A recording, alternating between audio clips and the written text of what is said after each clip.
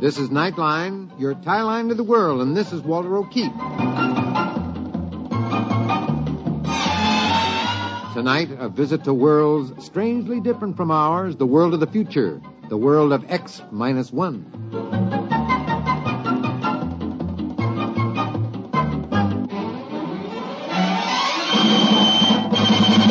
Now, here is the future, X-1. Countdown for blast off. X-5, 4, 3, 2, X-1, fire.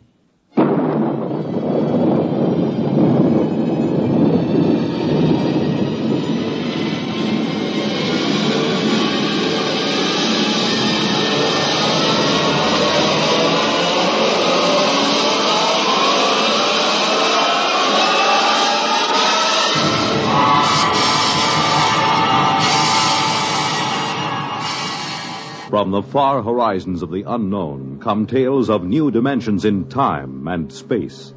These are stories of the future, adventures in which you'll live in a million could-be years on 1,000 maybe worlds. The National Broadcasting Company, in cooperation with Galaxy Science Fiction Magazine, presents X minus 1.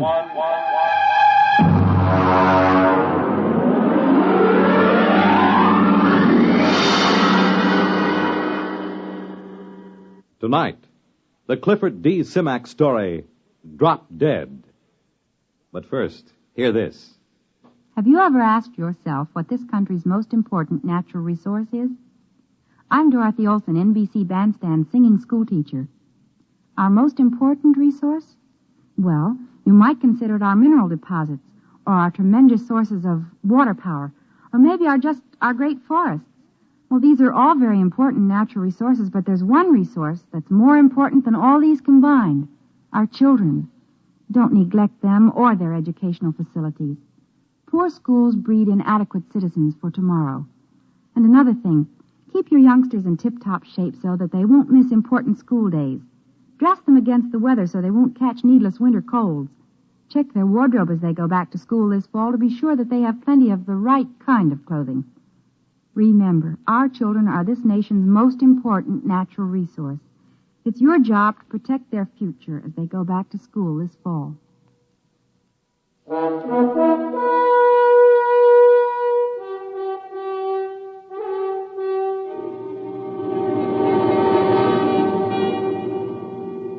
Now, X-1, and the story of an unbelievable planet. Listen to Drop Dead.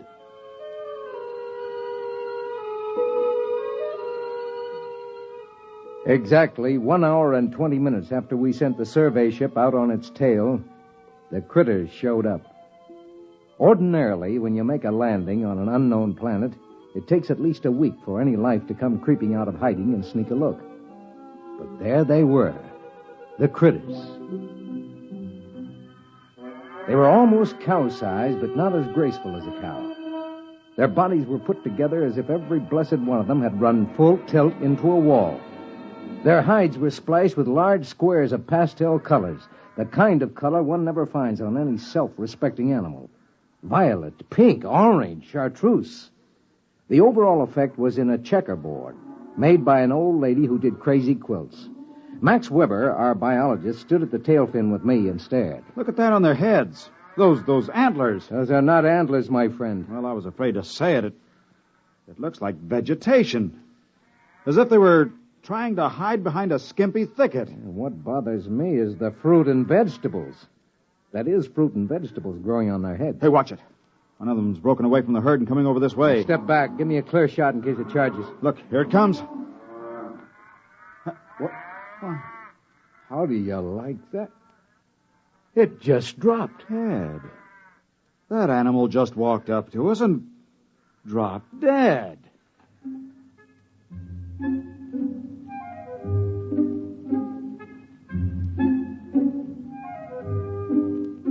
We left the critter lying where it fell and started to set up camp. Carl Parsons, our ecologist, had the stove together and the supper started before the last tent peg was driven. I dug out my diet kit and mixed up my formula, and all of them kidded me about it the way they always did. It didn't bother me. Their kidding was automatic, and I had automatic answers. I know ulcers must sound silly and archaic. You ask any medic, he'll tell you they don't happen anymore. But I have a riddled stomach and a special diet kit to prove that they sometimes do. After supper, Carl Parsons, the ecologist, Max, and I dragged the critter in and had a good look at it. Hey, look at this, Ed. This animal's got different colored blocks on it, just like a checkerboard. Look at this one. Holes. Yeah. Just like one of those peg sets a kid uses toys. Here, look what I found out of that. I'll poke it with my knife. There. Looks like a bee. Well, it is. On top of being a tomato bush and a grapevine, this critter is a walking beehive. Why couldn't they be something simple? Yeah, it never is. You know, this is a screwy place. The critters? No, not the critters, the planet itself. Never saw one like it. It's positively naked. No trees, no flowers, nothing. Almost as if someone had said, let's make a simple planet. Let's cut out all the frills. Let's skip all the biological experiments and just work on the basics. One form of life and the grass for it to eat.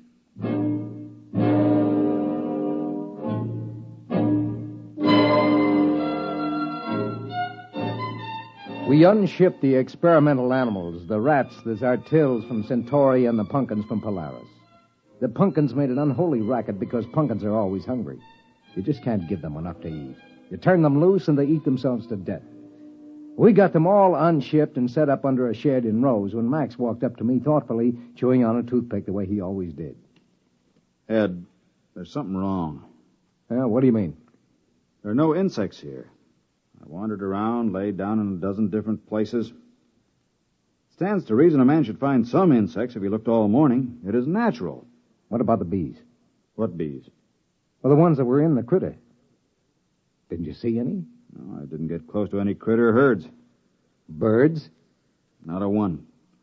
Oh, I was wrong about the flowers. The grass is tiny flowers. For the bees to work on. Very neat, isn't it? I'm not so sure.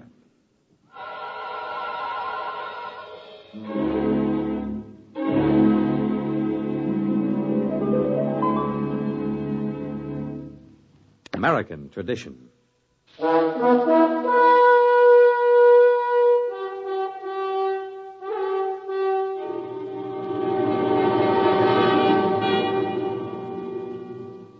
Now back to X-1 and the Clifford Simac story, Drop Dead. The bio team had the critters spread out on a canvas tarp. They were happily chopping them up in small pieces with a scalpel. Ed, I've got news for you. No brain. What? No brain. We can't find one, and there's no nervous system. That's impossible. How can a highly organized, complex animal exist without a brain or nervous system? It's got everything else. As near as we can figure it out, there are at least a dozen different kinds of flesh. Some fish, some fowl, some good red meat, maybe even a little lizard. Well, an all-purpose animal. We found something finally. If it's edible, and if it doesn't poison you, if it doesn't grow hair all over you. Well, that's up to you fellas. I'll get the cages down, and you can start killing off the little animals to your heart's content. And there's only one insect, these bees. And we never see these unless we're near a critter herd. And no birds, no fish in the water. Not even a single-cell paramecium. Yeah, I was talking it over with Max. You know, I'd give my right arm to hear a cricket or a mosquito or even a hornet. This is the strangest thing we've... Hey, Max, what are you chewing? Toothpick. That's no toothpick. Spit it out, spit it out. That's grass. I don't know. I must have just picked it automatically to chew on. It's just a habit, I guess. Well, go on with the report. Well, it's a walking filet mignon. That animal is an all-purpose for sure. It lays eggs, gives milk, and has 6 different kinds of red meat. Makes honey, 2 kinds of fowl, 1 of fish, and a whole lot of others we can't identify. Then, of course, the bacteria. And what about the bacteria? The critters swarm with them. And all of them the same. You know, it normally takes 100 different kinds of bacteria to make the metabolism work. But here there's only one. It must do all the work of the 100 other species do. I wouldn't be surprised if that's the brains and the nervous system you couldn't find with your knife. The bacteria doubling in brass for both systems. The whole place balances. Nature's never static, never standing still. But here on this planet, it's standing still. Where's the competition? Where's the evolution? It's as if long ago all these life forms said, let's quit this feuding, let's get together, let's cooperate. Symbiosis. Well, we need another critter to work on. I'll bet you we get it.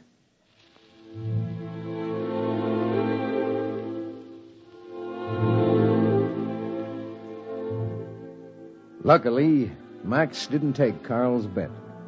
Right after breakfast, the critter came in and died with a savoir-faire that was positively marvelous. We unloaded all our supplies and got ready for a long stay. We were feeding all the experimental animals on a critter now. The carnivorous ones ate the critter meat, and the vegetarians chomped on critter fruit and critter vegetables. They all grew sleek and sassy. We were sitting around after supper one night when suddenly we heard something. Hey! What is it? Listen! Thunder. Listen! I think... All right, quick. Everybody up into the ship. What is it? A herd of critters. Look, you see the dust? They're coming this way in a stampede.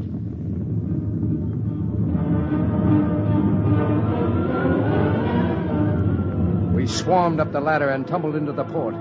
Below us, the stampeded critters went grinding through camp. There seemed to be millions of them. They came pouring past for almost an hour.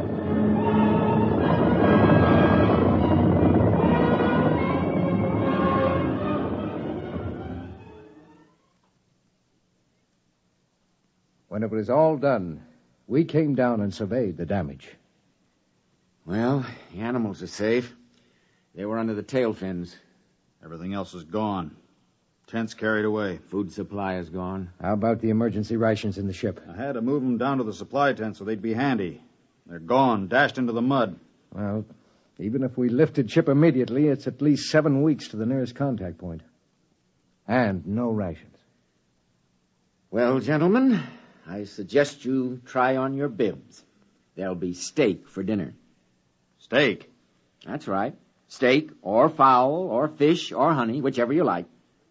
You mean eat critter? You got any other ideas? Well, for one time. Ed, I wish I had your ulcers. You've got your diet kit in your pack, right? Yeah. Well, let's get a good fire going and throw on a chunk of critter.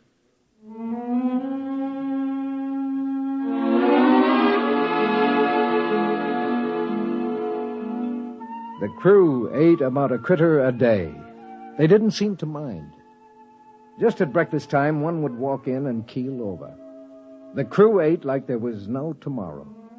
I waited for them to break out in a rash or start turning green with purple spots or grow scales or something. But nothing happened. They felt better than they ever had. But then one morning, Max Weber turned up sick. Well, gentlemen, I've just taken a sample of my own blood. How do you feel? Lousy.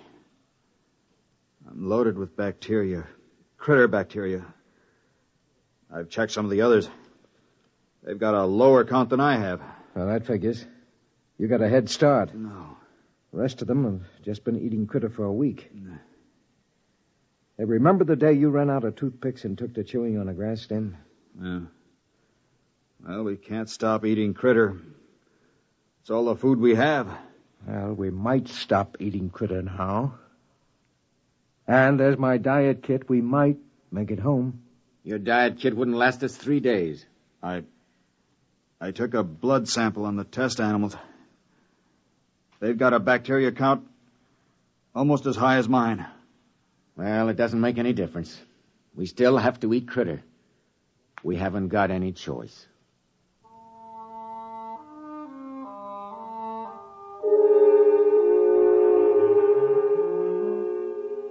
That night, Weber disappeared. We hunted him for 3 days. He couldn't have gone very far, but we didn't find him. We did find one queer thing, though. Hey, over here! Down in the gully! Hey, what is it? That white fungus, kind of a ball. It wasn't here last week.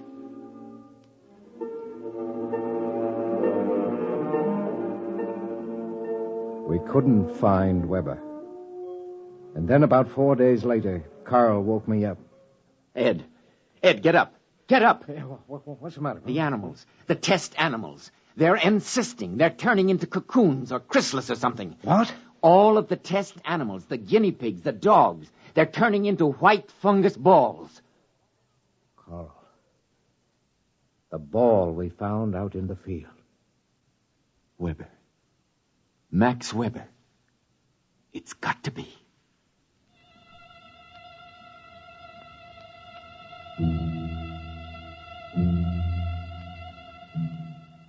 We had some trouble finding the place because the land was so flat and featureless.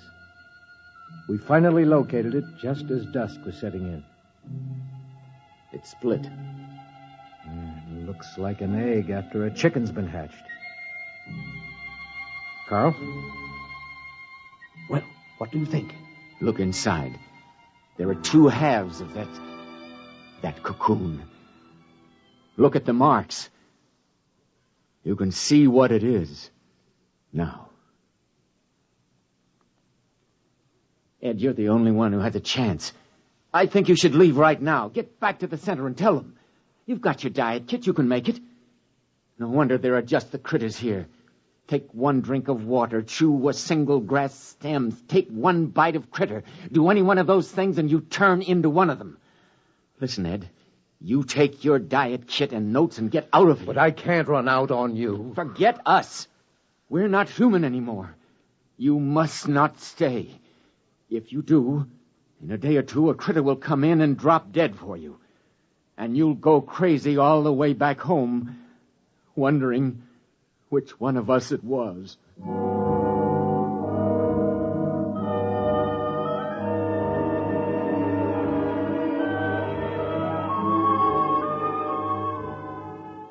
I walked slowly over to the ship, and I stood at the foot of the ladder, holding the notes and the diet kit against my chest. I thought of all the things we'd been through together. The crew, how they'd always kidded me about the diet kit. I thought of almost 10 years eating that awful goo, and that I could never eat like a normal human because of my ulcerated stomach. Maybe they were the lucky ones, I told myself. If a man got turned into a critter, he'd probably come out with a whole stomach and never worry about how much or what he ate. The critters never ate anything except the grass. But maybe, I thought, that grass tasted just as good to them as steak or a pumpkin pie would taste to me. So I stood there for a while and I thought about it. Ed, what are you doing back here? Carl, I just took that diet kit and threw it out into the waste disposal unit. What are you talking about? My friend, I am very hungry. What have you got for supper?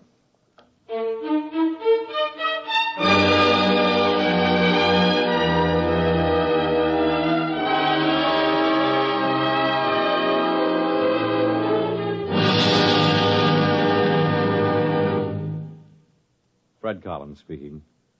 And I'll have another word for you about X-1 in a moment. Hi, this is Walter O'Keefe. You know, they say there's nothing new under the sun, and maybe that's true. But there is something new under the moon, and that's Nightline. In Nightline, we think we found the way to use the intimacy as well as the lightning-fast maneuverability of radio in an hour-and-a-half package of high-voltage, different entertainment. We found the way to make the airwaves your magic carpet to wherever big things are happening. Anywhere in the country, for that matter, anywhere in the world. Now, let's say that your favorite comedian is performing at a Las Vegas nightclub. He's packing them in, and you've really got to have connections to get a table. Well, Nightline is that connection, and your radio is your ringside table. More things than you'd believe are happening in the so-called still of the night, and Nightline is your line to exciting entertainment after dark. My feeling is Nightline marks a new era in nighttime entertainment. Tune us in every Tuesday, Wednesday, and Thursday, and you'll hear what I mean. You have just heard X-1, presented by the National Broadcasting Company in cooperation with Galaxy Science Fiction Magazine, which this month features Double Indemnity by Robert Sheckley. To commit the perfect crime, all Barthold needed was centuries in which to plan it and execute it, and an insurance policy with double indemnity. Galaxy Magazine on your newsstand today. Tonight, X-1 has brought you Drop Dead, a story written by Clifford D. Simak and adapted for radio by Ernest Kenoy. Featured in our cast were Lawson Zerbe as Ed, Ralph Camargo as Max Weber, and Joseph Bell as Carl Parsons. Your announcer, Fred Collins. X-1 was directed by George Voutsas and is an NBC Radio Network production.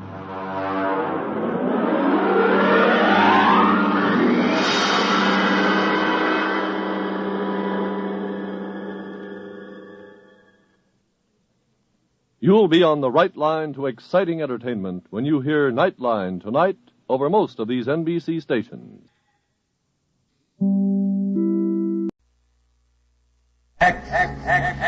Minus one.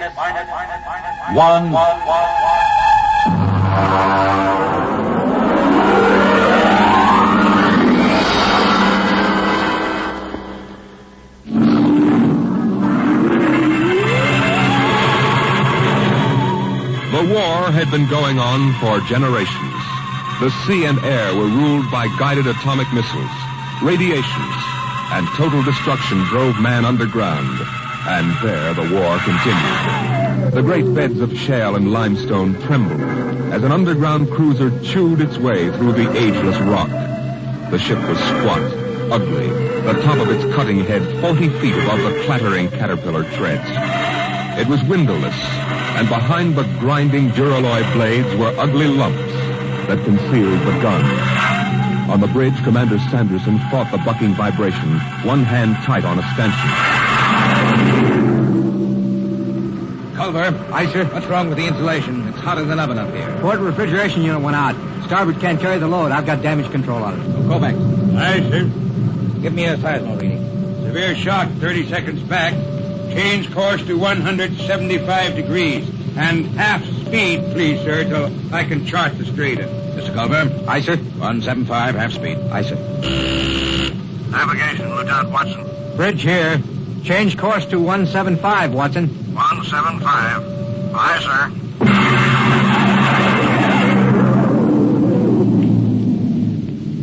Clark. Yes, Mr. Watson. New course 175. 175, aye. Half speed. Half speed, aye. What? We hit something. What is it, Mr. Watson? It's lava, probably. Maybe it doesn't mean anything. No, I guess not. Mr. Watson. Yes, Clark? We ever going to get out of here? You mean the lava? The whole business. We've been under rock for 3 months. You better keep quiet, Clark.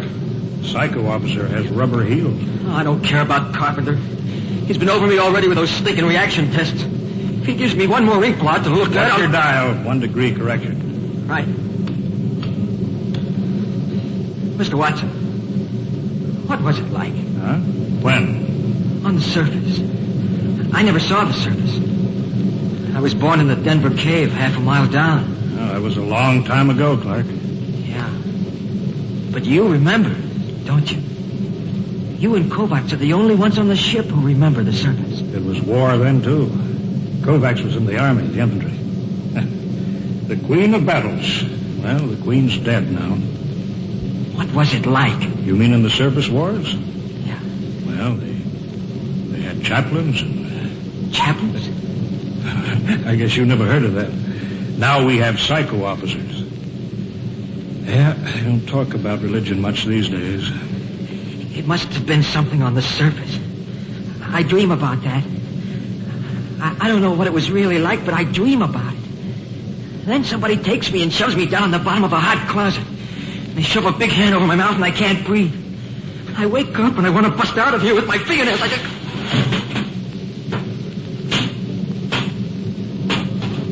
What's the matter, Clark? Nothing, Dr. Carpenter. Nothing? No, sir. We were just passing the time, Carpenter. When's the last time you had an emotional reaction test, Watson? I don't know. I forgot. Just remember your seniority doesn't exempt you from psychiatric review. This isn't some slipshod surface vessel with organized superstition aboard. The old chaplains weren't so bad. Not scientific. You know, I can remember when psychiatry and mental hygiene were the hope of mankind. Now look at it. That goes in my report, Watson. Yeah? Well, make sure you spell my name right. Now hear this. Now hear this. Attention all hands. Igneous rock detected. Fresh lava flow. Stand by to go to quarters. You're lucky, Watson. That is all. I'll finish with you later. I've got to check combat detachment. Sure. Go play with your ink blots. I'm busy. And now, go on, get out of the way. Get down to the combat detachment. They'll be happy to see you. Clark, check those dampers.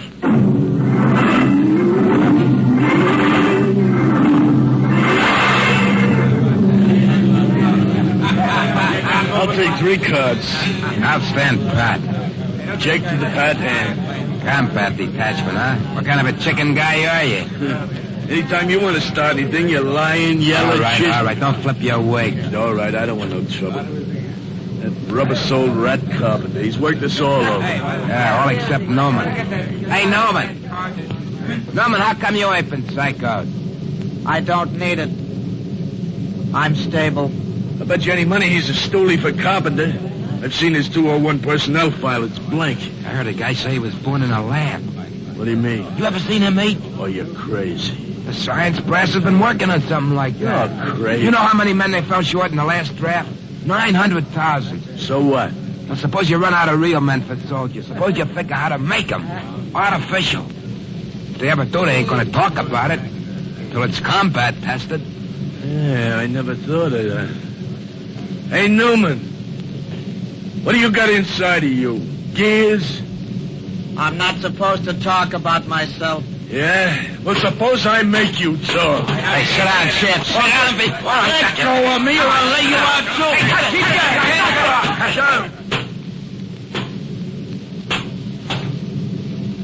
At ease, men. Well, how's everybody feeling? You, Coke? All right. I'm all right, sir. Uh-huh. Sheehan? That goes. Sheehan? I'm all right, sir. Newman? I'm all right, sir. Of course. Very well, carry on.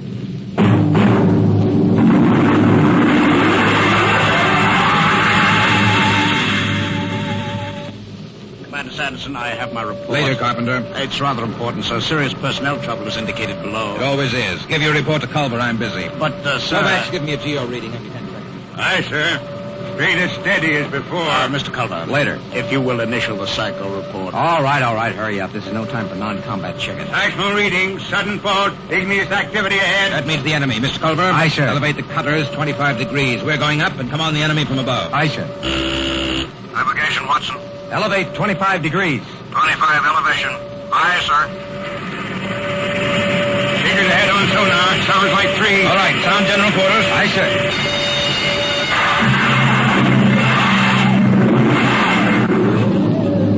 All right. General quarters. Have all this stinking luck. Aces I got. Get into your armor, you tubber-lot. Yeah, give me a hand, Sheehan. The oxygen valve on my helmet's stuck. It's too tight. This helmet's too tight. You eat too much. At least I eat. Not like Norman. Yeah, look at him. Full armor and he's still smoking. I bet he lives on nicotine. Hey, Newman. Yes? You live on nicotine? Tobacco is necessary to me. Say that a rope. What did I tell you? All right, shut up and test your helmet radio. Snap it down. Okay. Now I'll get mine. Can you hear me? Is my intercom okay? Okay. Keep the power up. Newman, check your intercom. I can hear you. Attention. Attention, combat detachment, move out. Where are those chow runners with battle breakfast? Breakfast, huh? I can remember when I had meat in the chow. When I had cooks instead of food chemists, first class. Quit griping, Coke. At least we eat. Yeah, we eat. How about ham? Plenty breakfast, Homer? No, I don't need breakfast. I can wait without it.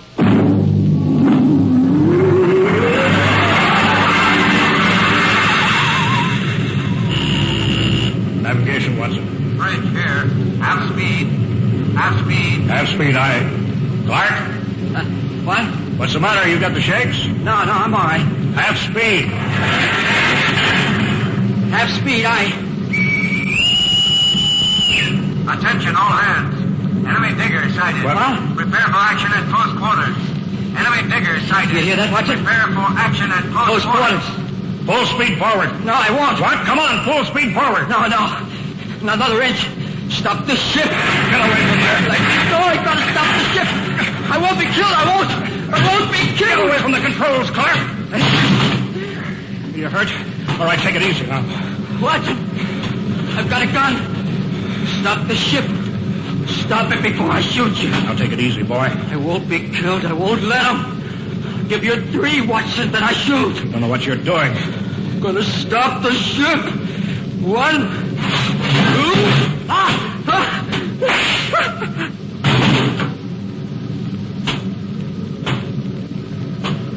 You could have wounded him, Carpenter.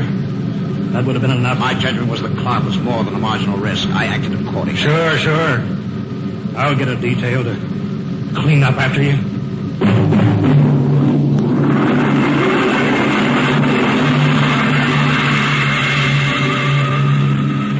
Well, Doctor, the commander says you rate a citation. If you had read my report, Mr. Culver, you'd understand. Carpenter. Aye, sir. Don't let the crew hear of this. Wouldn't do for them to know an officer was emotionally unstable. You won't keep it quiet, sir. There was a detail to remove the body. What's that? Enemy digger within 100 feet coming in fast. Hold it, Culver. Don't reverse engines. Turn on the drill with the tread stationary. Aye, sir. Full speed drill. Threads cut out. Blow up a cloud of dust that will blind their optical technician in the infrared. Stand by, gunnery. Stand by, gunnery. Right, sir. Enemy will be breaking through any second. There it is. All drill blades. Navigation. Cut out drill. Cut out drill. Fire when ready. Fire.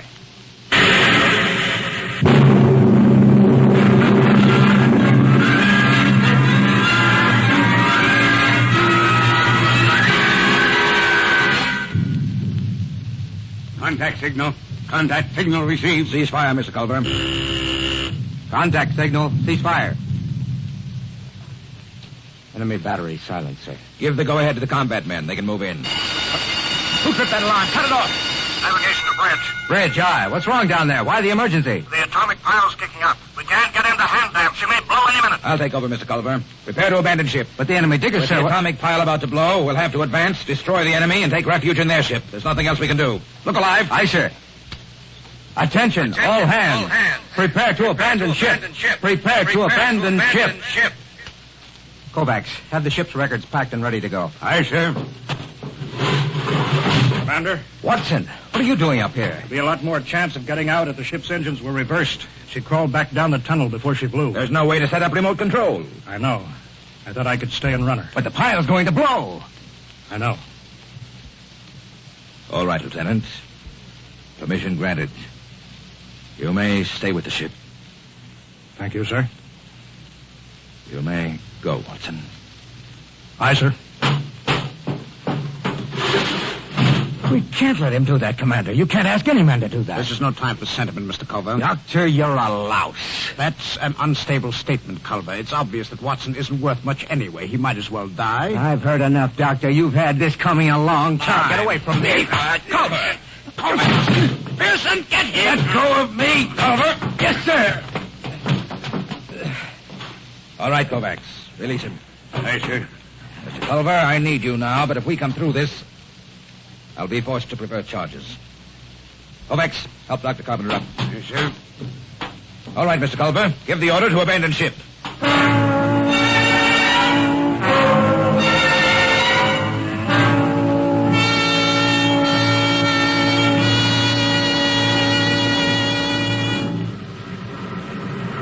All the men are away, Kovacs. Full speed in reverse. Aye, Mr. Watson. How long have we got before the pile blows? I don't know. Kovacs, why did you stay here? You could have abandoned ship with the others. I've been saving a cigar. I got two. Would you like one? Oh, thanks. Oh, that's good.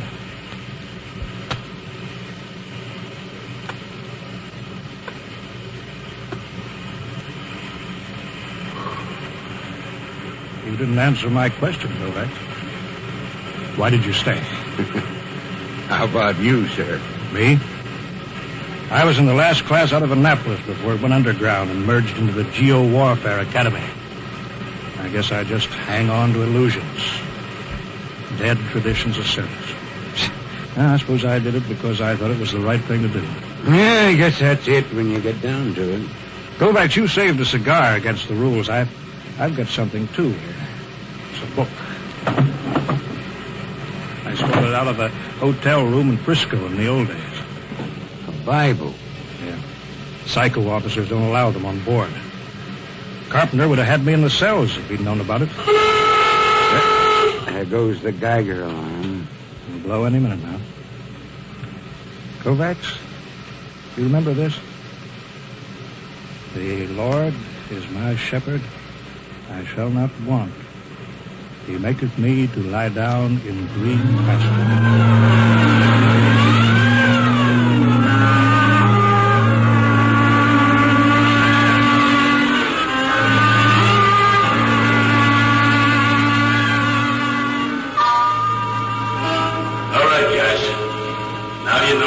Underground cruiser looks like. Let's board her. What was that, Stan? I don't know. Come on. The enemy left their landing trap down. Let's go. Look out. It's Fontaine. I kicked in his faceplate. Watch out for my gun recoil when I go up the ladder. They may be waiting for us. Where are they? Will there be some resistance? Let's get topside. Sneak into the bridge. We got him. There it is. Bridge hatch. I don't like this. They should have been guards. Forget that. You throw open the hatch. I'll cover him with a gun. Got your voice speaker on? Right. Okay, open it. Go ahead, man. Coco, look at them. They're all dead. Every one of them. This one did it with a sword. Can you beat that? Killed himself with a sword.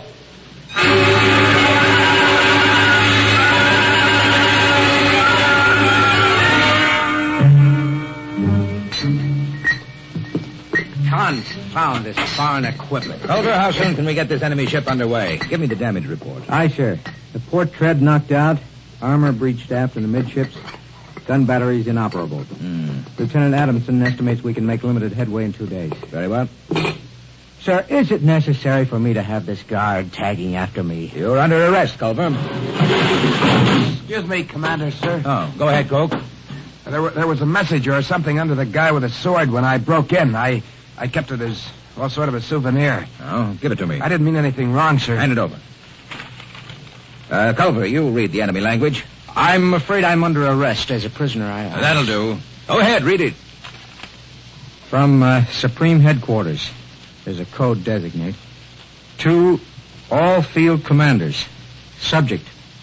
Secret weapon, X-39. Failure of. 1. Research project X9 released on South America front last night. X9, a semi-living chemical process attacking all forms of protoplasm, was found to be uncontrollable. Is spreading through our own armies all over the world. 2, you are instructed to... Well? That's all, sir. Quiet! Gentlemen, there is only one way to interpret this news. Carpenter, you will inform all hands that the destruction of the enemy is worldwide. The war is over.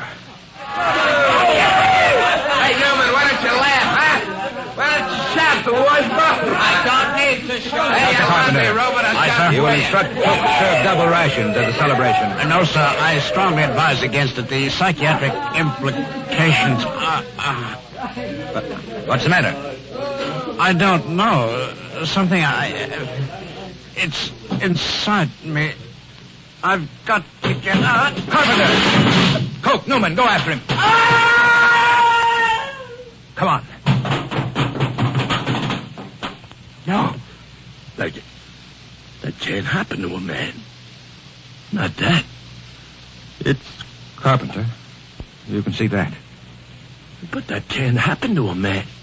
He's dissolved. What's going on here?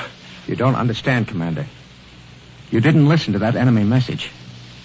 A semi-living chemical process attacking all forms of protoplasm. All forms. Carpenter and you and me. You understand why the enemy killed themselves. They knew. The war's over, all right. There's got to be something to do. Colbert, Sun General Quarters. It's too late for that, Commander. The war's over. They invented the perfect weapon.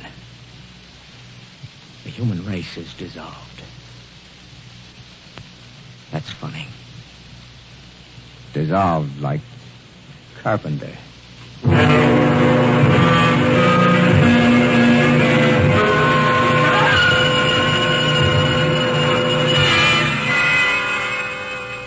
Newman. Is that you? Yes. They're all dead. Aren't they? Yes.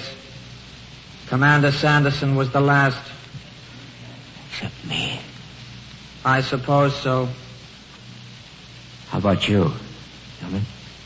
It will not affect me. I am not made of protoplasm. I am an inorganic synthesis. You can't die, then. No.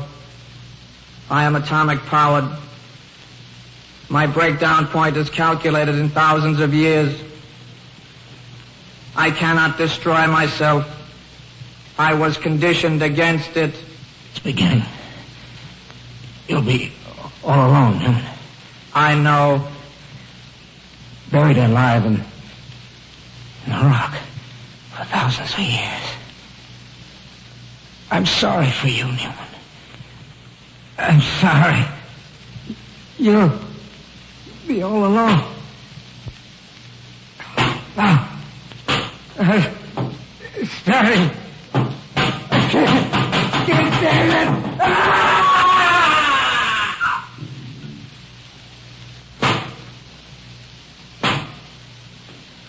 Why can't I die?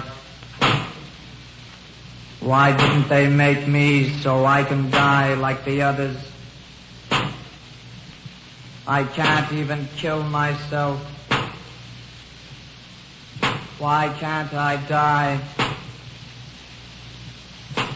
Why can't I die?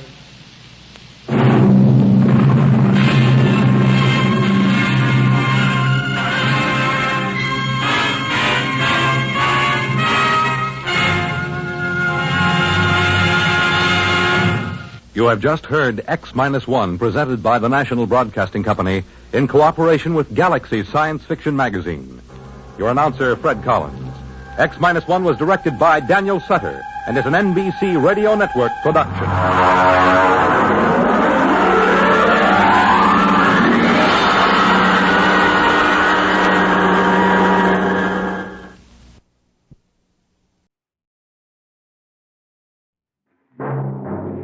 The Whistler, another signal mystery.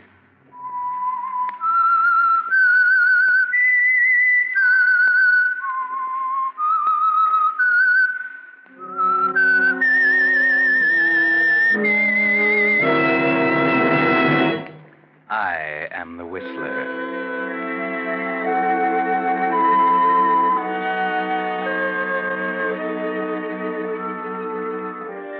And I know many things, for I walk by night. I know many strange tales, many secrets hidden in the hearts of men and women who have stepped into the shadows. Yes, I know the nameless terrors of which they dare not speak.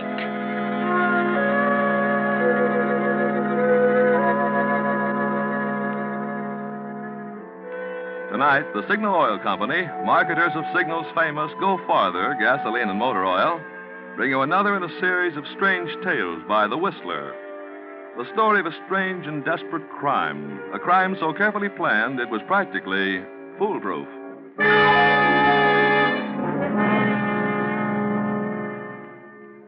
But first, I'd like to take a moment to tell you about Jack Henley, whose signal service station in Santa Ana, California, has been on the same corner for 13 years. While I was getting acquainted, it rather surprised me to find how many cars come to this station for lubrication. As many as 298 Signal Safety Chart lubrications in 1 month. You see, Jack Henley guarantees no squeaks for 1,000 miles. Because folks know that Henley stands back of his work like that, many drivers trust their car's entire care to his Signal station. One of his old customers, a doctor, recently remarked, "I've traded with Henley's Signal station for 10 years because I know my car will always be ready to go." Well, friends, there in a nutshell is one reason why so many drivers are switching to Signal stations these days.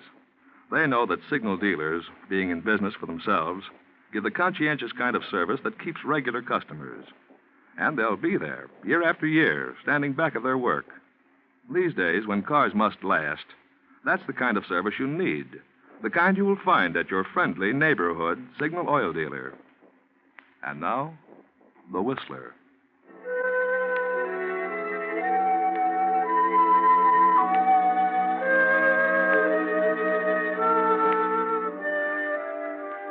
Edward Bowman and Marco Lorenz are the proprietors of a popular little lending library in a quiet residential section of town. They cater to a highly respectable clientele, a clientele who might be surprised to overhear their breakfast table conversation this morning as they sit in the back of their shop, huddled over a crudely drawn diagram. The smoke from their cigarettes curls upward to hang like a cloud in the stream of morning sunlight. Suddenly, Marco, with a gesture of disgust, pushes the diagram aside. The whole thing is impossible, Eddie. They got the place locked up tighter than a drum. I told you was the guy who never gave up. Here's $100 grand in negotiable bonds, and you want to kiss it goodbye. Listen, Marco, look at this diagram. Now, look, here's the vault where they keep the bonds. Now, it's 5 yards from there to the door. Here is where we can cut the wires on the alarm system. See? Once we get inside, the job's a pushover. Sure, it's a pushover, if we can get inside. It ought to be. We spent 3 months casing the joint. But how do we get in? You couldn't blast through that door. And as for the windows, and I suppose you're going to shrink yourself down and crawl between the bars. Well, what's wrong with using a hacksaw? I already told you it takes too long.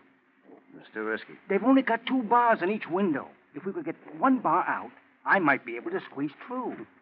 What we need is a 9-year-old kid, a small 9-year-old. Yeah, one with a criminal record preferred.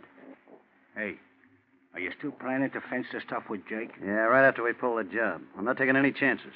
Jake will give us 50 grand for the bonds. And then we're sitting pretty. No hot money, no stolen goods. Yes, sir, we'll be sitting pretty. If we could only dream up a way to crack that office. Now, tell me, we got a customer. This is. I'll go. Oh, good morning, Mrs. Miles. Good morning, Mr. Bowman. I brought someone in to meet you. This is Mr. Johnson. Well, how do you do? Put her there, Bowman. And the name is Shorty. Shorty Johnson. Known to millions as the small change kid with $1 million personality. Well, just call me Eddie.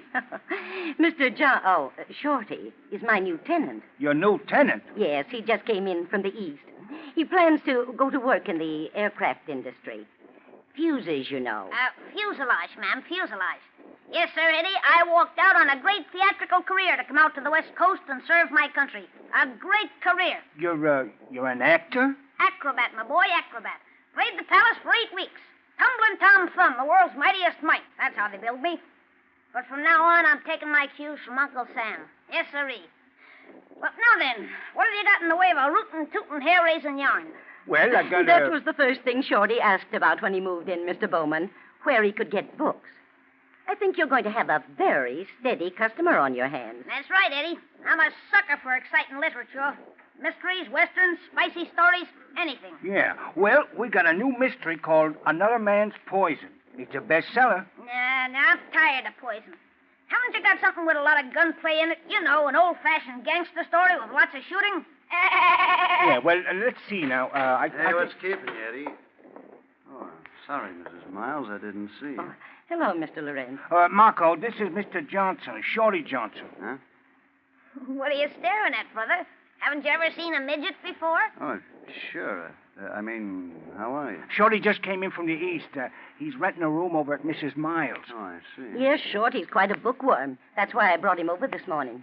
I told him you boys had the best rental library in town. Well, I hope he's as good a customer as you are, Mrs. Miles. Well, I guess we might as well push off, man. Nice meeting you, boys. I'll see you around. Yeah, you bet. Sure. Goodbye, Mr. Bowman. Mr. Lorenz. Goodbye. Goodbye. Now I've seen everything. The richest dame in town takes in a roomer. Oh, why not? She's got plenty of room to spare. Yeah, I guess so. Friendly little guy, wasn't he? Oh, Shorty? Yeah, kind of a character. How big would you say he is? Huh? Oh, about 4 feet tall, 75 pounds. Why? Just the right size. Sure. Just right. What are you talking about? Oh, nothing. Just an idea I had.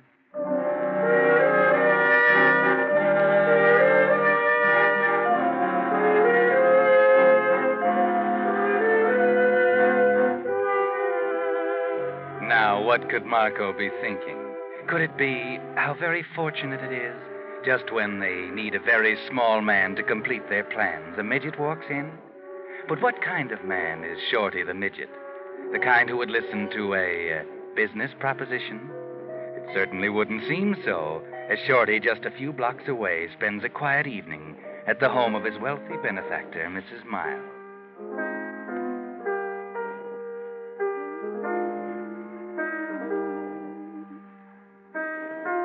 Ha! He got him. Right between the eyes, too. Hot dog. What are you reading now, Shorty? Temptations of a Gun Moll. The boys just got it in today. I suppose this one is a regular humdinger? A pipperoo, to say the least, ma'am. You'll have to read this one, Mrs. M. Make your blood pressure zoom right up to 300. Yes, sir, just what the doctor ordered. Shorty, what would my friends think if they caught me reading Temptations of a Gun Moll? Only trying to improve your education, ma'am. I used to teach school, you know. My, you've certainly had a checkered career, haven't you? Checkered is the word for it, ma'am. But no more. From now on, it's a time clock and a pair of overalls. Oh, then you've heard from the plant? Yep. I'll start to work any day now. A simple, honest toiler. That's my new role in life. Well, that's fine. I guess it's about time I started paying you back for everything I owe you. Now, Shorty, we agreed not to talk about that. Why, goodness sake, you've been such a help to me. I don't know how I'll get along when you go to work. On the contrary, Mrs. M., on the contrary. Having you fuss and worry over me makes me feel like, well, like there's someone taking an interest. You know what I mean? After 10 years of traveling around from one circuit to another, living out of trunks, feels pretty good to talk over your problems with someone besides agents and producers. Oh, you poor boy. It must have been terribly hard for you all those years.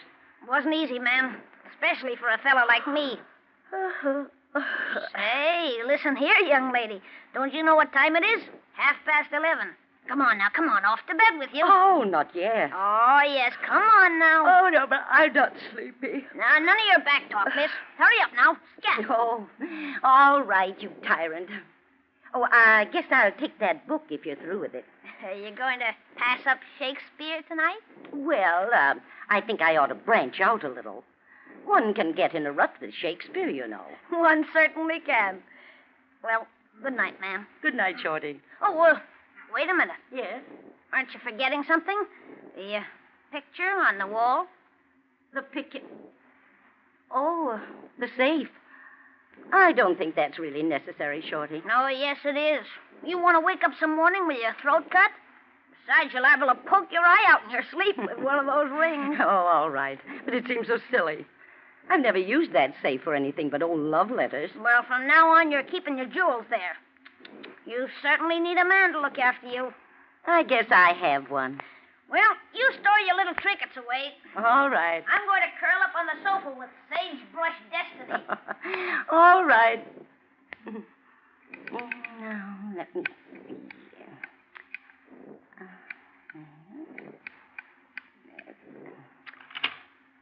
Now, my rings, bracelet, brooch. I guess that's all. Oh, my pearls. I almost forgot. There.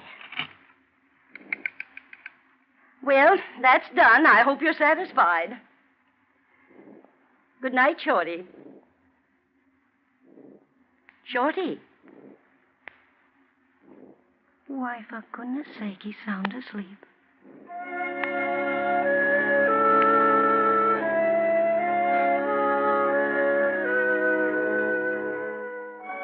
Yes, the little man is sound asleep.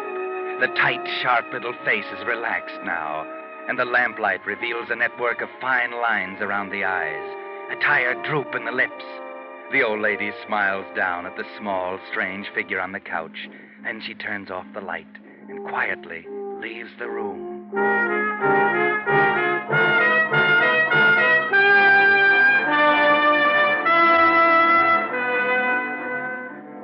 But a few blocks away, in the back room of the rental library, there is no sleep, no rest.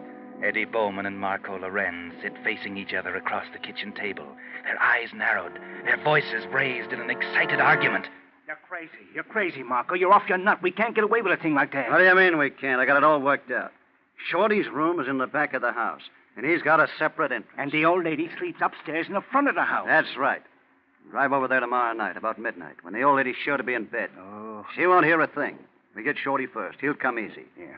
The thing is a cinch the way I got it planned. Okay. Now, look.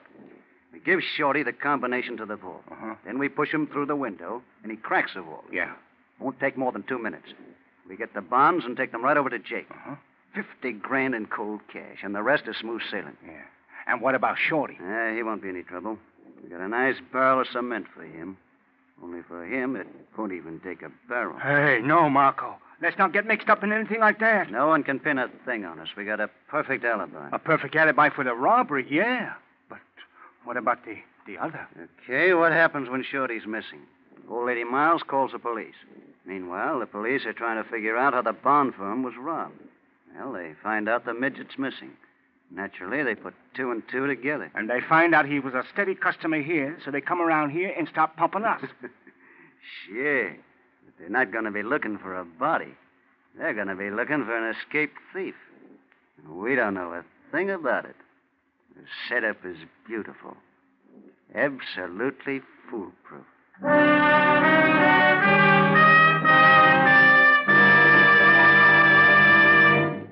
You are listening to The Whistler, another signal mystery brought to you by your friend, the Signal Oil Company, marketers of Signal's famous Go Farther gasoline and motor oil.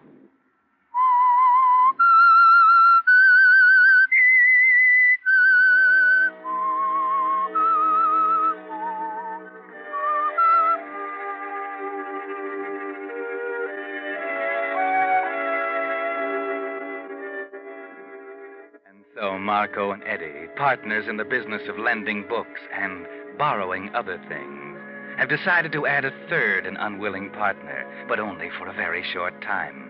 Tonight is the night, and they've driven out to the home of Mrs. Miles to pick up their intended victim, Shorty the midget, at his private entrance in the rear of the house. Shorty. Hey, Shorty. Funny, there's a light on. Shorty.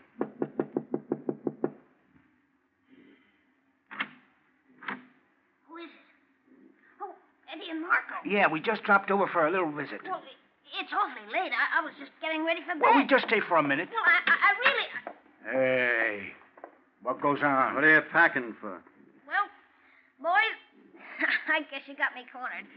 I couldn't pass my physical over at the plant. I'm leaving tomorrow morning. Leave? What? Yep. I wired my agent. He's got a great part for me in a New York show. So you're walking out, huh? Going back to the big dough. Oh, gee, fellas, I don't want you to think I'm a heel, but what else could I do? Get away from that suitcase. Marco, please be careful. I've got everything all neatly packed. I thought you were trying to hide something, you little rat. Trying to get away with one of our books, huh? Hey, what do you know? Sagebrush Destiny. A brand new one, too. Oh, please, Marco, I didn't mean anything bad. I just didn't have time to finish it. I was planning to send it back, honest. Where's the other one? Temptations of a Gun Moth. Mrs. Miles is reading it. Oh, don't be so, Marco. Here, take the book. Put that book back in the suitcase. But I thought... You heard what he said. Well, say, what's the idea? Eddie, what... We mean business, short stuff. Now, come on, snap into it. Sure, Eddie. Now close the suitcase. Okay. Say, what's all this about, fellas? I don't like practical jokes. Shut up. Okay, Eddie. Eddie, what are you... Eddie! You take him to the car. I'll bring the suitcase.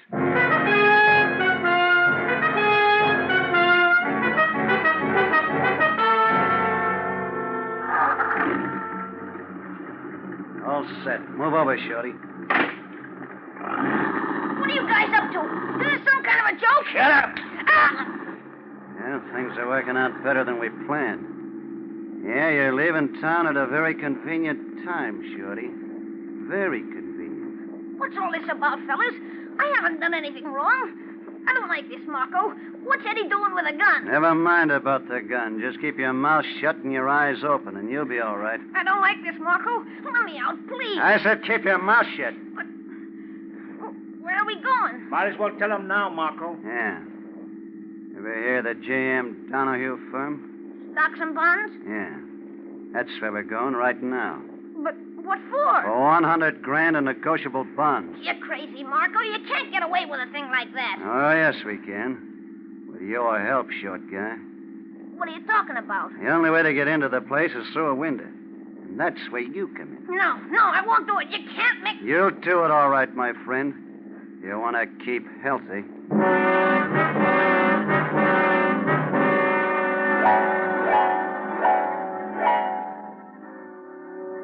Poor Shorty. Either way, it's not going to be so healthy for him, is it?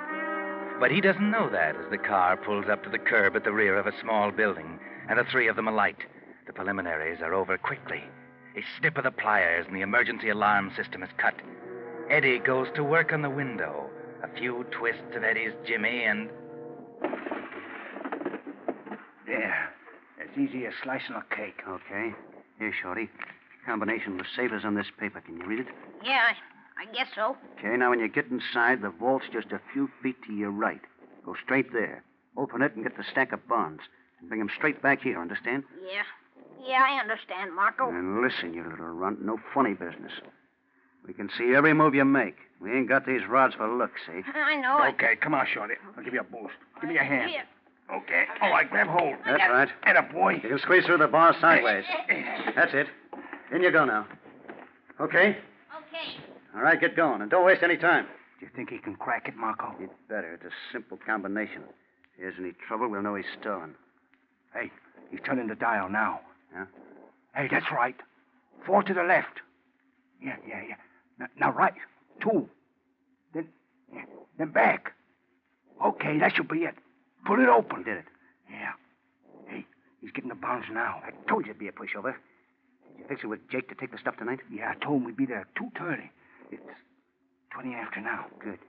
Okay, Shorty, don't bother to close the vault. Just bring the stuff over to the window. Okay, here it is, you guys. Look at that lettuce. 100,000 smackers right in my hand.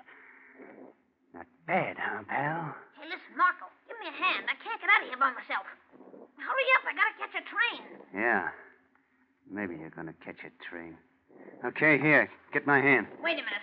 I heard you. What did you mean? What are you talking about? What you just said.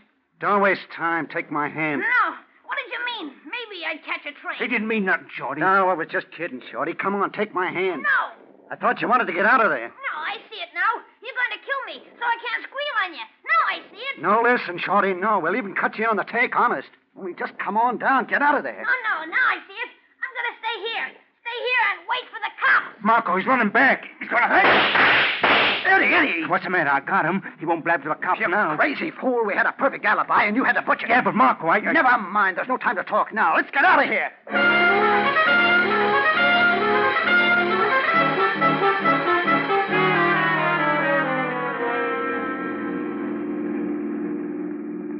But, Marco, they can't pin anything on us They now. can't pin anything on the midget, you mean? They'll find his body in there.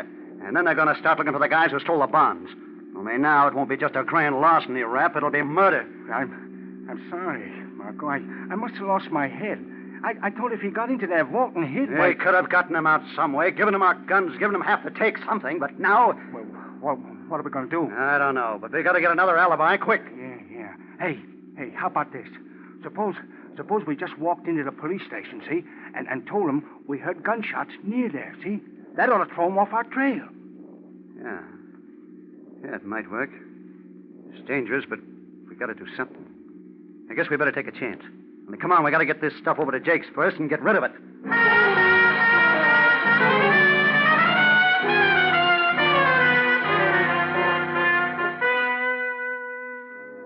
Pretty risky, isn't it, Marco? 100,000 in bonds missing, and a body lying at the door of the open vault. And you're going to walk into the police station and tell them about it. But, well, it may work. Anyway, you feel better about it now that Jake has the bonds and you have the cash safely put away. And the desk sergeant doesn't seem too interested when you walk in and start to tell him about it. Where'd you say you heard these shots? In the vicinity of 4th and Powell Street. How long ago? About 15 minutes, I guess. Uh-huh. Yeah, what took you so long? That's not that far from here. Well, you see, at first we thought they might be backfires from a car. So we drove on a ways, and we talked it over and decided to come back and report it. Okay. Hogan, take down their names and addresses. Okay, Bud. You first. Huh? Come on. Marco Lorenz. Marco Lorenz. Address? Bowman Lorenz Library, Ridgely Street. Ridgely Street. Okay. Your name? Edward Bowman. Address? Same as his.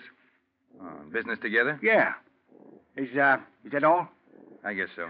Just a minute, boys. You say you run the Bowman Lorenz Library? Books? Yeah, that's right. Mm-hmm. What were you fellas doing driving down near 4th and Powell Street this late at night? Well, you see, we were going on a vacation. We wanted to get an early start. You know, miss the traffic. Yeah, I see. Yeah. We even got our suitcases out in the car. Oh. You even got your suitcase in the car, huh? Hogan. Yeah? Maybe you better run out and take a look at the car. Yeah. And you'd better bring in the suitcase. Okay. Hey, what's the idea? It's dangerous to leave valuables in a parked car on the street at night. You wouldn't want it stolen now, would you? Yeah, but we were just leaving. Yeah? Well, if you don't mind, I'd like for you to stick around for a few minutes. You see, I'm very much interested in books. Books? Yeah. This one, for instance. Called Temptations of a Gun Moll. Ever see this one before? Why, I don't know. That's funny. Because it has your stamp on it, see? The Bowman Lorenz Library. Yeah, well, where'd you get that book? Oh, I picked it up a few minutes ago. Oh, good, Hogan. You got the suitcase? Yes, sir. Well, gentlemen, I've been thinking about taking a vacation myself, and I'd like to see what to take along. You won't mind if I just take a look at what you're carrying, will you? You can't do that. You can't search a person's possessions without a charge against And them. who knows? Maybe I've got a charge. What? Maybe the charge is suspicion of robbery, shall we say? Okay, Hogan, open it up. Robbery? That's ridiculous. Is it? What'd you find, Hogan? Well, nothing much, Sarge. Kids' clothes. Hey, wait a minute. There's something down here at the bottom. Hey, Sarge, take a look. Yes, that's what I was looking for. What'd you find? As if you didn't know. Jewels. I suppose you didn't think they'd be missed this soon. But we got an emergency call to go out to Mrs. Miles' house about an hour ago. Shorty. Listen, you can't pin a jewel robbery on us. That old dame can't do that to us. We know who did it, no matter what she told you. She didn't tell us anything. When we got there, she was sitting on a sofa with this book in her hand. So what? But she wasn't reading. She couldn't. You see, she had a little round bullet hole right between the eyes. No. Lock him up, Hogan, on suspicion of murder.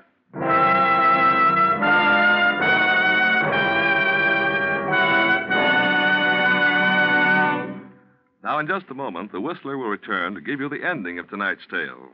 But first, let me give you a life insurance tip for your car. The youngest cars on the road today are 3 years old. Most are much older. Vital parts for many of these cars can't be replaced, and when one irreplaceable part wears out, the whole car stops running. Uncle Sam says that 1 in every 12 cars will break down and go out of service this year. To help prevent that happening to your car, your Signal oil dealer takes this double precaution when he lubricates your car. He has a safety chart on which the engineers who made your particular car show every lubrication point and the exact oil or grease it should have. Before he returns your car to you, your Signal dealer checks every part against this safety chart. Not just once, but twice. That's your double assurance that no irreplaceable part on your car will be left unlubricated and thus wear out. It's typical of the extra thorough job Signal dealers do to help today's cars go farther. If it's been 1,000 miles or 2 months since your last lubrication, now's a good time to get acquainted with your neighborhood Signal oil dealer. Make a date tomorrow to have your car Signal safety lubricated. And now, back to the Whistler.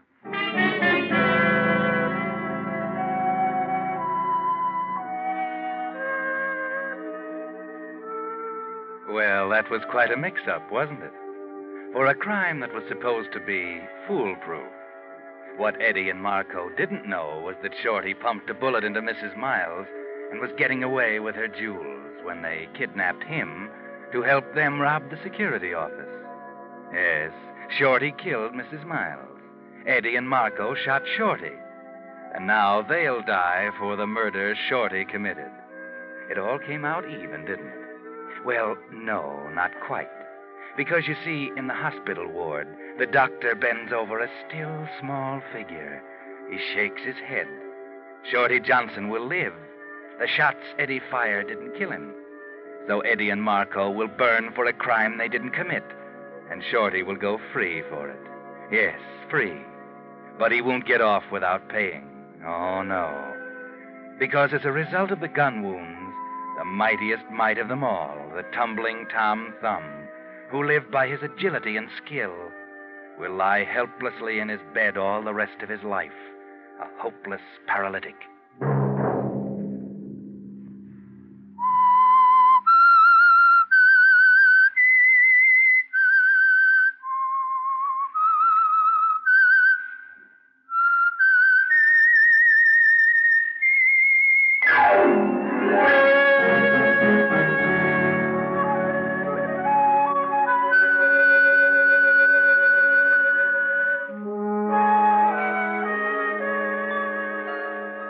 The Whistler is broadcast for your entertainment by the Signal Oil Company, marketers of Signal's famous Go Farther gasoline and motor oil, and your neighborhood Signal dealer, at your service to keep your car running for the duration. The Whistler was produced and directed by George W. Allen. The story was by Harriet Reig. Music composed and conducted by Wilbur Hatch.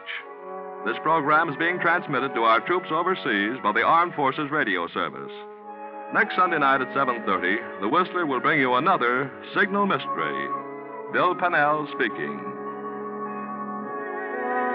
This is CBS, the Columbia Broadcasting System.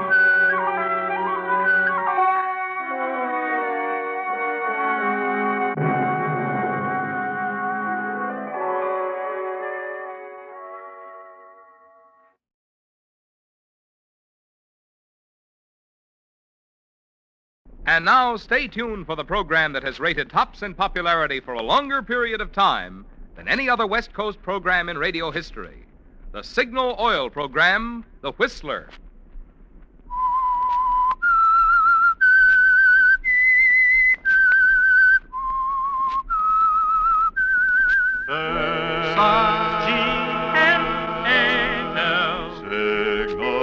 Signal gasoline. Signal, the famous Go Farther gasoline, invites you to sit back and enjoy another strange story by The Whistler. For extra driving pleasure, the signal to look for is the yellow and black circle sign that identifies Signal service stations from Canada to Mexico.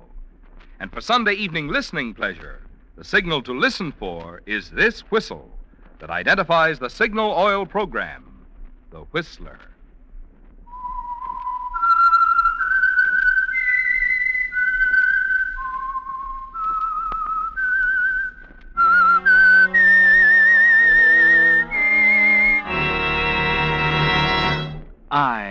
am the Whistler, and I know many things, for I walk by night. I know many strange tales, hidden in the hearts of men and women who have stepped into the shadows. Yes, I know the nameless terrors of which they dare not speak. And now the Whistler's strange story, Brotherly Hate.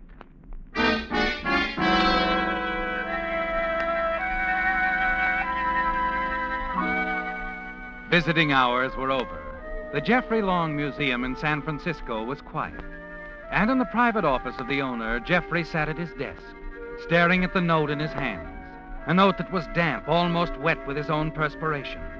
The hands trembled and there was a tight, nervous feeling in the pit of his stomach. Symptoms of terror. It had all started 3 months ago when Jeffrey Long had received the first envelope while in Cairo. Then followed days and weeks of mounting fear. Because each Saturday thereafter, like a gentle stabbing before the final thrust, came an identical note, and the message was always the same. If you killed Estelle, you will die on the anniversary of her death. And now it's Saturday again. The feeling of terror grows stronger, doesn't it, Jeffrey? The beads of perspiration on your forehead colder. Yes, because it's Saturday and tomorrow, Sunday the 17th, is the anniversary of Estelle's death. Yes? Mr. Burton is here, sir. Thank you, Miss Grant. Send him in. Come in, Burton. Come in. What's on your mind, Long? You know why I called you. Sit down. Want me to discover the lamp used by Ramesses IV? Oh, what I do for money. You're a private detective, aren't you? What about Estelle Blair's brother? Look, if you didn't kill the girl, why worry? For this brother, the one who's been sending me these letters, he's obviously a crackpot. He might do anything. Call the police. They'll give you protection. I tell you, he's got to be found. You've got to find him. I can't go around afraid of everyone I meet. Everyone from cab drivers to the caretakers here in my own building. Listen, when I walked in here nearly a year ago with a hunk of papyrus and an alabaster cup that belonged to King Tut, you hired me like that. Yes, certainly. Since then, I've been doing your dirty work. I've even swiped scarabs and jewel boxes for you all over the world. But murder's another thing, even for me. I want to know what I'm getting into, that's all. If you killed Estelle Blair, then I want to know about that. That clear? I've told you. Her death was an accident. And I'm telling you the result of my investigation. As far as I'm concerned, Estelle Blair never had a brother. Anytime you decide to give out with what really's got you scared, just dial my number. You can't walk out on me now, Burton. You can get another private eye. No, there isn't time. Like I said, when you're ready to tell me why you're so scared, just dial my number. But don't wait too long.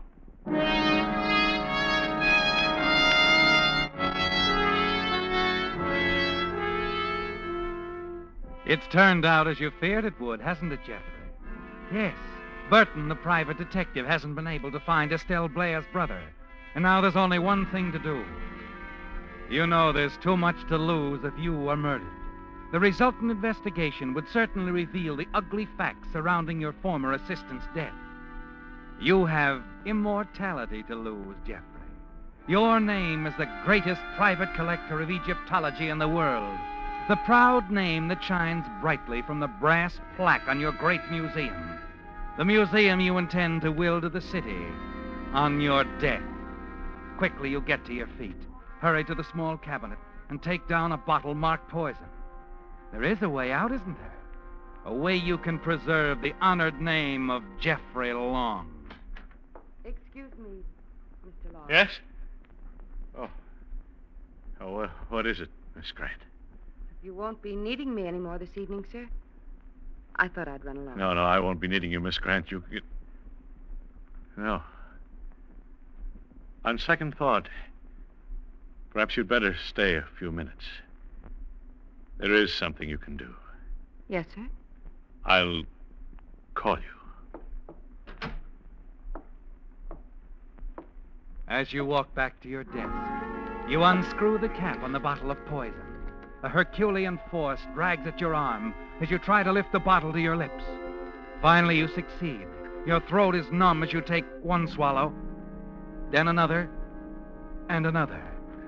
Then a sudden stiffness seizes your hand. The bottle slips through your fingers. Slowly, you walk around the desk, slump into the chair. You wait a minute or so and then press the buzzer. Come in, Miss Grant. Mr. Long, is something the matter? Yes, I made a terrible mistake. In the cabinet there, 2 bottles almost identical. One contains cough medicine. The other, deadly poison. Mr. Long, you didn't really take... Listen to me carefully, Bernice. It was a mistake, do you understand? Be sure they know. They mustn't think otherwise. It wasn't suicide. Remember that. It wasn't suicide. You're not going to die. What? I was afraid you'd do something like this. I poured the poison down the sink yesterday afternoon. What you drank was just colored water.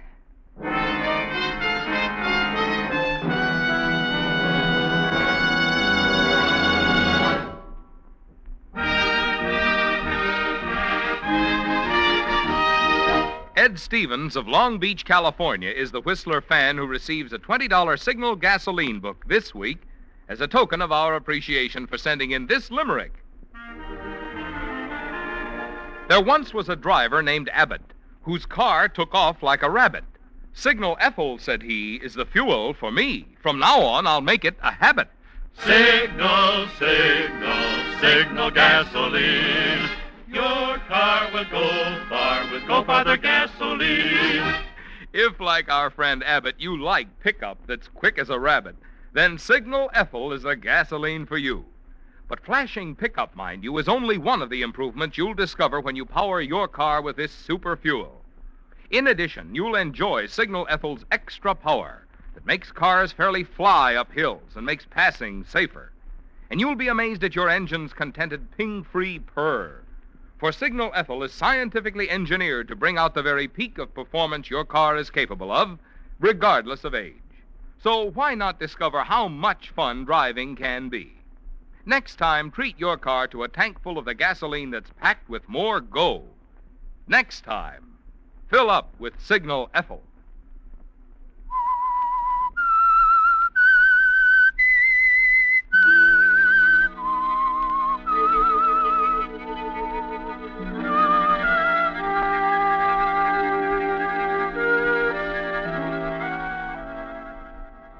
When you raised the bottle of poison to your lips, you thought it was the only way out, didn't you, Jeffrey? You would cheat Estelle Blair's brother, the man who had sworn to kill you, if you took your own life and make it appear as an accident. And you would preserve the honored name of Jeffrey Long. Then, as you sat at your desk waiting for death, your secretary, Bernice Grant, informed you that you wouldn't die because she'd poured the poison out of the bottle the day before, replaced the deadly contents with harmless colored water. I was afraid you'd try to kill yourself. You see, I've known about the letters. You knew all along? Yes. I've seen the fear, the worry in your eyes, the torture. But I couldn't let you do it. I'll do it again. You or no one else can stop me. No, you mustn't. Please. I can help you. Please leave me alone, Bernice. Promise me you won't try. Leave me alone, Bernice, please. I can help you. I want to help you. I said...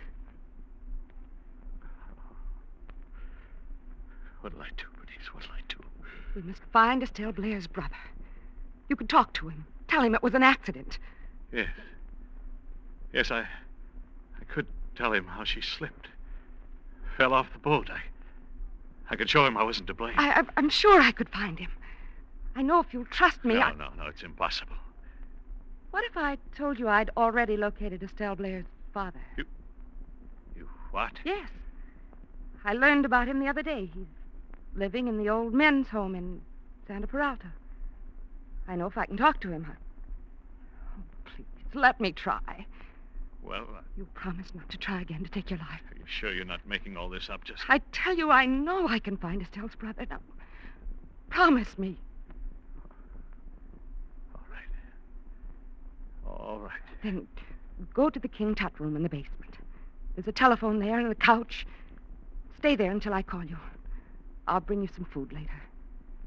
Will you go? Yes, Bernice. If you say so. And please, no matter what happens, trust me. You must trust me. You see, I love you, Jeffrey.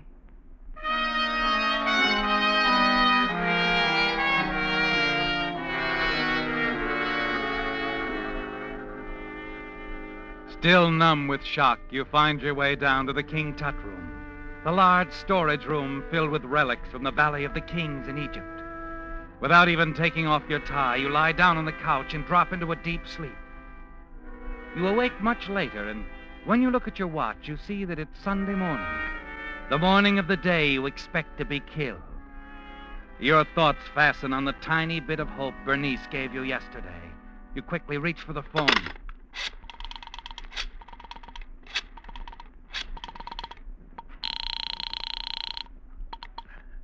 Good morning. Visaya Apartments. Miss Grant, please. Thank you. Hello? Bernice, this is Jeffrey. Have you found anything more about Estelle's brother?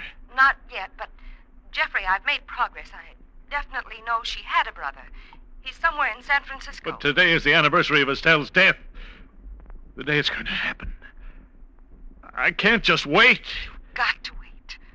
You must be patient, Jeffrey. At any moment, I may have some news.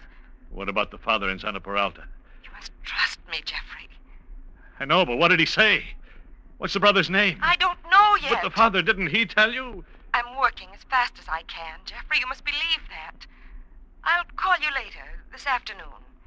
Maybe I'll have some very good news. Just wait and be patient, will you? Don't go out. Oh. All right, Bernice. And remember, Jeffrey, I love you. I will, Bernice. I guess I should have known it long ago.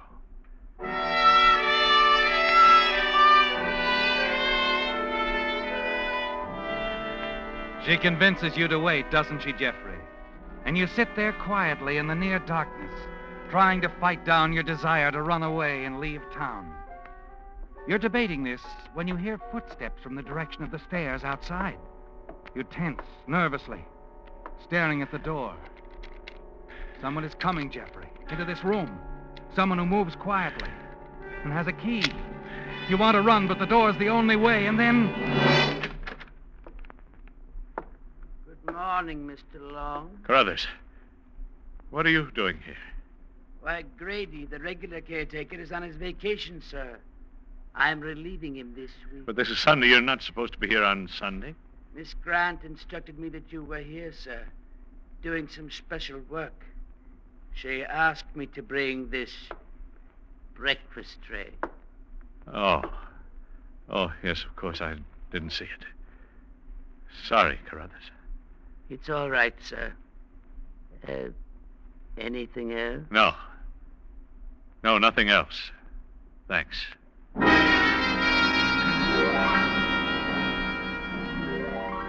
You watch him leave, stare at the food, suddenly realize you're unable to eat it or to even think of hunger.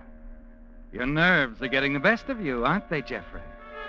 And you decide to take a chance and drive to Santa Peralta yourself at once. Talk to Estelle's father. You're sure you can make it and be back before Bernice calls you.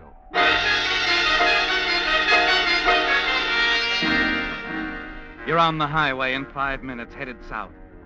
An odd feeling tells you that a car somewhere behind you has been making the very same turns and that it picked you up near the museum. But you try to put it out of your mind when no attempt is made to catch up with you. Hours later, pull up before an ancient stucco building bearing the sign, Santa Peralta Home for the Aged.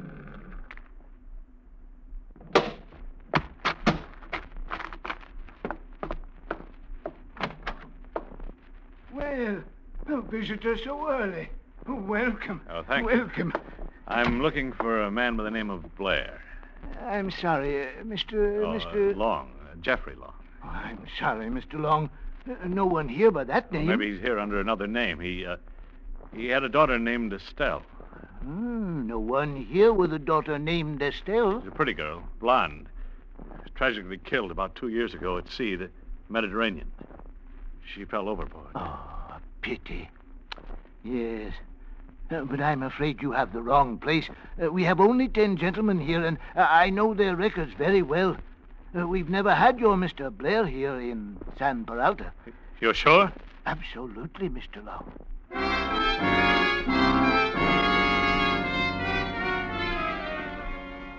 Something has gone wrong, hasn't it, Jeffrey?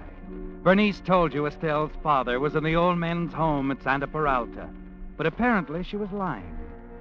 Suddenly you look around you, find that you're driving through the Marina District, not far from the little cottage Estelle used to share with her mother in the days when Estelle was your assistant at the museum. You turn left, then right, and you see the house. Hardly recognize it after all these years. You stop and get out of the car and walk toward a tall woman who is watering the lawn next door. Hello. It's a lovely day, isn't it? If you like 'em hot, this is going to be a scorcher. You live here long? 9 to 15 years. You're not a collector, are you? Oh, no. No, I'm neither a bill collector nor a process server. An old friend of mine used to live next door. Andrews, maybe? No, the name was Blair. Oh, them.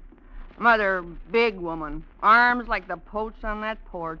Yeah, well, the girl, Estelle, was my friend. Sweet little thing, blonde as corn silk.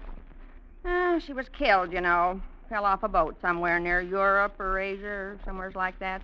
Worked for a museum. Well, I've been trying to locate her brother. Brother? I don't seem to remember any man in the Blair family. Seems like there was just Estelle and her mother. Oh, I see.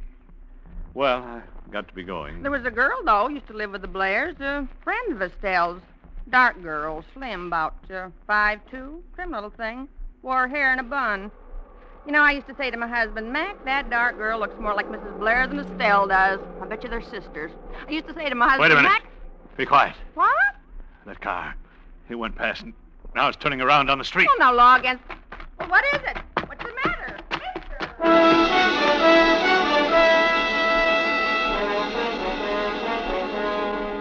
In your car, driving fast, you begin to pull away from the car in back of you. Soon lose sight of it altogether. Slowing down, your mind stops racing too. And then it hits you, Jeffrey. Something that woman back there said. Dark girl, slim, about 5'2", trim little thing, wore her hair in a bun. You know, I used to say to my husband, Mac, that dark girl looks more like Mrs. Blair than Estelle does. I bet you they're sisters. That's it. Sisters. Of course.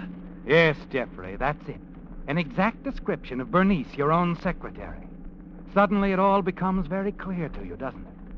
You noticed it the first day she came to work for you. There was something familiar about her. She reminded you of someone, but you were never able to figure out who she resembled. And now you know. You've been a fool, haven't you, Jeffrey? The way you've played into her hand. You're certain Bernice is Estelle's sister.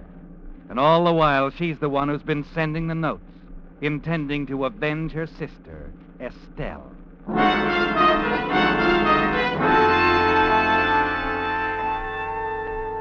Back at the museum, you see no sign of the other car. But you're no longer worried about it, are you, Jeffrey? You're certain now that Bernice is your would-be assassin. You hurry inside and wait for her call. The hours drag by, and then... Hello? Jeffrey, darling, I'm calling from a payphone in a drugstore on Broadway. Someone is watching me, so don't ask any questions. Just do as I say. All right, Bernice. Jeffrey, I found the brother. He's going to try to kill you tonight, but he doesn't know where you are. But you... Be sure you keep all the lights out there in the basement. Oh, yes, of course. And don't call anyone. Don't tell anyone where you are. No, of course not. I'll meet you there in half an hour. Don't call anyone. You understand? Yes. Yes, I understand. Goodbye, Jeffrey. Darling. She's clever, isn't she, Jeffrey? She's maneuvered you on the very anniversary of Estelle's death into the basement of the museum where no one can hear a sound through the thick walls. But it's over for her now, isn't it? All over.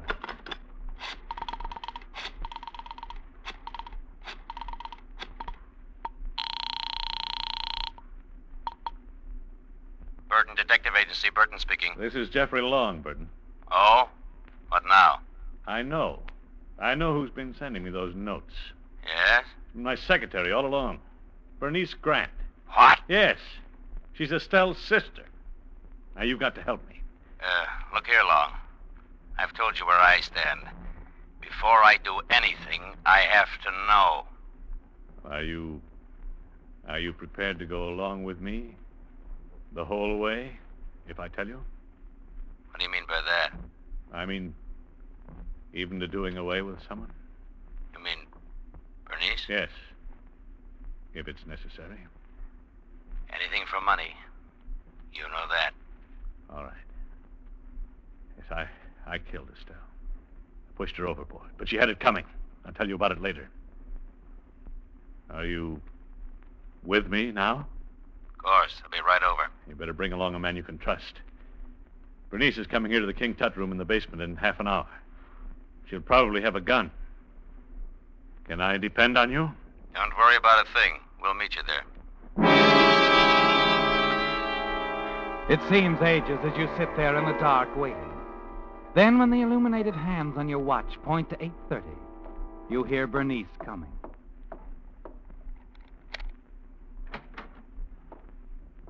Jeffrey. Jeffrey, where are you? I'm here. Oh, I've been so worried. Here, let's turn on the light. Oh, I'm so tired, darling. I've been so worried. Isn't this carrying things a little too far, Bernice? Jeffrey, what do you mean? How stupid do you think I am? Jeffrey, what's this all about? Still playing the game. Didn't you think I'd see through it all? You know, Bernice, I visited San Peralta. And as you know, Estelle's father has never been there. I had to tell you something to keep you from doing away with yourself. It was all I could think of. Jeffrey, I've been working every minute, working for you. I asked you to trust me. Trust you? You've had me so worked up, I've suspected everybody I ran into. Even thought it might be Carruthers, the caretaker. And in the car, I imagined someone was following me. You didn't imagine it. You were being followed. What? I was afraid you might go out. I called in the police, begged them to put a man on you. Do you expect me to believe that? Here, give me that purse. Jeffrey! So carrying a gun. For what, Bernice? Jeffrey, it's for your protection. I was afraid he might find you here. Why are you pointing that gun at me, Jeffrey? You see, Bernice, I know all about you. Found out from a woman next door to your old house in the Marina District. I know you were the one who wrote me those notes. No! I know Estelle never had a brother. I've discovered something even more interesting. But it... I've discovered that you, Bernice, the sweet secretary who said she loved me, you're the one who intends to kill me. Because you're Estelle's sister. And that's why I'm going to kill you.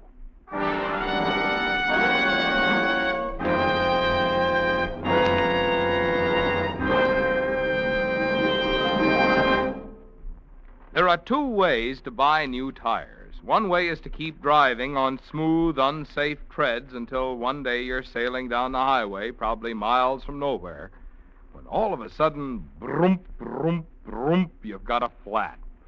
Your old tire is probably ruined before you can stop, so it's now worth nothing. All you can do is take whatever make of tire the nearest station carries, at whatever price they're charging. Well, there must be a better way to get new tires. And there is. That way is to trade in those remaining unsafe miles to your signal dealer now, while he's giving today's biggest allowance. What's more, the new tires on which signal dealers are giving this generous trade-in allowance are first-line Lee tires, famous over 47 years for long mileage. And today's Lees, made of cold rubber, toughened still further with patented Fill Black O, actually wear 30 to 40% longer than ever before. So from a dollars and cents standpoint, you just can't afford to keep on driving on treadbare old tires. Not now, while signal service stations will trade them for new Lee tires at such surprisingly small cost. Stop in at your nearest signal dealers tomorrow. Get his generous trade-in offer, and you'll know what I mean.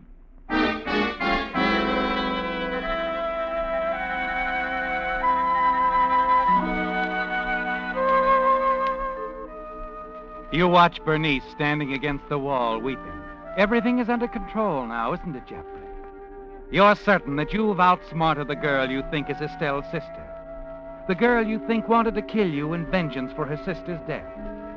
Now there's only one thing on your mind.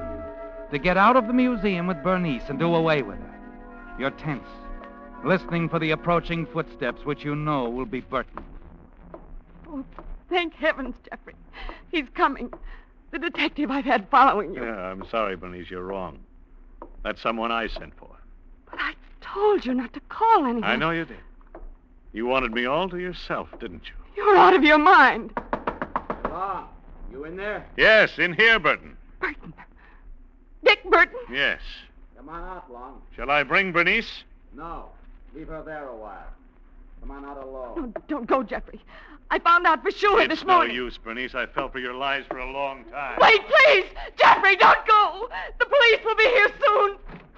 Dick Burton is Estelle's brother. Her brother!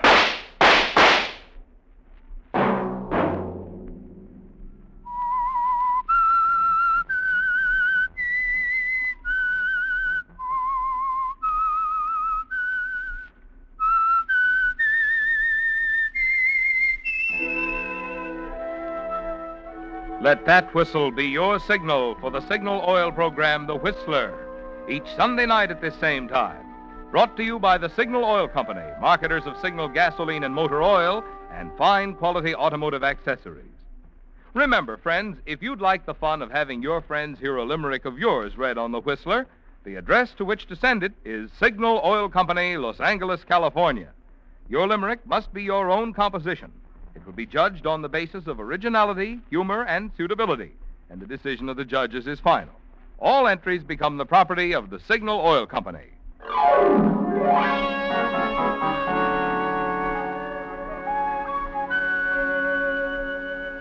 Featured in tonight's story were Willard Waterman, Virginia Gregg, and Wilms Herbert. The Whistler was produced and directed by George W. Allen, with story by Harrison Negley, music by Wilbur Hatch, and was transmitted to our troops overseas by the Armed Forces Radio Service. The Whistler is entirely fictional, and all characters portrayed on The Whistler are also fictional. Any similarity of names or resemblance to persons living or dead is purely coincidental. Remember, at this same time next Sunday, another strange tale by The Whistler.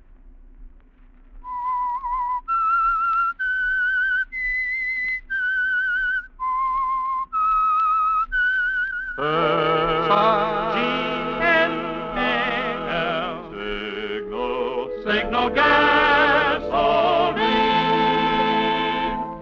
Your announcer has been Marvin Miller. This is CBS, the Columbia Broadcasting System. Wait a minute. Have you heard the strange tales of the Whistler?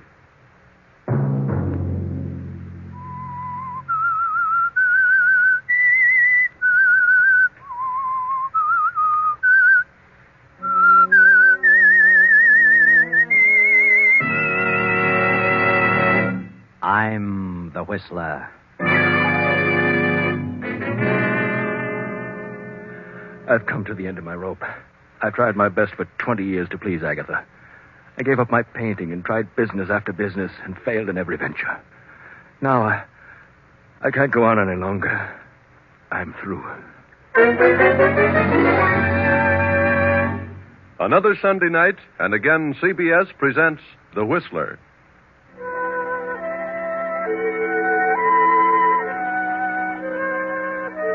I, the Whistler, know many things, for I walk by night. I know many strange tales, many secrets hidden in the hearts of men and women who have stepped into the shadows. And so I tell you tonight the amazing story of the alibi. Poor Henry Farrington paces the library floor. Through his mind run the events of the past 20 years, from the day when he married the wealthy young widow Agatha Durant.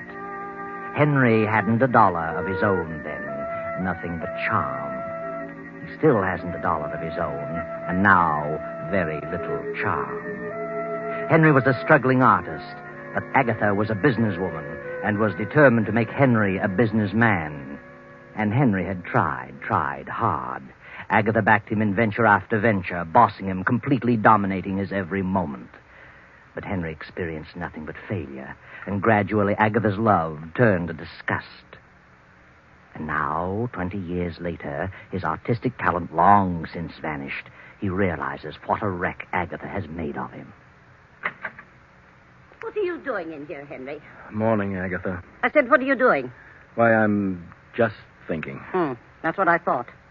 What are you doing with the lights on in the daytime? Why, it's cloudy this morning. A bit dull in here. You don't need lights to think. Turn them out. Yes, Agatha. Are you going to do nothing but mope around again today? What do you want me to do? Do you know what day this is? Why, no. What day is it? Perhaps I've forgotten. You'd forget your head if it weren't tied down. It's the 1st of the month. You go into town and collect the rent on the store buildings. Very well, Agatha. Shall I deposit it in the bank? No. Bring it back here. And hang on to it. You lost it last time. Or so you said. I did lose it. You need a nursemaid to follow your every move. You've done a pretty good job of it. Did you order the garden hose yesterday? No, I forgot it. I had a lot on my mind. Yes. What's bothering you now? Well, I've got a chance to get in on a pretty good deal. I need some money. What kind of a deal? Well, it's an oil lease deal. Who with? Why, Joe Hammond. A 50-50 proposition. Joe Hammond? You know better than to talk to me about Joe Hammond. He's done pretty well. Yes, for himself. Double-crossed everybody he ever came in contact with. He's a good lawyer. You mean he was? Good thing I caught up with him and had him disbarred. He'd have stolen every dime I have. It only takes $2,000. $2,000? Add up all the thousands I've given you to put over business deals, and you'd have a fortune. You haven't an ounce of business sense in your whole body. I never said I had. That was your idea. You started me on my business career, and you can take the consequences. What do you mean by that? I'm going in on that deal. I need $2,000. And one way or another, I'm going to get it. I wish I knew what you mean. You'll know later. Where are you going? Into town to collect the rents. You better bring it back with you. I will, Agatha. I'll bring the rent and... And what? And the hose. Of course. Good morning, Agatha. Threatening me. Well, I'll soon fix him. Agatha stands staring after him. Terrible thoughts race through her mind. Thoughts of fear, disgust, hatred, money, death, revenge. Her head begins to whirl. She can scarcely breathe. Her eyes bulge in terror, and she clutches at her heart, her throat. Higgins!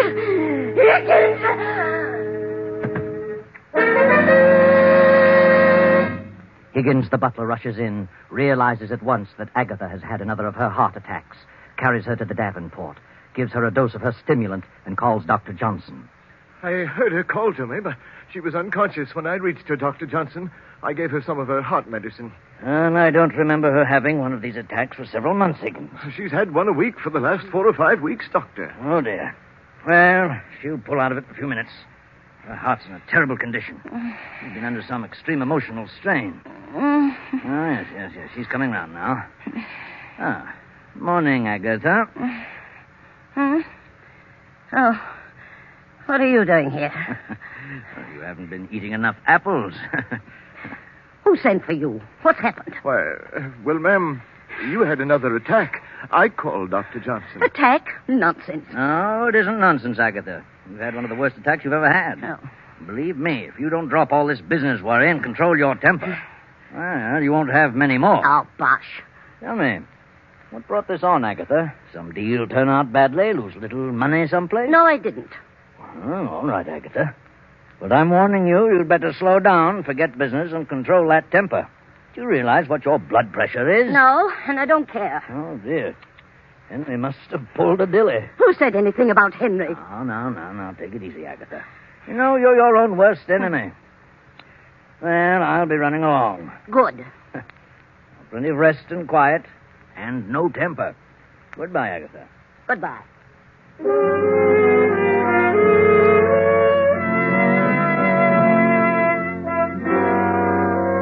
Poor Henry walks around town for a half hour and finally gets up sufficient courage to see Joe Hammond, the ex-lawyer. Well, Henry, have you got the 2,000? Well, no, that is not exactly, Joe. When will you have it? I can raise it, but it'll take a little longer than you gave me. Now, look, Henry. I bought that lease and gave my check for 4,000. Your check bounced. You didn't have a dime and you knew it. Now I'm caught short because of you. And you'd better dig up the 2,000 or I'm turning it over to the county attorney. I'll get it, Joe. How will you get it? I'll figure it out. Did you ask your wife? Yes. But she refused when I told her it was a deal with you. Oh, you're a sap, Henry. You know she hates me. I've told her she was all wrong about you. I couldn't stand to be around a woman like that. Sometimes I can hardly stand it myself. I'd kill her. What did you say? I said I'd feed her ground glass. She's done enough to me. And if I had to put up with her as you have, well, I'd do something about it. What would you do, Joe? I'd wring her neck. I can't stand a bossy woman. You'd kill her, would you? Oh, well, I was just speaking figuratively. You've tried hard, Henry. You've done your very best to be a successful businessman. It isn't your fault. So far, you failed, and she's sore about it. Left her entire fortune to her niece, a mere nitwit of a girl just out of school. I know, but she took out a $50,000 policy payable to me. Oh, what good does that do you? If you die first. But she isn't very well, Joe. She may live for years. You may bump off tomorrow. Yeah. Oh, of course, I doubt that. Nothing wrong with you that a bank account wouldn't fix. Is there? No, I guess not. She's got all the money she'll ever need. She's not in a jam. She's seen everything. It'll all go to that niece. Except the insurance made out to you. That's payable in a few days, you know, after death. Yeah? I'm in a jam, Henry, and you're in a jam. You better start figuring some way out. I'll give you to the end of the week, Saturday at noon. You mean you must have the money by then? Oh, no, not necessarily money. Just some sort of assurance that you know where you can really get it. I see. Yeah. Well, think it over. And I'll always be around if you want any legal advice. Thanks, Joe, for the extension.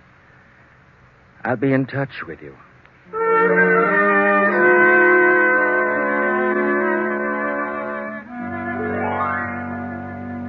Agatha is in her room now, sleeping. Her niece has come home from college, having graduated, and brings with her a young man. The two young people are waiting for the aunt to wake up. Well, believe me, Janet, this is certainly a swell place. I had no idea it was like this. I thought you'd like it, Grant. I've never lived in a house with more than 6 rooms. This place must have at least 15. More than that, darling. Mm-hmm. Your Aunt Agatha certainly must have a lot of money to be able to keep a place like this. She has. She has more than she knows what to do with. What'd the butler say happened to her? Oh, she had another attack. It's her heart. She has a terrible temper and pays no attention to the doctor's warnings about getting excited. According to Higgins, the doctor said he doubted if she could stand another like the one today. Must be in pretty bad shape. Do you think she'll like me, Janet? Why shouldn't she? I do. Oh, I warn you, she's a sour face and grouchy. But don't let her upset you. She'll get used to you. I love you very much, Grant. That's all that really matters. I love you, Janet. More than anything in the world. Your aunt will see you now, Miss Janet. Thanks. Come along, Grant. All right. You wait outside the door. I want to talk to her first. I'll try to get her in a good humor. Boy, this is a tense moment. I feel like I'm going before a judge. Hello, Aunt Agatha. How do you feel? I feel all right. How long have you been here? Oh, about half an hour. Sorry to hear you had another attack today. You should take things more calmly. That's easier said than done. How's Uncle Henry? He's in town. Good-for-nothing man. Oh, I wouldn't say that. What do you know about it? Nothing. Oh, I think I know Uncle Henry rather well. All men are the same. I wouldn't trust one around the street. Well, that's a matter of opinion. Aunt Agatha, Well, what's on your mind? What are you trying to say? I have a surprise for you. Surprise? What do you mean? I brought a guest home with me. A guest? Least you could do was warn me. Who is she? It isn't a girl. Who, then? Just a minute. Come in, Grant. Aunt Agatha, this is Grant. Grant? Grant who? Grant Collins. I'm very happy to meet you, Mrs. Farrington. What's he doing here? He's going to stay here for a while. Why? Well, because I asked him to. Well, I didn't ask him. But, Aunt Agatha, you don't understand. I understand, all right. And I don't need any explanations. Is this an example of what you've been doing at college, running around with men? Well, this is different. Grant is more than just a friend. I have enough trouble around here now, without taking on any more. You'll have to leave at once. What? You don't know what you're saying. I certainly do. Perhaps I can explain You it. keep out of this.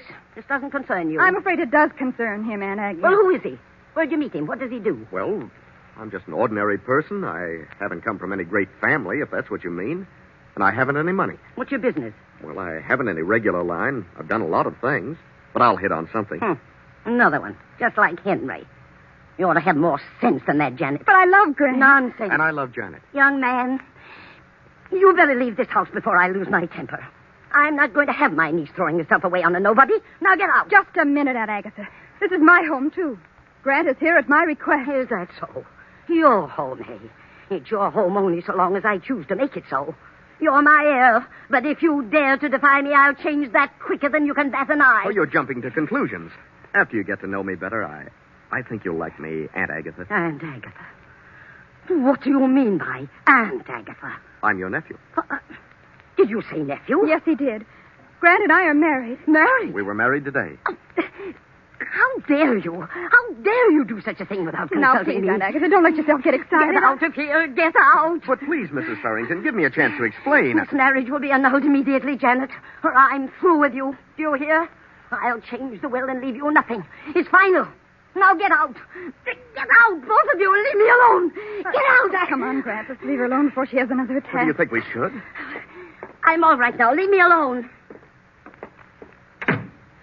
Say, I never expected anything like this. Neither did I. She certainly is in a bad way. Yes, I didn't realize it was quite this serious.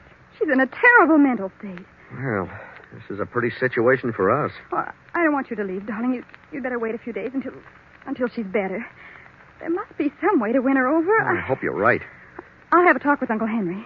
Something's happened to cause all this. I'll find out as soon as he comes in. Now, don't worry, darling. Everything will be all right. I hope so. I'll just keep out of her way for a few days and see what develops.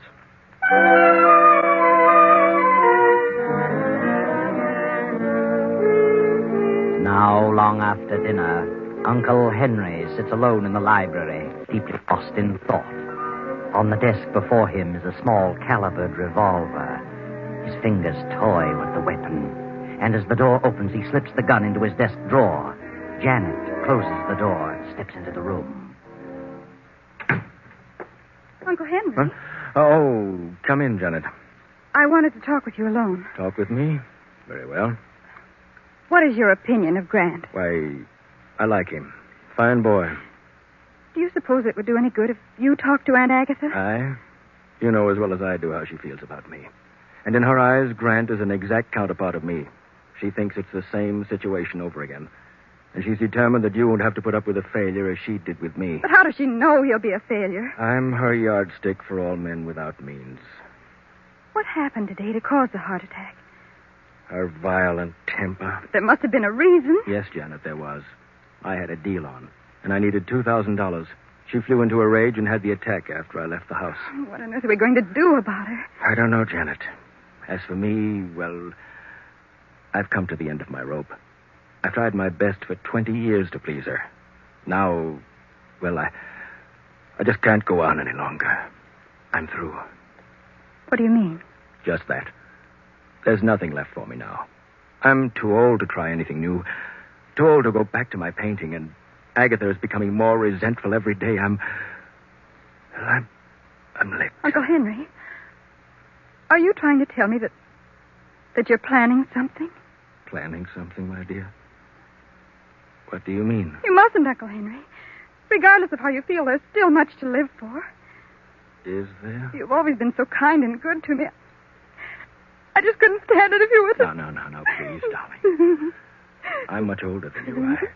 Well, I just see things differently, that's all. And it's been terrible lonely in this house since you've been gone.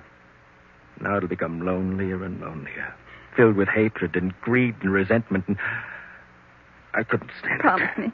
Promise me you won't do anything foolish. Janet, whatever I do will be for the best. Please believe me, everything will come out for the best.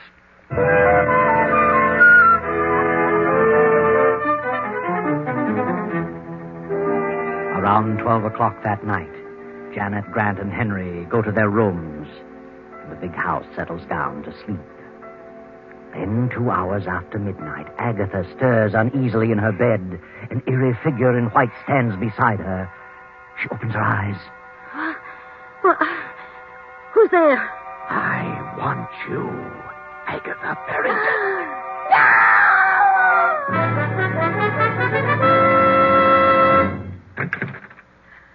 Aunt Agatha! Aunt Agatha!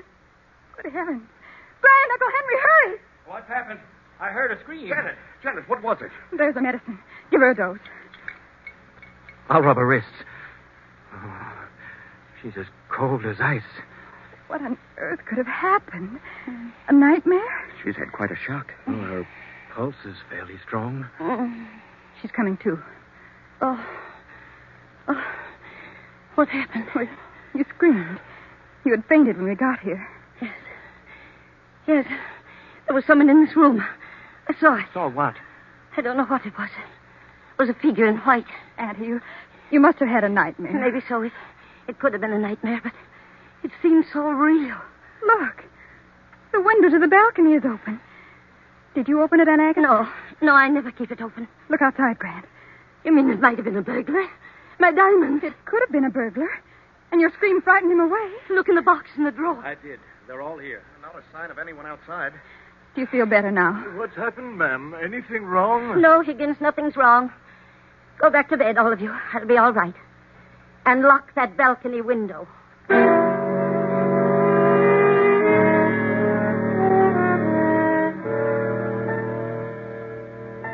Now it is the next night.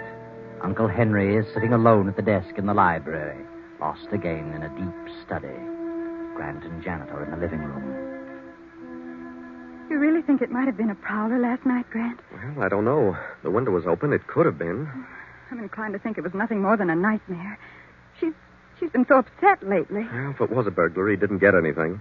Well, that's true. And he might try it again. If he does, he's liable to get a good scare. What do you mean? This. Grant, where did you get that revolver? Out of my trunk. Oh, please, Grant, I don't like guns. Let them take what they want. If you start shooting, they're liable to shoot back.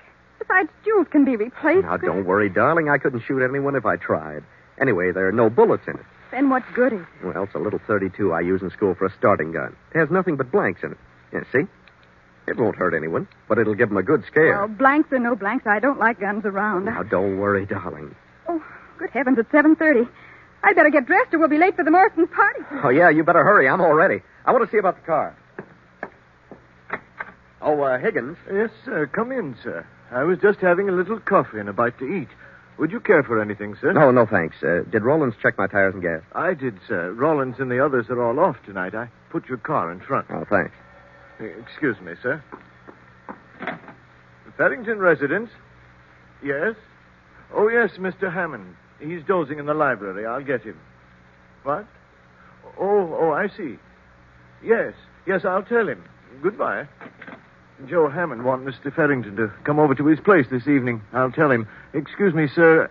Anything else I can do for you? Oh, no. I'll be running along in a few minutes. By the way, since Mr. Farrington's going out, you'd better look in on Mrs. Farrington once in a while. Oh, I will, sir.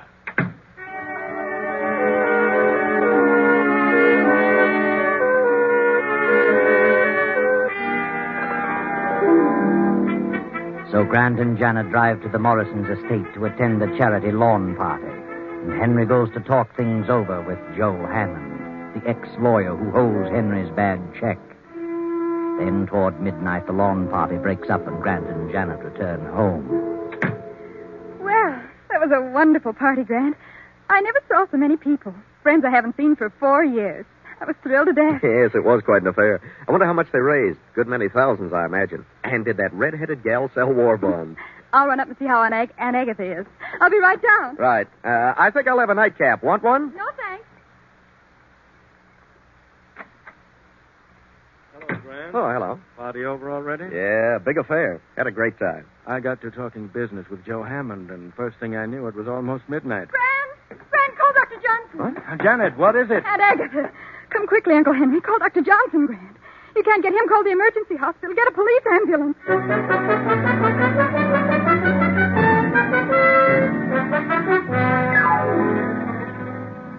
I'm still trying to get Dr. Johnson, Janet. Never mind, Grant. Police surgeon says we won't need Dr. Johnson. Did he pull her out of the attack? No. He couldn't do a thing for her. She was dead when they got here. Good heavens. Well, she must have had a severe attack. Well, you see, Grant, Just a minute, folks. I'd like to ask a few questions, and I'd prefer that you didn't carry on any conversation with each other. No conversation? Well, what's he mean, Janet? Never mind. I'll get around to that. Take all their fingerprints, Davis, while I'm talking. Yeah, Captain. I demand an explanation. What do you mean, fingerprints? How long have you known Janet Farrington? Oh, about 6 weeks. Where did you meet her? At a dance, a party. Did you know all about her? Who she was, her family? Certainly. What do you know about him? well, I just knew I loved him, and that was enough. I take it your financial condition is not so good, Grant. Well, no, I haven't any money, but what's that to do with it? Did Agatha Farrington object to your marriage? Yes, she did. She threatened to change her will unless we had the marriage annulled, but Did you care whether that happened, Grant? Well, certainly. I didn't want Janet to lose her inheritance. What are you getting at? Grant had nothing to do with it, I tell you. I know what you're inferring, and it's ridiculous. Grant didn't marry me for my money. What's this about prowlers around the house? Well, we aren't sure there were prowlers. Agatha claimed someone was in her room last night. The window was wide open, but we aren't sure about it. It was a nightmare. Well, she did keep some jewelry in her room, and from the looks of the room, someone certainly went through it thoroughly. Who knew about where she kept the jewelry? Why, all three of us knew. And Higgins the butler knew about it. Where's Higgins? Why, I never thought of that. Probably in his room. I'll look. Higgins! Higgins! He's unconscious. Yeah. He's been blackjacked. Higgins! Higgins! Farrington, what's wrong? Who slugged you? Slugged me? Why, I've been asleep. That's what you think. Feel the bump on your head. Good heavens. Did you hear any shots tonight? Shots? No, I was in my room. I must have dozed off in the chair. Then it must have been a burglar. What goes on here? Anyone would think you were trying to cook up a murder. No, Grant. The murder's already been done. What? Yes. Mrs. Farrington was shot in the chest. Twice. Shot? But that's not possible. Shot? Here you are, Captain. We found this gun in the young fellow's room. It's been fired twice. Oh, this is silly. That's a starting gun. Nothing but blanks in it. Who fired it? What? I haven't the slightest idea. All right, Davis. Take the gun and the bullets from Mrs. Farrington's body and have ballistics check on them.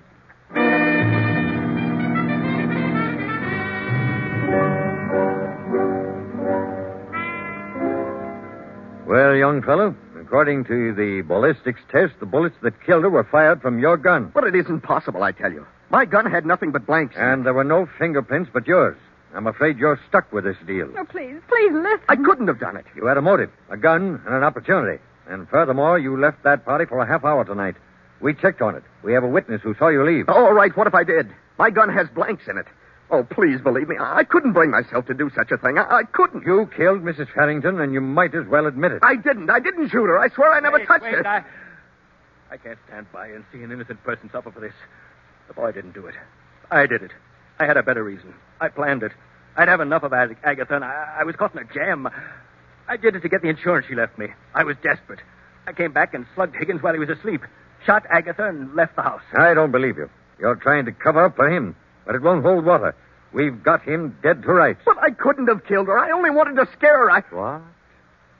Go ahead. Nothing. Then you did come back here. Spill it. Well, all right, I did come back. Grant, what are you saying? I had the gun, but there were nothing but blanks in it. I doped Higgins' coffee before I left the house. I came back and went to her room. I fired the blanks. Why? Well, I knew she had a weak heart. I figured the shock would bring on her death. I was the figure in her bedroom. I couldn't see Janet lose her fortune, but I didn't want to give her up. Grant, how could you? I can't believe it. I tell you, I came back and shot her. If he fired blanks, then I must have fired the bullets that actually killed her. Look at his gun. Real bullets in it. What? Why, they are bullets. Where's your gun, Farrington? Here. Open it. Great Scott. Why, they're blanks. That settles it. Come on, young fella. We've had enough talk about this. The evidence is all against you. Yes, Grant. The evidence is all against you. And nothing can save you now. Try as he might, Henry can never convince anyone that he planned to kill Agatha. Although it is true he did come back and fire at her, just as you did, Grant. But it was definitely you and your gun that fired the fatal bullets. Of course, I know what you're wondering. How did the real bullets get in your revolver? You know, don't you, Janet? Tell us what happened. I saw Uncle Henry put a revolver in his desk as I stepped into the library that night. I was afraid he was going to kill himself. When Grant showed me his gun with the blanks, I switched the shells in their guns to keep Uncle from committing suicide. You see, I never dreamed that Grant had a plan afoot to cause my aunt's death by mental murder. There you are. Another tale of greed and revenge and hatred, all unraveled as neatly as you please.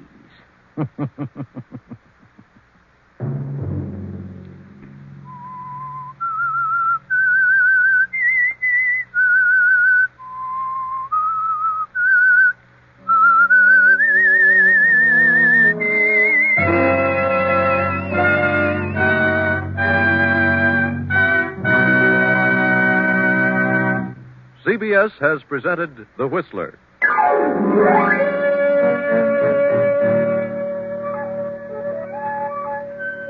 Original music for this production was composed and conducted by Wilbur Hatch.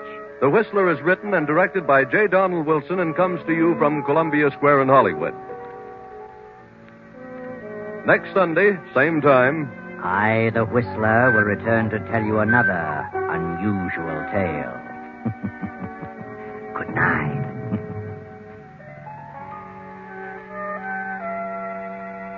This is the Columbia Broadcasting System.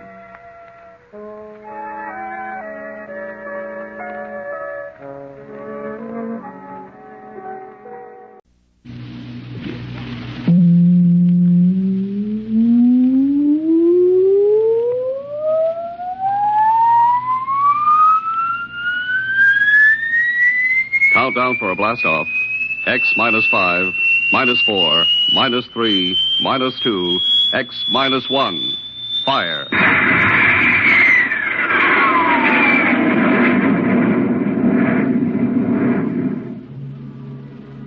From the far horizons of the unknown come transcribed tales of new dimensions in time and space. These are stories of the future. Adventures in which you'll live in 1,000,000 could-be years on 1,000 maybe worlds. The National Broadcasting Company presents X minus 1.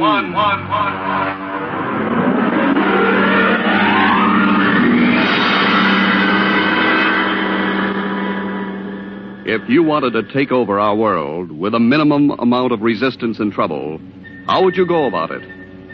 Tonight we'll tell you how, with a strange and chilling story by George Lefferts, The Parade.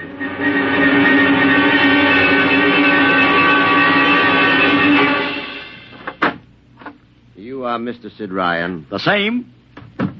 My name is Luchar. I am a Martian. Pleased to meet you, Mr. What was that again? A Martian. As in Orson Welles? Precisely. I'm a Rotarian myself. Sit down. Thank you. Now that we've had our little joke, Mr. Luchar, what can Publicity Associates do for you? I am interested in obtaining publicity. It has been my observation that advertising and publicity are the very backbone of earthly civilization. Spoken like a true Martian, Mr. Luchar. Now, if you'll tell me the name of the client. The client, of course, will be the Martians. You don't give up, do you? Give up? The gag, I mean. Oliver. Yes, Mr. Ryan? This is Mr. Luchar. How do you Mr. Luchar claims to be a Martian. Take him outside, will you, Oliver? I am happy to see, Mr. Ryan, that my telling you I am a Martian has approximately the effect I guessed it would. I believe we can do business. I have here cash retainer of $5,000. Oliver, Take a look at that wad of lettuce. It's the real stuff, Mr. Ryan. And my client is prepared to spend many times that amount. Oh, sit down, Mr. Lucha. Oliver, get the client a cigar, the 50-cent box. Yes, sir. Thank you. Well, now, what can I do for you, sir? I wish you to manage a publicity campaign. A very large and important campaign. Is the product established, or is it something brand new? Something quite new. Now, what would you judge the most effective type of campaign? Well, if the client has a lot of dough to throw around, a suspense campaign is best. First, you place ads in the paper saying, watch this space. Then about a week later, you run an ad saying XYZ or PDQ, and you get people guessing what it means. Then finally, when you've teased them enough, you bust loose and unveil the product. Excellent. We will conduct a suspense campaign. Of course, in this kind of campaign, secrecy is very important. Once the name of the product leaks out, it spreads like wildfire, and the whole campaign is kerfloppo. Quite so, quite so. The utmost secrecy. You realize, of course, these things cost like crazy. Would, say, $1 million cover expense? Come again? I said, would $1 million cover it? Why, yes, I am. You did say $1 million. I understood that you have handled some very large accounts. Of course, if this is too big... No, not at all, not at all. As a matter of fact, I seldom touch anything less. Right, Oliver? Huh? Oh, of course. That's right, Mr. Ryan. Absolutely right. Yes, sir. You will begin, then, by saturating the newspapers, the radio, the streetcars with a very simple statement. What's that? I will write it on a card. Here you are. The Martians are coming. Say, that's not a bad teaser. Got that, Oliver? Yes, sir. The next ad will read, June 1st is Martian Day. June 1st is Martian Day. What happens on June 1st? The parade takes place. What parade? I wish you to arrange a parade up Fifth Avenue. You mean like the Macy Parade? Exactly. Except that the theme will be the world of tomorrow, the Martian world. My client would like it to be a gay affair. Balloons, clowns, pennants, pretty drum majorettes. Say, that sounds terrific. I might be able to interest the department stores in a tie-in. Fine. The parade will climax the campaign. On June 1st, the product will be unveiled. Good enough. By the way, Mr. Luchard, just what is the product? What are we selling? Oh, no, Mr. Ryan. Secrecy, remember? Yeah, but after all... Mr. Ryan, all will be revealed to you in good time. For the moment, let us say that we are selling a concept. A concept? The concept of invasion from Mars.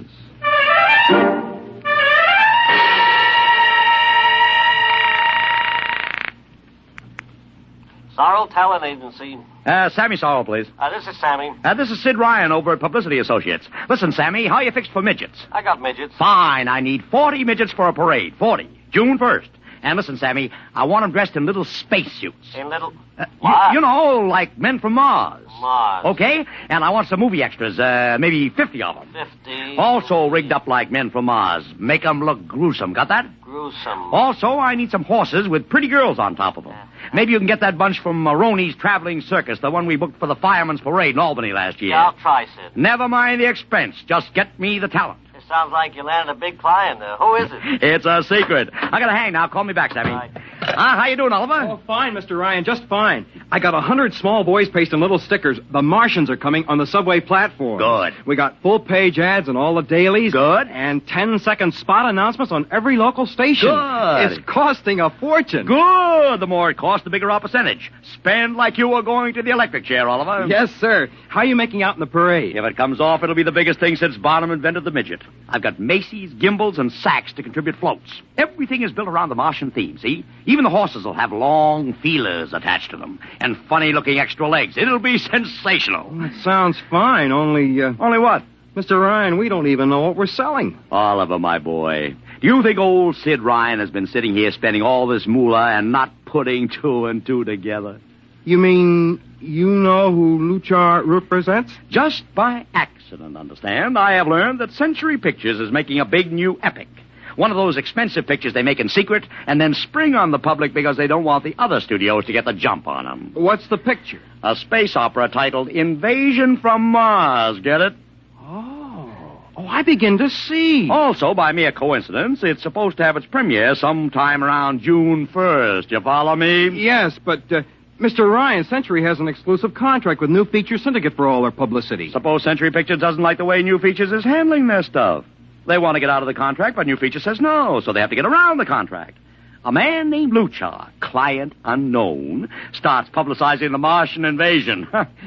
Need I go further? Oh, I don't know, Mr. Ryan.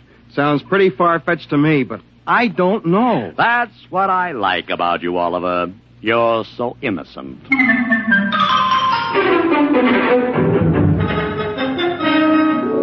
Now, let me talk to Commissioner Patrick, please. Sid Ryan. Hello. Commish, Sid Ryan. Oh. How are you, Ryan? Fine. What is it this time? You want to drop a man off the Empire State Building into a teacup full of water? The answer is no. Also, we're not arresting any fan dancers. You know I don't handle fan dances. I want a permit for a parade. June 1st, 5th Avenue. It's a Sunday. There's no traffic. Now, look, Ryan, Macy's gets a permit. Gimbel's gets a permit. The American Legion gets a permit. The Sons of Erin march every time Morton Downey sings the Wearing of the Green. Oh, don't give me a hard time, Patrick. This is too big. I have the 5th Avenue Merchants Association behind me. Okay, Ryan. Fill out the forms. I'll pass them along to the license commissioner. That's my boy. By the way, what's the occasion for this parade? Well, don't you read the papers, Patrick? June 1st is Martian Day.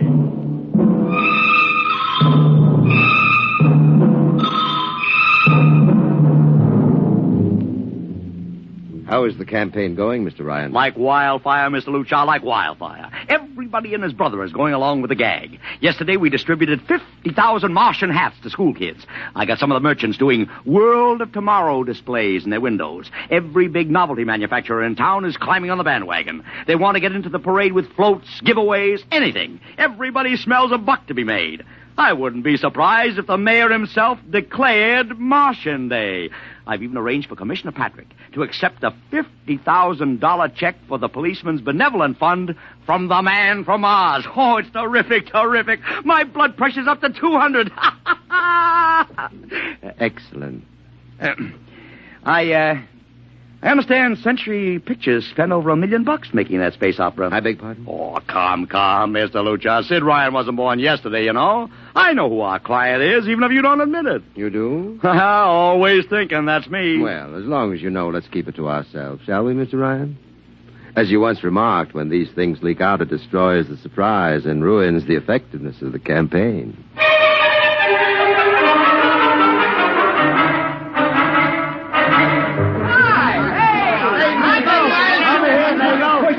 Ladies and gentlemen, this is Ken Daly speaking to you from our portable transmitter atop the reviewing stand for the much-heralded Martian Parade on Fifth Avenue. It's a beautiful sunlit day here in New York, a perfect day for a parade, and the streets are packed with thousands of spectators all eager to find out what this is all about. There's an air of shrill expectancy. Some of the kids and their parents have been camped on the curbstone since early this morning to be sure of ringside seats when the so-called Martians pass by. I've just had word from Sol Brown up at Central Park Mall that the Martians have landed from big pink balloons. And now, while we're waiting for the arrival of the parade, we've brought some people up to our microphone to tell you their reactions to this most spectacular of all publicity stunts. That's right, come on. What's your name, madam? Miss Ada Shackley. A little louder, please. Miss Ada Shackley. Uh-huh. And where are you from, Mrs. Shackley? Columbus, Ohio. I see.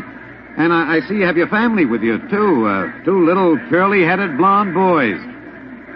Are you in New York on vacation? We came for the Shriners Convention with their daddy. What do you think of Martian Day, Mrs. Shackley? Well, it all seems very strange to me, but the boys have been pestering me to watch it, so we've been standing here 2 hours. I can't make head or tail of it. Well, neither can a lot of other people, Mrs. Shackley. But judging by the thousands here today, there's a lot of curiosity. Curiosity killed the cat, folks say. Well, let's hope not.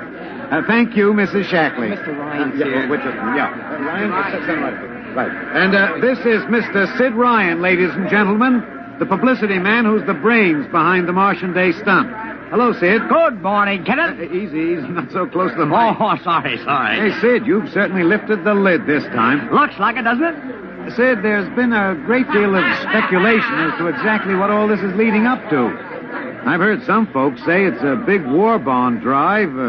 Others think it's just to stimulate local business. And, look, I understand in the trade itself, the smart money says you're building for the premiere of Century's forthcoming extravaganza, Invasion from Mars. Now, come clean. Can you tell us what the real story is? Ken, I'd like to, but honestly, I can't. Oh, man of mystery, eh? Are you going to watch the parade from the stand here? No, Ken, I can't stand noise. I'm going out to my office and watch it comfort. Well, thank you, Sid Ryan, and good luck. And here they come, ladies and gentlemen. The first units of the big Martian parade, swinging down Fifth Avenue with fanfare, colored streamers, music, confetti, floats, all the trappings of a Mardi Gras.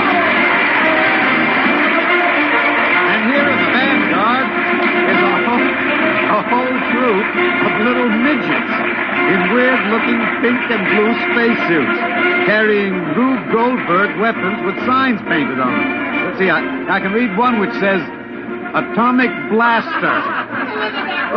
Another one has a placard reading, We're Martian through Georgia. And here come the clowns, laughing and falling all over each other. They're giving free sugar candy to the kids along the way. Yes, ladies and gentlemen, this is a happy, laughing crowd along Fifth Avenue today. A true reflection of the great sense of humor and good nature that makes America the place it is. Why, only... What's this? Well, the crowd's murmuring now. They've fallen somewhat silent. Something coming. Try to get it for you. What? Oh, yeah. Ladies and gentlemen, here comes the Martian contingent.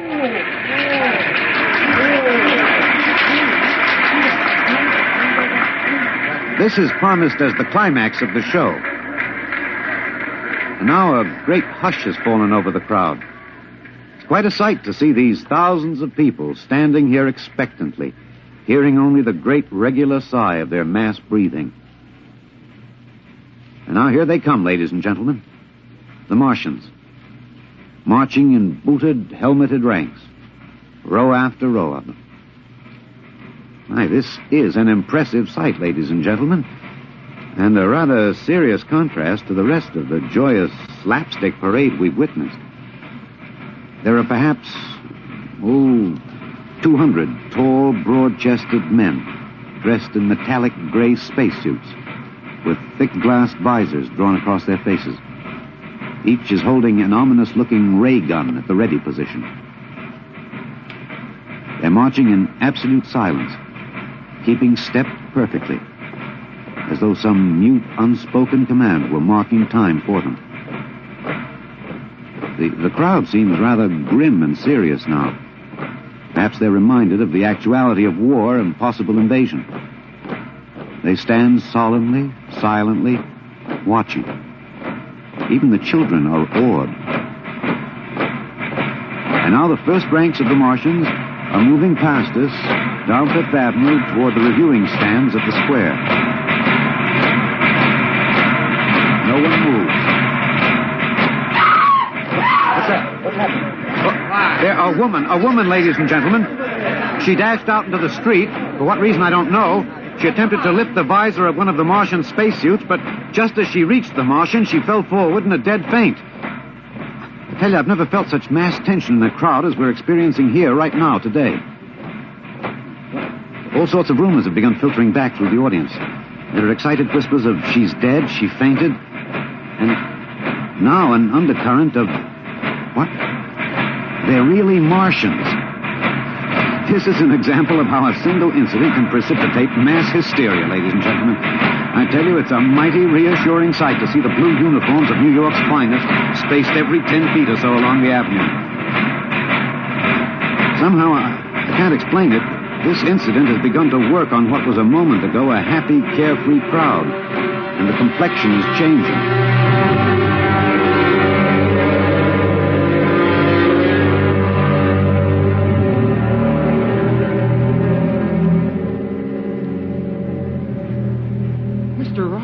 Did you see that? A woman fainted. Of course I saw it. What do you suppose she saw? Oliver, old man, did I ever tell you you were too naive for this business? But that young woman ran out into the streets to get a close look at the Martians, and then she screamed and fainted dead away. I'm well aware of that, Oliver, since I paid her $50 to do it. What? The dramatic moment, Oliver. The stock and trade of the good publicity, man. Relax. Holy smokes, you sure think of everything. Yeah, for my share of this deal, roughly $100,000, I can afford to think of everything. Shut the window. Don't you want to see the finish? We'll go down to the reviewing stand for the finish. Right now, I want to make a phone call. By the way, where's Lucha? I haven't seen him. Well, he'll be around. Boy, those Martians sure look like the real thing. How would you know the real thing if you saw it, Oliver? Well, gee, I don't know. Close the window, Oliver. Oh, yes, Mr. Ryan.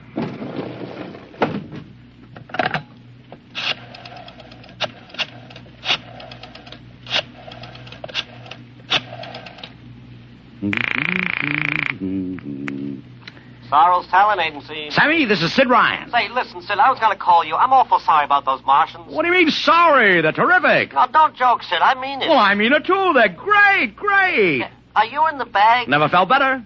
You mean it, don't you? Of course I mean it. What is this? There are Martians in the parade? About 150. Of course, I only ordered 50, but Sid. under the circumstances... Sid. Well, what is it? Sid, don't you know? I couldn't get you a single movie extra. There's a studio strike in New York. I was going to call you, but I figured... Wait a minute. Where'd these guys come from if you didn't hire them? I don't know. Maybe Oliver... Oh, hold on. Oliver? Yes, Mr. Ryan? Did you hire those Martians? No, sir, Sammy, this is on the level, isn't it? Honest, Sid, Okay, Sammy, I'll call you back. What's the matter, Mr. Ryan? I don't know. I just don't know. I've got to locate Lucha. What's Century Pictures number? Mr. Ryan, this is Sunday. Oh, yeah. Well, get me their publicity director, Marty Sanford, at home. Oh, yes, sir. Yeah. 2, 4. Here you are. Thanks.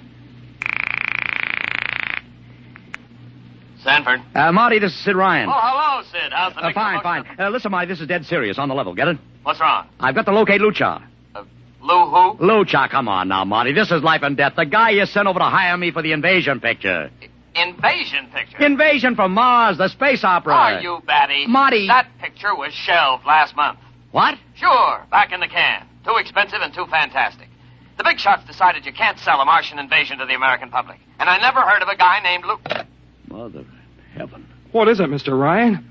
You look terrible. That's too fantastic. What's too fantastic, Mr. Ryan? Is something wrong? Open that window. I want another look at those Martians. Yes, sir.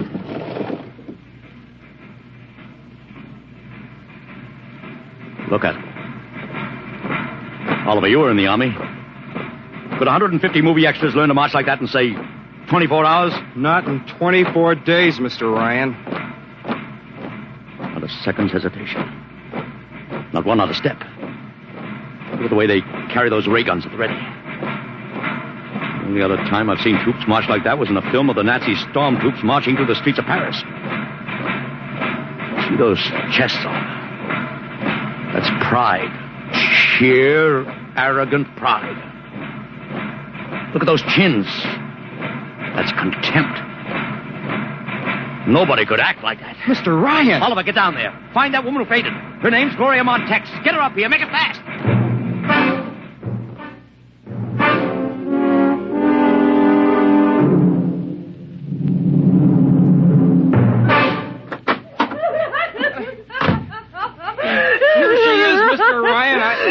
I can't get much sense out of her. Stay away from me. Gloria, it's me, Sid Ryan. Oh, don't kid me. You're a Martian. Gloria, settle down. Now you're wearing a mask. Baby, it's me, Sid. And underneath it's awful. It's all big green eyes and those feelers like a catfish. Baby, snap out of it. Listen, what happened down there? You ran out and screamed like I told you, but the fainting, that wasn't in the act. Oh, go away, please. Go away. What'd you see? Oh, no, please. It's too awful. Please. Just one question, baby. Inside that helmet, what'd you see? You won't get anything out of her, Mr. Ryan. She needs a doctor. Okay, Oliver, I've heard enough anyway. You take care of Gloria here. Get her a drink. Where are you going? To see the commissioner. We gotta stop this parade before things begin to happen.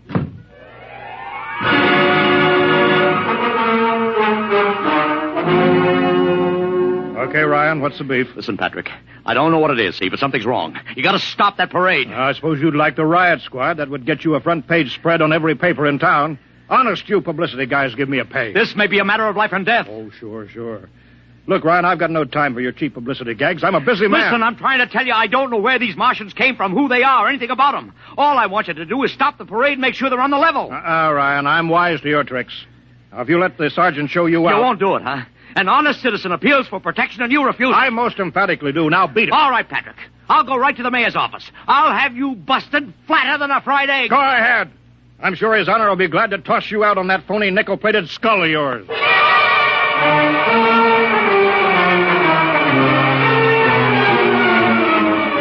You heard me, Ryan. You cannot see the mayor. Adolf, please. This isn't a gag. I don't want publicity. All I want to do is maybe prevent something horrible from happening. In case you don't know it, wise guy, something horrible is already happening. A couple hundred little kids are in the hospital with ptomaine poisoning from that phony Martian candy you passed out.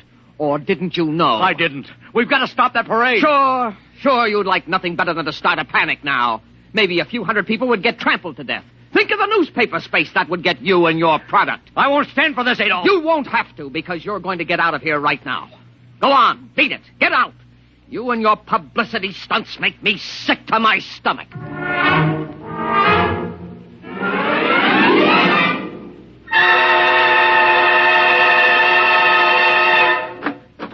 Oliver! Oliver, where are you? Oliver! Oliver! It is useless What? to scream at him, Mr. Ryan. Your friend is quite dead. Lucha. He wanted to run to the police with some story about a Martian invasion. I found it necessary to restrain him. Restrain him, you stinking murderer. Now, Mr. Ryan, collect yourself. After all our planning, it wouldn't do to have everything spoiled, now would it? Lucha, start talking and talk fast, because when you get through, I'm going to take you apart piece by piece. What's this all about? But surely you know, Mr. Ryan. After all, you've been publicizing it for months. Listen, you... Please, do not interrupt. You see, before colonizing your planet, we Martians sent advanced scouts to study your habits, your weaknesses. We found that the people on Earth are predominantly conditioned by advertising and publicity, and so... we conceived the idea of treating our entire invasion as a vast publicity stunt. Clever, huh? After all, Mr. Ryan, who would suspect an invader who advertised his invasion in the newspaper, invited the public to his surprise attack, and spent millions publicizing his plans? Holy jumping catfish. You've done very well. Then there was no product. Ah, but there is a product. The product is death. What are you trying to do, Lucha? We Martians are a humane people, Mr. Ryan. We do not like to destroy thousands where a few hundreds would suffice. In exactly 2 minutes, our troops will treat the world to a spectacle of death, which will bring the rest of your planet to its knees in horror. Nations will clamor to surrender. Perhaps, Mr. Lucha. But not if I can help it. You...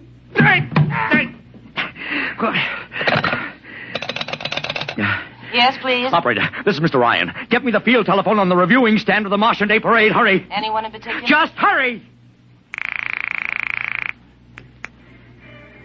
Reviewing stand, Sergeant Cassidy. Get me Commissioner Patrick. Hello. Hello. You'll have to talk louder. I want Commissioner Patrick. Oh. Patrick! Wait a minute. Things are quieting down. Now, what was it you wanted? This is Ryan. I have to talk to the commissioner. It's a matter of life and death. I'm sorry, you can't talk to him now. The chief Martian is presenting the PBA check to him. The Martians are going to fire a salute. Listen, you got to stop him. What? Stop him! I'm sorry, Mr. Ryan. You idiot! The worst is going on!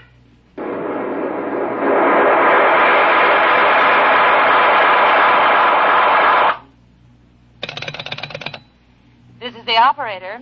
I'm sorry, Mr. Ryan, you've been cut off. I can't seem to get them back. Doesn't matter, operator. Nothing matters now.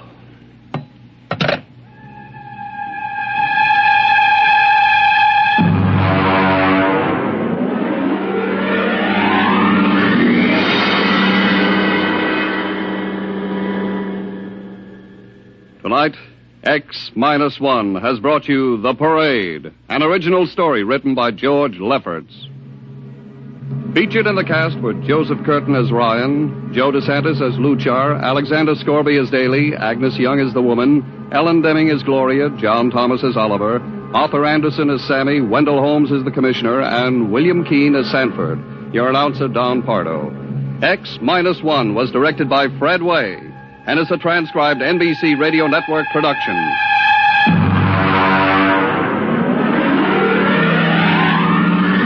Next week, the tables turn. Instead of Martians invading Earth, we bring you a tale of men invading Mars. Ray Bradbury's brilliant short story entitled Mars is Heaven.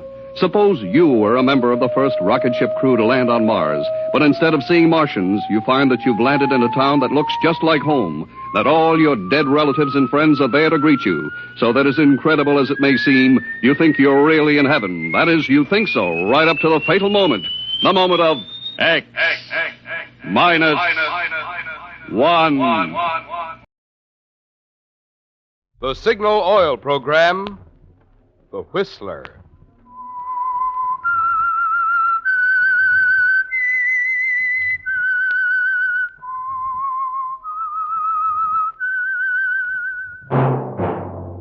That whistle is your signal for the Signal Oil Program, The Whistler.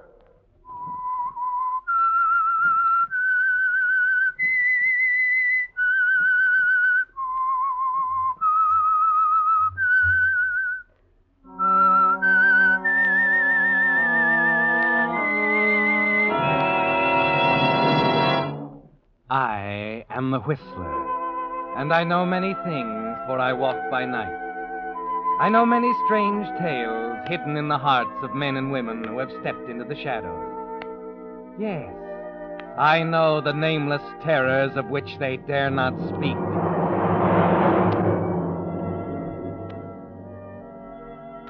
Yes, friends, it's time for the Signal Oil Program, The Whistler, rated tops in popularity for a longer period of time than any other West Coast program in radio history. And Signal gasoline is tops, too, tops in quality. It takes extra quality, you know, to give you extra mileage. And Signal is the famous Go Farther gasoline. So look for the Signal circle sign in yellow and black that identifies friendly dealer-owned Signal stations from Canada to Mexico. And now the Whistler's strange story. Decision.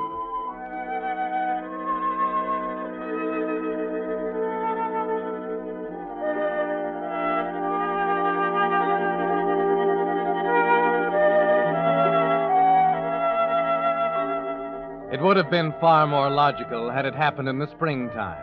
In April, perhaps, with the rhododendrons blooming in Golden Gate Park. The kids playing ball on the green lawns and the maple trees coming to life again. Yes, spring in San Francisco would have helped explain part of it. But the rest would always be beyond logic and common sense. It wasn't springtime, it was November, with Christmas just around the corner. A cold, gray day with the steam sizzling in the radiators as he sat near the window of his office on the 20th floor of the Hamilton Building, looking at an uninspiring assortment of X-rays of Mrs. Harrison's chest cavity. Excuse me, Dr. Evans. Hmm?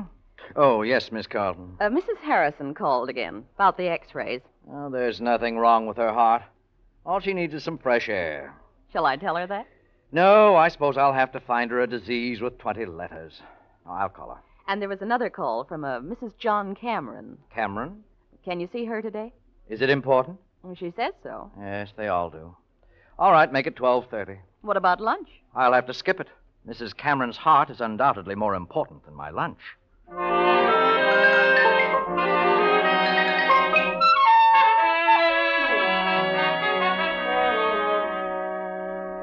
And you noted it down in the book simply, 12:30, Mrs. John Cameron. Later, when you had a chance to think, you decided if it hadn't happened so suddenly, it might not have happened at all. Perhaps that was part of it, Paul. The suddenness, the way it threw you off balance.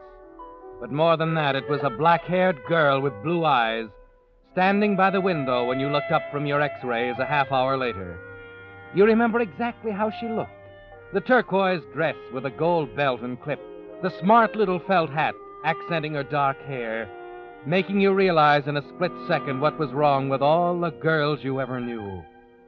She must have come in while you sat at the film illuminator looking at negatives and making notes. Evident mitral insufficiency, minor valvular lesions. You're Dr. Evans? Oh, right. I'll be with you in a moment.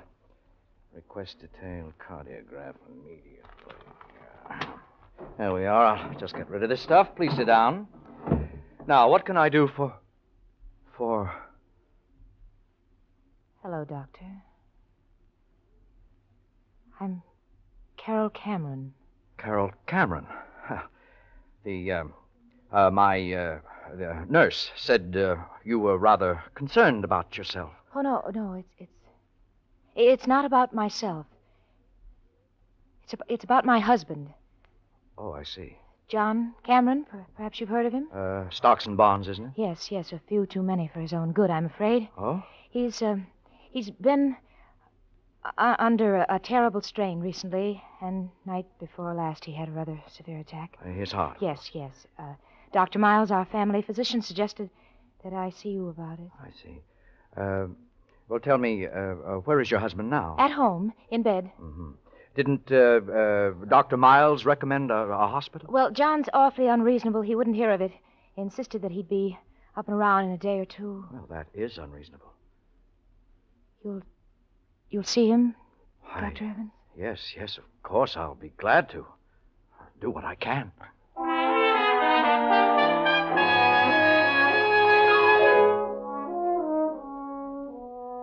Just like that, Paul. A minute or so and she's gone. You look up, you see her, and 30 seconds later, she could ask if you'd mind going to the North Pole for her, and you'd tell her you'd be glad to. All afternoon, you try to shrug it off. Tell yourself it's fantastic, that this is the sort of thing that keeps you away from second-rate movies. But that evening, when you call on John Cameron, it's still there. Lucinda Withers, the housekeeper, is waiting outside the door after you finish your examination. Oh, where is Mrs. Cameron, Lucinda? She went out for a moment, sir. Tell me, is it serious? Yes, I'm afraid it is. Oh, I knew it. I could see it coming on. He's like a son to me, Doctor. I've been with the family for 20 years now. Since way before she came. Oh, I see. He was never like this before. Oh, what do you mean by that? She's not good for him. She worries him, makes him nervous, keeps him thinking about the 15 years between them. Yes. Well, I'll have a prescription sent over in the morning. I better be going now. My taxi's waiting outside. You just keep him as quiet as you can, and I'll check him again tomorrow. Very well, Doctor.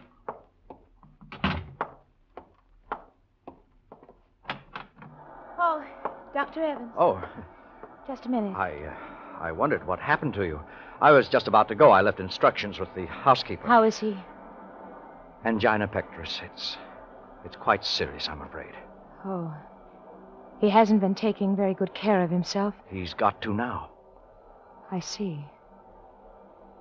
Well, must you go right away? Yes, I'm afraid I'd better. My taxi's waiting. Well, I thought it was waiting. Doesn't seem to be there now. That's odd. I told him to wait. I didn't even pay him. I'd be glad to take you. Can't understand. The car's right down at the curb. Oh, no. I couldn't. It'll only take a minute to call another cab. No, it's really no trouble. All right. I'll get my coat.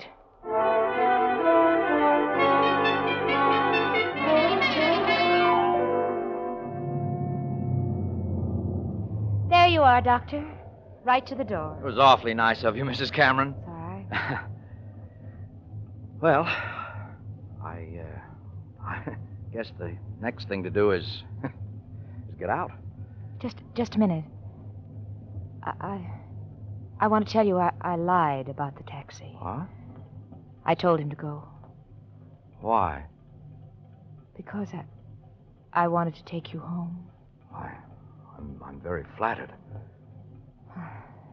That's all. I just wanted to tell you. It's happened to you, too, hasn't it? Oh, yes. Look, there's a friend of mine, a Dr. Andrews. He's an awfully good heart man. I'm sure he'll take the case. Please don't do that. What else can I do? It's only going to make it worse. I know, but you just can't throw away what's happened to us, can you? It'd be wrong to. It'd be wrong to do anything else, Carol. Is that what we're here for? To spend our lives looking for something that isn't there and then to suddenly find it? throw it away? Please, Carol. Well, shall we forget it? I'll be around tomorrow with the prescription.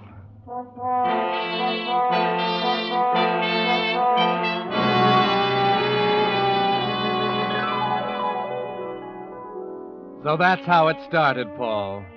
Yes, it was easy to analyze it, to list a million reasons why it was wrong. But the trouble was that when you were all through analyzing, it was still there, stronger than ever. You visit John Cameron the next day and the day after that. And before you know it, the days have grown into weeks. And the damp November night you arrange to meet her secretly at a little French cafe on Washington Street leads to a lot more of them. The two of you at the little corner table Henry reserves especially, not saying much, hardly realizing how the time has flown, that tomorrow is the day before Christmas. You know, that's one of my favorite Christmas hymns. Beautiful. Yes. Christmas, day after tomorrow. Uh-huh. It's hard to realize it. You happy, Carol? Happy. And miserable. Or did you expect anything else? No. I knew it was going to be this way, Paul. It's just that I feel so helpless, and I'm glad you came tonight, Carol, because I'm afraid this is going to be the last time. Oh, Paul. Don't you see how impossible it all is? We're both beating our heads against a stone wall. You're absolutely right, Carol. We are helpless. As I see it, the only thing we can do is try to be square with ourselves. Honestly, it just won't work any other way. No, I suppose not. John will probably hang on like this for years. Yes, he might if he's careful. You know, Paul, it's terrible to feel this way. What way? I just can't help it, Paul. I almost wish he'd... No. It's true. Carol. It's true.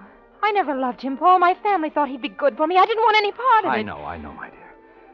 You don't have to tell me. He's unhappy, and he's sick, and he's miserable, and it'll always be that way. Why should he Please, live? Carol. Now, this is going to be the last time. I mean it. I can get Dr. Andrews on the case next week. Oh, no. Look at me. Carol. Oh, it's going to work out somehow. The right way. Will you believe that? All right, Paul. If you say so.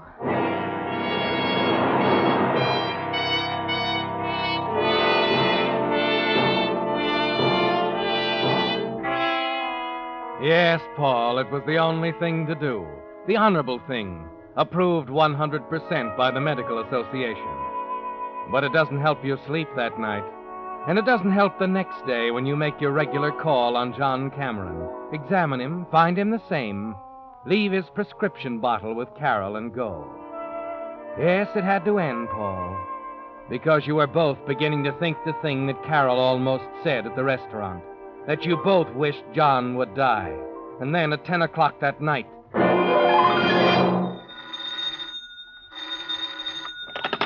Hello? Dr. Evans. Yes? You must come at once, Doctor. Mr. Cameron's had an attack. I'll be right over, Lucinda. Now listen carefully. There's a bottle of amyl nitrate in the medicine cabinet in the bathroom. Break up a tablet in a handkerchief and make him inhale it. Is that clear? It's too late for that, Doctor. I'm afraid he's dead.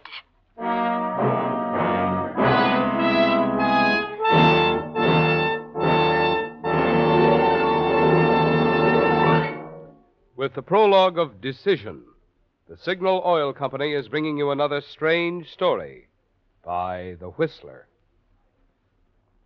Just remember these 2 points if you want to be sure of the tops in gasoline quality. 1, in gasoline, it takes extra quality to go farther. And 2, Signal is the famous Go Farther gasoline. And now back to The Whistler.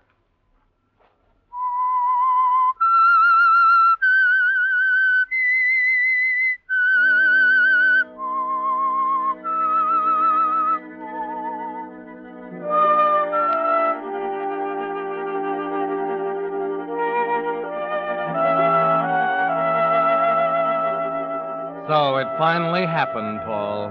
John Cameron is dead.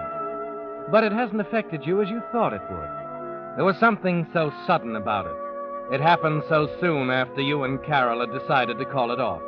After she'd almost said what you'd both been thinking. Yes, there's something wrong with it. It just feels wrong.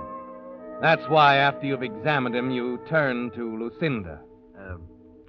Lucinda, Yes, Doctor. you were here when it happened. Yes. Mrs. Cameron had given him his medicine and gone to bed. I heard him call. Yes. What happened then? He'd been violently sick. Said his throat was burning. Throat was burnt. Well, you must be mistaken. No, sir. And he was all doubled up with cramps. You're wrong. You must be. It's the truth, sir. Did you give him anything? No. It was my night out, and I'd only just come I in see. when... Excuse me a minute.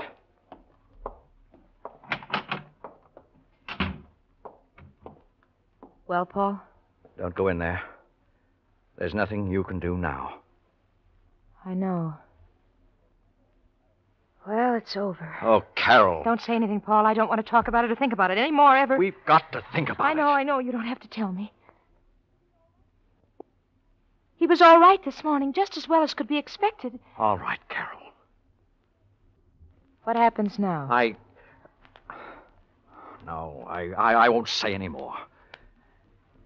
But you know what's ahead, I guess. Of course. I'll be all right. It's just You better go to bed. You need some rest. I'll take care of everything.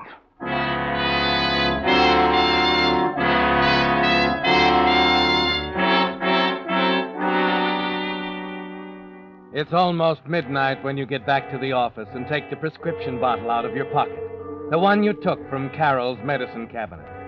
You forget to take off your hat and overcoat as you throw a few pieces of laboratory equipment together. Dissolve the powder in water and make a test.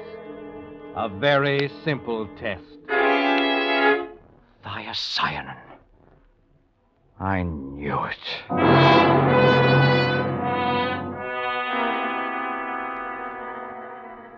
Poison. Well, Paul, it's quite a decision, isn't it? You look down at the blank death certificate on your desk until the letters burn into your brain, and you can see them when you close your eyes.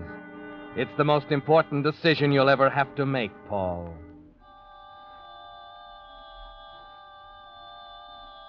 Is that what we're here for?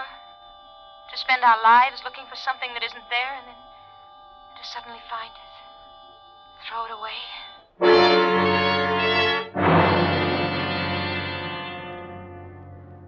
2 o'clock. 3. 4. All you can do is sit and stare at the desk, trying to think it through. Your medical certificate's on one wall, the Hippocratic Oath in a neat black frame on the other. 6 o'clock, 7, 8, and then your nurse arrives. Why, Doctor, you've been here all night. Yes. It's Cameron. He's dead. Well, it was only a matter of time. Yes, I guess it was. I'll make out the certificate. Death from natural causes, angina pectoris acute. Yes, Doctor? Oh, nothing.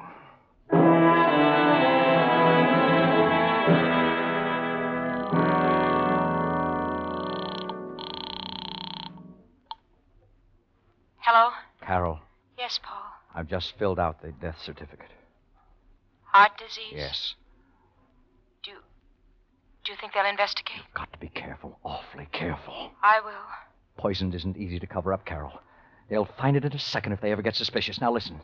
I'll send the certificate over this morning. If nobody gets curious during the next week, I think we'll be safe. All right, Paul. But we mustn't be seen together under any circumstances. I don't want you even to telephone me if you can possibly help it. Okay? Okay.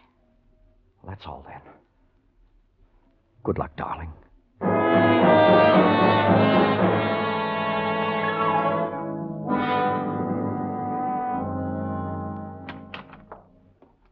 Hello, Evans. Well, hello, Miles. How are you? A little puzzled at the moment. Thought I'd drop in for a minute. I certainly have a chair. Thanks. It's about Cameron. I've had a rather distressing experience. Oh? I've been their family doctor for some time, of course.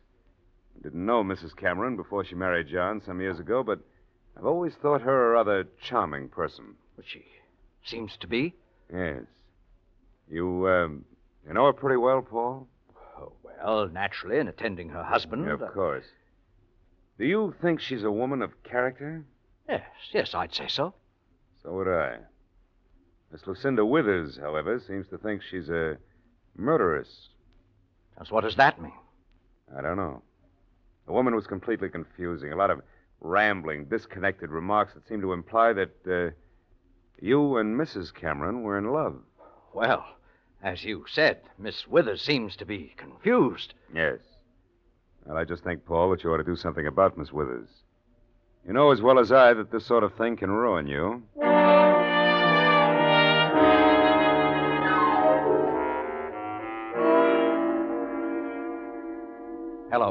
Hello, Carol.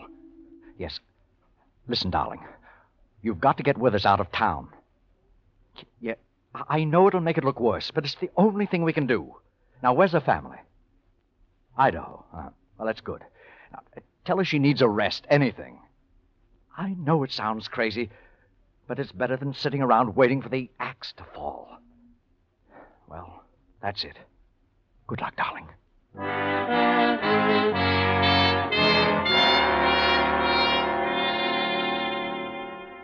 You're walking on thin ice, Paul. You can almost hear it cracking under your feet, and it seems to be getting thinner.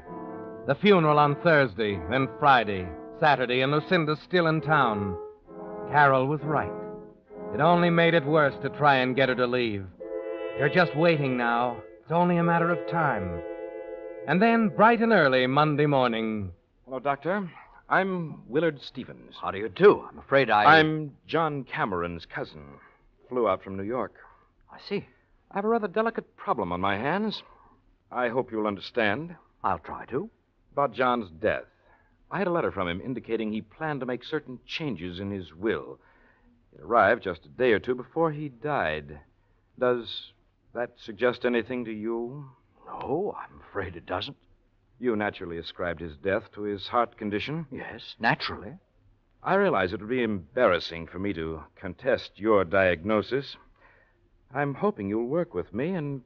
In what? I had a talk with Miss Withers the night I arrived. She's a meddlesome old fool. Oh? How did you know? Dr. Miles told me. Does that answer your question? It answers that question. I assume you have others. Indeed, I have.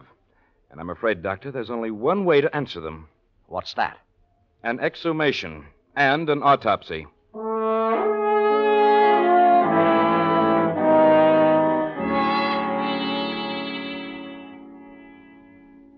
So that's it, Paul. It's all over, isn't it? The autopsy will undoubtedly be tomorrow, and after that, of course, there'll be a trial.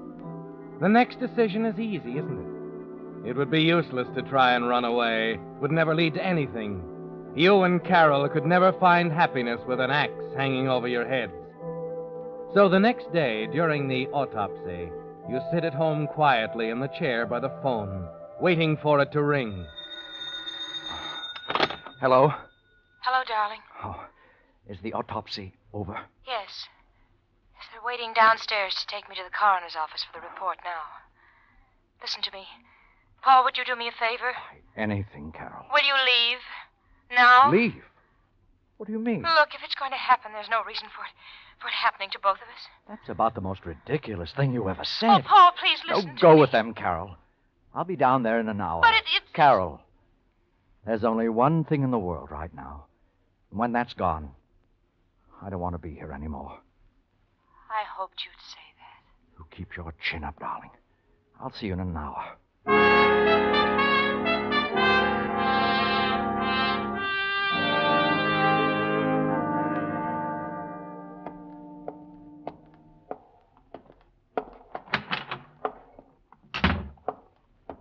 Yes?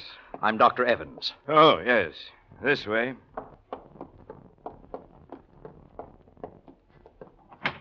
All right, Lieutenant. There he is. Just a minute, Miss Withers. Make him admit it. He's in love with her. It's been going on I for... said just a minute. How about that, Doctor? It's written all over his face. He's in love with her. All right, all right. I am in love with Mrs. Cameron. So what?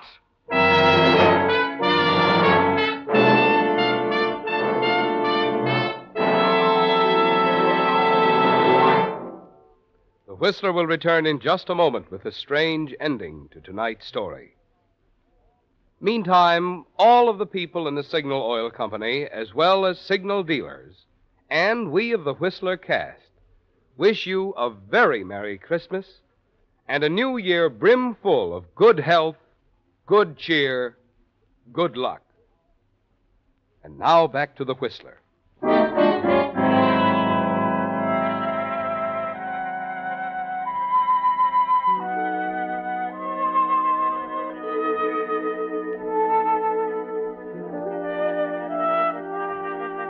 So you stand there, Paul, shouting to the high heavens that you're in love with Carol, with all of them clustered around you like vultures. It doesn't seem to matter anymore, does it? In spite of your love for Carol, you know that sooner or later your sense of responsibility would have forced you to tell the whole story. There's a long silence, and then the police lieutenant slowly walks over to Lucinda Withers. All right, Miss Withers, now that we're all here, maybe you'll tell us why you tried to frame Mrs. Cameron. I don't know what you're talking about. On April 5th, you bought 100 grains of thiocyanate at the Black and White Pharmacy on O'Farrell Street, right? I did no such thing. You signed Evelyn Jones on the register. That's a lie. Is this the woman, Mr. Thorson? That's the woman. I make a practice of remembering the faces of people who buy poison. Excuse me. I think I'd like to sit down. Sure, Doctor. Take a chair over there. Now, Miss Withers, why did you try to frame Mrs. Cameron? Why did you put poison in the medicine you knew she had to give him? I didn't do it. Don't lie to me. Now, what did you do with the bottle? I didn't do anything with it. I left it in the... Oh, you did have the bottle, huh? Why did you try to frame Mrs. Cameron? Why did you try to frame her? She killed him. She killed him just as surely as if she... As if she put the poison in the bottle instead of you, that's it, isn't it? She didn't love him. She never did. He was as good as dead. So you thought you'd finish the job and hang it around her neck? Lieutenant, I must see Mrs. Cameron. Where is she? In the next room, lying down. Go ahead, Dr. Evans. Now, Miss Withers, we're going to take this all down right from the very... Carol, You're looking for Mrs. Cameron?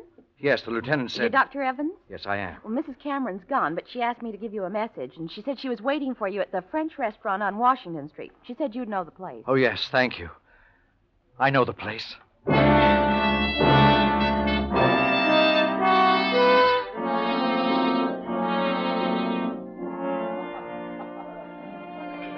Carol. Oh, Paul. Carol. Oh, please sit down, Paul. Here it is, the same table, as before. And we said it would never happen again. Yes, the nerve of us, saying what will and won't happen. We were fools, Paul. I was the fool, thinking all the time that you'd killed him. I know, but you had every reason when I think how I acted after it happened. But I thought it was you. You gave me his prescription that morning, and an hour after I gave it to him, he was dead. We were both wrong. It was Lucinda who killed him. She thinks she did. They say they'll have a better case against her if they let her confess it first before they tell her. Tell her what? Paul, when you brought the new prescription that morning, the old bottle was still half full. And that's the one she put the poison in. What? That's the way it happened, Paul. You see, darling, I used the new bottle the night he died. That's why I was so sure you did it. The prescription was perfectly all right. There was nothing... Of course it was. And I was so sure he was poisoned. Those symptoms... Lucinda was lying, Paul, about the burning in his throat and the cramps. Don't you see? Then the autopsy was okay. There was no murder. No, there was no murder, Paul. You see, darling, your diagnosis was correct. John died of natural causes, just as you said on the certificate.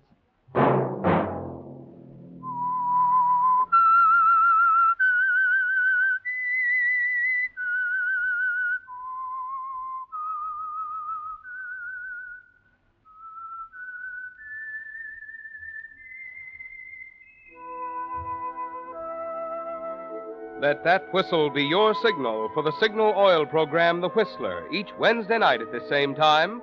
Brought to you by the Signal Oil Company, marketers of Signal gasoline and motor oil and fine quality automotive accessories. Signal has asked me to remind you to get the most driving pleasure, drive at sensible speeds, be courteous, and obey traffic regulations. It may save a life, possibly your own.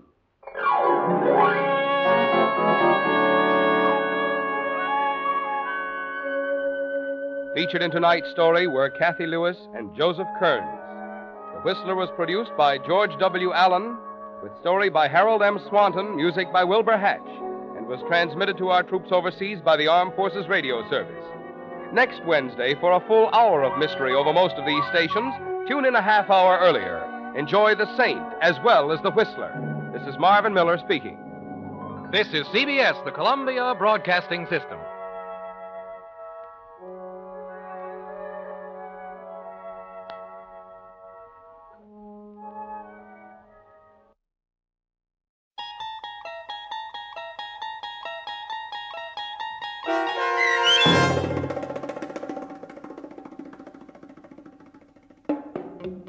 You Drive, starring John Hurd, with Stacy Keach as your narrator, was adapted for radio by Dennis Etchison and written for The Twilight Zone by Earl Hammer Jr. Heard in the cast were Meg Thalken, Jeff Lupetin, Ann Whitney, Doug James, Darren Stevens, Carl Amari, Alyssa Fraden, Elizabeth Lido, Kip Karstedt, C.J. Amari, and Christopher Bolf.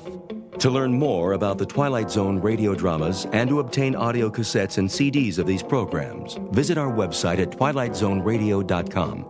The producers of The Twilight Zone wish to thank CBS Enterprises, Carol Serling, Dennis Etchison, Dick Brescia Associates, Claire Simon Casting, Terry Jennings, XM Satellite Radio, Sirius Satellite Radio, our sponsors and our radio affiliates for helping make this series possible. This copyrighted radio series is produced and directed by Carl Amari for Falcon Picture Group. Audio editing, sound design, Foley effects, and mix for the Twilight Zone radio dramas are by Cerny American creatives Craig Lee, Michael Slaybach, Bob Benson, and Jason Rizzo. To learn more about the Twilight Zone radio dramas and to contact us, visit our official website at twilightzoneradio.com. Doug James speaking.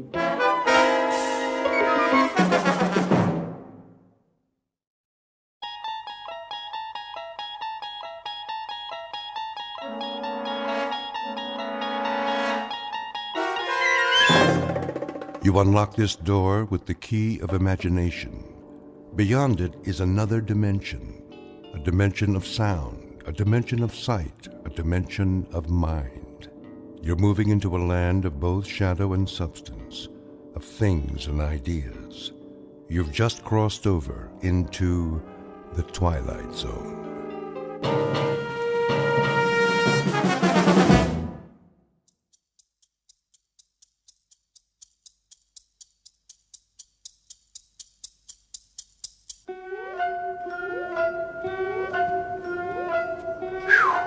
$5 finally. The day's getting longer or what?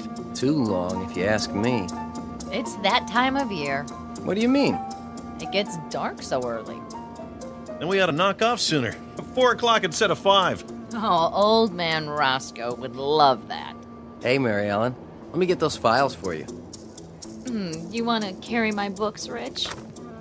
No problem. I guess not, for a big, strong man like you. I was wondering, how about I buy you a drink?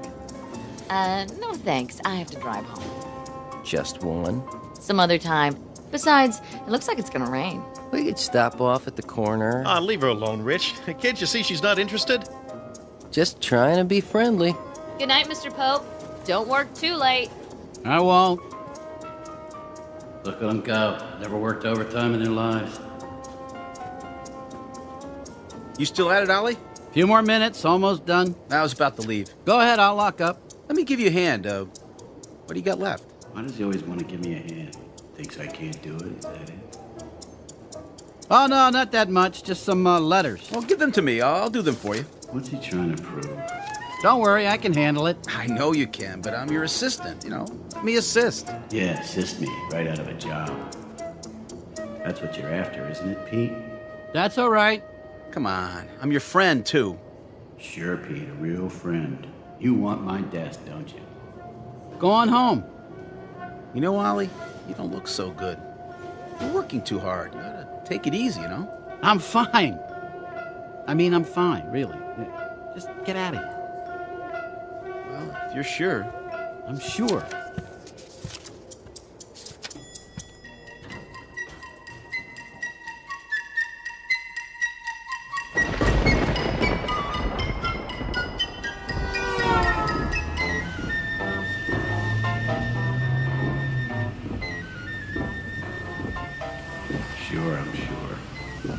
working too hard.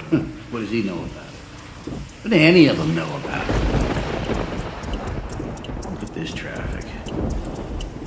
You'd think it never rained in this town before. Pull over, let me pass. What's the matter with these drivers? All a man wants is to get home after a hard day. They probably don't even have a home. Creeping off to the nearest bar, knock back a few. Make the light! Go on through! Punch it! Come on, it's still yellow. Make the turn!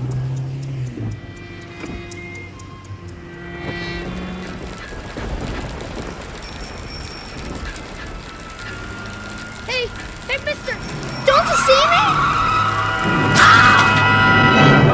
Help! He tried to hit the newspaper boy. I saw the whole thing. Stop! Somebody stop that car. Help! Police!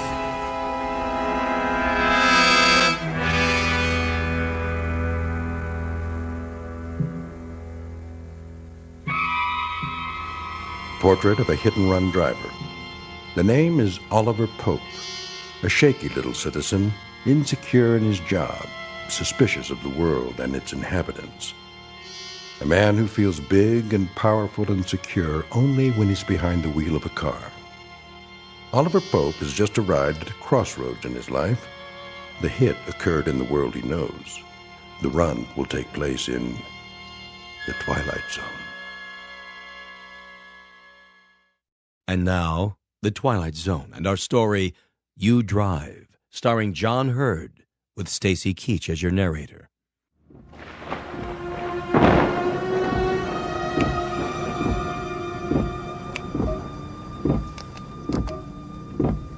Come on, garage door. Open! What's the matter with this thing?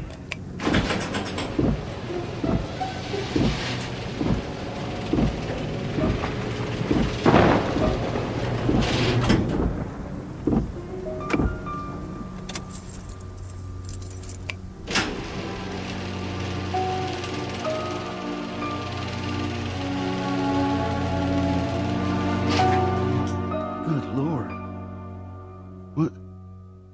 What have I done?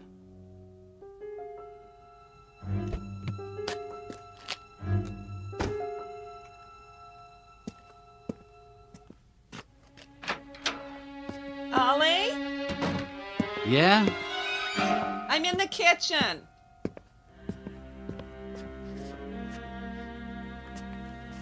Did you put the car away? What? The car. Why did you put it in the garage? I thought we were going to the movie. It's raining, Lillian. Well, still, it was supposed to stop. Well, it hasn't. Where are you going? Dinner's almost ready. We can still make the first show.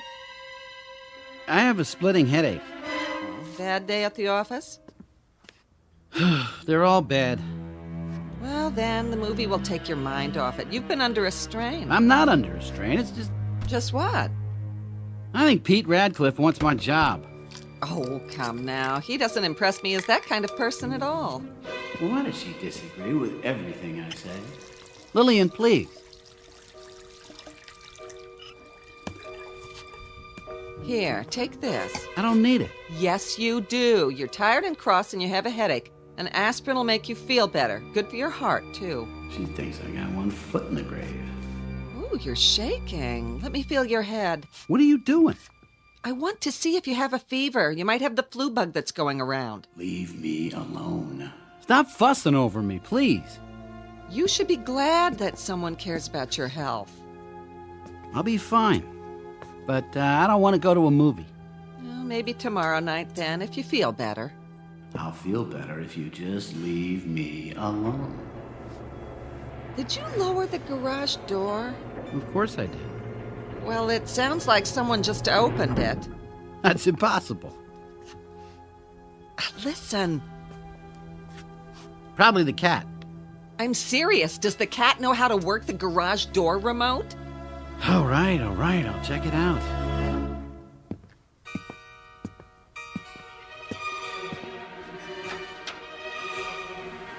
Who's there? close it.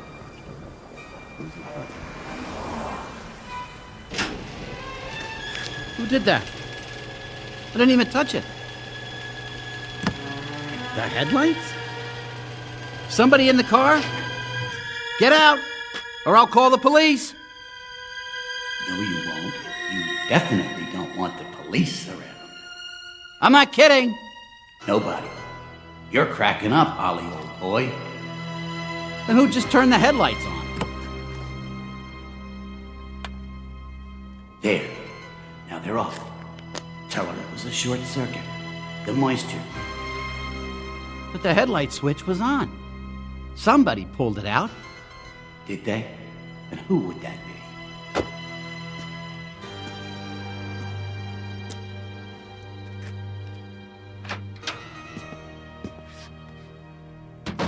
Well?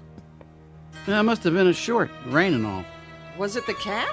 I don't know, Lillian. Did you turn the car lights on? Yes. I mean, I turned them off. You mean they turned themselves on? Faulty connection or something? Shouldn't be acting that way. We just had a $200 tune-up. You didn't see the paper out there, did you? No. Oh, the boy's late tonight. I guess it's the rain. Here's your supper. I don't have much of an appetite. Oliver, sit. You need your nourishment. I'm gonna lie down for a while. I got a lot on my mind. Oh, no. You'll eat your salad and then we'll see. Greens for what ails you. Sit.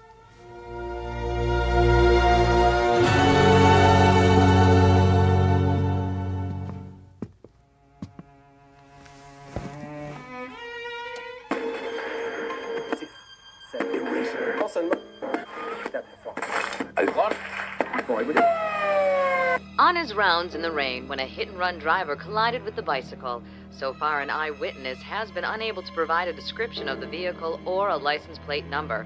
We'll bring you any late-breaking developments. Back to you in the studio. John? What are you watching? Nothing. I just thought I'd catch the news. I thought you were going to lie down. I am. Well, try to get some rest. I'll check on you in a little while.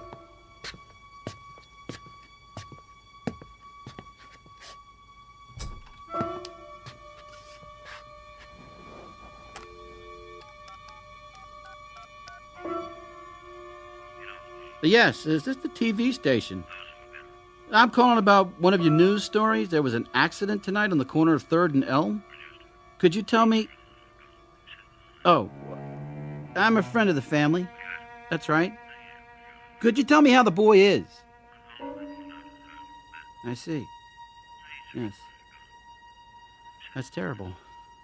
Terrible. Critical condition. What do I do now? What if...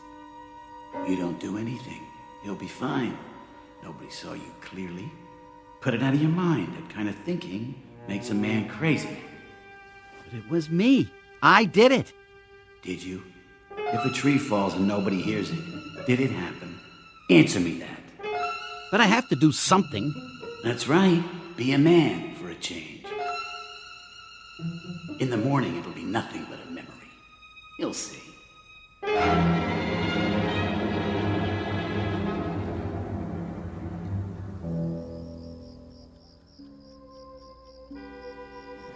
What in the...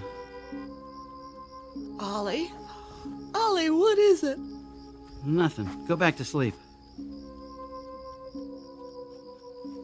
Oh, come to bed. Why are you standing at the window? I couldn't sleep.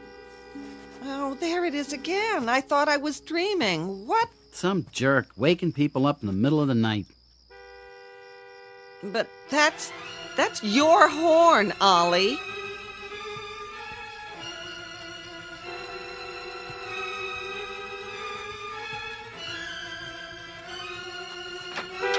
Who's out there? Who's doing this? Huh.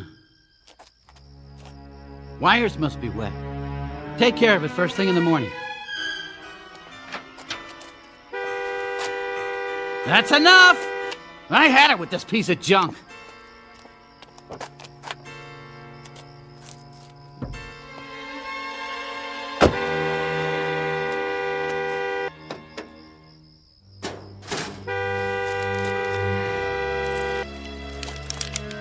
that wire. There. Stupid car. You trying to kill me, slamming the hood like that? I never even touched it. You tell him, Ollie. Don't let a piece of machinery push you around.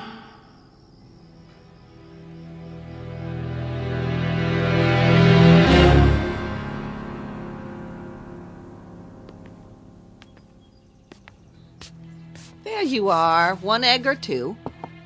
Just toast. Well, the morning paper came.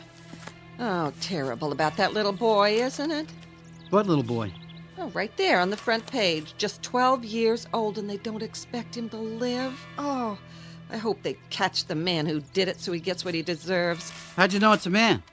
Oh, didn't you read that far? There was a witness. Oh, drink your juice. I'll make your toast. You gotta have more than that. How can you expect to do a day's work on 1 piece of toast? I'm not going to work. I don't feel so hot. I thought you said you fixed that. I did. Are you sure there wasn't someone in the garage last night? I told you, okay? The car's old. Nothing works right on it. Our other car was old, and it didn't go honking its head off in the middle of the night. I'm gonna get rid of it. Oh, well, that's just great. Then what will we drive? You know we can't afford a new car. I don't care. Well, I do. I'm going to take it down and have it looked at right after breakfast. You do that if you want, but I'm still getting rid of it. That's it, Ollie. You tell her. You're the boss of her and that car, aren't you? Well, aren't you?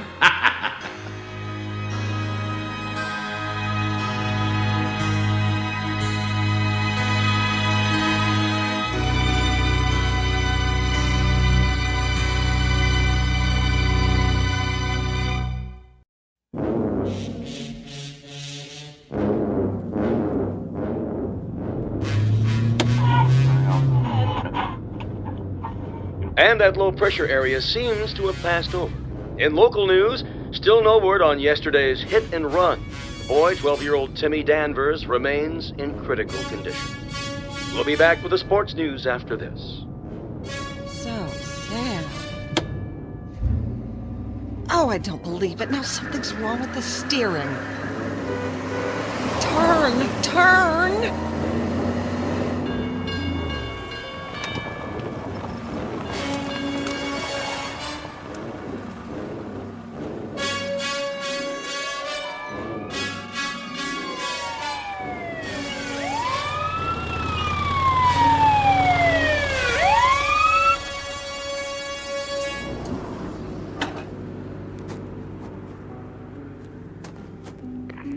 A big rig on Old River School Road. 10-4. Help you, ma'am? Oh, officer, I am so glad to see you. My car seems to have broken down. Do you know where there's a payphone? Back a block at Lincoln. You'll see it. Thank you. Not out of gas, are you? No, the tank's full. Here, let me try to get it started. No, I'm afraid it wouldn't do any good. This car is nothing but trouble.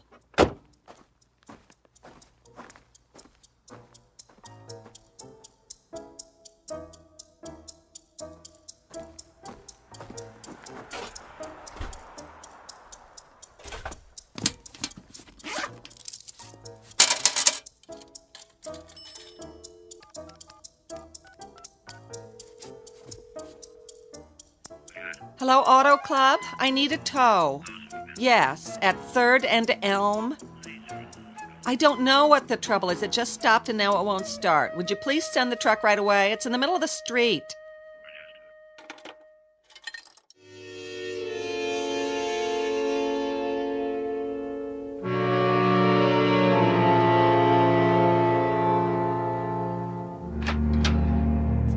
Ollie? In here. What took you so long? Oh, I have never had such a morning. That car! Where is it? I didn't hear you drive up. It's at the garage. I had to take a cab home. What happened? The strangest thing I've ever seen. It all started down there at the corner. I tried to turn right, but I couldn't. What do you mean you couldn't? The wheel wouldn't turn. It wouldn't let me go where I wanted to go. Where was this? Oh, it finally stalled at the intersection near Lincoln. Which intersection exactly? 3rd and Elm. Stalled? The motor died, and there I was, right in traffic. Oh, it was embarrassing. Even the policeman couldn't get it started. Please. What were the police doing there? A motorcycle officer came by while I was waiting. I think he wanted to watch the corner. It's that same corner where the child was run down last night. Maybe they're keeping a lookout in case the driver returns to the scene of the crime. Did he say whether they had any leads yet? Why, yes. As a matter of fact, he said they were very close to making an arrest. Is that right? The witness can almost remember the license plate. Oh, I hope they get him soon.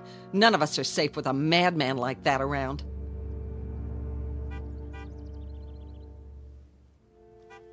What in the... It sounds like... I thought you said it was at the mechanics. Oh, no! What are you trying to pull? Oliver, what are you talking about? You just told me you had it towed for repairs. I did! I tore out the wire to the horn last night. But what is it doing here? That's what I want to know.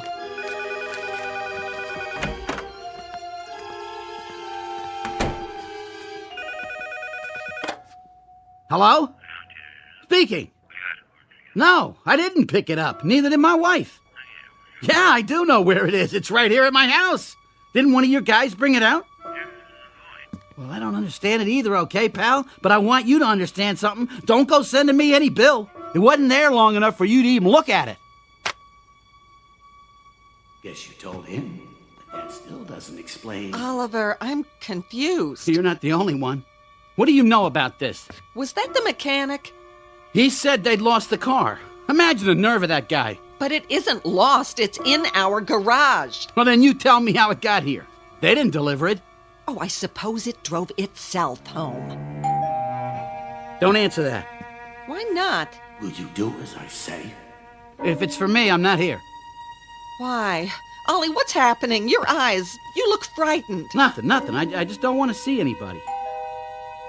I don't know what's come over you, but if you don't get over these heebie-jeebies fast, I'm gonna call the doctor. Are you gonna let her talk to you like that? Be a man. Well, Pete Radcliffe. Morning, Mrs. Pope. Or afternoon, I guess it is. Oh, what a nice surprise. Ollie here? Yes, he's in the kitchen. Could I see him, please? Well, just for a few minutes. He's a little under the weather today. That's what I figured. I thought I'd stop by in my lunch hour. How's he doing? Oh, nothing serious. I think it's just a touch of the flu. He's in the kitchen. Ah, guess who's here? Hey, Ollie boy. I hear that mystery bug's got you down for the count, huh? Not quite. I'll be back to work tomorrow. Oh, I hope so, buddy. Kind of slow around there without you. He's lying through his teeth. What brings you over here, Pete? Well, you didn't show up this morning. I thought I'd do you a favor and empty that in basket of yours. Now that's going too far. Pete, I've got important papers in that basket. Not anymore. I took care of it. Every letter answered. Here they are. All they need is your signature. Give me those. Ollie. Gosh, Ollie, I was just trying to do you a favor. You want to do me a favor? Stop bucking for my job. I take one morning off and already you're making noises like you're the head of the department. Hey, you got me wrong. I was just trying to help so you wouldn't fall behind. Don't try so hard. Think I enjoyed sitting there dictating your letters? Well, I've got better things to do. So, go do them. Nobody's holding you here. I think maybe I will. In case you didn't know, a kid was run down on our street last night. Yeah, he lived just 2 doors away from us. Used to play with my kid. That was one nice, decent, fun-loving, ambitious little kid with a paper route, and some maniac smashed into him with his car and left him bleeding in the rain. We read about it in the paper. Such a shame. They didn't actually hit him, did he? Just ran him off the road. Same difference. Let me tell you, we're watching that corner. He'll show up. They always do. And when he does, he'll give himself away. You haven't heard how the little boy's getting along, have you, Pete? He's dead, Mrs. Pope. About an hour ago. Oh. So long. I'll be going now. Oh, I'll see you to the door. He knows. He doesn't know, Jack. Just tough it out, buddy boy. There's not a mark on your car. They'll nab somebody for it. Just you wait.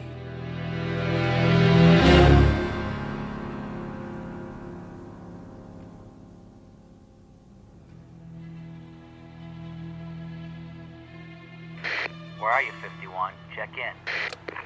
Stakeout, corner of Elm and 3rd. No luck yet. The chief needs you back at the station.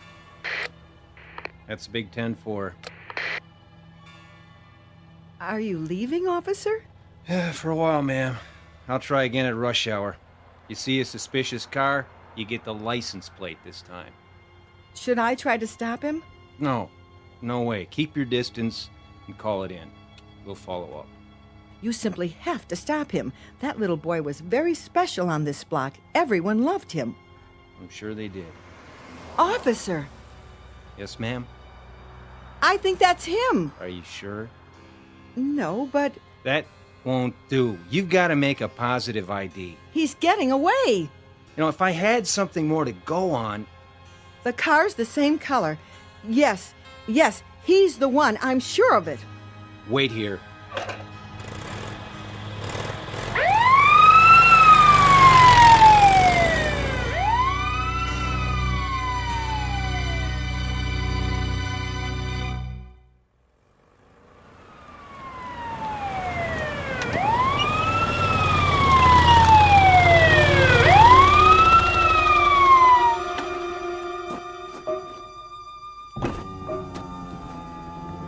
Yes, officer? Driver's license and registration, please. Oh, sure. I just live down the street. How's it coming with that hit and run? Can I ask you a question, sir? Sure. What? Where were you about 6:15 last night? Home with my wife and kids. Why? I've got a witness who says you're wrong. About what? Look, I tell you, I was with... License and registration, and don't try anything funny. You gotta be kidding.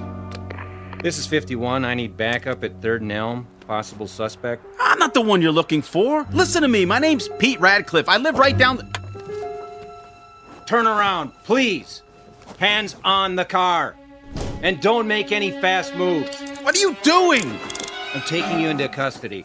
Anything you say can and will be used against you in a court of law. But I'm not the one. Will you listen to me? I'm not him.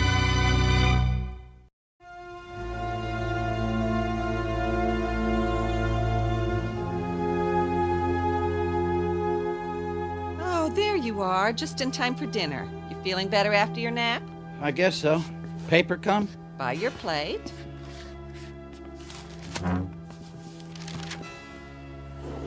I'm just giving you a little chicken broth and some crackers tonight. Nothing too heavy. I know you want to get back to the office tomorrow and... Ollie, what on earth is the matter? Did you see the headline? No, dear, I haven't opened it yet. What does it say? They've made an arrest. About what? You're not making sense. The hit-and-run driver. Really? Well, I'm glad to hear it. But is that any reason for you to take on so? You're as white as a ghost. The man they've arrested is Pete Radcliffe. Let me see. I just can't believe it. Read what it says. Positively identified by an eyewitness. Well, I still don't believe it. Why not? You can tell when a man would do a thing like that. Pete just isn't the type. You don't know him like I do. No, I suppose you're right. You've always claimed he was sneaky after your job and all. Yeah, I guess I don't have to worry about that anymore. Ollie, I'm surprised at you. How can you take satisfaction out of someone else's misfortune? I don't get any pleasure out of it. I just said that I don't have anything to worry about at the office. Oh! Stay calm. Ollie, there is someone in the garage, and now I'm not imagining it this time. There's nobody there. Don't you tell me it was my imagination. You heard it. Aren't you going to look? A little noise, that's all. Could have come from anywhere. It came from the garage. If you're afraid, I'll call the police. No. No police. I'll go.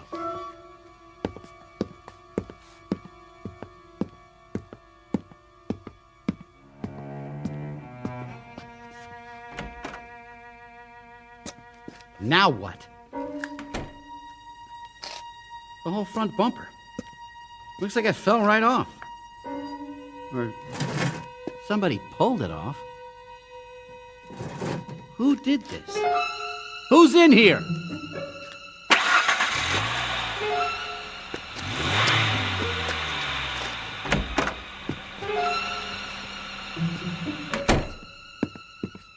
Did you see anybody? No, there's nobody out there. Then what made the noise? That cat. It was pawing around the garbage. It knocked the lid off. Well, it certainly made a racket. Don't you want your chicken broth, dear? No, I don't feel so good.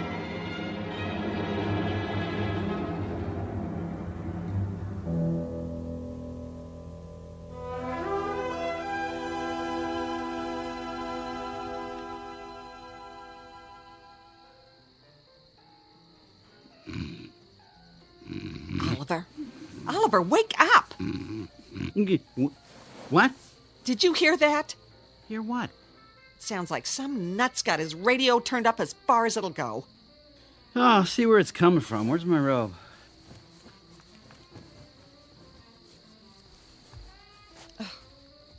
It must be coming from next door at the Cassidys, that teenage boy of theirs. Cut out that noise. People are trying to get some sleep around here. That's telling them. Hey, over there. Did you hear what I just said? Is it at the Cassidys? I think so, but it's so loud they can't hear me. I'll go over. Oh, what can those people be thinking running a radio like that at this time of night? I'll take care of it. Attaboy.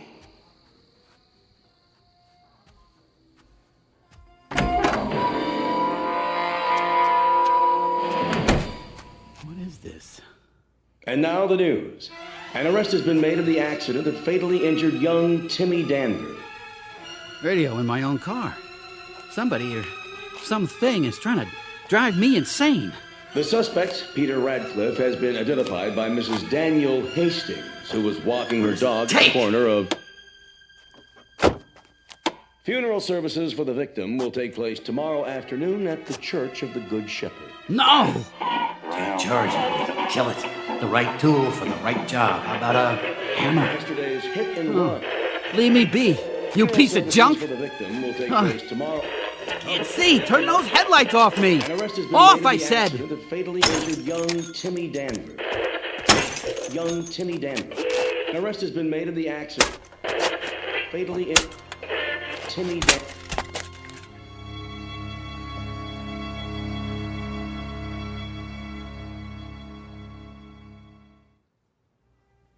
Oh, Ollie, I wanted to surprise you. I don't need any more surprises. I was going to bring you breakfast in bed. I'm not an invalid. A fever and a little lost sleep doesn't make me bedridden. Well, eat as much of it as you can.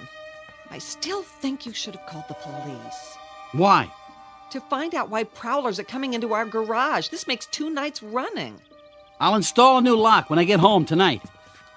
Ollie, you haven't eaten anything. Not hungry. Ollie? Ollie, are you sure? Please, stop fussing. I have to get ready for work.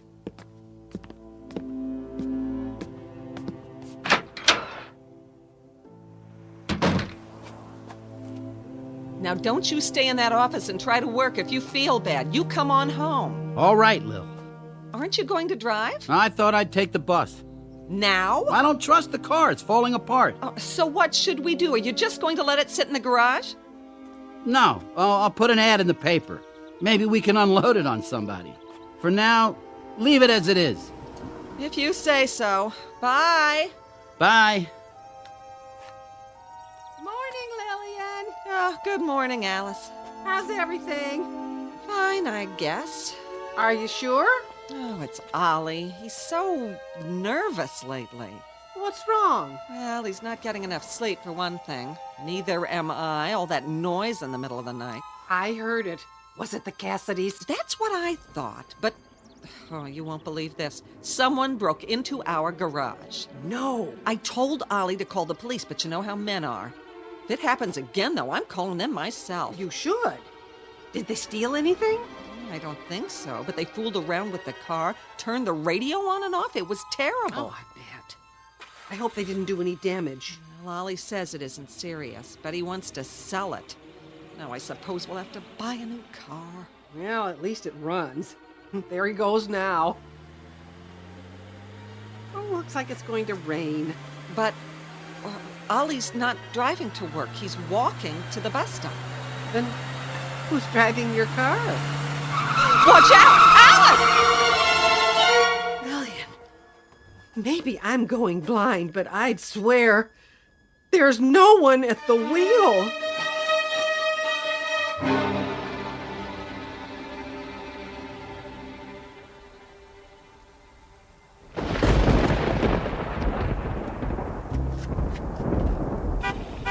I don't believe this. Get away from me. Leave me alone. I said get away. What do you want from me?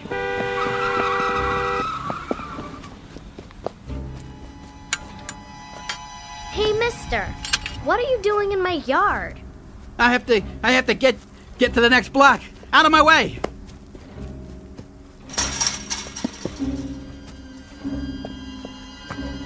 Taxi! Taxi, over here!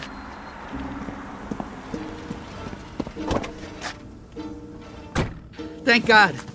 So where are you headed? Anywhere away from here. Yeah, sure thing, pal. Just let me turn around here. No. Stop! Well, who's that? Hey, what's going on here? It could have totaled my head. Hey, listen, fella, watch where you're driving. Don't. Just go. Get out of here.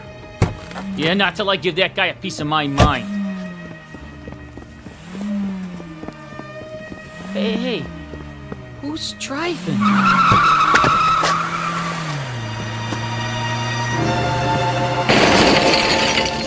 What the heck is going on here? Hey, cops! Somebody's tearing up my cab!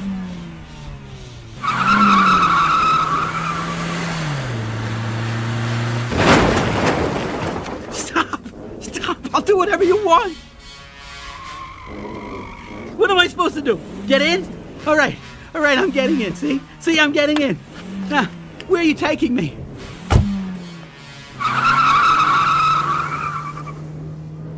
Now you've done it. Is this what you want? For me to get caught? For your crime? Face it, Ollie, old boy. It's not the car. It's you. There was always you. Stop trying to lay it off on a piece of Detroit iron. Stand up and face it for once in your life.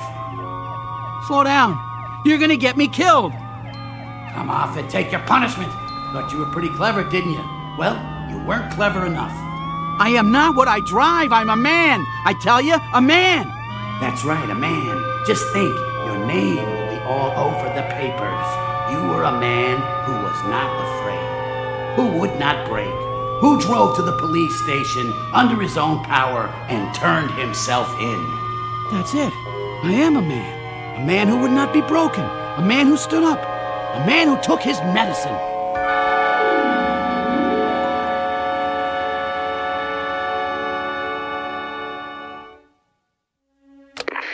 This is an all-points bulletin for drivers within the sound of my voice. Any persons attempting to conceal criminal acts involving their cars are hereby warned. Check first to see that underneath the hood there does not lie a conscience, and that the hum of the engine is not really the beating of something very much like a heart, especially if you're riding along a rain-soaked highway on your way to the Twilight Zone. More from the Twilight Zone after this. You are about to enter another dimension, a dimension not only of sight and sound, but of mind, a journey into a wondrous land of imagination. Next stop, the Twilight Zone. Hi, this is Stacy Keach. I'd like to take a moment to tell you about our Twilight Zone website at twilightzoneradio.com. At twilightzoneradio.com, you'll find the latest information on these Twilight Zone radio dramas, including behind-the-scenes photographs, plus the newest product releases, trivia contests, ways to contact us, other Twilight Zone-related info and merchandise, plus links to other fascinating websites. So make your next stop twilightzoneradio.com. Visit twilightzoneradio.com to purchase these Twilight Zone radio dramas on cassette and CD, or call toll-free 1-866-989-ZONE. That's 1-866-989-9663. Listen at the end of the following program for an important announcement regarding change of time. Have you heard the strange tales of the Whistler?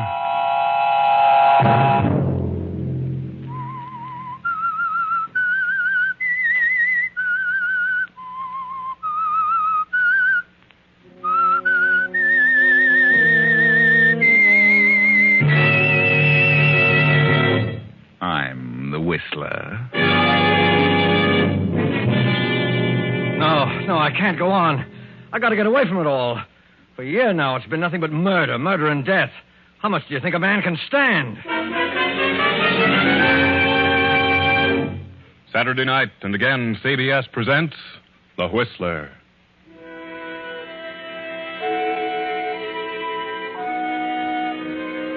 I, the Whistler, know many things, for I walk by night. I know many strange tales, many secrets hidden in the hearts of men and women who have stepped into the shadows. And so I tell you tonight the odd story of the blank wall. A thin, bespectacled little man paces nervously up and down the floor of his office, up and down, back and forth. He runs his hands nervously through his hair. Time after time, he cleans his glasses, lights cigarette upon cigarette. The tension increases with every passing moment. This man is fighting against time. Time.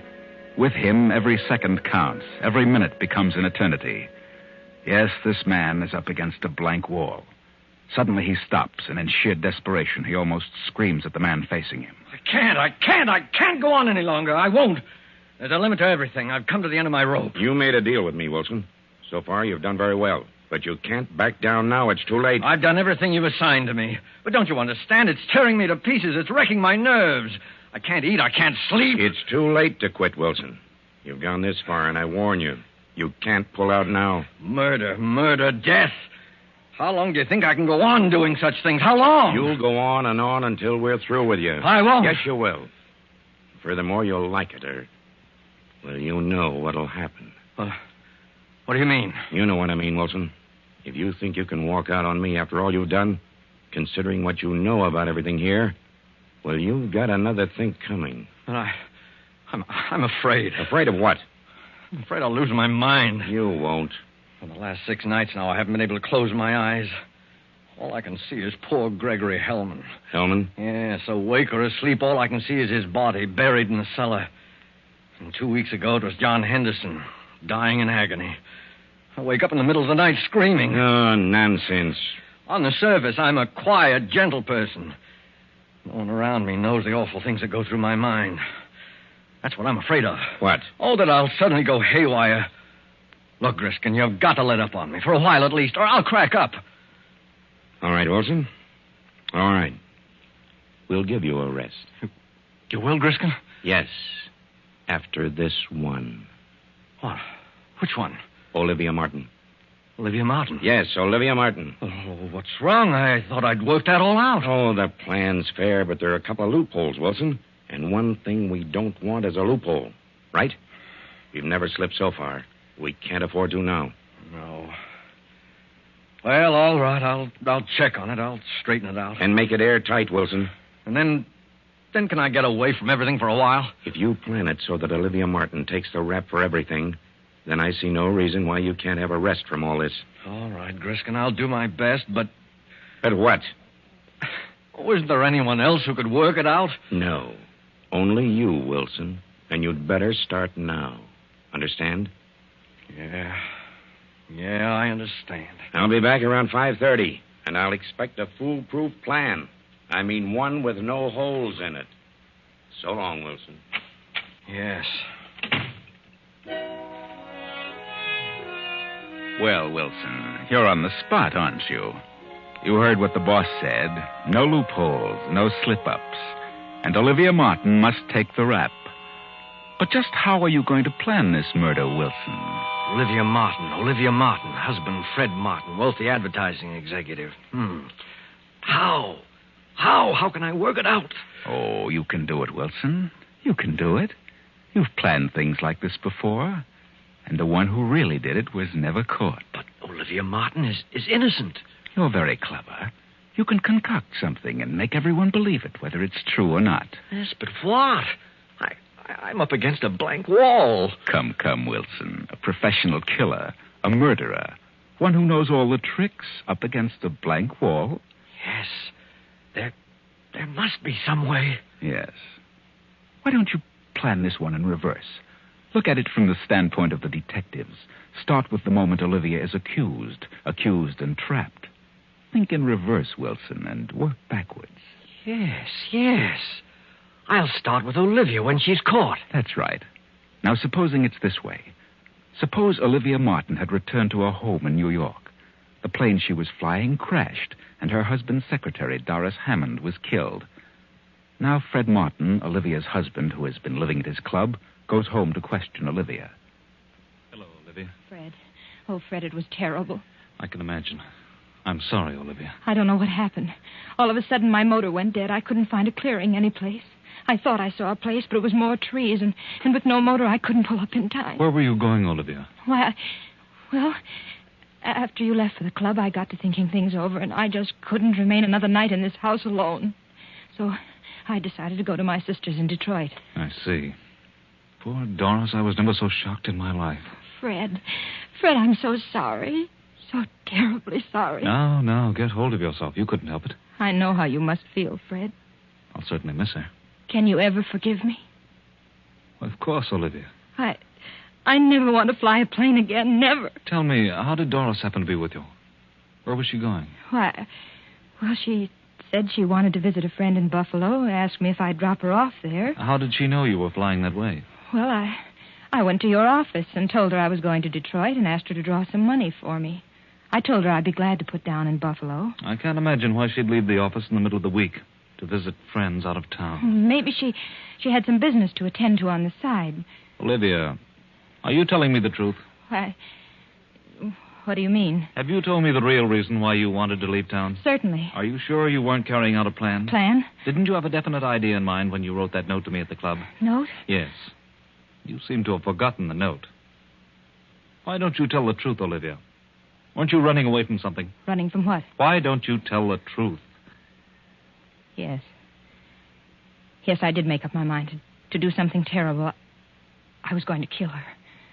And myself. But after I mailed the note to you, I seemed to come to my senses. I couldn't go through with it. So you decided to forget the idea and go on to Detroit? Yes, I swear I changed my mind about killing her. I just couldn't be a murderer. You expect me to believe that? I know what you think, the note and everything, but I didn't do it. The note is certainly evidence against you. Where is the note? You must destroy it, Fred. Don't tell anyone about it. What time did you talk to Doris at the office? About noon, I think. And you mailed the note the night before? Yes. Left town at 5? Yes. What did you do in the meantime? I can't remember. I'm so confused. I went shopping for a while. Are you sure? I changed my plan to kill her by the time morning came. You're going to have a hard time proving that. It's the truth. The police think you did kill her. Police? What do they know about it? They were waiting for me when I got back from Boston. They'd already found the note at my club. That's where you made your big mistake, Olivia. But The detectives are here now. They want to talk to you. Come in, Captain Evans. Thank you. Olivia, this is Captain Evans. Good morning. He'd like to ask you a few questions. Yes. Is it true that your husband left you a few days ago with the idea that you were to get a divorce? Yes. You believed that your husband was in love with another woman? I did. Did you know who that woman was? I did. After he left you, did you write this note to him? Yes, I wrote it, but I didn't mean The next day you got some money at your husband's office. And at exactly 5 o'clock, you took off in your plane. Yes, but I changed my mind. I couldn't go through with it. Where were you between noon and 5 o'clock? I went about town. I really don't remember what I Can did. you prove where you were during that period? I don't see how I could.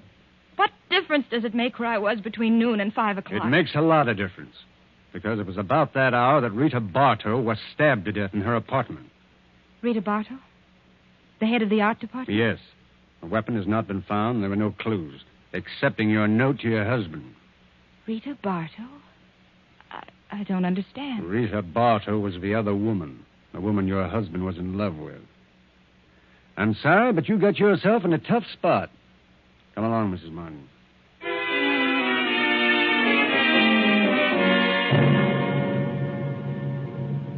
Well, there you are, Wilson. Conclusive evidence against Olivia Martin as the murderer of Rita Bartow. Olivia will never be able to prove where she was between noon and 5 o'clock when she took off. Rita Bartow was dead, stabbed, no weapon found. But why should Olivia kill Rita Bartow? Because Olivia knew her husband was in love with another woman. That's what she said in the note. That's right. But what about that note? How can I manage that? Oh, you can do that easily, Wilson. Someone as clever as you are can arrange a detail like that. Now, let's move back to the day of the plane crash. The day when Doris Hammond, Fred's secretary, was killed in the plane flown by Olivia. Olivia, we are presuming, has told Fred that Doris was going to visit friends in Buffalo. Now let's see what happened between New York and Buffalo. How far have we come now, Mrs. Martin? Oh, I don't know. About 75 miles. That was quite a storm back there. Hope we don't run into any more. I don't like a plane during a storm. I don't know anyone who does. Doris, aren't you just a bit upset over this trip? What do you mean? Just that. Do I seem upset? Yes. Is something preying on your mind? Yes, there is something bothering me. A guilty conscience? What? Isn't that what it is? What are you talking about? Are you looking forward to a nice visit in Buffalo? Well, I don't consider it a visit. It's part of my job. And a very pleasant job, too. I'm sure you'll miss the job and its attending interests. Working late at night, several nights a week. What do you mean by that? Why should I lose my job? Your job isn't all you're going to lose. What? Fred isn't in Buffalo. Where is he? I don't know, but wherever he is, you'll never see him again. Put this plane down. Let me out. You're mad. I'm going to put it down. Straight down on its nose. What? Fred won't think you're so attractive the next time he sees you. You can't do this. You can't. Put that key back in the switch. I won't. Give me that key. Pull up. Those trees. Pull up.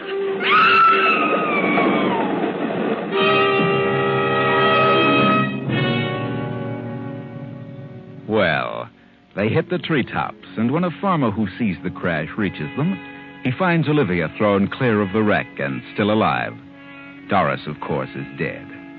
Not bad so far, is it, Wilson? But now what? Now, this should happen after 5 o'clock when Doris and Olivia took off in the plane. Now, what should happen between noon and 5 o'clock?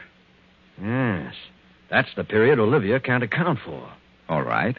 Let's go back to, say, 2 o'clock, 2 in the afternoon. One of your own choice characters, Wilson, who has been working in Fred Martin's advertising agency as an artist, has just returned from an errand on which he's been sent by Doris Hammond. Remember that. Doris Hammond. And the character is Jack Mallory. Jack Mallory, where on earth have you been? You know what time it is, 2 o'clock. Oh, I'm sorry. I got to talking, and I didn't realize the hour. What about the art layout? Did Rita select one? Oh, yes, this one. She made a couple of changes in it. What change? Oh, nothing important. Just wanted this section here set up in red. It stands out better. Yes, so it does. Well, I better put this through right away. Sorry to have been so late with it. I'm glad you got back with it before I left. Left? Mm-hmm. Where are you going, Doris? Mr. Martin phoned. He wants me to join him in Buffalo. Something important has come up. Buffalo? I thought he was in Boston. Yes, but he had to run over to Buffalo in a hurry. Oh, Buffalo? Mm-hmm. Oh, that's strange. What's strange? I mean his being in Buffalo. Oh, what's strange about it? Oh, I don't know. I suppose he could be in Buffalo. What's the matter with you, Jack? Well, nothing. Nothing at all. Lean over here. What? Why? A little closer. What's the matter? Well, of all things. Now I've seen everything.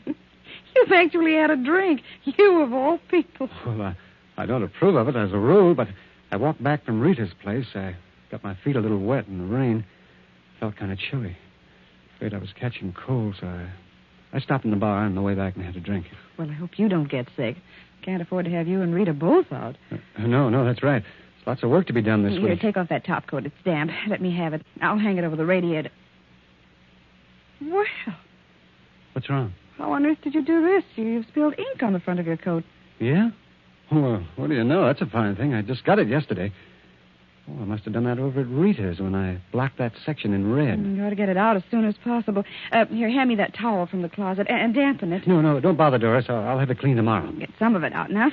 Thanks. Certainly hard to get off. It's probably dried in by now. Strangest ink I ever saw. It doesn't seem to be ink. More like blood, if you ask me. Blood? Let's see. See, that is strange. Let me see that art layout. It does seem a little darker than this on the card. Oh, maybe the cloth has something to do with it. Perhaps. Better let the cleaners worry about it, huh? What time are you leaving, Doris? In a few minutes. I'm flying from the airport around 5. Well, good luck, Doris. I'll see you in a few days. Thanks, Jack. Take care of yourself. And lay off the liquor. That's bad stuff to get started on. Are you kidding?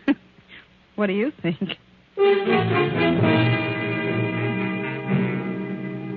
For a few moments, Doris stands staring after Jack as he passes through the door to the outer office. She picks up the towel, studies it for a second, then tosses it into a desk drawer and leaves the office. Now, Wilson, what happened preceding the incident we've just worked out? Well, suppose it's arranged that Olivia Martin visits her husband's office and calls on Doris, her husband's secretary. Good afternoon, Miss Hammond. Oh, how do you do? I'm in rather a hurry. I have a number of things to do this afternoon. Help you? I suppose you're quite busy yourself. Yes, my work always doubled when Fred leaves town. Fred? Yes, Mr. Martin. Oh, yes. My husband. I suppose it does seem strange for an employee to call him Fred. But for some reason I've gotten into the habit and can't seem to break it.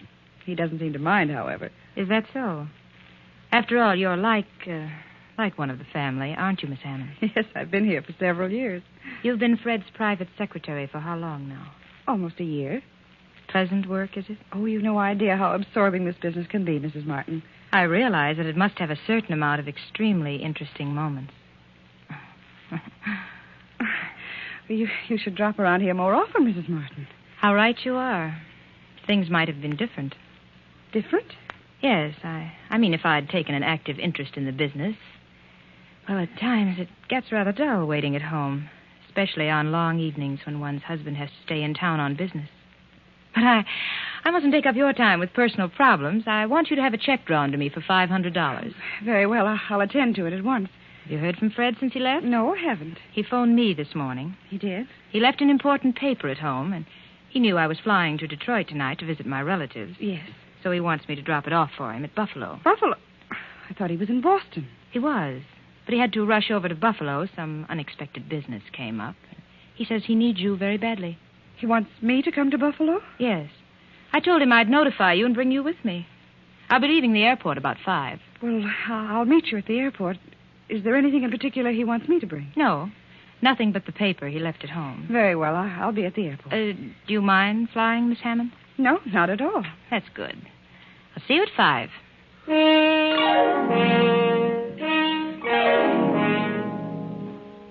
Well, Wilson, so far, so good.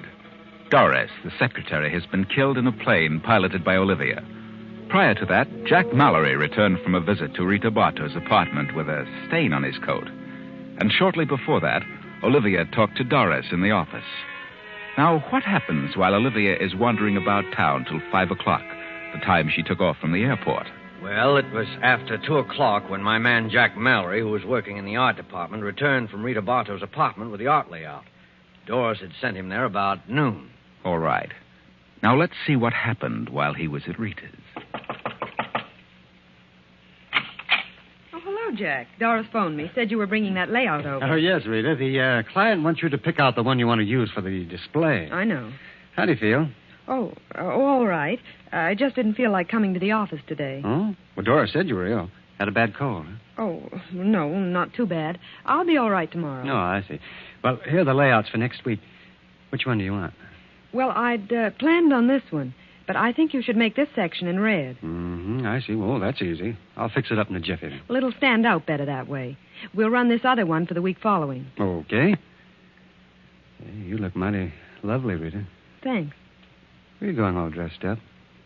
Shouldn't you be in bed? Why, I've got to go out of town this afternoon on that Henderson deal. I wanted to put it off till next week, but Mr. Martin insisted that I get it settled as soon as possible. You shouldn't be running around too much, darling. I don't really have a cold. It's that sinus trouble again. Why don't you try a change of climate, Rita? Change of climate? Uh-huh. Yes, you can take that job in California. Quit Fred Martin after all he's done for me? Well, Fred Martin isn't the only advertising man in the world. No? I should think you'd like California, Rita. I've always wanted to go there. I've had an idea I could do very well. Some nice jobs in the movie art departments. Well, I'm not interested in movies. I've thought about going out there and settling down. Buying a nice little home and really enjoying life. Why should a bachelor do all that? You have ideas about getting married, Jack? Yeah. Yes, I have, Rita. Well, good. I'm glad to hear it.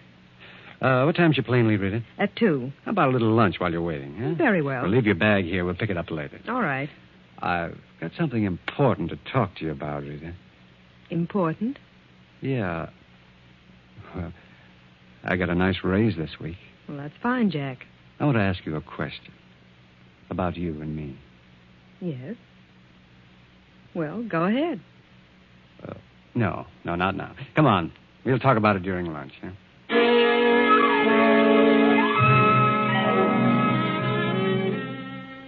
Now, we know, of course, what Jack had to say to Rita. That's obvious. Marriage. But if Rita was ill, why was she leaving for an out-of-town appointment? Well, the next step is the most important.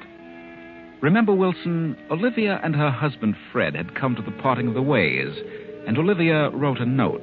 Yes, that was the part that made the whole thing logical, the part that afforded a perfect setup for me. Olivia was pacing the bedroom floor long past midnight when Fred came home and knocked on her door. Olivia? You awake? Yes. Come in. I thought you might be asleep. Asleep? How could I sleep? Well, it's 1 o'clock, isn't it? Yes, Fred. I really didn't realize it was so late. You don't usually bother to see if I'm awake. Don't I? For the past 2 months, you've gone right on to your own room. Yes, I guess I have. Get your business settled? Yes, I had quite a bit to attend to. Have dinner at the club? Oh, yes, the club. Then why didn't you answer my call? I had you paged. They said you hadn't been there this evening. Oh? Well, perhaps I hadn't arrived yet. Really? Well, I think I'll turn in. Good night, Olivia. Why don't you say it? Say what? What you came here to say. What makes you think I had anything particular to say? I've known all evening you were planning to tell me something when you got in. Why, that's nonsense. I've known for months this was coming. I know what sort of business detained you. A woman. What? At first, I believed your stories about working late. But as the weeks passed and I realized you were growing colder, the whole thing became clear to me. Then I knew you were evading me, that you were lying. Go on. We've been married 10 years, Fred. I've done everything humanly possible to make our marriage a success. Have you? I think I have. That's your opinion, Olivia. Oh, Fred, I'm just sick all over. I've tried not to believe it. Oh, let's not have a scene, Olivia, please. What do you expect me to do? Laugh it off? No, not you, Olivia. Certainly not you. I suppose you'll say it's all my fault. I'm to blame for everything. I haven't said anything. Then why don't you? Why beat about the bush? You came here to say something. Say it. Very well, since you put it that way, I will. I'm going out of town tomorrow on business. I'm sending my things to the club. When I return, I intend to live there. Fred. Now, wait a minute, Olivia. I haven't finished. I want you to get a divorce on any grounds you please. Desertion or whatever you wish. Divorce? Do you mean that? I do. Very well. If that's the way you want it, there's nothing else I can do. No, Olivia. Nothing. Good night.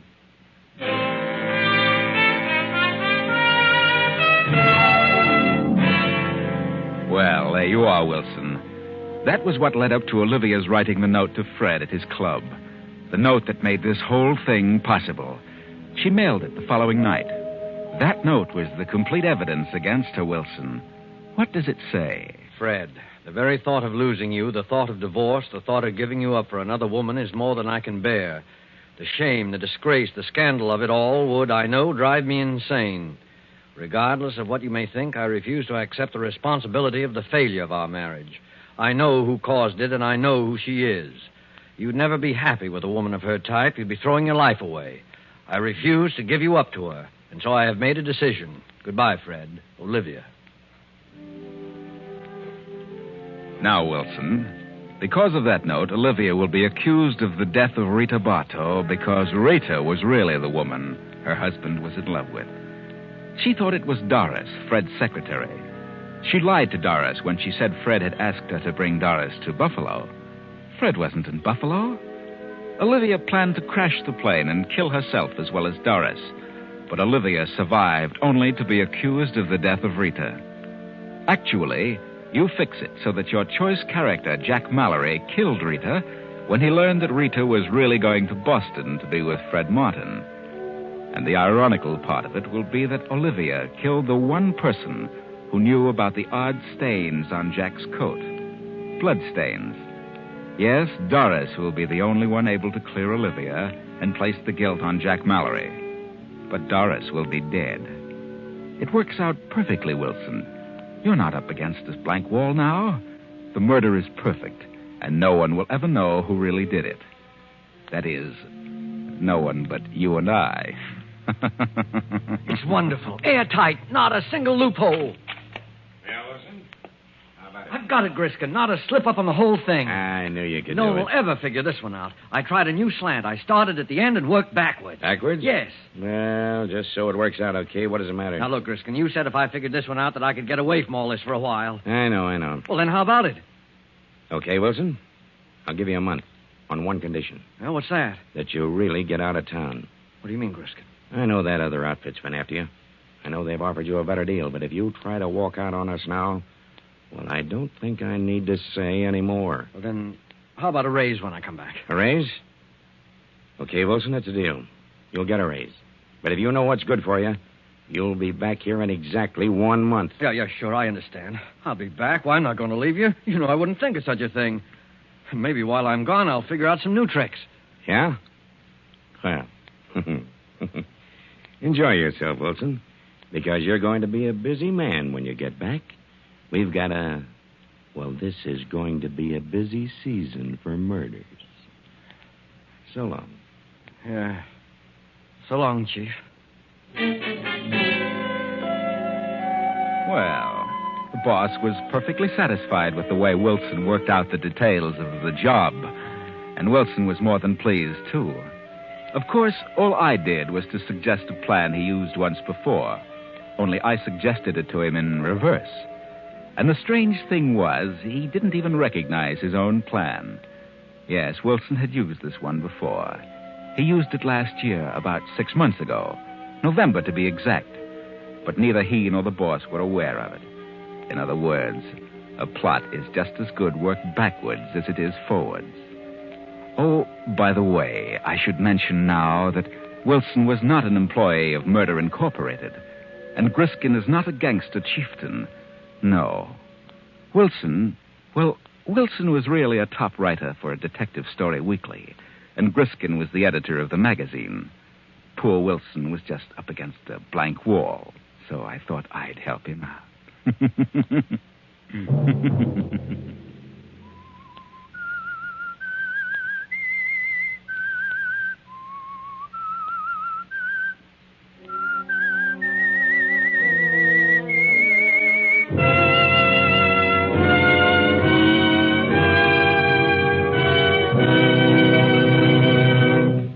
Beginning next week, The Whistler will come to you at a new time. Friday night at 9. Remember, next week, Friday at 9 p.m.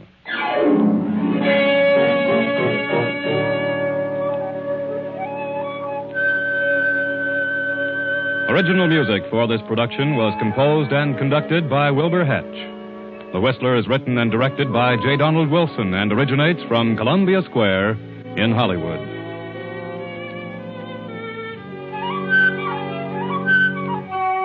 This is CBS, the Columbia Broadcasting System.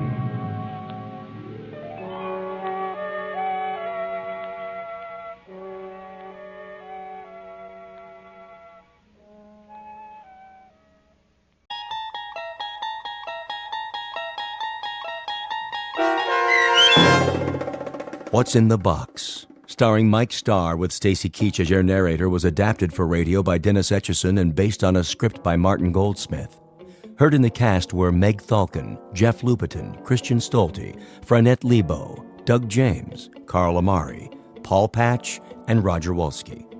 To learn more about the Twilight Zone radio dramas and to obtain audio cassettes and CDs of these programs, visit our website at twilightzoneradio.com.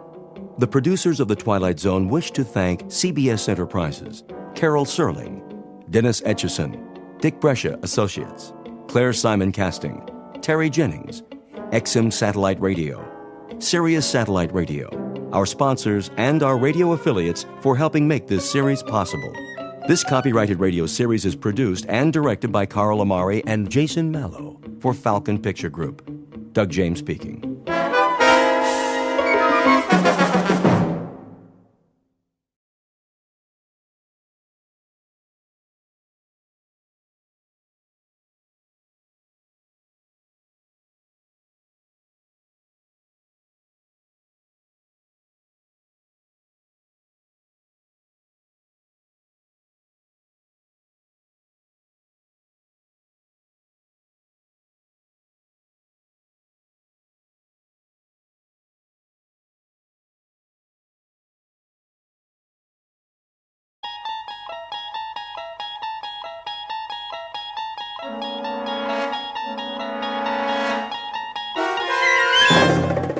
You unlock this door with the key of imagination.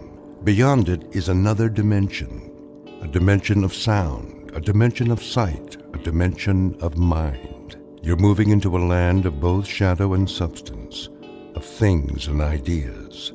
You've just crossed over into the Twilight Zone.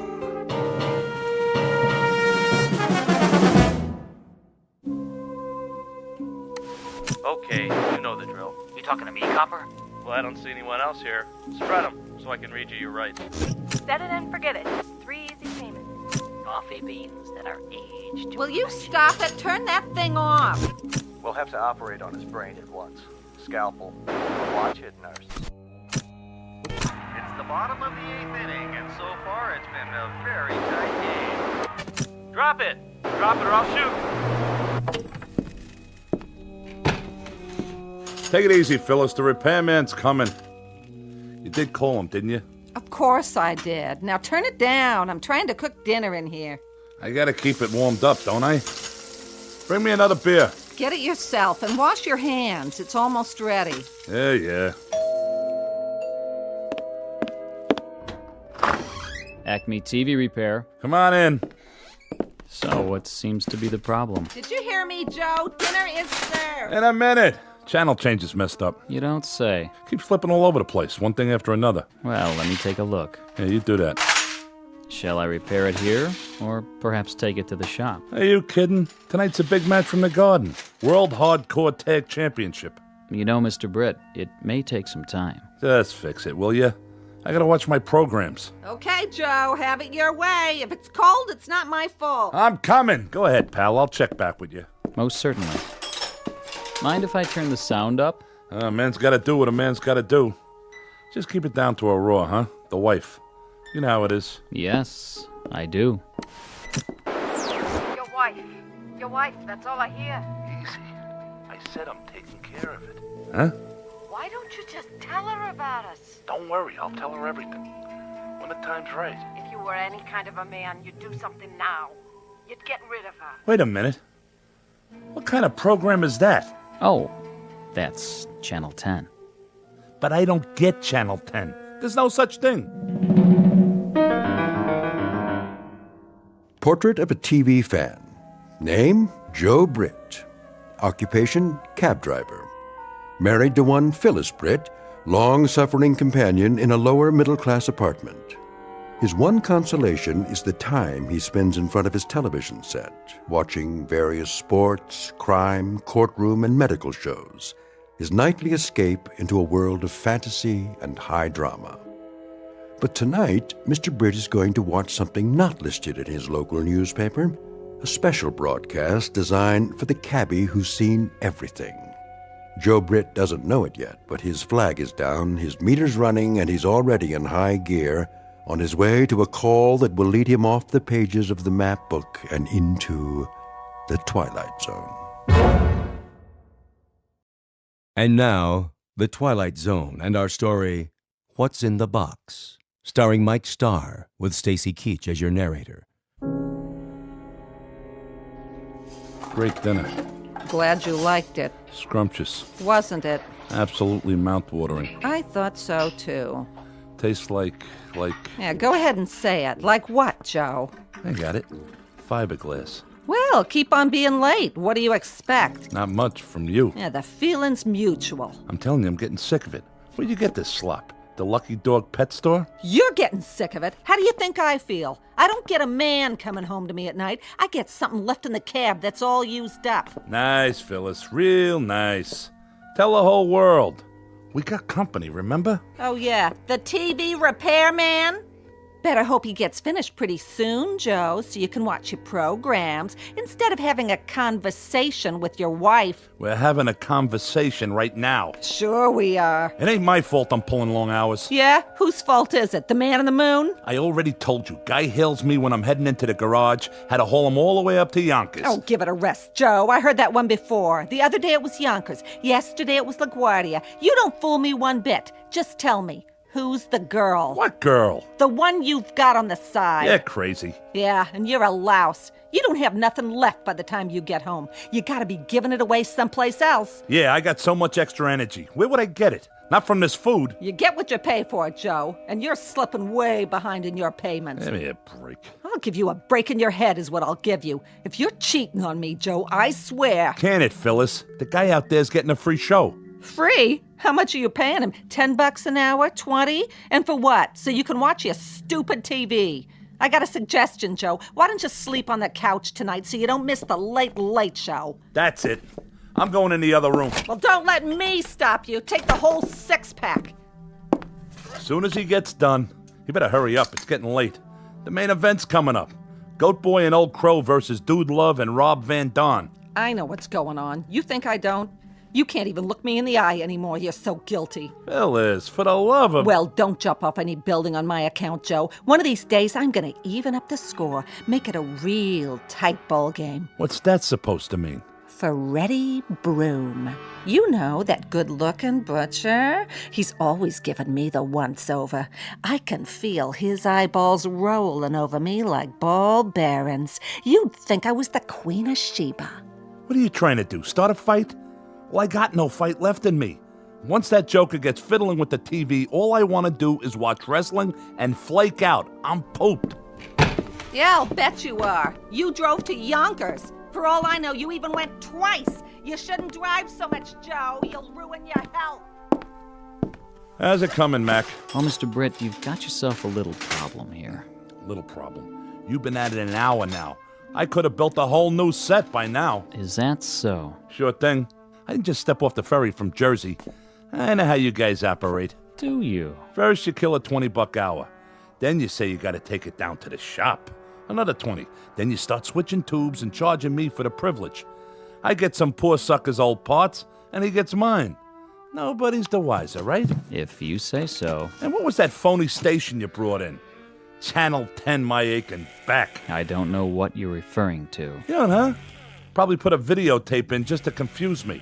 It's a racket, that's what it is. A penny ante Cosa Nostra. Well, the state of New York's got laws against that. So save yourself a headache. I ain't swinging for no big bills, period. In that case, the set's ready. What? You heard me. The set's ready. No charge for my services. Want a beer? On me. No, thanks. Have a pleasant evening. Same to you, pal. Same to you. Now, where's the remote? Hey, Phyllis! Come on in. We can get Channel 10. Your wife, that's all I hear. In a minute, Joe. Hold your horses, baby. What? That guy looks just like... Why don't you do something about her? I trusted you. I didn't hold anything back. I waited and waited. Wait a minute. You drove me all the way out to the park in your taxi, and now you won't even speak to me. What's the matter? I'm talking to you. What's the matter, Joe? How did they know? There wasn't no camera around. What do you want from me? Marry me. Marry you? What are you, crazy? If you don't, I'll tell her everything. Like what? I'm a bigamist? Look, baby, we're talking about two different things. Love is flowers and wine with dinner. Marriage is a floor mop and 2 pounds of hamburger. I'm serious, Joe. So, how's the picture? The picture? Look at you, you slob. You spilled your beer. It'll dry out. It's a good thing your mother gave us this rug. I hate it anyway. Even beer stains is an improvement. Take it easy. You say we can see Channel 10, so where is it? I turned it off. Well, turn it on again. Maybe later. Later, I've got the stove to clean. Turn it off, Phyllis. Quit clowning. Give me that thing. What are you, nuts or something? Never mind. You yelled to come in and look at Channel 10, and then when I drop everything...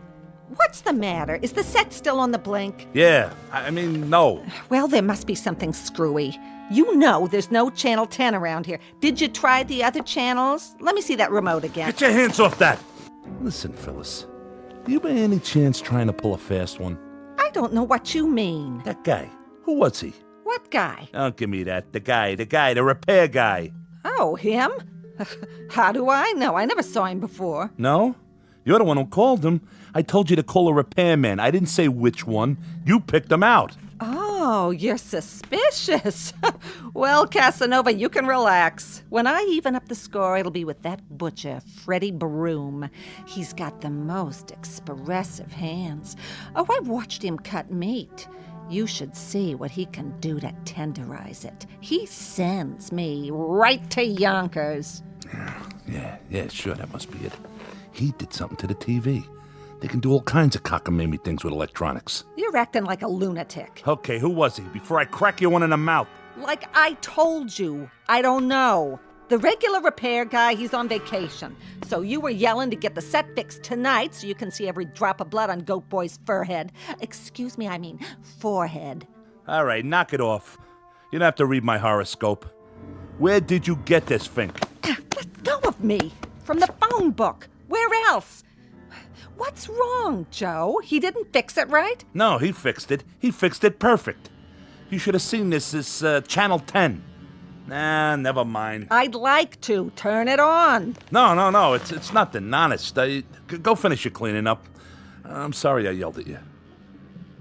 See, I guess the traffic got to me. Yeah, that's it.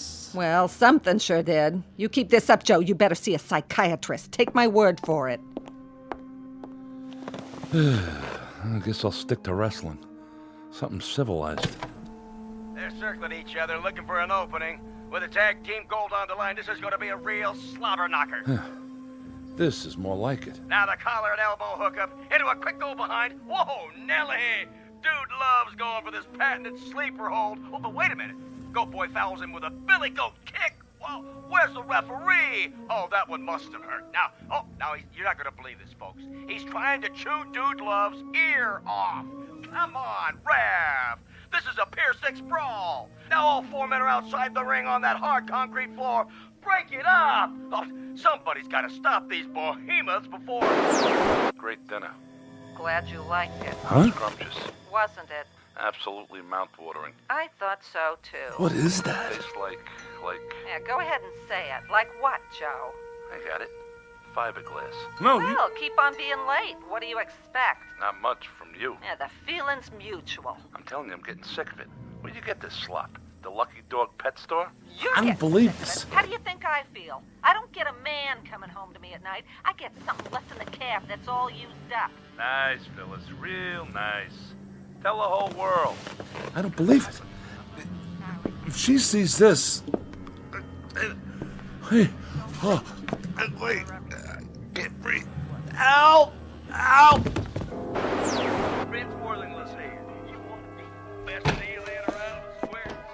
Joe, I'm all finished. Let's watch something together for once. Even your wrestling, for a while at least.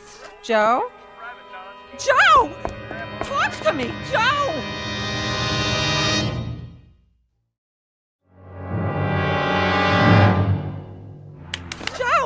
Joe, wake up. Are you all right? What happened? I don't know. Here, get up on the couch. I must have fainted or something. Are you okay? Yeah, sure. What happened? Maybe something I ate. Yeah, that's it. It tasted kind of funny. Well, why wouldn't it? I had to heat it up 3 times. Twice would have been enough. Now listen to me, Joe. Huh? It may be your heart. Oh, come on. I'm serious. All that overtime, it's not good for you. You ain't kidding. You'd better go to bed while I call the doctor. No. There's nothing wrong with me. Sure, Joe. You just keeled over for no reason. It's the television. What? There's something screwy with the TV. Are we on that again? Phyllis, I got something to ask you. I'm listening. Here, put your feet up. You want some hot chocolate? This is important. Are you sure you never saw that repair guy before? I'm going to call the doctor. Come here. Sit down. I told you I got something important to talk about. All right. What is it? Phyllis, what would you say if I told you that I saw myself? Oh, Joe, please. I'm serious. wearing my regular clothes, just like I look right now. I'd say you looked in the mirror. I do that all the time, and I don't like what I see either, but it's nothing to faint about. Like Frank Sinatra said, that's life. Nobody's getting any younger. But what are we going to do about it? The moving finger writes and haven't written a... I said, listen, I'm talking here. Phyllis, I saw myself on TV. Really? Was it that candid camera? I hope you were smiling. You always had a real nice smile. No, it wasn't the candid camera. What would you say if I told you I saw you on TV, too? When? Just now. I'd say you're cracked, Joe. I haven't been out of the apartment all day. Then somebody's spying on us. If you really think that, you must be losing your marbles. Why would anyone want to spy on us? It's not like we ever do anything anymore. Nothing to write home about. Enough! Okay, forget it. Either you really are a bird brain or you're in on it. Ain't there something you want to tell me, Phyllis? Look me in the eye. I'm giving you a chance to come clean. Joey, you know better than that. Never mind that Joey stuff. I'm on to you. You're trying to trap me. You set me up, didn't you? Joe, you're scaring me. Well, you'll have to get up mighty early in the morning to get the drop on Joe Britt. You must be sick. You're not yourself. Now, you listen to me. You go into the kitchen and you look up that repair guy in the phone book. Tell him to get back here on the double. Understand?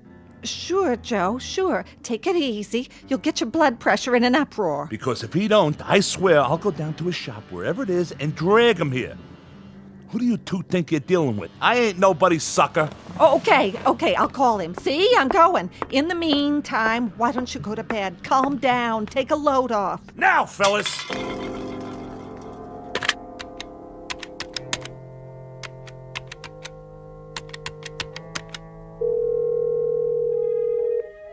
Hello?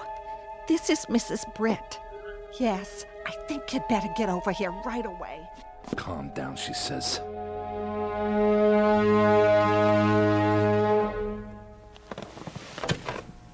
Come here. What do you see now, huh, Joe? What do you see? I'm on to you. You're nuts. We'll see about that. Ha! Missed me. I'll kill you. What's that? Say it again, Joe, so the neighbors will hear. I have witnesses. I said I'll kill you. Oh, no, you don't. Not my mother's face. Stand right there. Put it down, Joe. It's an antique. Yeah? An antique, huh? What's it gonna be worth in a minute? You lousy, no good. Come to Papa. Get away from me. I got you cornered. No place to go now. I don't like that look in your eye. Unless it's out that window. Joe, put it down. Not the vase. Don't you try to run or I'll smash it, I swear. No! Get away from the window. Let go of me! Phyllis! Phyllis, honey! Oh. Phyllis. Phyllis! Yeah? What's the matter now, Joe? Joe? What's the matter? Can't you hear? Can't you see? Look! Look at what? The TV! What about it? On the screen! There's nothing on the screen. See for yourself. But I saw it, I tell you. You and me right here in this room. What are you talking about? Channel 10 again? I told you, Joe, we don't get Channel 10. It's a trick. It's gotta be. Somebody's playing a trick on me. Why? Why?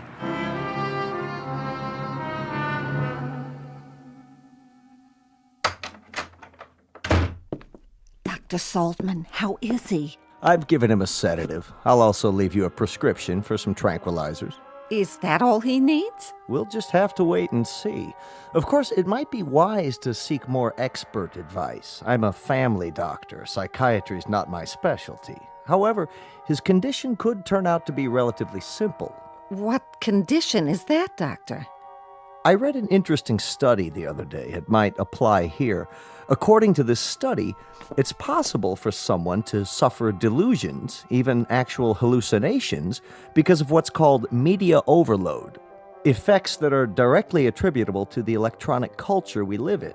Why don't you give it to me in plain English? I can take it. Well, for example, television. You told me your husband's an addict. Perhaps he's been staring at this mixed blessing, so to speak, for such a long time that its reality has become his.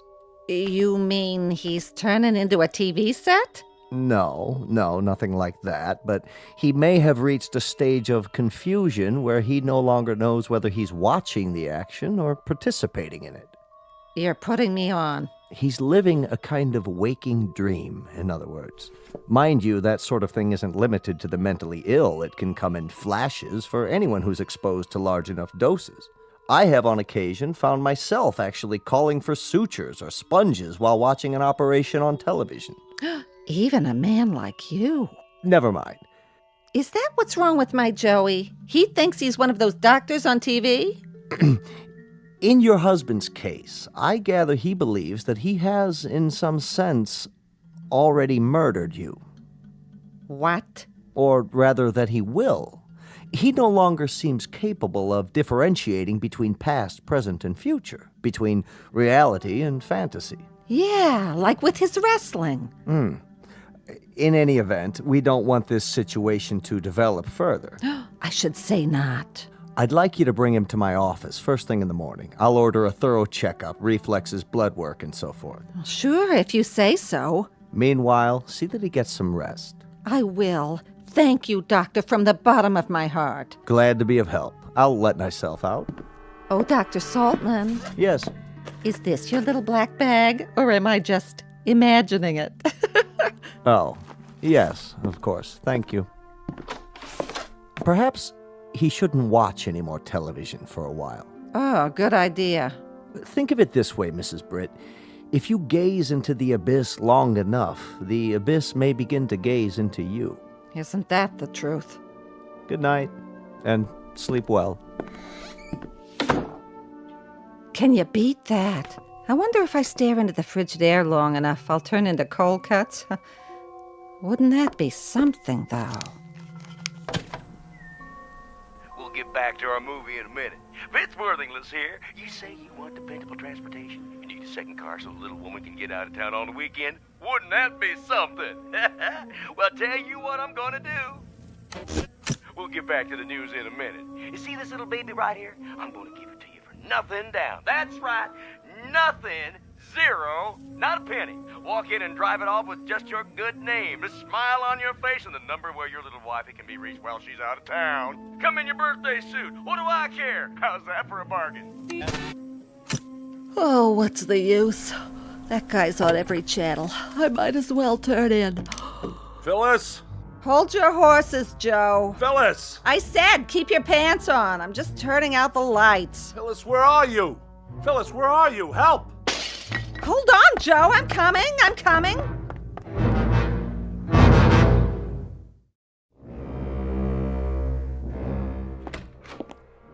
What was that noise? I heard a crash. The mirror. What did you do? The mirror on the dresser. I looked in it, and I saw this room. And in this room, I saw you, Phyllis. You were arguing with someone. And I didn't want to see that. So I threw the water glass and broke it. I'll clean it up. Now lie back down. The doctor wants you to sleep. I can't sleep. You wouldn't be able to either if you'd seen what I saw. So, okay, stay awake.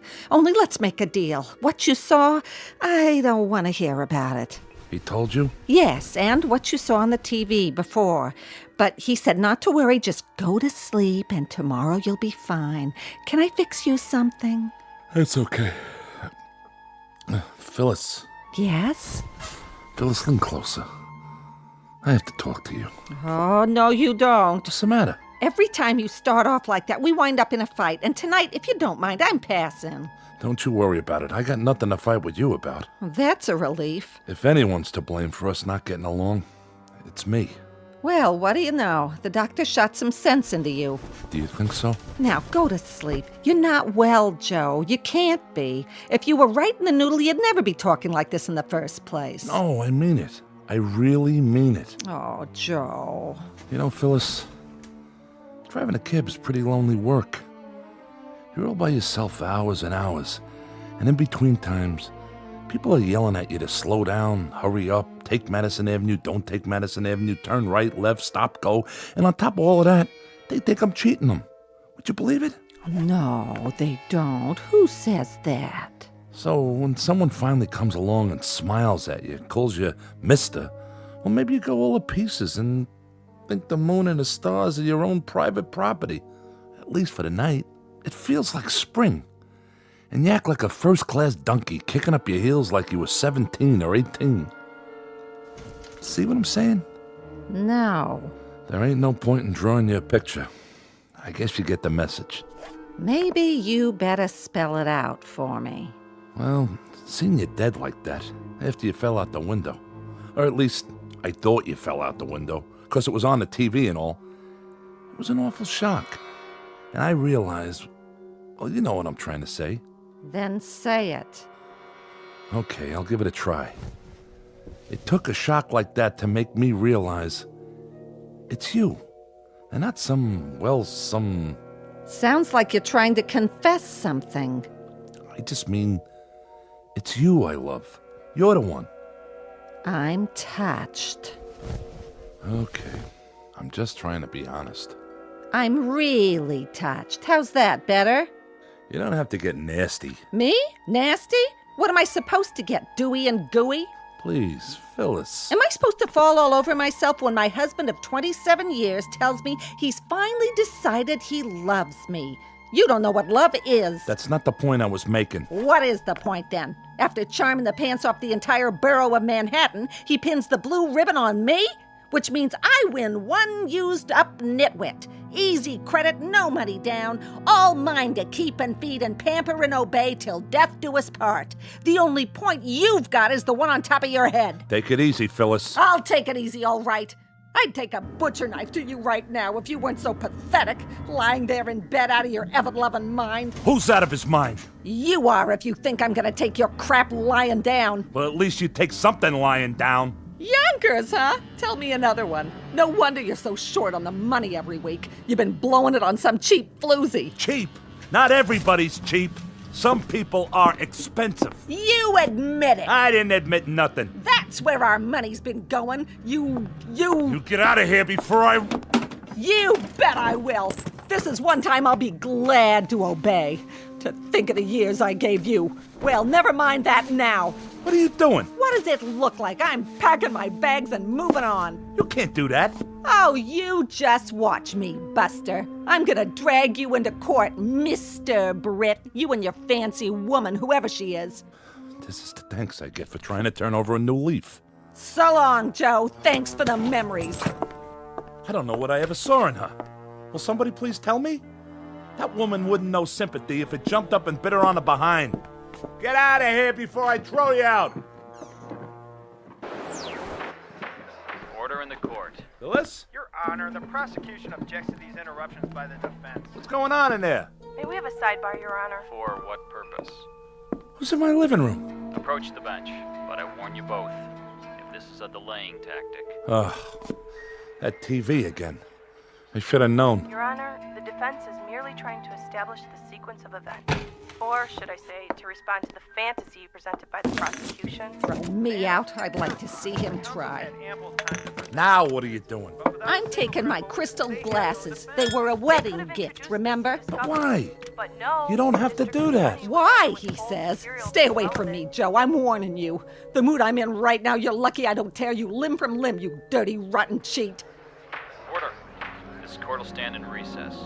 What did you have to turn the TV on for? On? It's been off for 15 minutes. Look for yourself. Channel 10.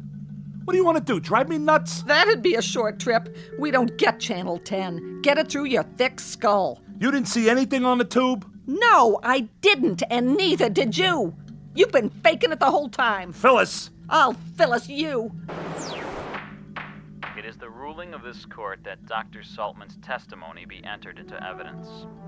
He testified that, in his expert opinion, the accused was sane at the time of the crime, so the charge of murder 1 with special circumstances will stand. How can you stand there watching this? To what? You flapping your gums? That's not me! Who's not you? Joseph Britt, the jury has found you guilty. It is the judgment of this court that you be taken to the state prison where you'll be put to death in the... Oh no! Turn it off! Off! The set's already off.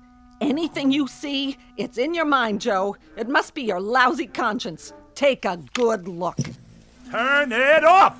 What's the matter, Joe? There's nothing on Channel 10, is there? If you see something, go ahead. I don't mind. Why should I? I never meant anything to you anyway. We'll both watch it together. Why not? I need a good laugh. Get out of my way! Oh, I'm so frightened. You just scare me to death with your big muscles. Way, I said! My, how rough you are.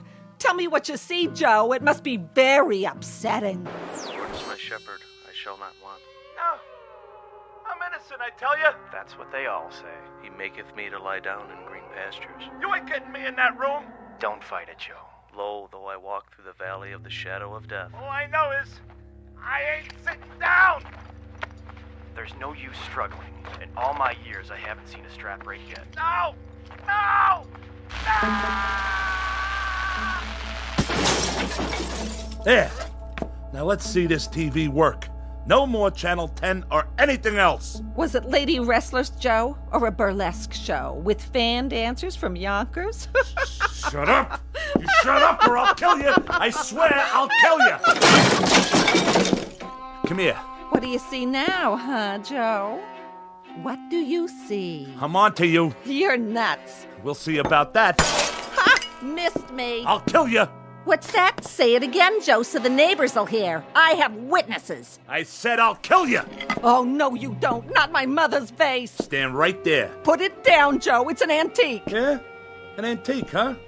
What's it gonna be worth in a minute? You lousy, no good. Come to Papa. Get away from me. I got you cornered. No place to go now. I don't like that look in your eye. Unless it's out that window. Joe, put it down. Not the vase. Don't you try to run or I'll smash it, I swear. No. Get away from the window. Let go of me.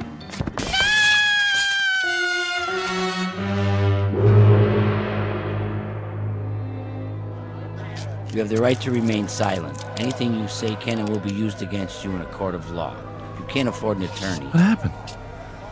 My wife and I were having an argument and then... Keep walking. Get in the squad car. You ain't gonna give us any trouble now, are you? That's him. That's the man. I saw him push her. They were fighting. Stand back, folks. All right, break it up. Break it up. Party's over. Excuse me, Mr. Britt. You, the repairman. You started the whole thing. Fix your set, okay? What did you do to my TV? It's your fault. Your fault. All right, move along. Oh, Mr. Britt, I can use you for a reference, can't I? You will recommend my services if anyone else should need their set repaired, Mr. Britt?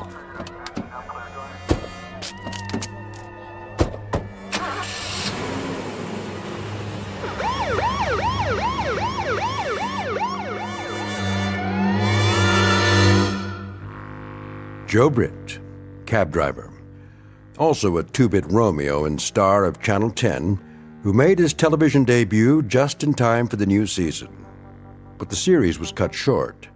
His final show was only a few months later, broadcast live from the prison at Ossining in the Twilight Zone.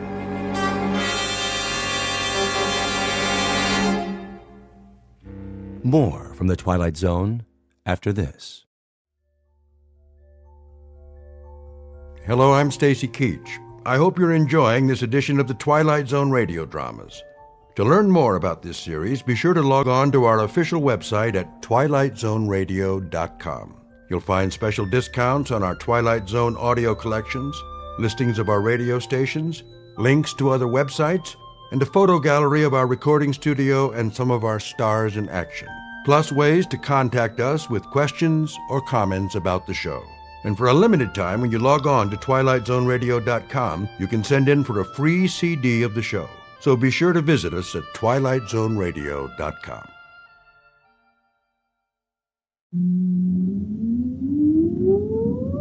Countdown for blast off. X minus 5, 4, 3, 2, X minus 1, fire.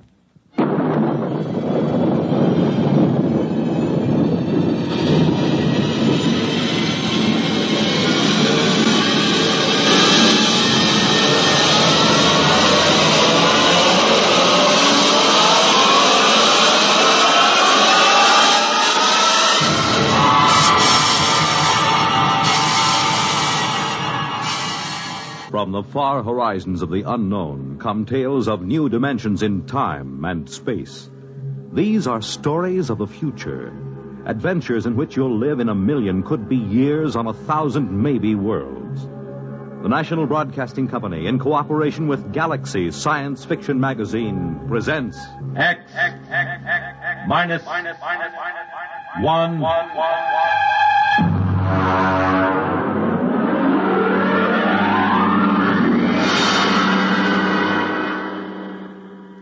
Tonight, Field Study by Peter Phillips.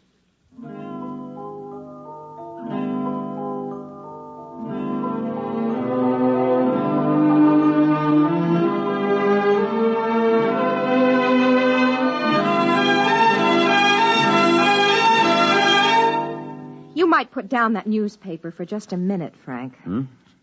Oh, of course, dear. See, this is good coffee, honey. Now, what is it going to be? That's what I want to know. Overtime or that big night out you promised me? Well, I just can't say for sure, honey. I'll phone you during the day. Look, you've been working on that Mitchell embezzlement for 3 months, day and night. Now that it's over, I think you'd want to celebrate. Well, I do, dear, I do. But I don't know just what this new assignment will involve. Oh, this is it. This is absolutely the end. You can change your job or change your wife, Frank. Oh, no, I thought I honey. married a man, not an accounting machine.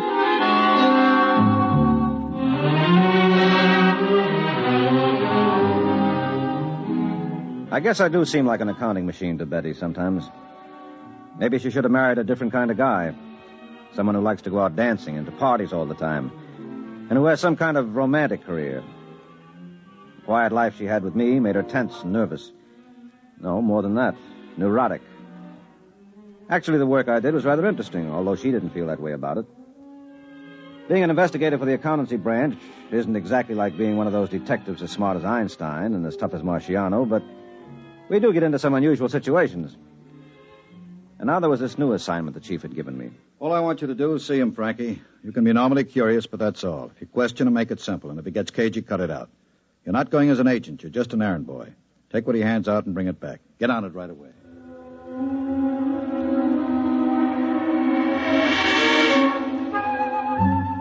Although I got there early, the waiting room was filled with about 40 people.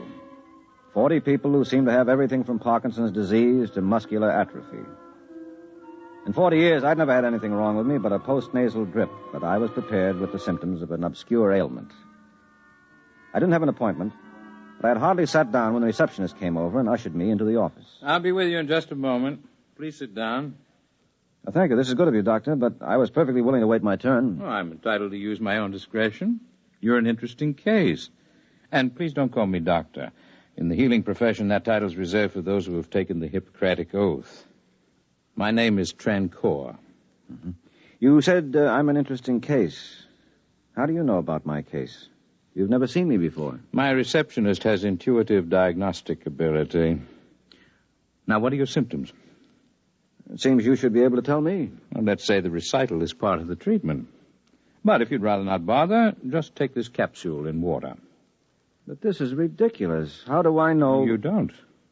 I make no claims. You can take the capsule or leave it. How many tokens, how much money do you have with you? Now, listen, Doctor. No, I'm not a doctor. How much? Oh, about $50, I suppose. Well, give me $25 for the capsule, which you take on faith. If you take it, well? All right, I'll take it.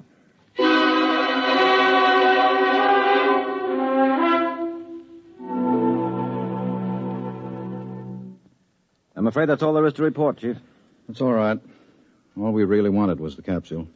Have you gotten the report? Yes, and it took the laboratory 5 hours to break it down. Just a harmless protein solution. 2 other investigators got the same thing. What about the genuine patients? They get a solution of water and a vegetable dye. They're both useless, but when he spots an investigator, he tries to give our lab man a headache. Well, if he prescribes useless medicines, can't Trancor be booked for fraud? How? He doesn't make any claims for the blaster thing. How come he's on our level? Why the accountancy branch? Could be anybody's case. But every time a direct law enforcement agency has tried to investigate, the man has disappeared. They think we may be more discreet. What else do we know? A great deal. And then again, nothing. We have reports from law agencies and medical societies in London, Paris, Berlin, and Prague. Oh, that reminds me. Miss Hance, please ask Sir Greville to come in now. He sets up in business. Word of his cures gets around, he becomes a sensation, and then disappears. Thank you for waiting, Sir Greville. This is Frank Paik, who will be in charge of our investigation. How do you do? Frank, this is Sir Greville Gray, chairman of the English Medical Association. How do you do, sir? Suppose you tell Paik your own experience with Trancor, Sir Greville. Well, after conferring with my colleagues in other countries, I managed to have an interview with him when he set up shop in London. He's an impudent little devil, called me the chief witch doctor.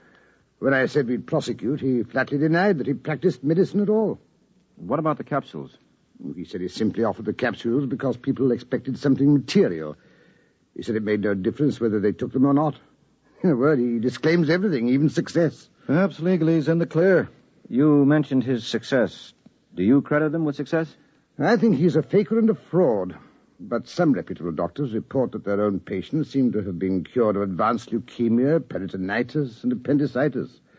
That's why we must investigate these fantastic rumors as a professional and public duty. Well, just what do you want me to do, Chief? Find out all you can. Have him watch. Check with patients and stay with it. He may disappear at any time. This is a fine time for an assignment like this. My wife is about ready to get a psychiatrist or another husband. I'm sorry, Frankie, but you're the only one I can trust on a thing like this, and it shouldn't take long. Okay, Chief. You have a cigarette? Mine seem to be all gone. No wonder. You smoked half a dozen while we've been talking. Here. Thanks. I guess I do smoke too much. Probably what causes this post-nasal drip. Say, that's funny. What? My head is cleared up. My nasal drip is gone. Since I saw Trancor this morning. Yeah? Oh, it probably cleared up by itself. But I've had it for years. Well, I hope you're right.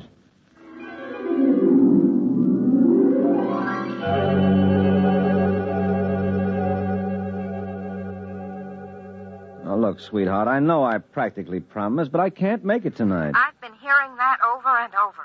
But, darling, this is a special case. It's detective work. The police are helping me. Oh, so you think you're a real G-man now, huh? A big, tough hero running around with a bottle of rye and a blonde. Oh, sweetie. Listen, hero, I hope they shoot first. I'm through. Oh, it's nothing like that, honey. Now, you're just upset and unreasonable.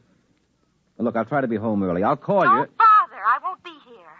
I heard from an old school friend today, and since you're going to be busy, I may as well go out. Oh, but baby, I'll listen see to you me. around town. And if you do get home early, don't wait up.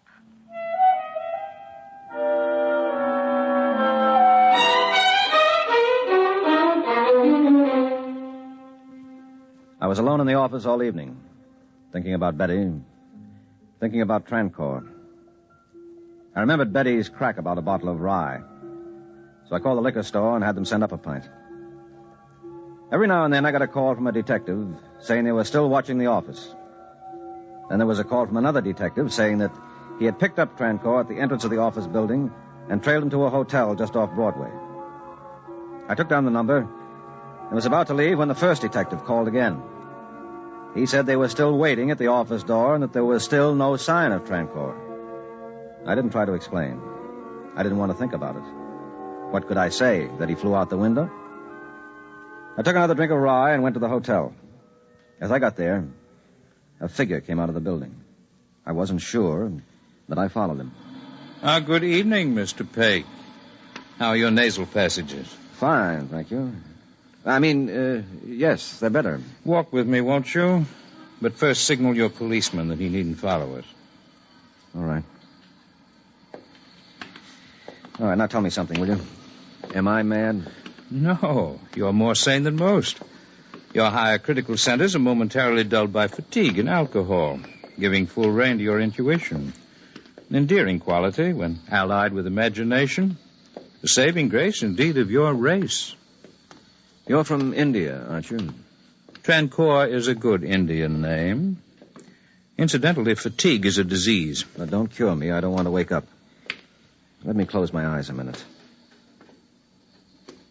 Are you still here? Did you expect me to disappear? I could quite easily, by convincing you of my non-presence, as I did when I walked past those men outside my office. Don't you want to ask me some questions? Maybe I do, but why do you want to answer them? Or you figure I'm harmless, huh? Like my wife does. By no means. I went about to conclude my own particular investigation. I would say that you were most dangerous to me. Your imagination is quite highly developed. You know, all of a sudden, I'm not drunk at all anymore. And I need a drink. Come on, let's go in here. Very well.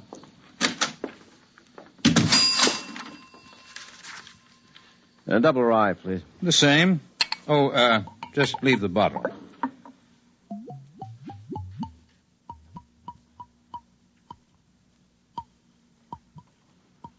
That's better. I was thirsty. You drank half the bottle. I make sure to eliminate the poisons in the alcohol, thus the toxic effects. As a rule, I don't drink, but when in Rome... Wait a minute. I remember reading a story once. You're from the future. Your imagination deserves something better than comic strips to work on. It's fascinating, but depressing to see science negated by superstition. Your concept of time is the greatest superstition. Well, now let's go back. You did cure my postnasal drip, didn't you? The infection was cured by your body. I helped. I can't tell you how unless you have 500 years to spare. Well, I don't. I haven't got 12 hours to spare. If I'm to save my job, my reputation, or my wife. But I do need some answers to a pretty lengthy questionnaire. Who, when, what, why, and where. You're convinced I'm a telepath? Well, aren't you? Not in your sense of the term. When you came into my waiting room, I knew you were not there as a patient. Your presence was in disharmony. As for your name and occupation, they're naturally blazed so clearly on the surface of your mind that even your native clairvoyance could read the information. Well, that takes a load off my mind. Are you too big for me to understand? We'll see. I'm just looking at that girl over there. What a pity. 3/4 of her right lung is gone. Yeah? Well, you could put her right. Well, I could stop the infection. But she would return to that back room full of smoke and dust. She'd still travel on a crowded subway to an overheated office. She'd still starve herself to buy clothes to keep in fashion. I don't have a cure for those things. Well, that's the first time I've heard you admit you have a cure for anything. What are you, Mr. Trancorn? A healer. That is my profession. Why do you bother to do anything?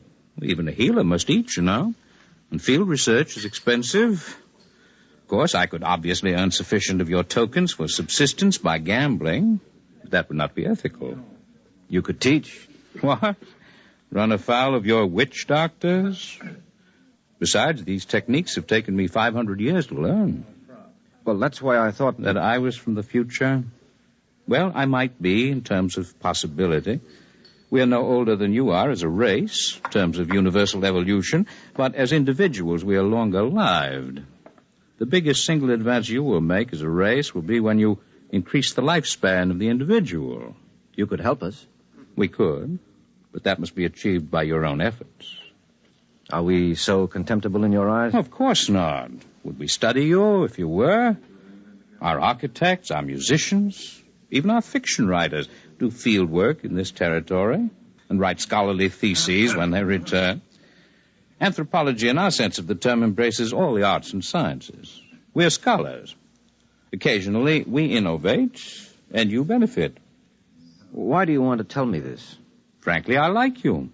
You have imagination enough to control your terrestrial chauvinism, your natural resentment of being studied. It may comfort you to know that in the physical sciences, your race is considered quite well advanced. Well, thank you. And come to think of it, I do resent being a bug under your microscope. I hate it. I could kill you. But you won't. Others would. Now you understand why our visits are unannounced. Will be until all men are as essentially civilized, that is to say, non-aggressive, as you are. How do you come here? I know what you're wondering. But no, I don't have a spaceship garaged anywhere. You see, we don't travel. We arrive. Afraid the distinction is not clear to you, but it'll have to do. Now, I must go to work. I have only 8 hours. Will you be my guide? What do you want to see? The city at play in the pre-dawn hours. I think my wife would suit you better in the role of a guide. She's playing pretty hard right now. This situation makes you unhappy? Well, yes, of course it does. I guess I'm not overly emotional, but I do love Betty. I want her to be happy. With me. Oh, she frets and nags, and she's hard to please, but she's not really like that. She keeps herself busy with trivial things. It's as if she were afraid of important things. And what are the important things? Well, I don't know exactly. Helping people some way or other, I guess. You have any idea where your wife might be? Well, there are a couple of nightclubs she likes. Could we go there a little later? No, don't worry. I promise there'll be no unpleasant consequences if we meet. But now, let's get going.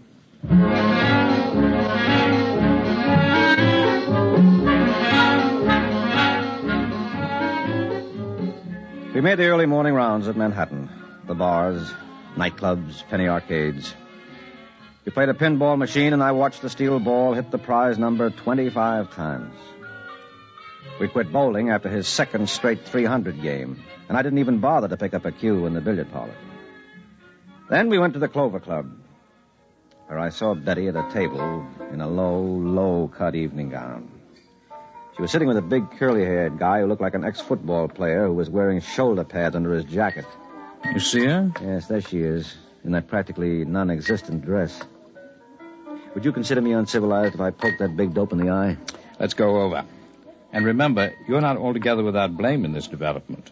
You make insufficient allowance for her. You're reasonably well adjusted. She's not. Hi, Betty. Frankie, where did you come from? Who's your friend? Excuse me, please. I have to make a phone call. I think I have a... Frankie, please get me a cab so I can go home. Go home? All right, dear. I'll be waiting for you. Hurry as soon as you can. I mean, when you're finished with your work.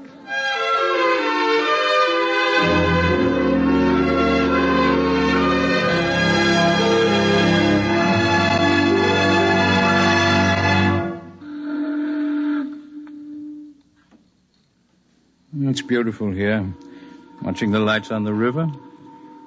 How do you feel? My head is clear, but I'm a little drunk from the neck down. It's like a dream. I wish sometimes I could escape reality so easily, by imparting to it the patina of a dream. You can all do that. I almost envy you. Look, the dawn is coming up. The stars are fading. Yes.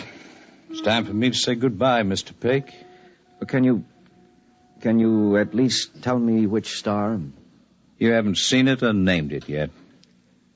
Promise to take care of Mr. Trancore for me, won't you? Make sure that he gets safely home. Find his address in this pocket. Goodbye, Mr. Trancore. Yes. Goodbye.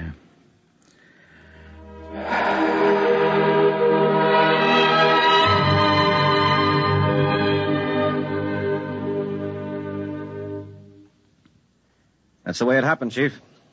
The body collapsed in my arms there on the bridge.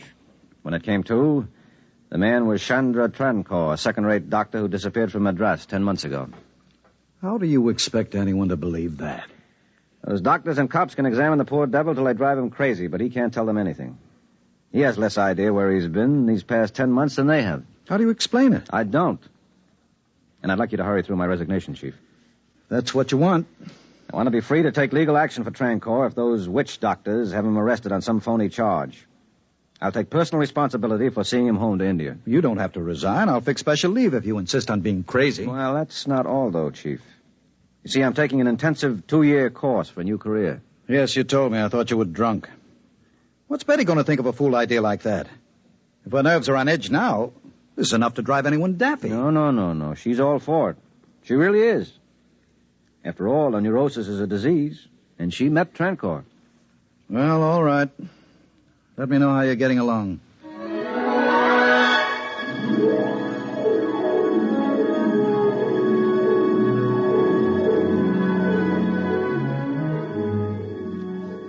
A letter from Pake, Miss Hance. From the Mabello Medical Mission, Upper Congo. It's been 3 years since we heard from Pake. This is probably the most backward tribe mentally and physically in all Africa. Some trouble with the witch doctors at first, but they're beginning to trust me, with Betty's help. The women here love her, and she finds the tribal customs fascinating. Watch out for my name in the Anthropological Review.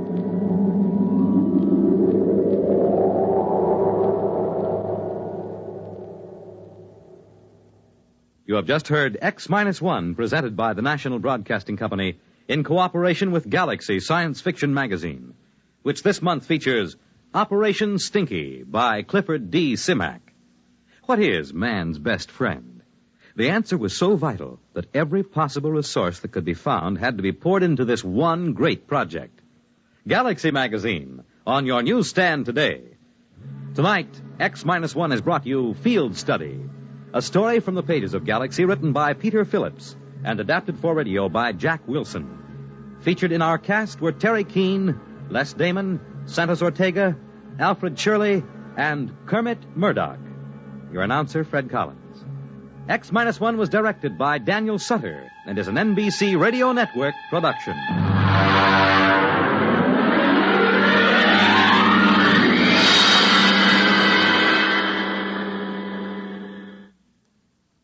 Can you identify the NBC bandstand jingle jangler? He or she is a famous personality, and you may win $1,000 if you can identify him. To enter the NBC bandstand jingle jangler contest, send a postcard with your name and address and phone number to NBC Bandstand, Box 515, New York, 19, New York. Enter today. NBC takes you across the nation, around the world, with news on the hour and the hotline service all day, every day on most of these stations.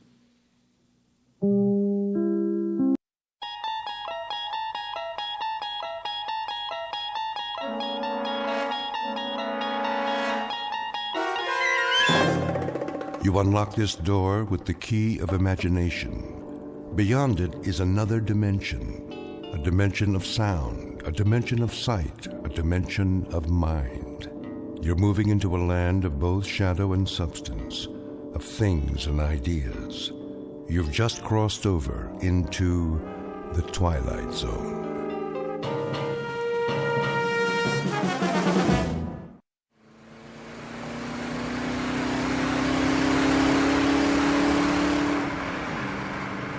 Don? How fast are we going? Oh, 60, 65. Steady as she goes. Are you sure the speedometer's working? I think so. Why? It's just that those hills over there, they haven't moved all morning. Hills don't move, you know that, honey. But we've been driving for hours. Shouldn't we be a little bit closer? This is the wide open spaces. Objects are not closer than they appear. You can say that again. What you have here, ma'am, is the great American Southwest. Desert to the right of us, desert to the left.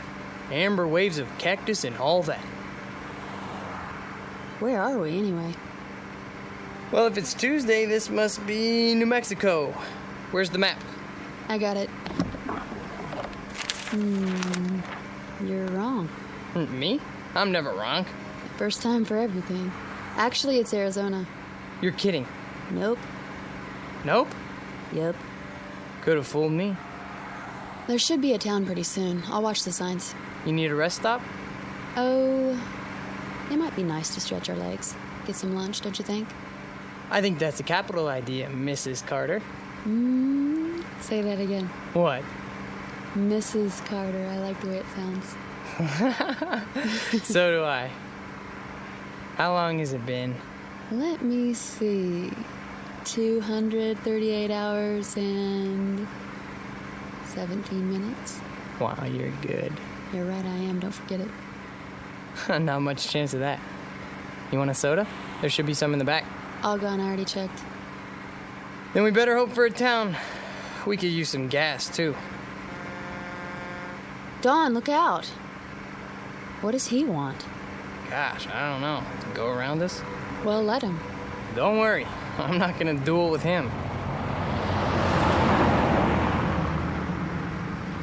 Look at that. His license plate. 3 7s. Don, listen. What's wrong with the car? I don't know. We still got a quarter tank.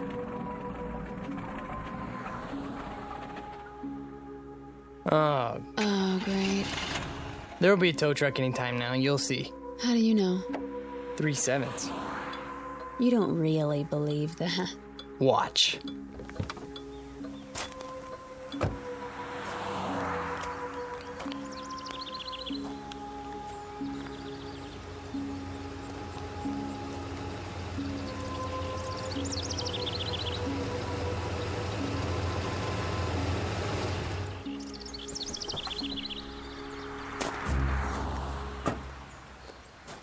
Hi there, folks. Need a tow?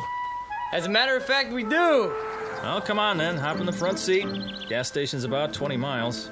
They got a mechanic? Oh, sure do. Fix it right up. What did I tell you? Huh? Let's go, honey. You are so lucky, Dawn. Luck had nothing to do with it.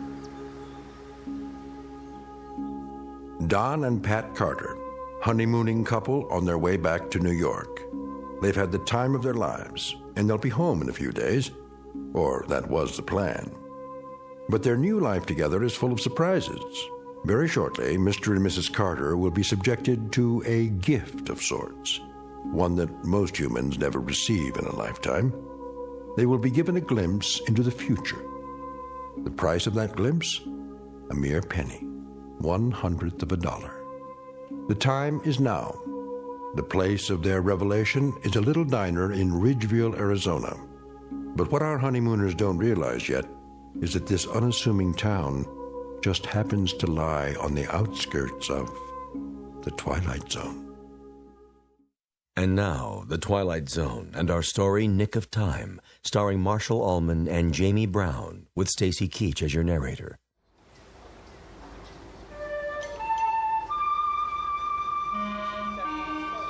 How long is he gonna take? Relax, honey. He just put it up on the rack. How can I relax in this heat? You could fry an egg on the sidewalk. Well, that's not a bad idea. I'm getting pretty hungry. I'd settle for a cold drink. There's a water fountain at the side of the station. Fine. I hope it works. Go ahead. I'll talk to him and see what's going on. You do that. Dawn, all I want to do is go home. Me too, baby. There's a lot of miles between here and Manhattan. And you have to be back at work next week, remember? How could I forget? There's a promotion hanging on the balance. Look, I'll see what's up, then we'll have some lunch. Okay? Okay. I don't mean to complain. Good luck. Hang in there a little while longer, we'll make it. I know we will. I'm just impatient to get on with our life. Me too.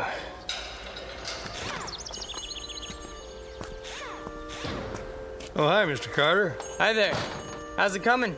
Oh, she's coming. You got yourself a bad fuel pump is all. That right. Well, can you fix it? Sure. I can fix it. Be a while, though. Oh. Why's that? Won't take but an hour to put it on. But I got to order one from Klingman. How long's that gonna take? Well, if I send the truck over now, hour and a quarter each way. Oh. You know, my wife would like to get going as soon as possible. I'll bet she would. Can't keep every part in stock, though. Don't see cars like this all the time. Can you get right on it? I'd appreciate it. We can't wait around all day. Oh, I'll get it done before long. Don't worry. Why don't you and the missus take it easy? Have some chow. Where would you suggest? Diner's right down the street. Best in town. Ask the truckers, they'll tell you. Thanks, I'll do that. We'll be at the diner then. Let us know when you're finished. Sure thing.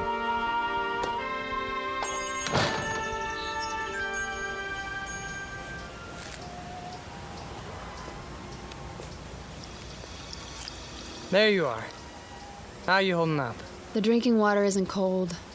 I'm sorry, baby. Well? Fuel pump's shot. But it's a new car. That's what he said. He'll get right on it. How long? Couple more hours. What? Maybe 3. That's crazy. 4 tops. Are you kidding? That's the max he promised.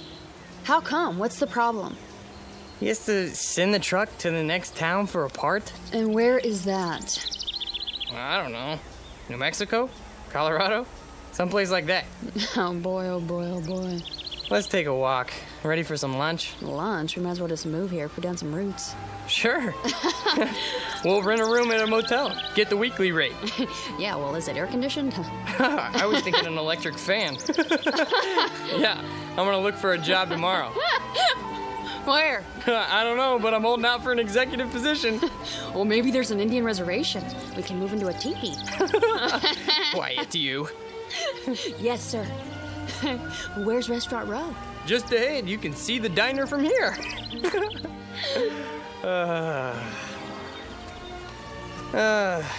Speaking of jobs, you think I should phone the office again?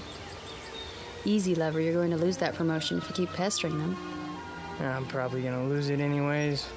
Oh, that's a fine attitude. I thought I married a man on the way up. Who's the best man for the position? Me. There you are, then. Thompson has seniority. Doesn't mean a thing. Take it from me. Little Mary Sunshine, huh? That's my name. Whoops. What's wrong? Don't step on the cracks in the sidewalk. Why? Or I'll break my mother's back. I'm only trying to save her life. Thank you, dear. Here we are, the best coffee shop in town. The only coffee shop in town.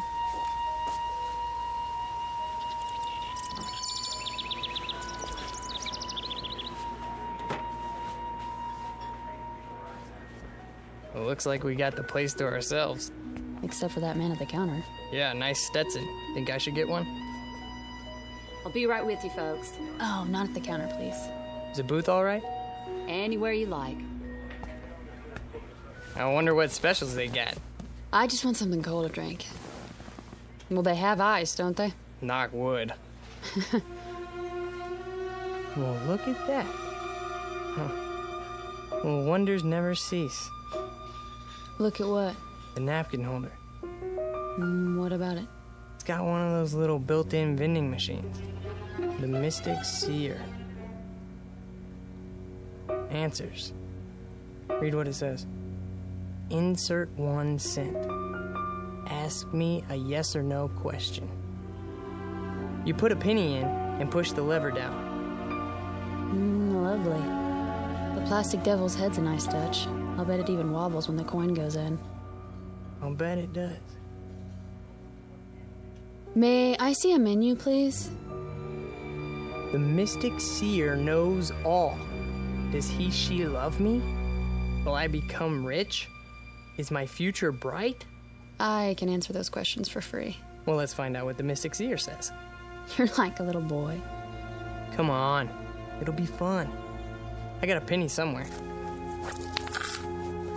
Here's a question.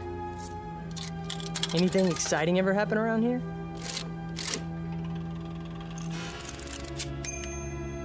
How exciting. Like those little pieces of paper you get in fortune cookies. Things are not as they seem. Now that's interesting. Is it? Menu, darling. Oh, right. Here you go. Oops. What's the matter? I knocked over the salt shaker. Well, I better throw some over my shoulder. Don, really? There, that's better. Just to be on the safe side. Soup of the day, fresh garden salad. I wonder how fresh. Honey. You think I should phone the office in New York? Do you? I guess not. Breaded chicken fried steak with country gravy.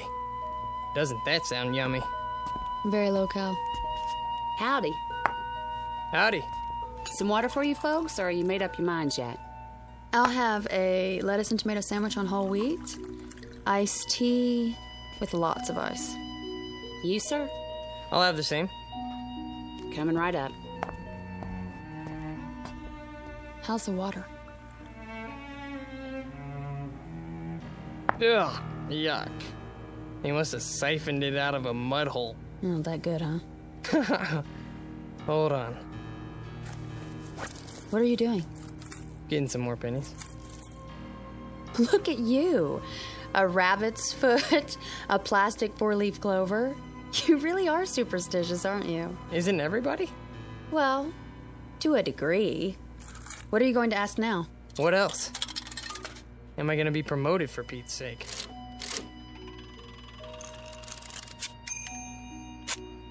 Ha! What does it say? It has been decided in your favor. See? Your worries are over. I think I'll phone, though. Honey. I was gonna call anyways, wasn't I? There's a phone by the restroom. I'll be right back. Well, you'd better be. Here you go. Thanks. You need any ketchup? This'll be fine. Well, if you want anything, you just let me know. Thank you.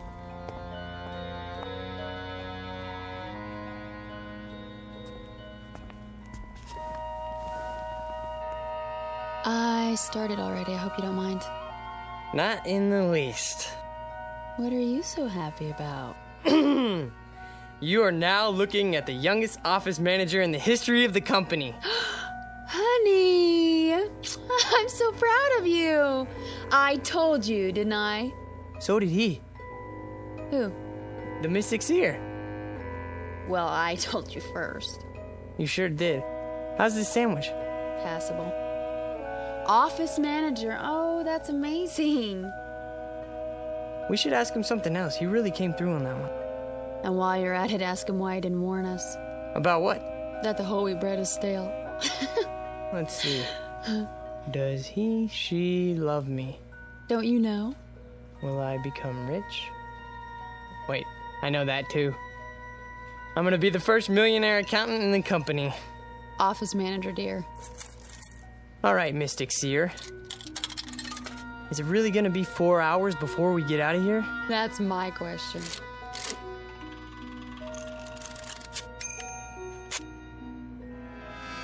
You may never know. What does that mean? Who knows? He does. Look at that winking eye. Devilish creature. I gotta know more. Well, it'll cost you another penny. So, I'm an office manager now. What do you mean we may never know? Wait. It's not a yes or no question. You mean something could keep us from knowing? Something could happen to us?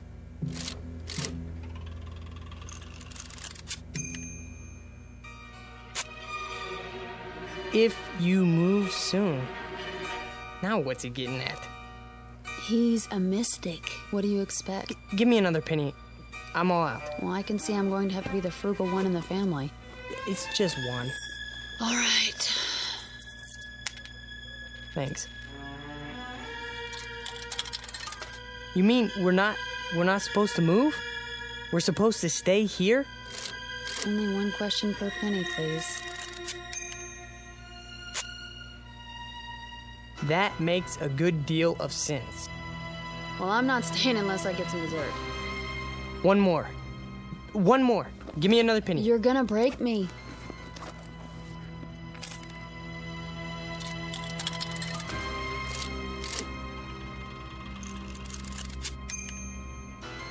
Try again? Here. That's all I have. Okay, machine. Should we stay here till 3 o'clock then?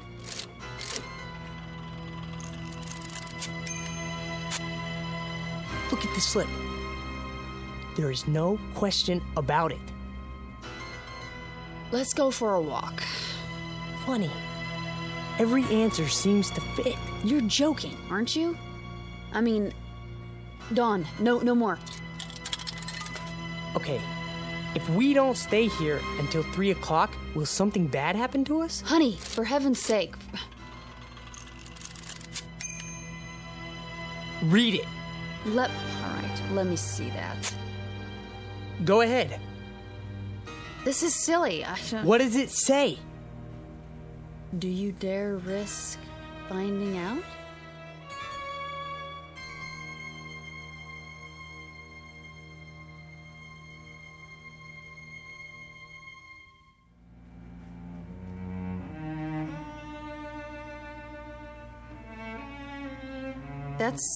That's what it says. Do you realize what it means? Do you dare risk finding out? It doesn't mean anything. Can we go now? No, it's not 3 o'clock yet. I asked if we don't wait until 3, will something bad happen? And it said... That's exactly right. It. You're talking about a machine, Dawn. We're not talking about... Okay, let's order some ice cream. Are you stalling? No, of course not. But you said you wanted dessert, didn't you? Look, I think you're taking this a little too seriously. taking what seriously? It's something to pass the time. Besides, it's hot out there, isn't it? I suppose some ice cream would taste good. Over here. Ready for your check? Not yet. 2 dishes of your best ice cream, please. 1 vanilla, 1 chocolate. Yes, sir. Now, we'll sit here and enjoy a cool dessert. Then we'll both feel better. Do you agree? If that's what you really want.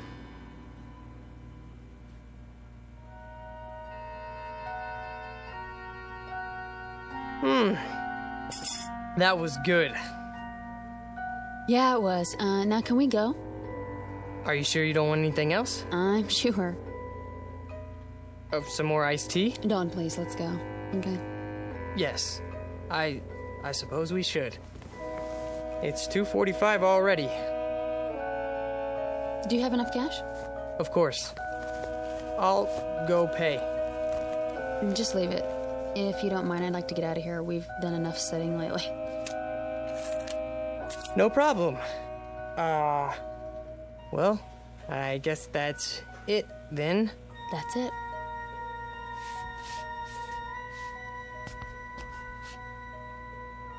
The money's on the table with the check. Well, thank you kindly. Now you come on back now.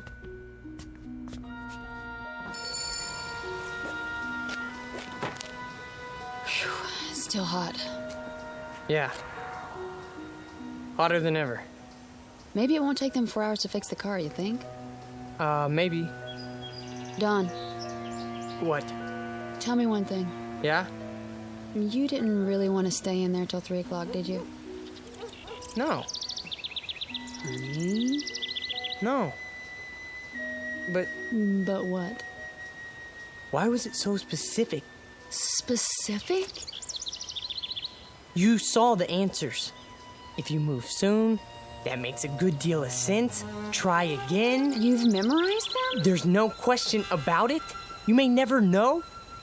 Do you dare risk? Dawn! What?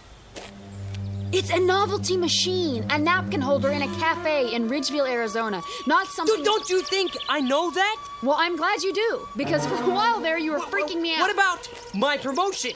Then, huh? Didn't it tell me it has been decided in your favor? Dawn, listen to yourself. Oh, forget it. Don't say it. Superstitious. Well? It's like you married an alcoholic, isn't it?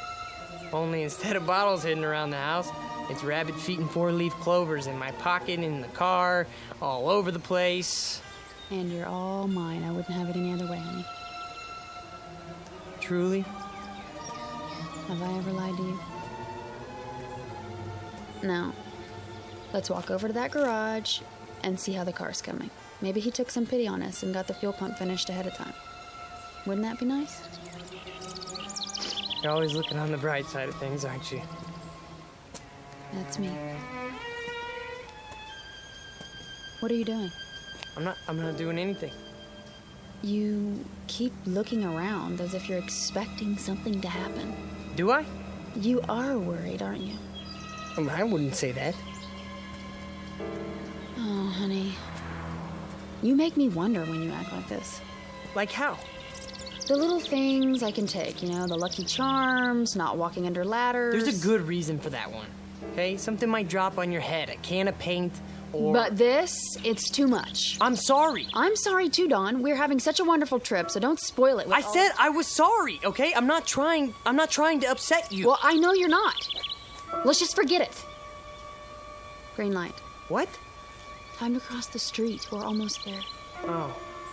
I wonder what people do here. I don't see one movie theater, you know, maybe they go to the next town. What's it called? Williman or, Klingman or... Dawn? Are you listening to me? What? Yeah, I heard what you said. That doesn't change the facts, though. What facts? 6 straight answers telling us to not leave. Hey, don't. Please, let it go, okay? Will you stop treating me like a child? I didn't make those Dawn! answers.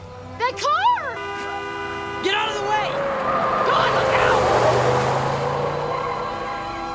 Oh my God, he didn't even pay any attention to the light. Just kept coming like we weren't even there. I don't even know. You're all right now. It's over. It's over. Oh, Dawn, hold me. What time is it? What? The time. Look at the time. It's exactly 3 o'clock. Really, Dawn, I'm all right. No, you're not. That was quite a moment. Amen. If you hadn't pulled me out of the way, you'd have one squashed honeymooner on your hands. You should sit down. Honestly, I'm fine. We both should. Where are we going? In here. Not the diner. Just for a moment. Dawn. Well, why not? Well, there must be someplace else to sit down. Well, I don't see one. Do you? I know what you're thinking. All right? I admit it was a strange coincidence, but... So? If it was a coincidence, then why are you worried about going back inside? I'm not. I just want to get... You have to admit, it was a pretty far-fetched coincidence. Maybe. Then we'll sit for a minute. Have some more iced tea.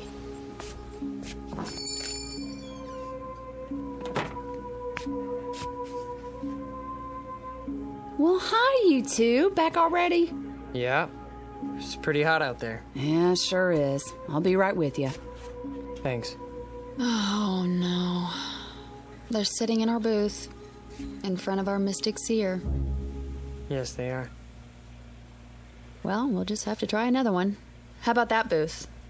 Or the next one. They have machines, too. I'm sure they, Honey. What? Look at me. Do you honestly believe that gizmo over there can foretell the future? It foretold ours. How? Sit anywhere you like, folks. Thank you. Sit down, honey. Yes. All right, what'll it be? Just some iced tea. Honey? I don't care. Make that too. Be right back. I asked you a question. It's a reasonable one. How? You want to know how? I don't know. But when that car almost hit us, it was 3 o'clock. That's exactly when the fortune... Dawn, you said 3 o'clock, not that machine. You decided to sit here until 2:45. You are the one... What did I do? What did I do? Oh, this is ridiculous. Ridiculous. What are you so upset about? You can't even consider the possibility that... Here you go. Great. Anything else for now? No. Wait, yes. Can you bring me some more change? What kind? A quarter's worth of pennies. Make it 2 quarters if you can spare it. Well, I can give you a roll. That would be great. Sure, just a minute. Dawn, what are you doing? What any logical mind would do. Before we do anything else, I'm gonna get the answers we need, and I'm gonna get them now.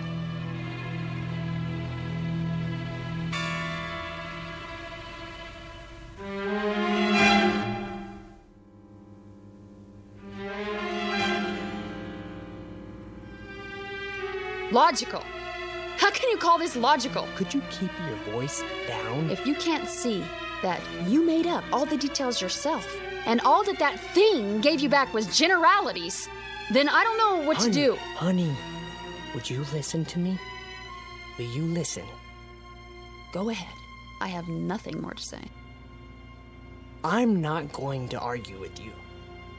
Sure, I filled in the details. What does that prove? Could the machine make them up? All it has inside are answer slips that are already printed. Then we agree. What are you... Let me finish.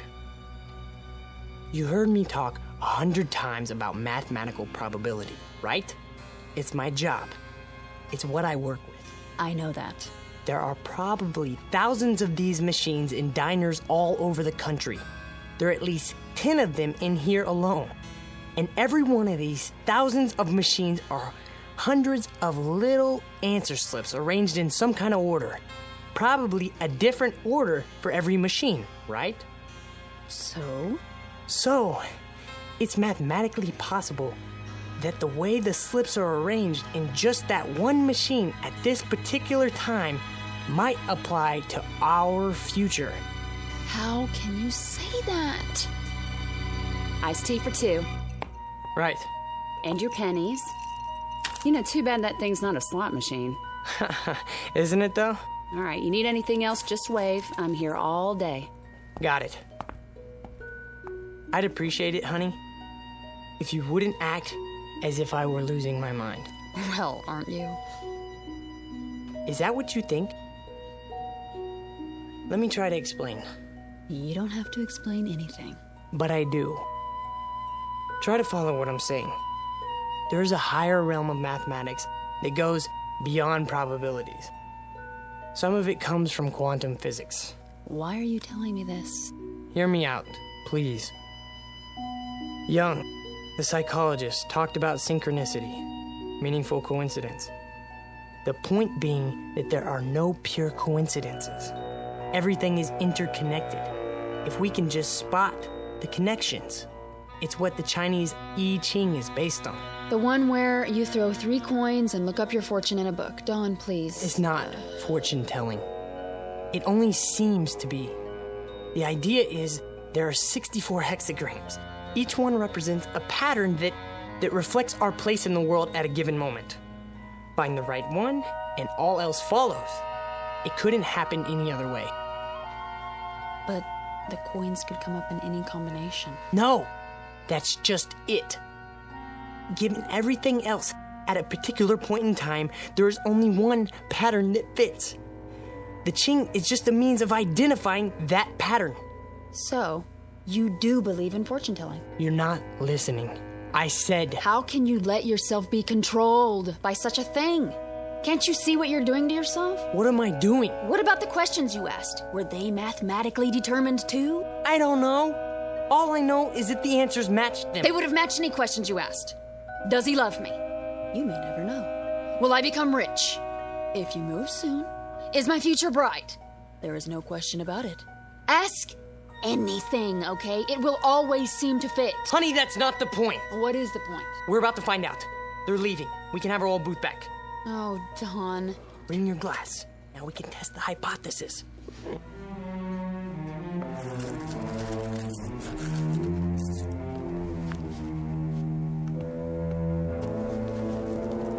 Here we go.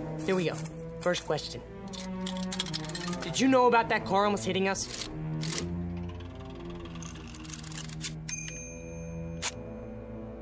What do you think? Oh, that's conclusive. Will we reach New York City all right now?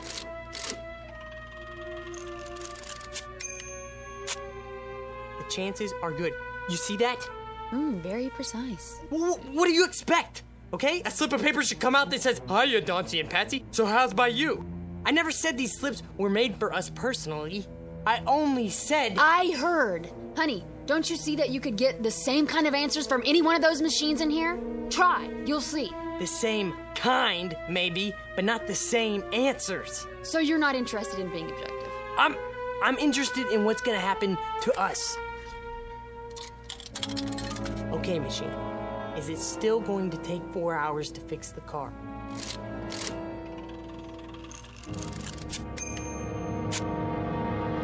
It has already been taken care of. Swell, that's it then, let's go. Wait! Maybe it doesn't mean... Mean what? Mr. Carter? Yes. Oh, hi. From the garage. I thought you'd like to know your car's ready. Is it? Had a lucky break. Found a fuel pump right here in town. Last one they had, too. That's good news. We'll be right over. Okie dokie. Shall we? You think that was a coincidence? Yes. Why don't you ask it some questions then? Or are you afraid to? All right, if that's what it takes. Okay, go ahead. Here's a penny. Will we reach El Paso by tomorrow? We're not going through. Quiet. You're trying to trick it.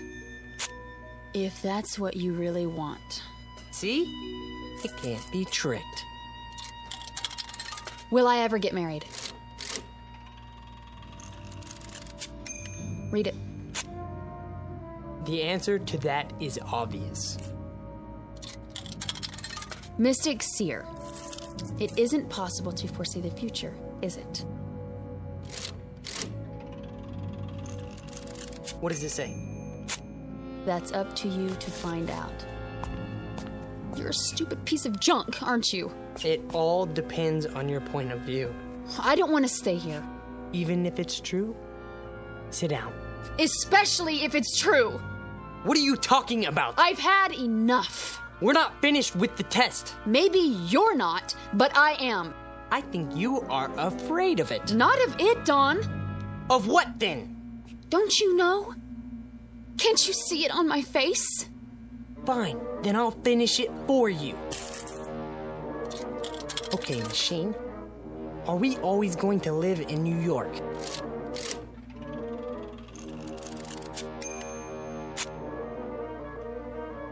Are we always going to live in Los Angeles, then?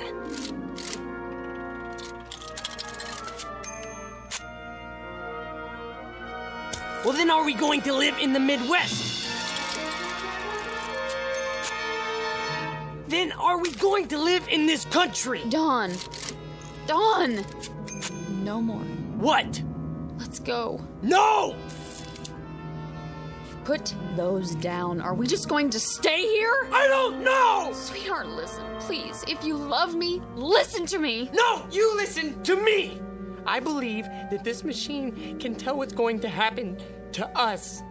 I believe it, Pat, based on empirical evidence. Do you think I'm just gonna leave it behind? We can't afford to do that. There's too much at stake. But you won't even admit it's possible! All right, it's possible! Is that what you want to hear? I'm not talking about that anymore. I'm talking about you. Us, Pat! Us! I know, but are you just gonna sit here and let this machine run your life? Run my life? Well, isn't that what you're letting it do? Dawn, it made you phone the office before. It made you stay here instead of leave. It made you afraid to walk down the street. Now it's telling you where you're going to live. That's not true. Honey! It's as if every superstitious feeling that you've ever had is all wrapped up in this one machine. It isn't just a matter of whether it can foretell the future. It's a matter of whether you believe more in these predictions than you do in yourself. Honey, you can decide your own life. You have a good mind, a fine mind. Don't waste it trying to justify a penny fortune machine to yourself, okay? We have such a wonderful life ahead of us, but only if we depend on ourselves to make it wonderful. Not if we, you know? Oh, Pat. Shh. Come on. I don't want to be told what's going to happen to us. I want us to make it happen. Together. All right, baby. Don't cry. Something wrong, folks? No. We're okay. It's all right, baby. We'll go now. We'll go. I'm a jerk. You're not. You're wonderful. Sure I am. Come on. I'm the world's biggest jerk. You want my handkerchief? Come on. We'll go get the car, all right? Don't do it just for me, Dawn. Honey, that's the best reason I have right now. Just give me time, huh? I'll shape up. I love you so much. I love you too.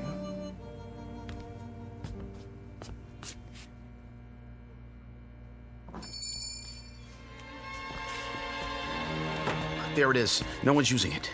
Thank God. Sit anywhere you like, folks. Wow, that's you two. Can we sit here, please? As soon as I clean up. We don't care. Has to be this one. All right, suit yourself. Just water again? It doesn't matter. Do you have any more pennies? I think so, yes. Then go ahead. Can we ask some more questions now?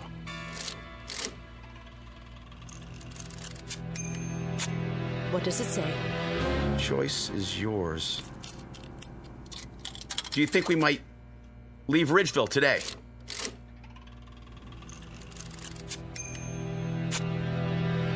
Let me see. Oh. Well, where are we going to get some money to live on?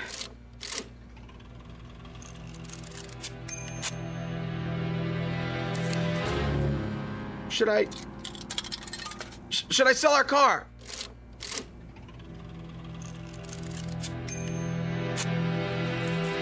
What? Then?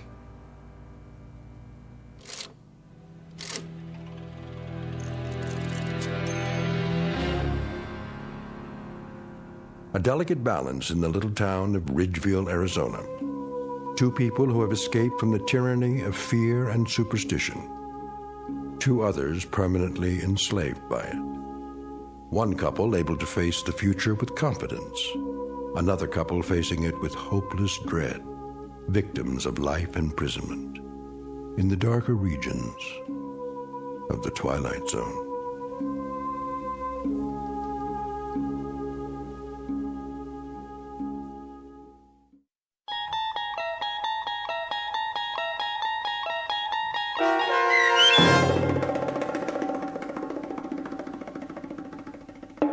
Nick of Time, starring Marshall Allman and Jamie Brown with Stacy Keach as your narrator, was adapted for radio by Dennis Etchison and written for The Twilight Zone by Richard Matheson.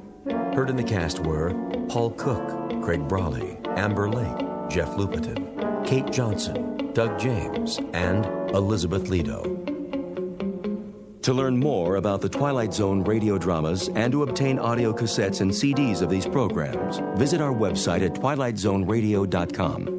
The producers of The Twilight Zone wish to thank CBS Enterprises, Carol Serling, Dennis Etchison, Dick Brescia Associates, Claire Simon Casting, Terry Jennings, XM Satellite Radio, Sirius Satellite Radio, our sponsors, and our radio affiliates for helping make this series possible. This copyrighted radio series is produced and directed by Carl Amari for Falcon Picture Group.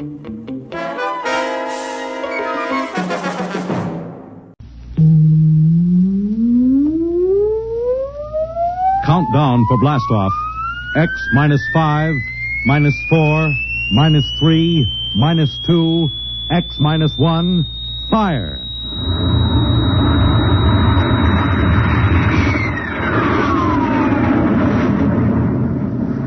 From the far horizons of the unknown come tales of new dimensions in time and space. These are stories of the future, adventures in which you'll live in 1,000,000 could-be years on 1,000 would-be worlds. The National Broadcasting Company presents X -1.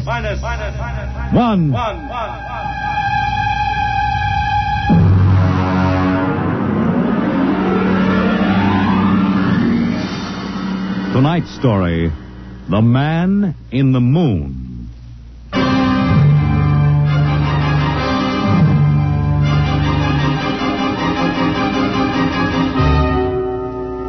Attention, attention. This is the Federal Bureau of Missing Persons calling all local agencies. Attention, this is a coded report nationwide. Missing since 9 o'clock this morning the following persons: Smigley Jonathan, 5 feet 8 inches tall, brown hair, brown eyes, mastoid scar behind right ear. Hello? Last seen wearing blue top coat and tan cap. Hello, wanted Earth. by Los Angeles. Hello, get off this wavelength. This is a restricted band. Hello, Earth. Whoever you are, you're on a coded wavelength. Earth. Tune out. This frequency is reserved for the Federal Bureau of Missing Persons. Hello, Earth. This is the moon calling Earth. Hello, Earth. This guy's loony. This is Jake in transmission. Jake, this is Charlie of the code room. Some crackpot is on our frequency. Yeah, I heard him, Charlie. I've got CQ trying to trace the source now. We should have a triangulation any second. Well, hurry it up, will you? Some ham is in for a good stiff fine by the FCC. Yeah, they ought to take his license away. Oh, here comes Lenny with a directional fix. Right. Thanks, Lenny. Hey, what's this? This is impossible. What's going on down there? How about it? Get that ham out of my kilocycles. Oh, listen, Charlie, unless this is a gag, that interference is being beamed from 240,000 miles away. Oh, now, Jake, you know there ain't no such thing as 240,000 miles away. Yes, there is, Charlie, straight up. Oh, now, wait a minute. Charlie, that signal is coming from the moon. Are you nuts? Well, somebody might be bouncing it like a radar signal. Radar on this frequency? Where'd you study basic radio? Now, listen, Flathead, you asked for a fix. I gave the best fix our instruments can find. Take it or leave it. Somebody on the moon is calling the Bureau of Missing Persons.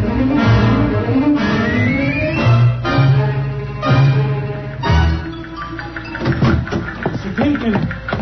Timken! What's the sweat, Charlie? Shouldn't you be broadcasting? Listen, Mr. Timken. You know I'm a sober citizen, right? Mm-hmm. Never once have I broadcast with the smell of alcohol on my breath, right? Right. In all your 12 years here at the Bureau, did I once What's ever... the matter, Charlie? We're picking up a message on our wavelength. Well, did you report to the FCC? I ain't got the nerve. Well, what's wrong? You'll scream when you hear this, Mr. Timken. You'll jump right out the window, but... we are getting an SOS from the moon.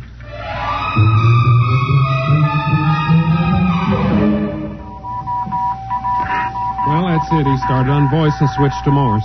The way the signal repeats sounds like a phonograph record or automatic sender of some sort. Well, what's it say? Let's see here. Can you read me? Help, Otterburn. Will contact when moon is in phase. Let's have that again. Can you read me? Help, Otterburn. Will contact when moon is in phase. Otterburn. That sounds like a name, huh? Otterburn. Otterburn. Wait a minute. Something registered? Cornelius Otterburn. Holy jumping Jehoshaphat. Hey, where are you going? Talk to the chief. Hey, wait a minute. What are you going to tell him? We just got a CQ from the man in the moon? That's exactly what I am going to tell him, Charlie. Hey. Oh, no, this... just too much for me.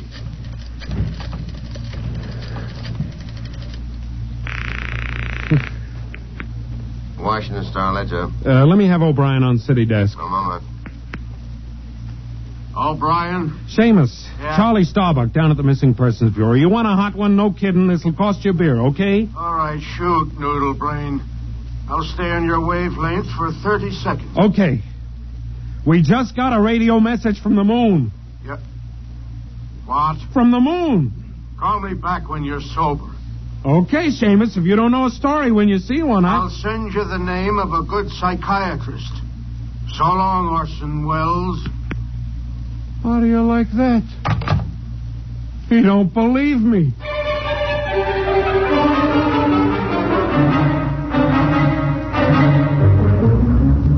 Otterburn, Mr. Wade. Now, does that name ring a bell? You're the man with the photographic memory, Henry. What about Otterburn? Cornelius Otterburn, atomic physicist, reported missing from his home in Baltimore on June 5th, 1945. Just 5 years ago. Vanished completely. Are you trying to tell me you really think there's something to this man of the moon business? Henry, I'm surprised at you. This is some crackpot trying to jam the airwaves. Yes, but the name Otterburn is so unusual. So are a lot of names. And I have a theory that... I was afraid of that. Henry, you always have a theory. Let's see, what was it last year? Oh, yes. That people disappear in occupational psych. But it's true. Please, Henry, I'm a busy man. You expect me to believe that this Otterburn is sitting up on the moon, sending out shortwave messages? Well, he might be on Earth bouncing the messages off the moon. But who's to say he isn't on the moon? Henry, as chief of this bureau, I have my hands full trying to coordinate reports from 48 states and Alaska. I have no time to include the moon. But, Mr. Wade... Out, Henry. But, Mr. Wade... Out, I'm busy. Yes, sir. Oh, here. Take this folder of reports for the dead file. Yes, sir. And no more nonsense, eh, Henry? Yes, sir. I appreciate that you have a very dull job filing old missing persons reports, and I appreciate that you take an active interest in the affairs of the Bureau. But no more nonsense, huh?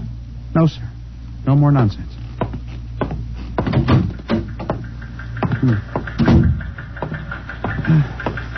Pardon me.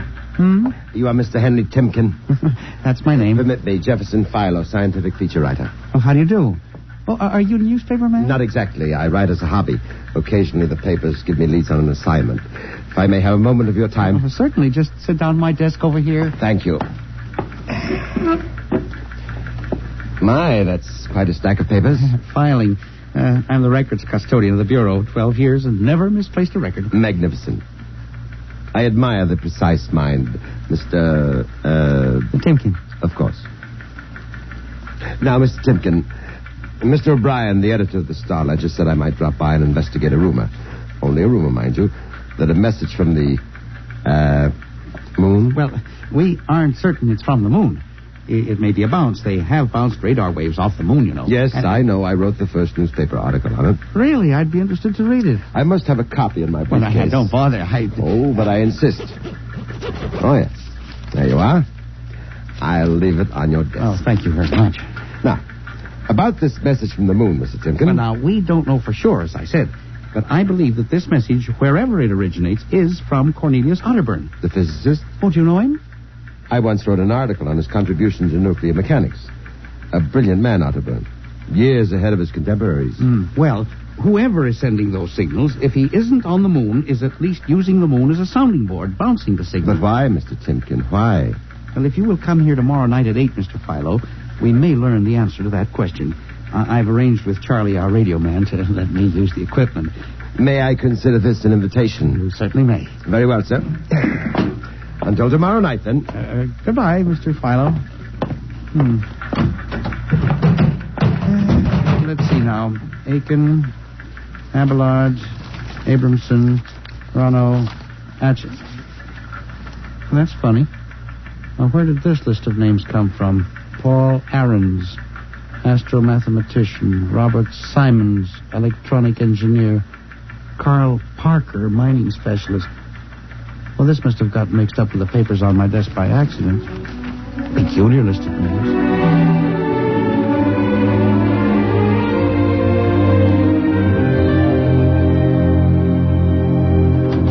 Oh, good morning, Charlie.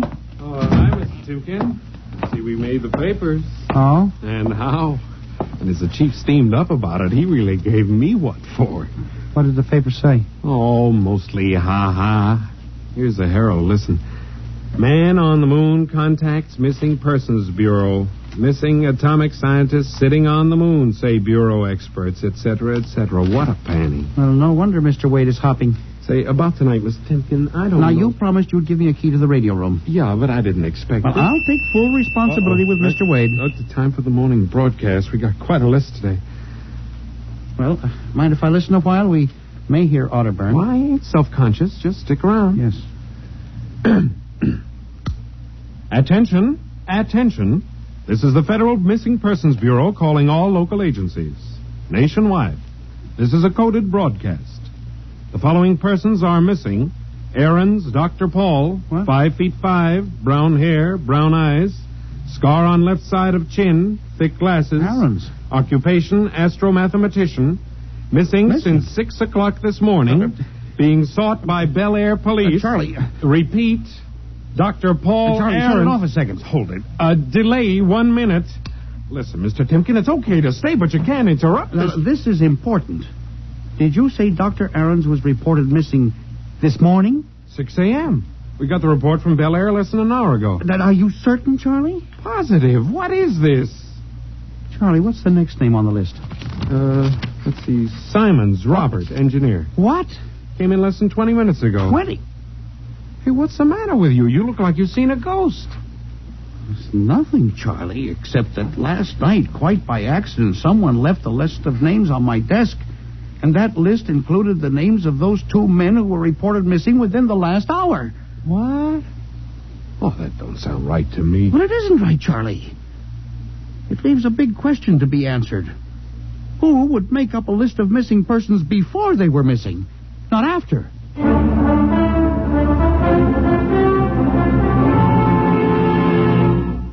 And you say this list of names was left on your desk accidentally? Well, I believe so, Mr. Wade. Do you have any ideas, Henry? Well, it's hard to say.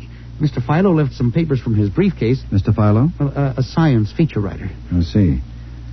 You were the leak on that story, then? Well, yes, sir, I'm afraid I was. I didn't think it would be treated as a laughing matter. All right, we'll deal with that later. Yes, sir. What's this Philo like? Well, he's a strange old duck, bald, thick glasses, tall. He walks stooped over.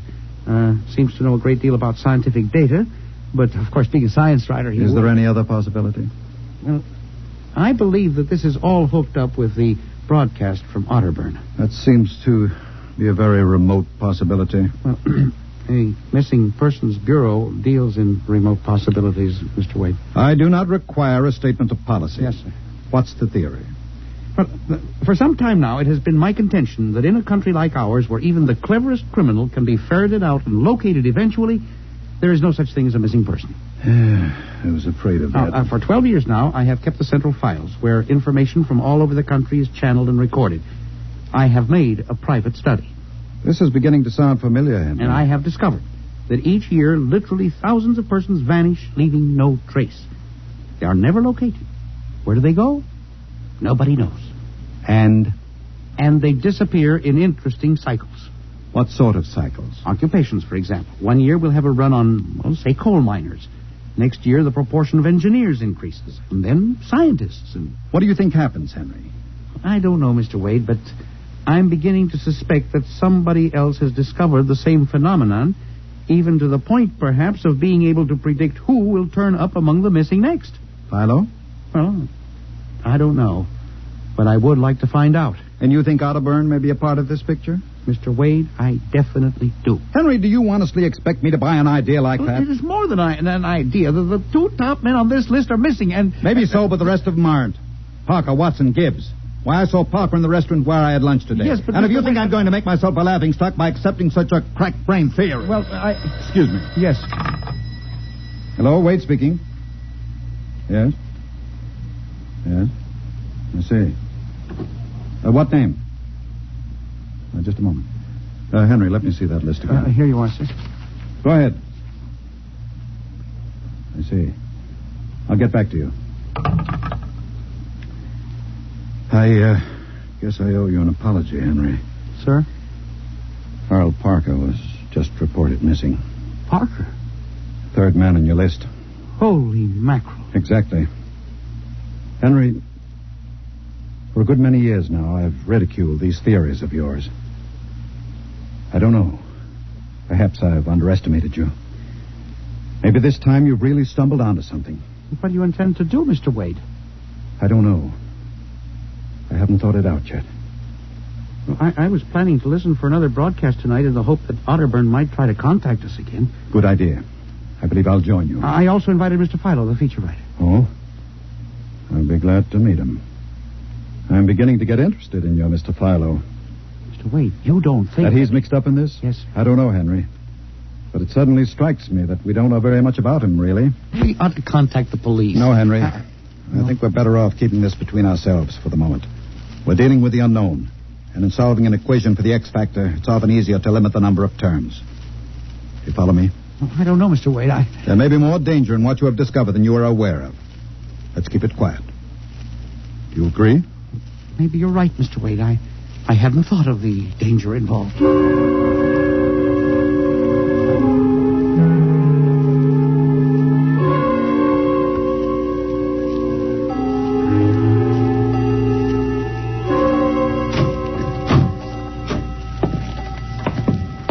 o'clock. Your friend Mr. Philo was late. Well, he said he'd be here. He strikes me as a man who keeps appointments. Look out the window. Yes, sir. The moon is almost in direct phase. Can't wait much longer. Well, it's a perfectly clear night for transmission. If anybody's sending, we ought to pick it up with this equipment. You'd better switch on the set. Yes, sir. I never realized how eerie this office could be when it was empty. I'll look to light in the hall for Mr. Philo when he comes. Are you getting anything? Just some foreign stuff, I think. And that concludes the British portion of tonight's programming from Johannesburg, South Africa. We continue in April.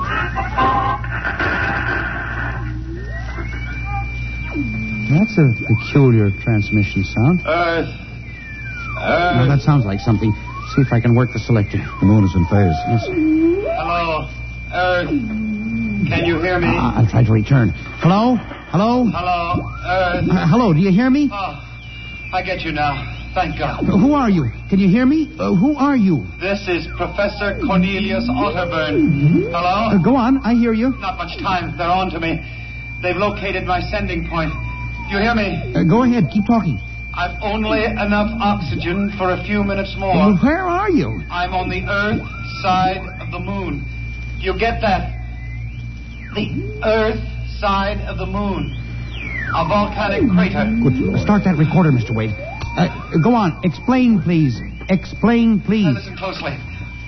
There is an Earth Earth colony on the moon. There is an Earth colony on the far side of the moon, made up of renegade scientists and criminals. Professor Ernst Halsman... He died in an insane asylum in 1938. Professor Ernst Halsman discovered nuclear rocket power in 1935. Turned his plans over to escaped inmates of the asylum. They took off and set up a colony on the far side of the moon in 1938. Go ahead, we're recording you. Each year, they recruit new colonists from Earth. Slave labor, mostly. I was kidnapped in 1945. Yes, I know. Keep talking. They wanted me to work on atomic drive for their flying disc. Hello? Still getting you. Go on. Last month, 6 others and I escaped. Speak louder.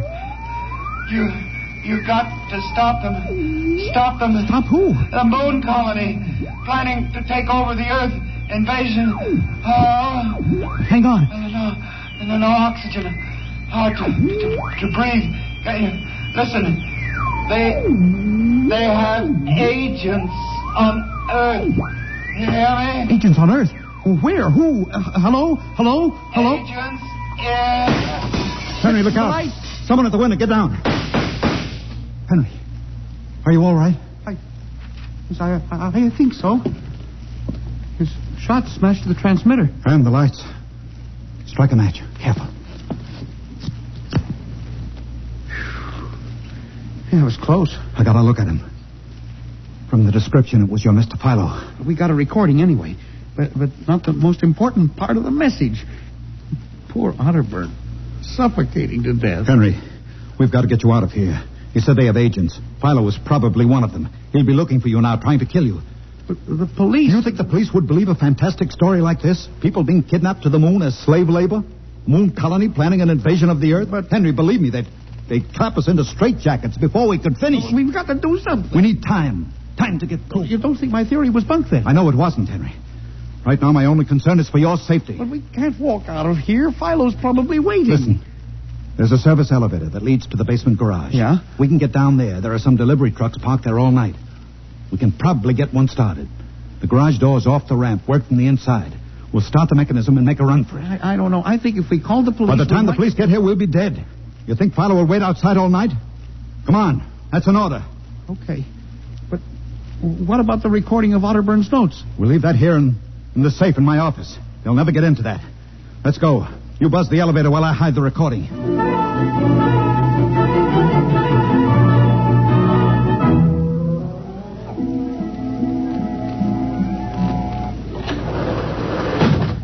This is the basement. Come on.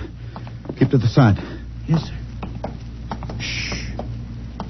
Let's try that delivery truck over there. I'll get in. All right, Henry. You start the mechanism to open the garage door, then jump onto the truck. Yes, sir. We'll make a dash for it. Where can we go? I have a farm outside Chevy Chase. It's private. Miles from the nearest neighbor and completely hidden by trees. We'll run for that. Go ahead. Start the door up. All right.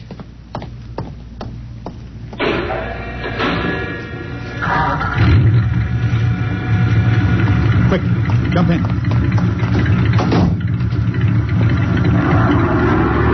Here we go, Henry.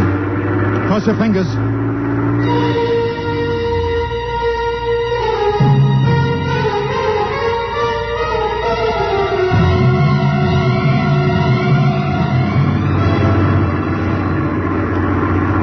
We made it out all right. Anything doing? There's a blue coupe behind us, Mr. Wade. It seems to be following. I'll cut up Pennsylvania Avenue. Now Route 1, toward Baltimore. It is following. He turned with us. Can you go faster? Not much faster. Well, he's gaining on us. I've got an idea. Hang on, Henry. Yes, sir. Why'd you stop? I'll turn off the lights.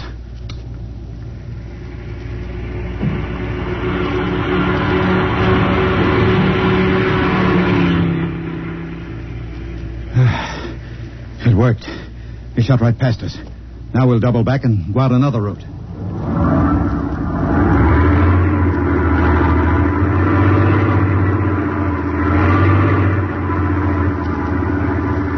Well, I don't see anything. I think we've lost him. Good.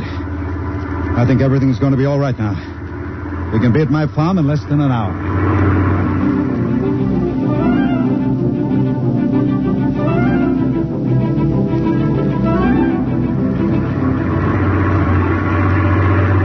Not much longer now. Is anyone behind us? I thought I saw the blue coupe again, but I was mistaken. Whew. This place is really out in the wilderness. We can stay here indefinitely till we figure out the next move. Just up this dirt road now. There's the house up ahead. You're not going toward it. No, I have a better idea. There's a big abandoned wheat silo on my grounds. It's down a hollow where it can't be seen except from the air. And even then, the oak trees shield it. We'll hide you out there. We leave the truck here. It'll never be seen. Come on. Yes. How did you ever find this place, Mr. Wade? I've always liked seclusion. I bought it about 12 years ago. Come up here in the summertime to get away from it all. There's the silo. It's certainly well hidden. There's a small door around the side. Come on. Be careful of those bushes. Yes. It's hard to see them in the dark. Do you suppose Philo will find us? I assure you, Henry, Mr. Philo will never find us here. Not in a million years. Here's the door.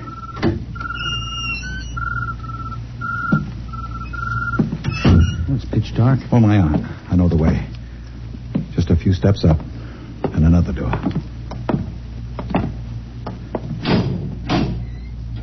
Steel.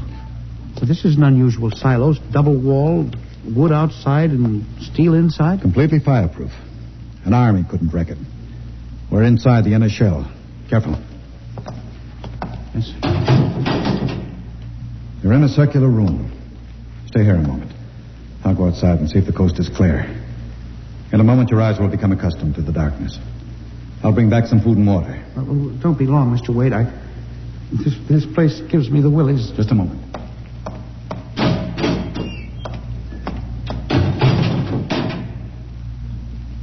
Mr. Wade. I swear I hear something. Mr. Wade. What's that? There is something. Good Lord. There's someone in here. It's locked. Oh, no. Mr. Wade! Mr. Wade, let me out! I'm not alone in here! Mr. Wade! This must be a light switch. Thank God. Oh, no. People. 10, 15, 20. Mr. Wade, help! Help! It will do you no good to shout, Henry. Mr. Wade, where are you? Outside. Speaking over the intercom. Mr. Wade, there are people in here. 15 or 20 of them. They're sitting like statues, just staring at me. They won't hurt you, Henry. What? They've all been drugged. They're even more helpless than you. But who are they? Permit me to introduce them, Henry, since they're currently unable to introduce themselves. The gentleman seated before you, the one with the scar, is Dr. Paul Ahrens, the astromathematician. Next to him is Mr. Robert Simons, electronic engineer. Names on the list. Yes, you're familiar with the rest. They've all been, shall we say, recruited for work with Professor Halsman's group on the moon. Moon? Then you're one of them. Of course. Oh, yes. There's one whose name was not on our list. If you'll turn around, Henry, you'll recognize the drugged form of your old friend, Mr. Philo. Philo? But I thought... That he was part of the conspiracy? No. On the contrary. His snooping made it necessary for us to include him. Yes, but the man in the window, the one who fired the shot... An agent of mine. The pilot of this ship. Ship? What ship? This silo is camouflaged for a rocket launching platform. In a moment, the roof will slide back for the rocket's takeoff. A rocket ship? In exactly 70 hours, you and your companions will join Professor Otterburn on the moon. But you can't do this to me. We have done it, Henry. No! You see, there was another name omitted in that list, which I carelessly mixed up with your papers. That of Henry Timpkin. No! Bon voyage. I won't let you do this. You can't. Please let me out. Let me out, please. This can't happen. Let me out. Let me out.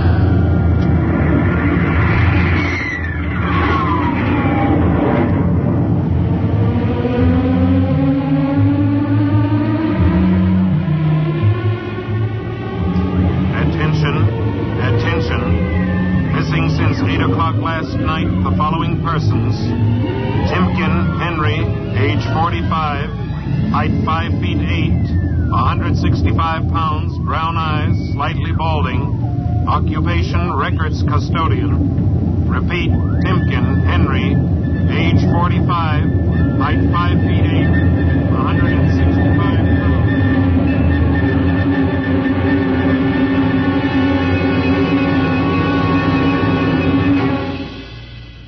In just a moment, a word about next week's adventure.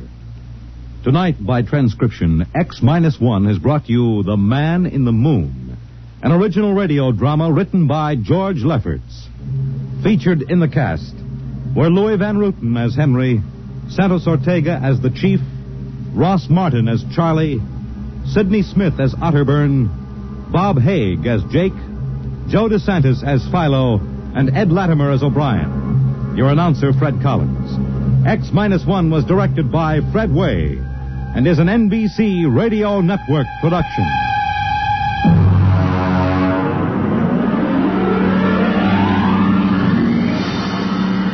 And now, next week, the sign on the window said Perigi's Wonderful Dolls. A woman and a child waited outside. The little girl peering eagerly through the window, and the woman glancing impatiently at her wristwatch, as if expecting someone who was late for an appointment. And there was nothing about Perigi's doll shop to warn them that they were waiting to keep an appointment with Doom at X-1.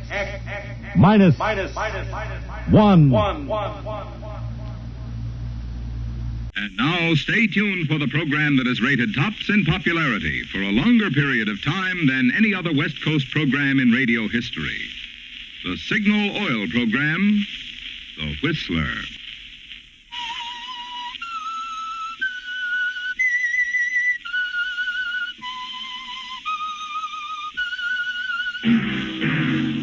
Signal, the famous Go Farther gasoline, invite you to sit back and enjoy another strange story by The Whistler.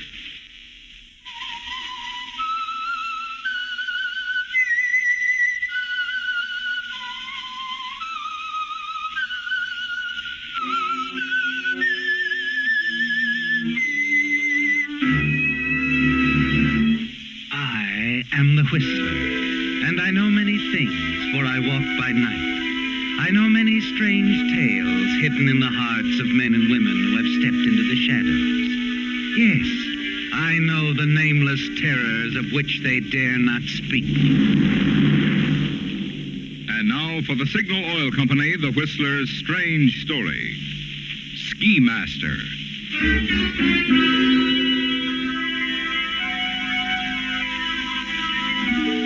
With the winter carnival approaching, Sylvana's skiing lodge in the Rocky Mountains was a beehive of activity, revolving about the handsome ski master, Carl Gordon. Carl was an American, but had spent many years in the Bavarian Alps. Following the close of World War II, he had returned to America and served as ski master at resorts on both coasts and in Canada.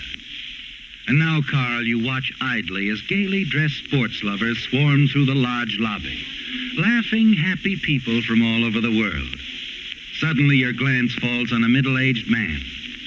He doesn't look like a sports enthusiast, does he, Carl?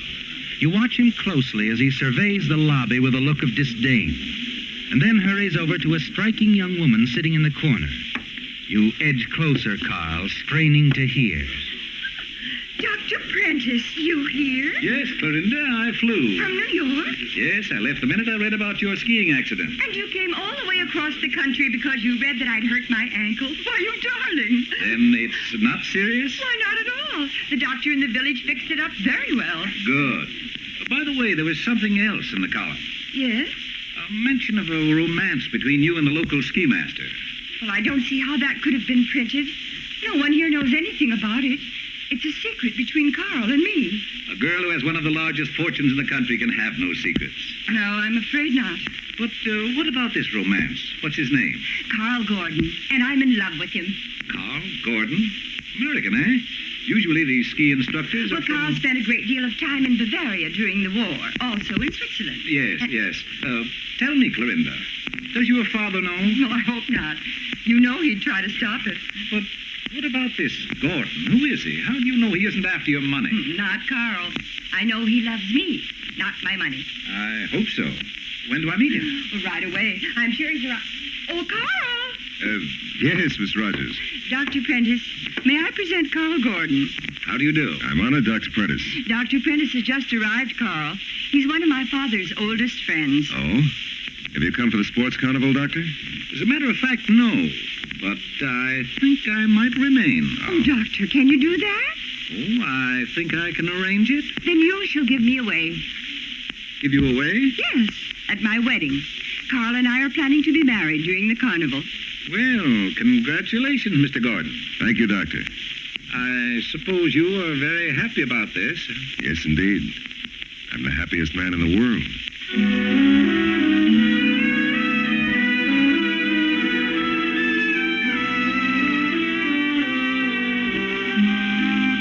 And you are happy, aren't you, Carl? At last, your dream is about to be realized. A wife with money, a big fortune.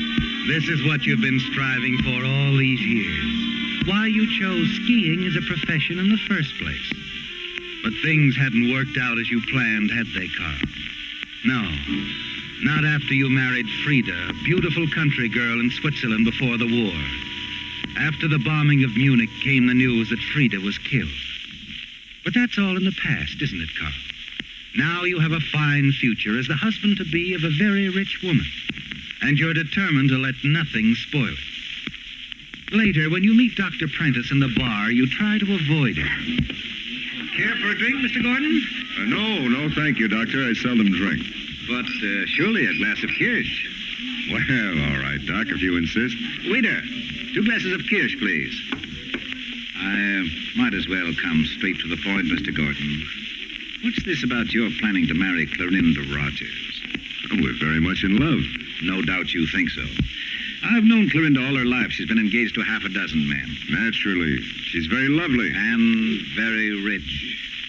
You're very unkind. Clorinda's impressionable, fickle. She was in love with a music teacher when she was only a child. Her father sent him away. Then it was her tennis instructor, a golf pro, and a lifeguard. I don't see how this concerns Miss Rogers and me. She did not marry any of these men, Gordon. And she won't marry you. I think she will. No, she won't. Not if I can find a way to prevent it. And I certainly intend to.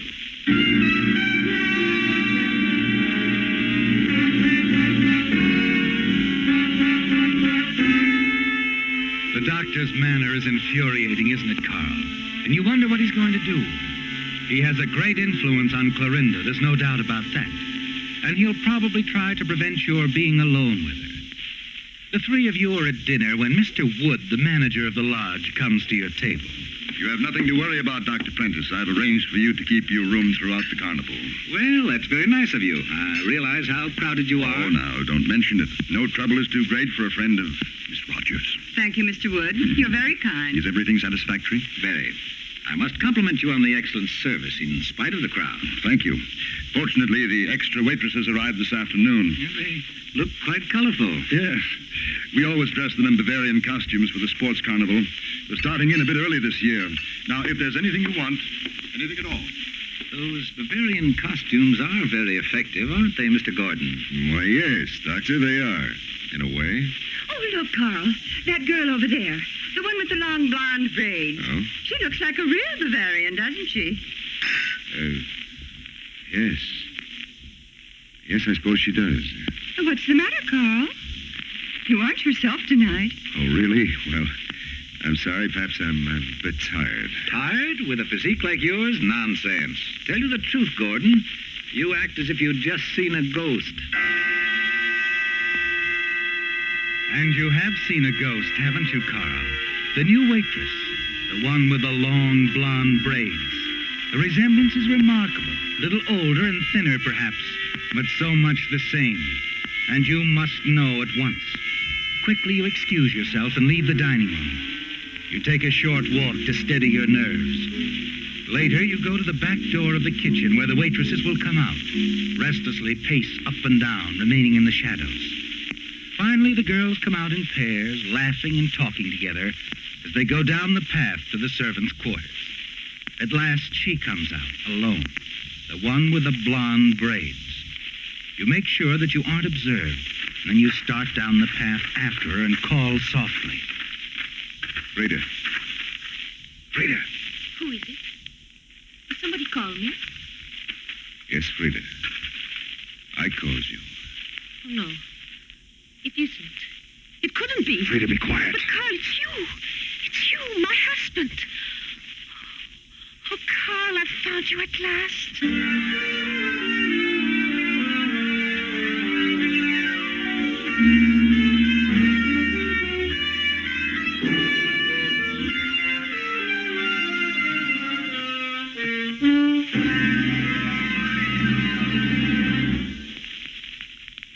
Here in Hollywood, where The Whistler is produced, this was the week the movie folks awarded their coveted Oscars.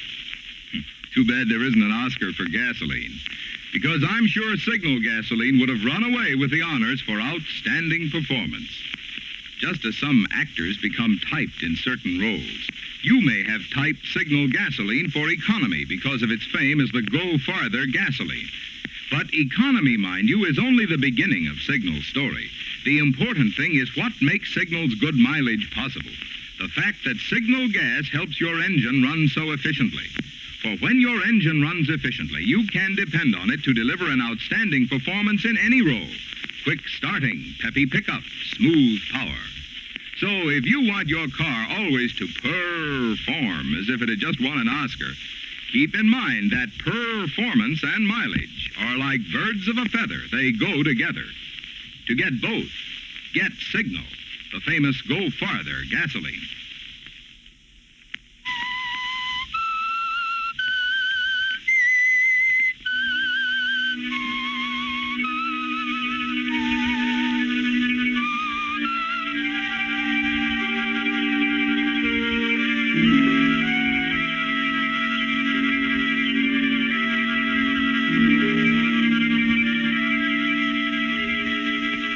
Well, Carl, things have taken a strange turn, haven't they? Just when your future seemed assured, your marriage to wealthy Clorinda Rogers about to become a reality. Your wife, Frida, the wife you thought was dead, has turned up from the past. But you're not going to let anything interfere and spoil things, are you, Carl? No. Somehow you must find a way out. Only you'll need time, won't you, to think things over and work out a plan. You stand almost petrified, staring at Frida as she continues to talk. Then... But, Carl, you are so quiet. Why do you not say something? Well, it's such a shock to me, Frida. But a happy one, Carl? Oh, yes, of course, but I thought you were dead, the bombing of Munich. Our home was bombed. I lost everything, but I was saved. I was with the displaced persons. So long. You tried to find me, Carl? Oh, of course, of course. I tried hard to find you. I wrote everywhere, but no one knew of Carl Gruber. Well, I changed my name to Carl Gordon. But why? Oh, it's easier to pronounce, you know, more American. After all, Frida, I am an American. Yes. So now I am Mrs. Carl Gordon. Mrs. Carl Gordon. Hush, Frida, not so loud. But why not? Well, I'm the skiing master here. They want only single men for skiing masters in America. Oh? But why? Well, it's the custom. If anyone finds out we're married, I'll be fired. Now, you wouldn't want that, would you? Oh, no, Carl, of course not. You must act as though you've never seen me before. Can you do that? I will try. Good. And we can both keep our jobs and work hard and save our money. So that we can be together, always. Yes, Frida. Always. You will come to my cabin, Carl? There it is, the one way in the back. Yes, Frida, but not tonight. I'm busy. But when, Carl? Tomorrow night. After dinner. Say, about 10. I will be waiting. Good night, Carl.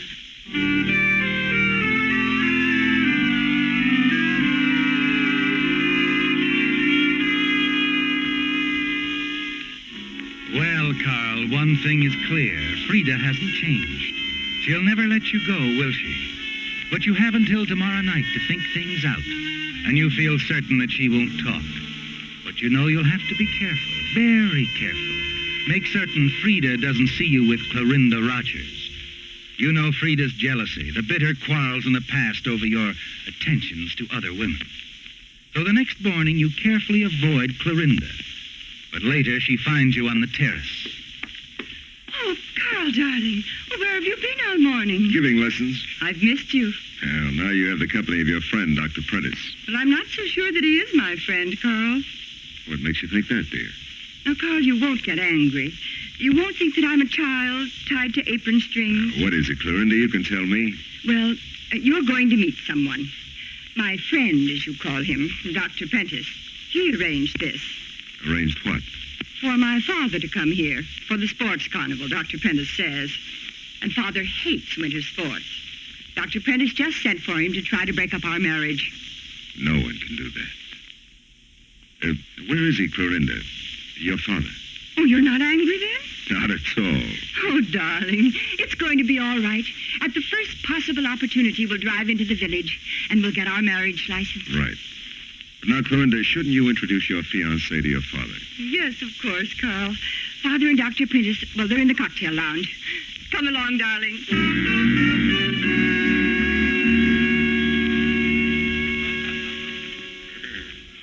Clorinda, I must say you've been keeping something from me. Had I known such places as this existed... It is fun, isn't it, Father? And I'm so pleased that you approve of Carl. Huh? Yes. You seem quite captivated by the atmosphere of Sylvana Lodge, sir. Yes, he even surprises me on that score. I dare say, Doctor. Yes, beautiful view out this window, don't you think, Clorinda? Very much like Bavaria. Yes, Father. Bavaria. I understand you've been there, Carl. Yes, I have. You watch me from the top. No, I will go down, Carl. Here I go.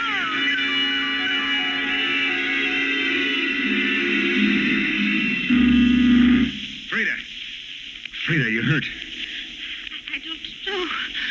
Oh, how stupid of me to fall. What happened? Carl, I will never be able to ski anymore. You can walk. Yes.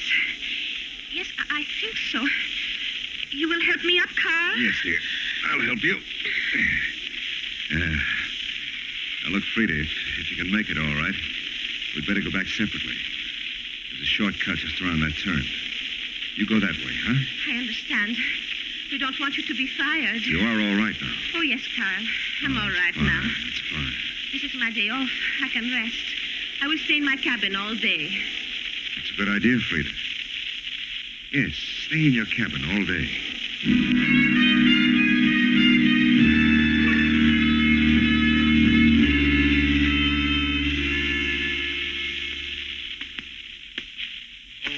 Mr. Wood. Oh, hello, Carl. Miss Rogers wants me to go to the village with her this afternoon. Anything to please Miss Rogers? We'll be gone in a few hours. But it's starting to snow. There may be a storm. I know. We're going to use the sleigh. Oh, well, fine. Oh, by the way, would you mind not mentioning to anyone where we've gone? Of course not, if Miss Rogers doesn't want it known. No, she doesn't. Oh, and before I forget it, I'm afraid I did a very stupid thing. Yes? Well, I got a ski outfit and skis for that new German waitress. Frida Gruber? Yeah, I shouldn't have done it. She's good. She's very good, but she's just not in shape. No, I suppose not. But she's just better take it easy. And she's very reckless, too. She doesn't know the country. I saw her this morning near Thunder Cliff. Thunder Cliff? She mustn't go near there. There are signs all over the place. Yeah, there are signs, but she may not understand them. You know, we phrase things so differently in America. Yes, well, you just talk to her, Gordon. Explain exactly what they mean so there'll be no mistake. And tell her that she must not go skiing alone. All right, I will, Mr. Wood. I'll make it very clear to her. Yes, do that. But Thunder Cliff. Carl, it's absolute suicide, and an accident right now positively ruined the sports carnival.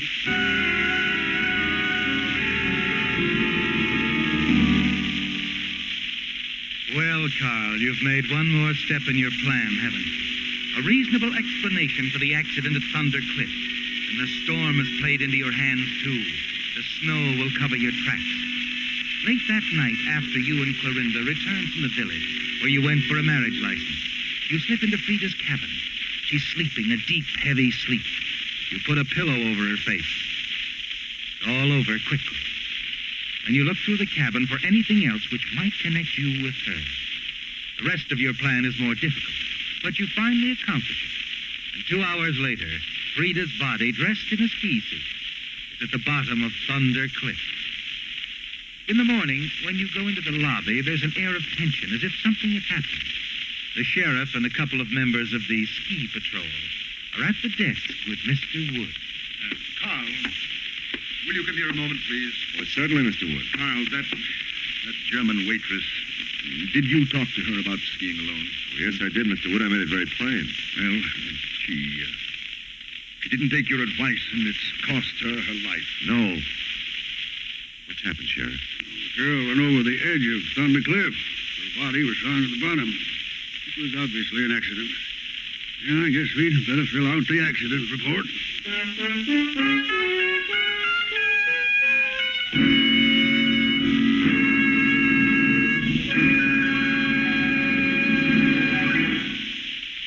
Every person who owns a car should know about what has been called the greatest improvement in automobile batteries in 20 years.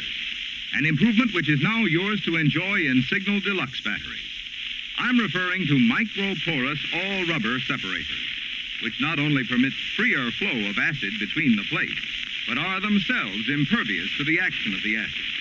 As a result, new Signal Deluxe batteries deliver up to 35% more power, ready to run your car radio and all the other electrical gadgets on today's cars.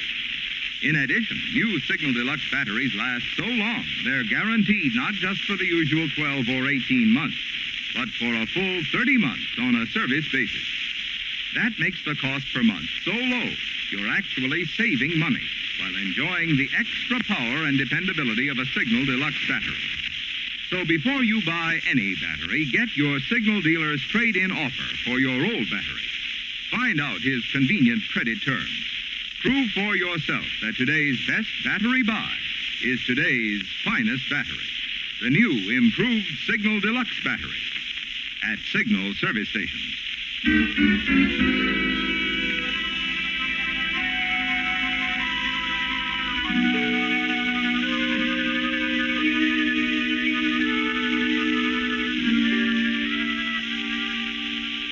It went very simply and smoothly, didn't it, Carl? The body of your wife, Frida, was found at the bottom of Thunder Cliff. The sheriff considers it an accident. And now nothing stands in the way of your marriage to wealthy Clorinda Rogers. You're helping the sheriff to fill out the accident report when Dr. Prentice comes up. This is Dr. Prentice, Sheriff. Good. We need your help, Doctor. There's been an accident. An accident? I'll get my bag and be with you right away. No, it's too late for that. The accident was fatal. That new German waitress was skiing and went over a cliff. Surely you don't mean Frida Gruber? Yes, Doctor. It's just terrible. It's impossible. The girl couldn't have gone skiing. Well, she did, and she was very reckless. Well, Carl here warned her. That's right, Doctor. The girl had a displaced kneecap, an old injury. She hurt it again skiing yesterday morning. She called me last night, said she didn't want the lodge physician to know anything about it. Asked me not to mention it. Doesn't seem likely she'd go skiing with a bad knee. Not only that, she was in great pain. I gave her a strong sedative. She couldn't have wakened naturally before noon. Then someone awakened her, took her out to the cliff, pushed her over? I see no other explanation, Sheriff. But who'd want to do that? Did she have any enemies here, Miss Wood? No. She was a displaced person. She just arrived. She knew no one here and talked very little. Who did she talk to? You, Gordon? Well, we only talked on the subject of skiing, Sheriff. I warned her at Mr. Wood's request. Did she say anything to you, Dr. Prentice, about anyone wanting to kill her? Of course not. And she didn't seem to be the sort of girl who would make enemies. She was naive, sweet, so happy about being in America. Well, sure beats me.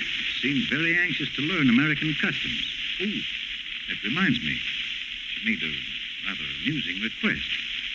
Well, what was it? She gave me a letter that arrived for her yesterday. She insisted I have Mr. Wood put it in the hotel safe. She had the quaint idea that everything was kept in a safe in America. Well, what's this? Maybe throw some light on the matter. It is. Right here. It's apparently forwarded to her from some refugee association. I doubt if it'll be any help. Well, I'll take a look. Dear Madam, we are pleased to inform you that we have finally located your missing husband. He is working as skiing instructor at... Sylvana Lodge, Colorado, under the name of Carl Gordon.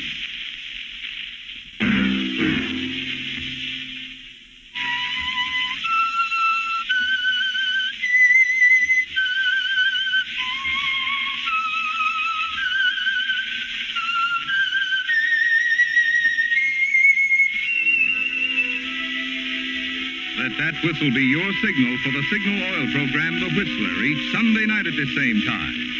Meantime, Signal Oil Company and the friendly independent dealers who help you go farther with Signal gasoline hope you'll remember. Regardless of what gasoline you use, you'll enjoy more miles of happy driving if you drive at sensible speeds, obey traffic regulations, and avoid taking chances.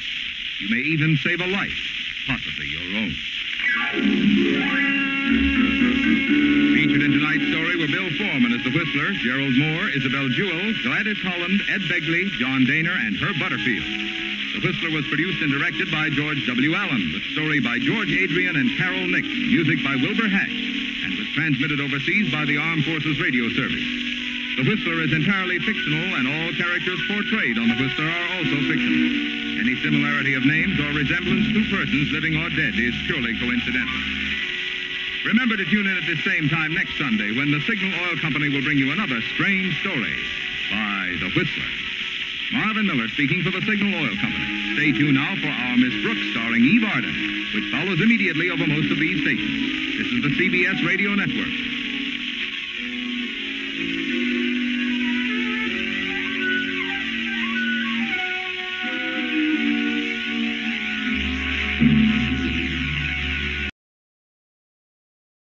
And now, stay tuned for the mystery program that is unique among all mystery programs. Because even when you know who is guilty, you always receive a startling surprise at the final curtain. In the Signal Oil program, The Whistler.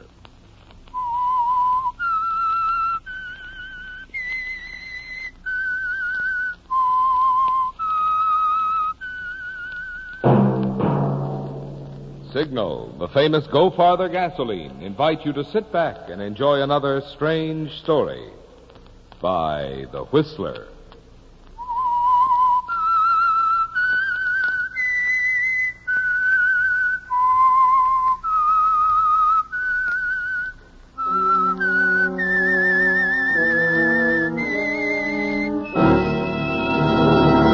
I am the Whistler, and I know many things, for I walk by night.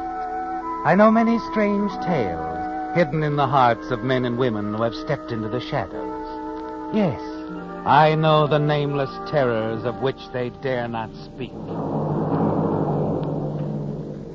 And now for the Signal Oil Company, The Whistler's strange story, The Doctor's Wife.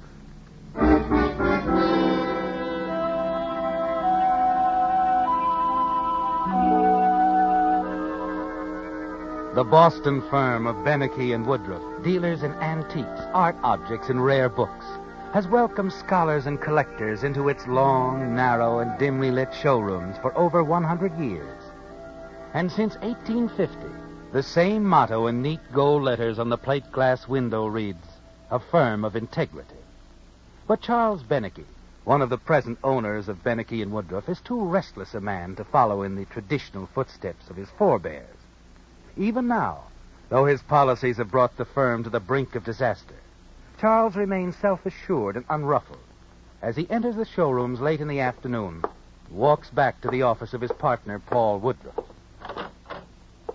Oh, there you are, Paul. Yes, here I am.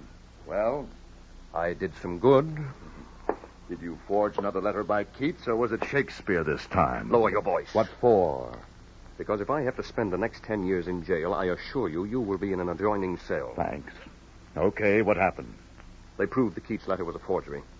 But they couldn't prove we, or should I say, I did it. But inasmuch as we guaranteed the letter in the bill of sale... Never mind the fine print. How much? Well, the judge awarded them $100,000. $100,000? You know what that means? We're through. Now, look, I told you 5 years ago when you started working in this dirty racket that I didn't want any part of it. But you never objected to sharing the profit. That's a lie. I objected then, I object now. I never wanted to get rich quick. Forget it. We've got to get busy. Oh? Doing what? putting the stock up for auction and filing the bankruptcy papers? Not quite. I still have the genuine Tupou first edition of Bonelli's Fables locked away. Huntington Library offered $200,000 for it. That was last month. They'll go even higher this month. I have a very unpleasant surprise for you. Another copy has turned up. Somebody was pulling your leg. Ours is the only copy in existence. Was. As you very well know, there were several copies turned out in the original printing. Another one has reared its ugly little head. It's a forgery. Yeah, sure. That's the first thing you'd think of. Well, it's not. They did an infrared check on the watermark, and Huntington says it's an exact duplicate of ours. Unmarked, perfect in every respect. Original Italian version, Bonelli's Fables, F. Tupou Press, first known printing, issued February 13th, 1485, complete with the woodcut borders. Do you want any more? Who has it? Elkin Arthur, London, is the agent for the book, but is still in possession of the guy who discovered it, Dr. Roger Brookhurst, who lives in some London suburb. What do they want for it? Elkin Arthur figures they can swing the deal for around $50,000. Ridiculously low. We have to get hold of that book. How? Even if we had $50,000, which we don't, thanks to you, Huntington already has an option on it. You seem rather pleased about the whole thing. As a matter of fact, I am. Even if I have to lose my shirt, at least I'll be through with you and your shady deals. Not just yet. I'm leaving town for a month, possibly longer. You'll remain in charge of the shop until I get back. Oh? Who says I will? I needn't remind you that in the eyes of the law, you're quite as involved in the so-called shady deals as I am. I would strongly urge you to remain at your post until I return. Where are you going? London, of course. And I'm not coming back until I get that other copy of Bonelli's Fables.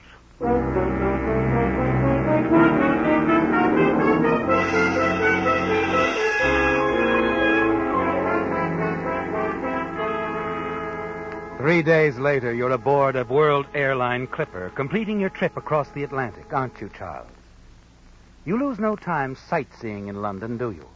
And after finding yourself in a quiet, fashionable apartment, you immediately put through a call to Dr. Roger Brookhurst. Hello? Dr. Brookhurst's office? It's Dr. Brookhurst's residence. I'd like to make an appointment to see him. The doctor's no longer receiving patients. Oh, well, I'm not sick. I wish to see the doctor on a business matter of extreme urgency. I'm afraid Dr. Brookhurst will be unable Please. I've come all the way from America to see him. I'll do my best. I can't promise anything, but you may call at the house tomorrow at 4.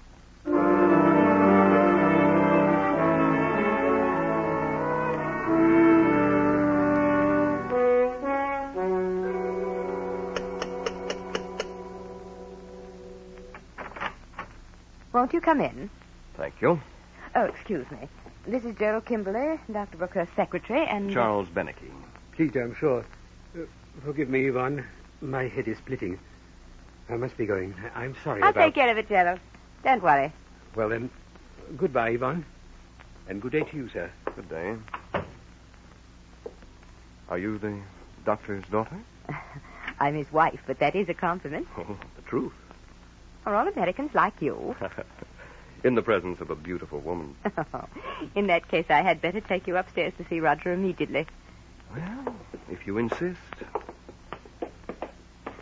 I want to warn you. He's been an invalid for some time. Stomach disorder. It makes him very short-tempered. I understand. Oh, Roger, the gentleman who phoned is here. Oh, yes, the American. Show him in. How do you do, Doctor? Not very well. Sorry. Well, sir, what is this urgent business that brings you to my door? Your copy of Bonelli's Fables. You see... No, I don't. Now, look here, sir. I don't care if you came all the way from the North Pole. I have had quite enough of book buyers, book sellers, and book traders. My agent is Elkins Arthur, 84 Charing Cross Road. Consult him if you care to, but kindly leave me and my household alone.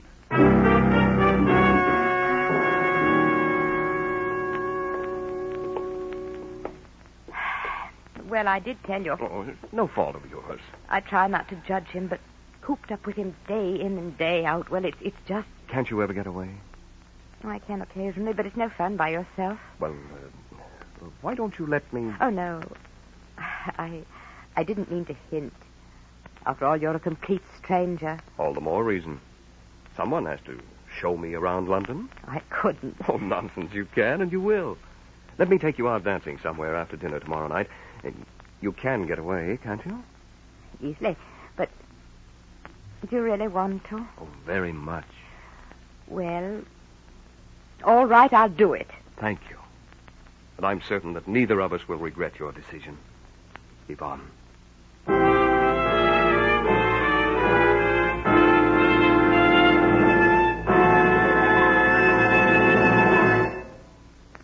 You know, the sound effects they use for radio are mighty interesting. For instance, supposing I were to broadcast that message you see on Signal's cartoon billboards. Next time, go farther with Signal. Well, if I said that same thing over a filler microphone, here's how it would sound. Next time, go farther with Signal. On the other hand, through the echo chamber, it sounds like this. Next time, go farther with Signal. But really, friends, the important thing is not how you say something, but what you say. And the important thing to you drivers is that from Canada to Mexico, Signal has become famous as the Go Farther gasoline. After all, in order to give you such good mileage, today's Signal has to help your engine run more efficiently. And when your engine runs more efficiently, naturally you also enjoy quicker starting, peppier pickup, smoother power, more of the things that make driving more fun. So to be sure of both driving economy and driving pleasure, just be sure to fill up next time at a Signal station. And next time, go farther with Signal.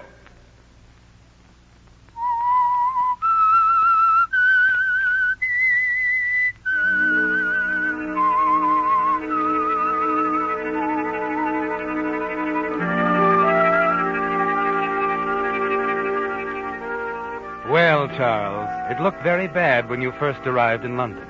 With Dr. Roger Brookhurst, the owner of the only other first edition of Bonelli's Fables, in very ill health and equally ill nature. It seemed as if you'd be completely unable to talk him out of his copy of the book, which you must have to ensure the value of the one which you and your partner in America now possess. But the doctor's wife is going to make a difference, isn't she? You two get along beautifully the first night that you take her out, don't you?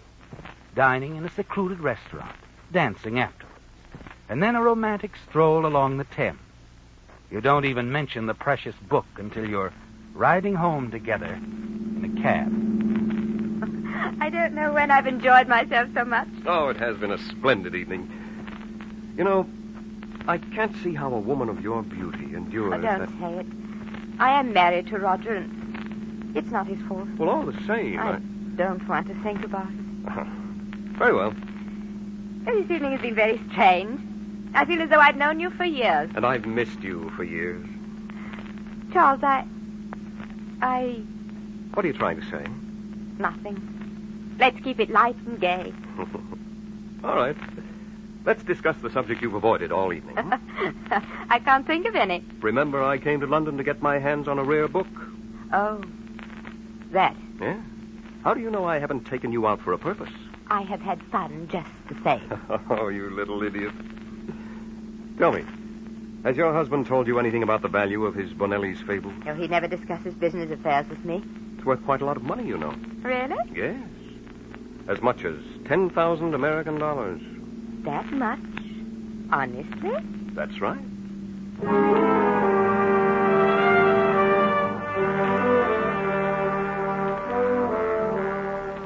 You see Yvonne the next Friday, and then the weekend after that.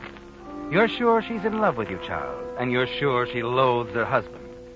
But you have to find a way of bringing it out into the open, of taking advantage of it to get that book. Luck is with you there, isn't it, Charles? Or on Wednesday evening, as you walk hand in hand down a quiet lane, Yvonne turns to you. You won't think I'm vicious, Charles, if I... I know you're not.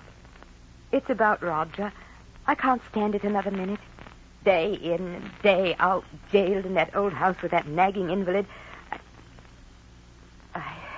I'm sorry. It's not his fault. But you can't help what you feel. It's true, I can't. I'm young and I want to taste life. Of course you do. Do you care anything about me at all, Charles? Don't lie or pretend, please. I love you, Yvonne. You're not just saying that to get hold of that old book, are you, Charles? Yvonne, the book is important to me. I'm short of cash at the moment, and the client I represent will give me a handsome bonus for getting it, but, well, it has nothing to do with my love for you. You don't have to explain. Oh, darling, what can we do? Why don't you take the confounded book and run off with me? The devil take it all. I want to. I wish I could. Well, why can't you? The scandal would kill my family. Well, sometimes, Yvonne, we have No, Charles, it won't work. There must be some other way. If I could get a divorce, I'd... Oh, well, that's impossible, isn't it? Under the circumstances, yes. But you've got to help me, Charles. There is another way. What do you mean? It could be done quickly and safely. No one would be the wiser. No, Charles. Your husband is in a great deal of pain, Yvonne. No, not murder. Don't forget I mentioned it. Perhaps we'd better say goodbye. No. Wait. How would we do it if we decided to do it? I assume Roger uses sleeping pills. Yes. A few extra in his glass of milk or tea. And it would be all over. Yes. Roger could leave a short note behind, explaining why he did it. Oh, but his handwriting. I've spent a good part of my life studying original manuscripts and letters. I'm something of an expert on handwriting. I see. Oh, but I'm afraid, Charles. I'm very afraid. Come here, darling. Please hold me close, Charles. Hold me tight.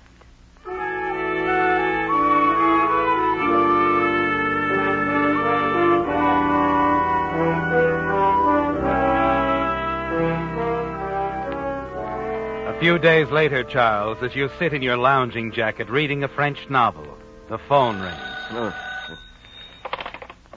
Hello? Charles, Yes. can you come tonight? What time? 8. All right. Don't have the cab stop in front of the house. No, of course not. Be sure no one sees you. I'll take every precaution. 8, then. 8.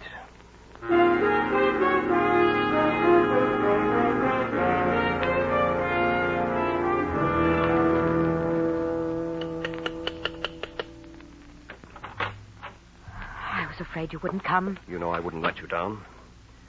Did you get everything? Yes, in here. Mm-hmm. These are his letters? Yes, and they're recent, too. Good. Here's his pen. Is this his usual stationery? Yes. Let me do a little practicing on this scratch pad. Huh? Yvonne? Yvonne? Yes? Yes, Roger? Is there anyone down there in the sitting room with you? Not really, Roger. Not really? Now, what does that mean? Is there anyone down there or not? I heard voices. Only a neighbor. Well, what does he want? Just to borrow a copy of the Times. Oh, very well. But you might tell your neighbor that subscriptions are available at the Strand. Yes, Roger. And bring up my tea, please. In a moment. Now. Maybe we shouldn't go through with it. Slip the sleeping tablets into the tea. What about the note? Are you sure? It'll be perfect. All right, then. Yvonne! Yvonne! Coming, Roger.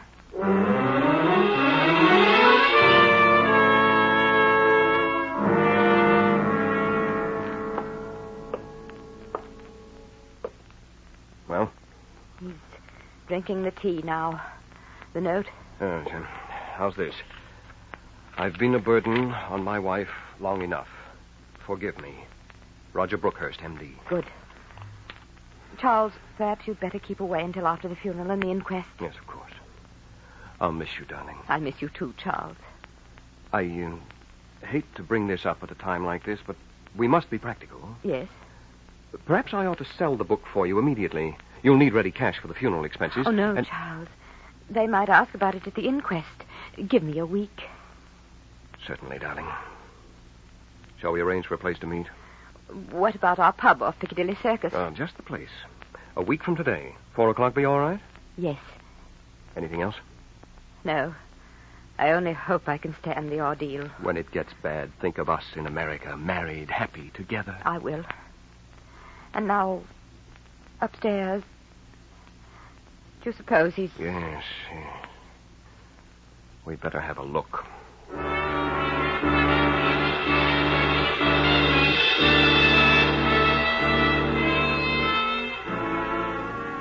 The days that follow seem endless, don't they, Charles? You scan every edition of the newspaper, but all you find are short paragraphs in the back pages stating the simple facts of Roger's death. You fight to keep from phoning Yvonne, and the week finally passes.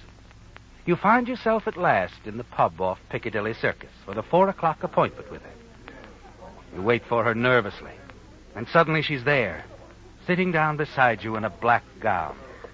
Charles, I don't dare stay very long, but it is good to see you. Yes. Everything go all right, Yvonne? Yes. Nothing suspicious at the inquest? Nothing. Good. Did you bring the book? No. Well, why didn't you? I got a sharp cablegram from my client, and I'll need his bonus to book passage for the both of us. Well, I couldn't help it. There were a million details. Tomorrow, Charles, I promise. Well, I'll meet you in the morning. Better make it afternoon. Why? Because, silly, the book is in the Bank of London, and I have to get all sorts of papers signed and sealed proving I'm me and that Roger was my husband and that I have a right to his bank vault. All right. At 3, the Bank of London. Mm-hmm. I'm sorry. I'll see you tomorrow. You're not cross with me? No. You still love me? Oh, you know I do. 3, Bank of London.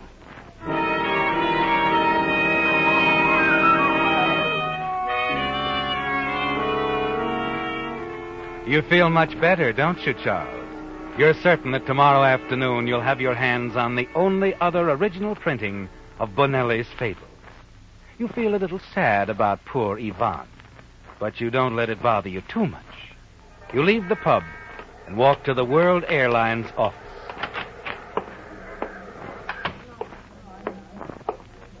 Can I be of service, sir? I wish to book passage back to America.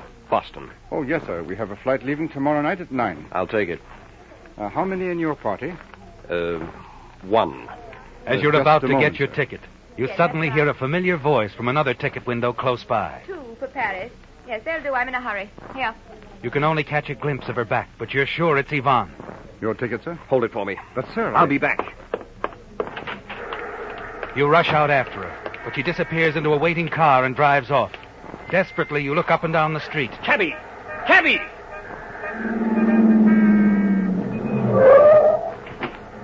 Walk in, Yank. Bromley suburb, and step on it. Number and street, if you don't mind. I'll show you. Get going.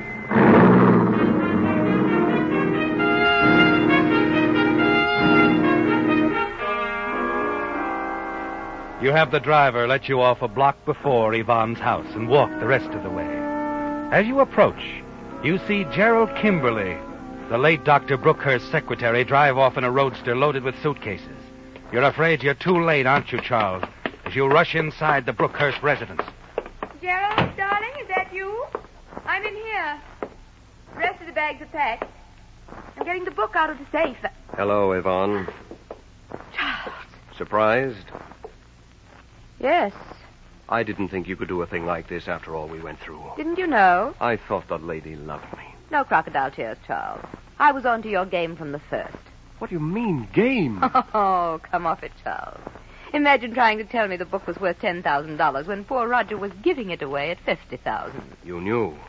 All the time, you knew. What did you take me for anyway, an innocent little fool? Well, now you know much better. I'll take that book. Oh, no, you won't. You'll get out of here. Gerald and I are going away together. And if I have any more difficulties from you, I shall call the police. You wouldn't dare. Why not? As I remember it, you forged a suicide note. Listen, Yvonne. This is wrong. I love you, Yvonne. Don't lie.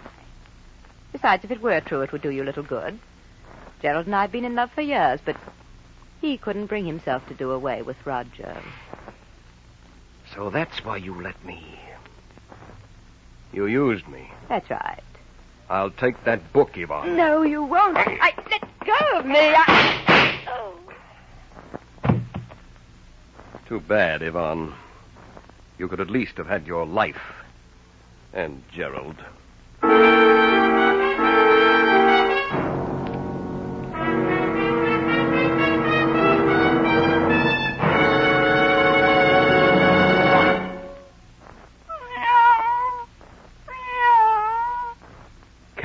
which are said to have 9 lives, were once used as a basis of comparison for things which are supposed to last a long while. But today, Pussy is a piker compared with the new Lee Super Deluxe tires. Here's what I mean. For extra long mileage, Lee toughens long-wearing cold rubber still further with patented high-abrasive Fill Black O.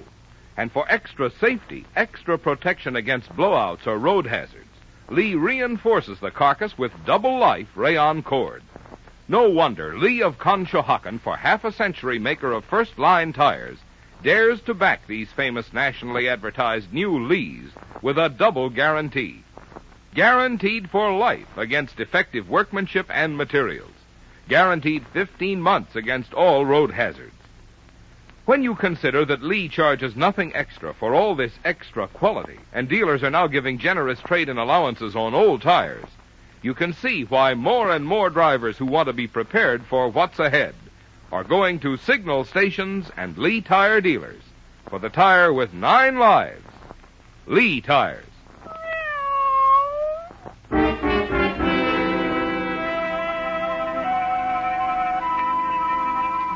It was over quickly, wasn't it, Charles? With Yvonne dead, you were able to take the book, dispose of your gun, and leave the house without being seen. Then you hurry to the transatlantic telephone, talk to your partner in Boston, give him some hurried instructions. You're certain you can expect a visit from the police, probably soon. And after talking with your partner, you're sure you're prepared for them, aren't you? Yes. You own an identical copy of the book. It's a matter of public record in book catalogs throughout the world. You're sure all you have to do is say that this is your copy of Benelli's Fables. Both volumes are identical, aren't they? Even the printing errors, the flaws in the lithography. And no one can know that your copy of Benelli's Fables is locked in the safe of your office in America. It's a risk, but only a slight one which you will have to take. You jump at the sound of a knock on the door. You wonder if it can be the police so soon. Quickly, you slip the stolen book from your briefcase and put it in a desk drawer and lock it. Coming. Yes? Who are you? I'm Inspector Kramer of Scotland Yard. May we come in? Oh, please do. Sorry for the delay. It's quite all right. And, sir, I am here about a murder. Murder? Yvonne Brookhurst was found shot to death 2 hours ago. This is a shock. Rare volume was stolen by the murderer. Bonelli's Fables? Yes. We understand from Mr. Gerald Kimberly that you were most anxious to get the book. I certainly was. It's an original edition. I have the only other copy. I have it with me, as a matter of fact. Our ownership is a matter of official record, if you care to investigate. How do you happen to bring your copy with you, as valuable as it is? Oh, with both copies in my possession, I could ask and get any price for either. Or both. I'd hoped to sell them, either here or at home. Yes, and it still seems strange. You're more than welcome to communicate with my partner in the States, Inspector. He'll verify everything I've told you. The fact that this is our copy, the reasons why I brought it with me. Yes, we may get around to that. Meantime, may I see your copy? Yes, of course.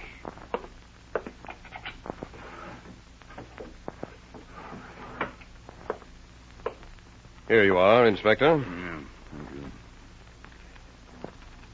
It's interesting. Tell me, are you familiar with the book at all? Oh, certainly. Mm-hmm. I read it twice a year. It gives me a chance to brush up on my Italian. Good. Are there any identifying marks in the book? Let's see. Yes, it turned to page 32, last line. A capital letter is missing on the first word. Any others? Mm-hmm. The donkey, beautiful woodcut on the margin of page 50. Yes? The donkey's eye is missing. Mm-hmm. Mr. Beneke, I shall have to arrest you for the murder of Yvonne Brookhurst. This is not your copy of the book. It's the Brookhurst copy. What do you mean, Inspector? What I said. You've never read this book, nor has anyone else. The 2 pages you mentioned are still uncut.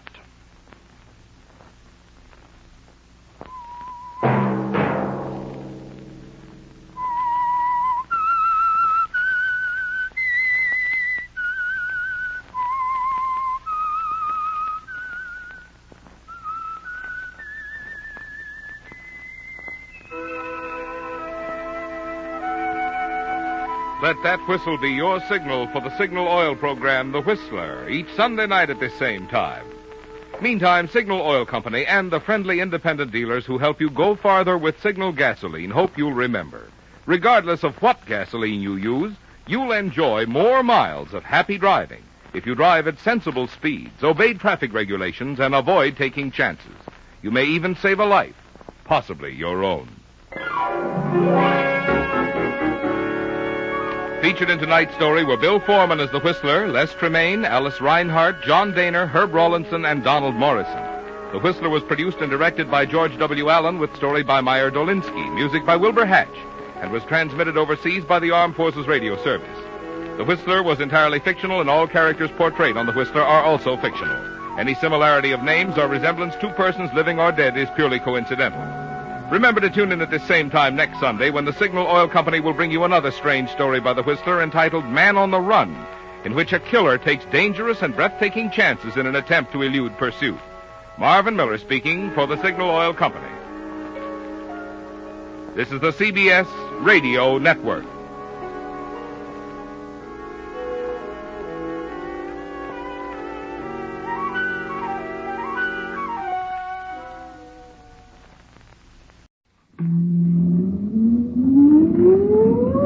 Countdown for blast off. X minus 5, 4, 3, 2, X minus 1, fire.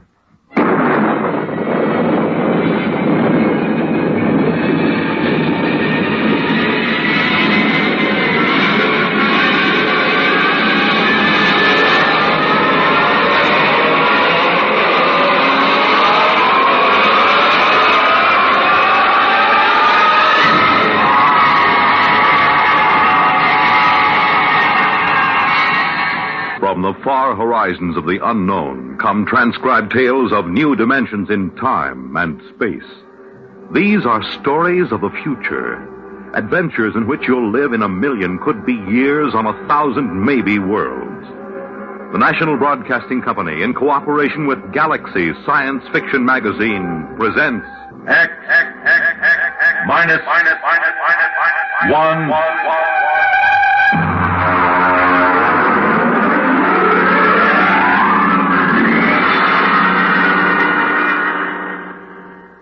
Tonight, Hallucination Orbit by J.T. McIntosh.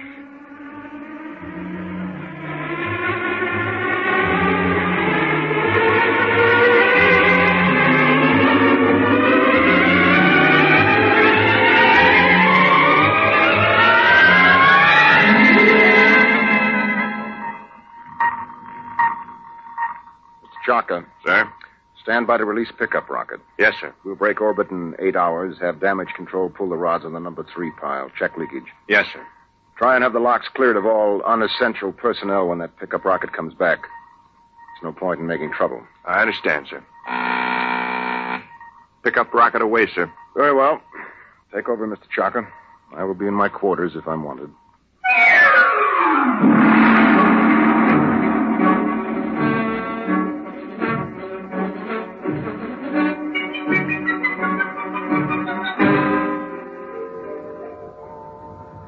Well, now then, Mr. Danbury, make yourself comfortable. Why, thank you, Captain. You care for a drink?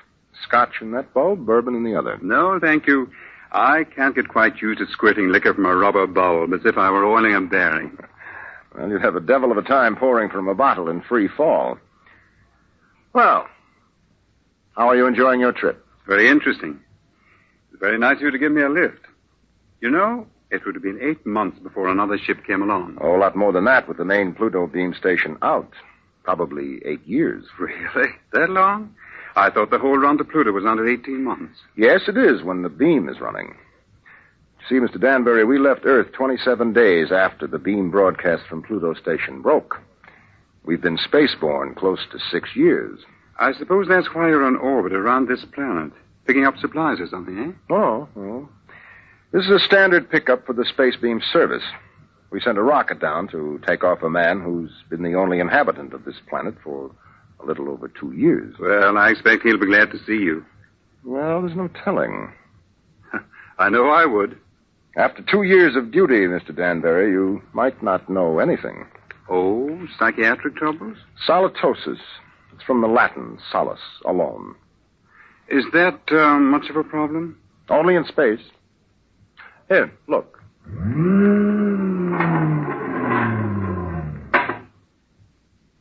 Look through that port. Seems empty. It is. It's empty of horizon, sky, sunlight, ground. It's empty of time. It's empty of people. You can't live in it too long without something happening. I see.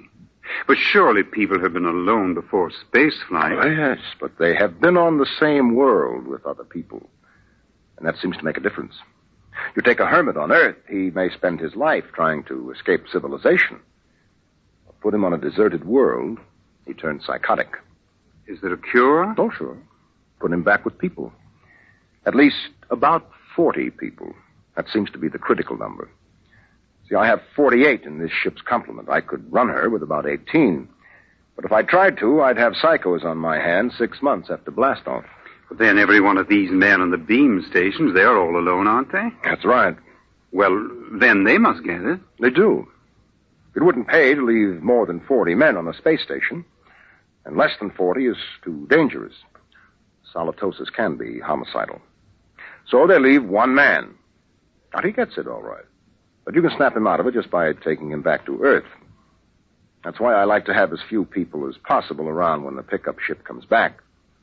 It can be pretty unpleasant. And what are they like? How does it affect them? Well, so far, I've picked up about 28 space station officers. I've seen 28 different sets of symptoms. I wouldn't want the job of getting those guys out of their stations and into that pickup rocket. Captain here. Pickup rocket. Signaling, sir. All right, Mr. Chalker, prepare to receive the pickup. Alert the psychiatric staff, and I'll be right there. Would you care to see them bring them in, Mr. Danbury? You're welcome if you have a strong stomach.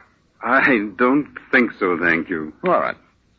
Mr. Chalker, as soon as the rocket is secured, make a trajectory for the next station. Yes, sir. That's Pluto Station 3. Carry on. Pluto Station 3. That will be a honey of a job. He has been on that lump of rock all by himself for close to 6.5 years.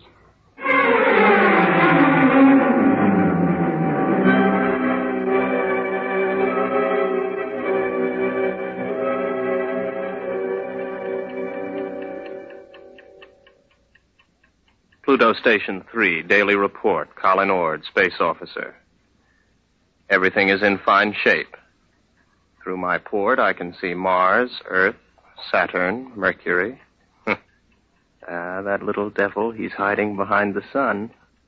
He's been quite furtive lately. Why I'm required to record this report every day escapes me, because it's quite obvious to any empty-headed brass hat at the central office that not a word of this has been worth the tape it's been recorded on for the last 5.5 years. But if it amuses you gentlemen to hear me wander, after all, you are paying for the tape. Which gives me a fine thought. I'm going to set the pickups through the whole station and leave the tape running. That'll give you a daily report all day, so keep on listening. Right now, I have the distinct impression that Earth is winking at me. A rather suggestive, lewd wink. It helps to see the planets, doesn't it? Oh, I thought you were reading. I was. You know, if you hadn't been able to see the planets, you would have been a straitjacket case long ago. Well, who knows I'm not one now? You don't, anyway. Well, I think that so long as you talk sanely about madness, you can't be so far gone. It's out there somewhere, isn't it? The rescue ship. Somewhere. How long now, Colin? Where could they be now if they started whenever the beam failed? I haven't worked it out since the last time you asked, but they could be very close. If the beam hadn't failed, they would have been here long ago, wouldn't they? Oh, sure. 11 months with the beam, over 6 years without it. Well, anyway, that triple time 6 years pay adds up to quite a pile. You'll be set up for life when you get back to Earth, won't you? And at 29. I'll be rotten with money. Oh, well. It's been nice knowing you. That's because of the others before you. I've learned a lot. Never talk of the others. And above all, never talk of any others to come. I'm sorry. Would you like to play chess? It's a long time since we did. I don't think so, not anymore. I'm a little tired of chess. Oh, I know. I understand. I won't bother you. I'll go to my room, Colin. Well, don't get upset. I'm not. I understand. You're just tired of chess. You still listening, gentlemen? That last few minutes might have been a little confusing. You'd like to know who I was talking to, wouldn't you? I'm afraid you can't hear her on the tape. That's Una. And I'll tell you what she looks like. You might find it interesting. She's beautiful, but rather cool. She always wears a white shirt and sharp, creased green slacks. She's got a good figure, but in a calm sort of way. She plays a good game of chess, although I beat her 2 out of 3 times. Of course, you know why you can't hear her on the tape. But I still know, too. That's a point in my favor, isn't it? That brings up an interesting question, gentlemen, because I'm tired of Una. I'm beginning to find her a long, cool, slightly unappealing bore. My problem is how to get rid of her. I can't just tell her to vanish. She's a little too real for that. I dreamed up a ship to bring her. I'll have to find another to take her away. Well, I might as well get to it. Oh, no. No, I'm not going to bother about the ship. It's too much mental effort. I'd have to think up everything I saw, and frankly, gentlemen, I'm too tired. Maybe she'll take the hint. A lot of them did. Susie did. And Alice. Oh. I remember Margie. There was a girl. A load of bricks had to fall on her head. Took me 4 weeks to get rid of her. No. Let Una figure her own way to get off the station.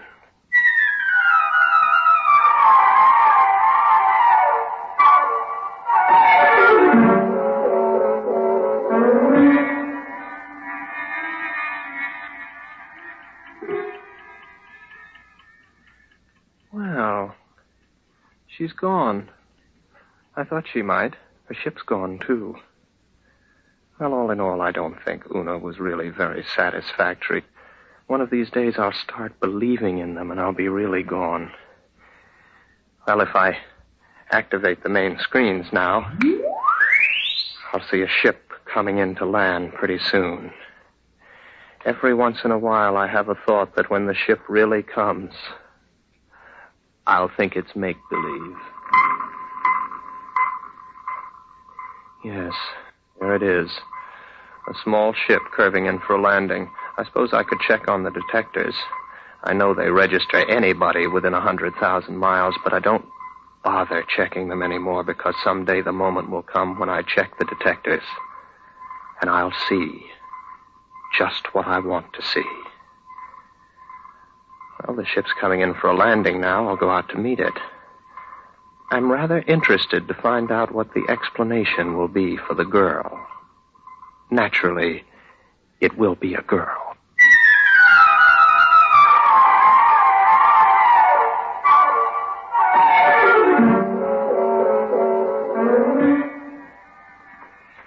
It's all right. You can take your helmet off. The air's all right in here. You must be Baker. Oh, good heavens, no. Baker was before me here. You can't be one of his dreams 7 years late. I'm Ord, Colin Ord. Before we go any further, just how does solitosis affect you? Well, that's new. None of them ever asked that before. It makes me see things that aren't there. And you know there's nothing there? Sometimes. Do you know I'm here? I'm making a point of not wondering about it. Well, one thing you can be sure of. This. Do you see this? This is a gun. I just want you to know I'm not heaven's little gift to lonely space station officers. Is that clear? Oh, yes. Yes. What's your name? Elsa Cutterline. You want to know why I'm here, of course. Not particularly. What? Well, that's always the weakest part of the story. I don't like to press it. Why don't you, take off your spacesuit? I'll tell you why, just the same. I killed a man. Why and how doesn't matter. I had access to an experimental ship. I thought if I disappeared for about 2 years, Oh, please don't labor over it. I'm not asking questions. Why not? Well, when we get around to it, I would be interested in the story you can concoct for being dressed like the cover of a magazine story in rather minimal clothing. It's been years since I thought up anything like that. You must be a throwback. What are you talking about? You know, you're going to have a tough time with that gun when you get tired of holding it. It's a heavy gun. How long do you think it'll be before I take it from you? After all, you have to sleep. There's no door in the station you can lock that I can't get in. I know. I just wanted to make sure you weren't violent. I think I can get on with you, Ort. Yes, I see. The question is, my dear, whether you're real or not. Well, don't I look real? Oh, yes, but that doesn't prove anything. As a matter of fact, the realer you look, the worse off I might be. But then there still is the remote possibility that you might actually have killed someone and decided to hide out on a space station. Shall I tell you something else, Elsa? What? I'm suddenly tired of the whole business. Breathes there a man with soul so dead, I'm sure you know the rest of it. I would suddenly like to have enough people around me so that I could be sane.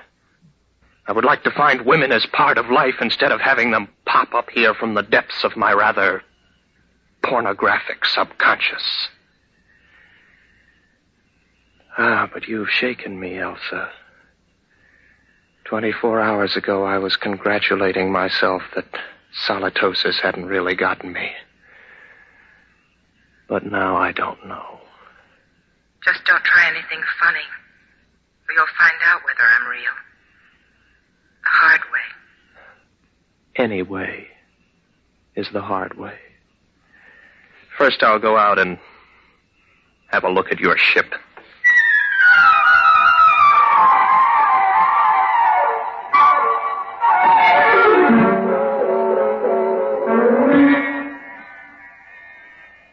£14 per square inch air. Heat. Now, I take a gasoline lighter. There, the flame lights. But on the other hand, if there was no lighter and I see it, I could also see it burn when there isn't any air. As a matter of fact, how do I know that I can read a meter for air pressure? And now that I look again quickly, I find I haven't got a lighter in my hand, and as a matter of fact, the pressure meter reads 0. There's no air on this ship. As a matter of fact, there isn't any ship. Elsa is no more real than Una. All right, Colin, old boy, sit here and concentrate for about 15 minutes, and you'll be able to walk through the walls of the ship.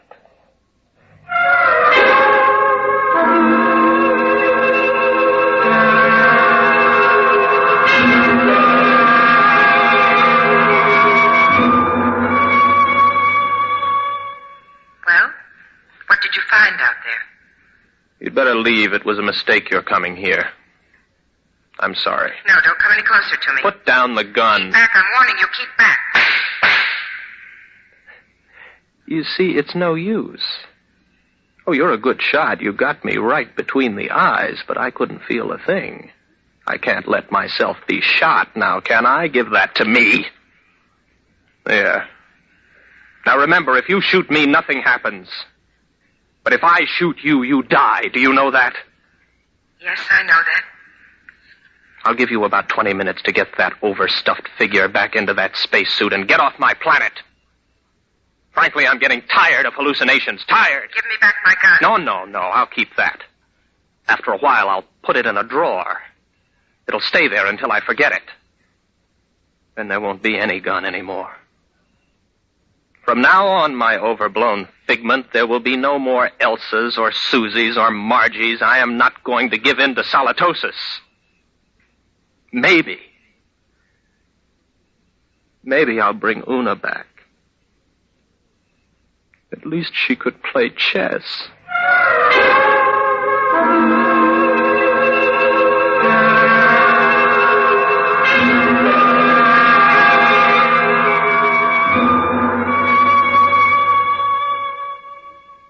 Pluto Station 3, Daily Report, Colin Ord, Space Officer.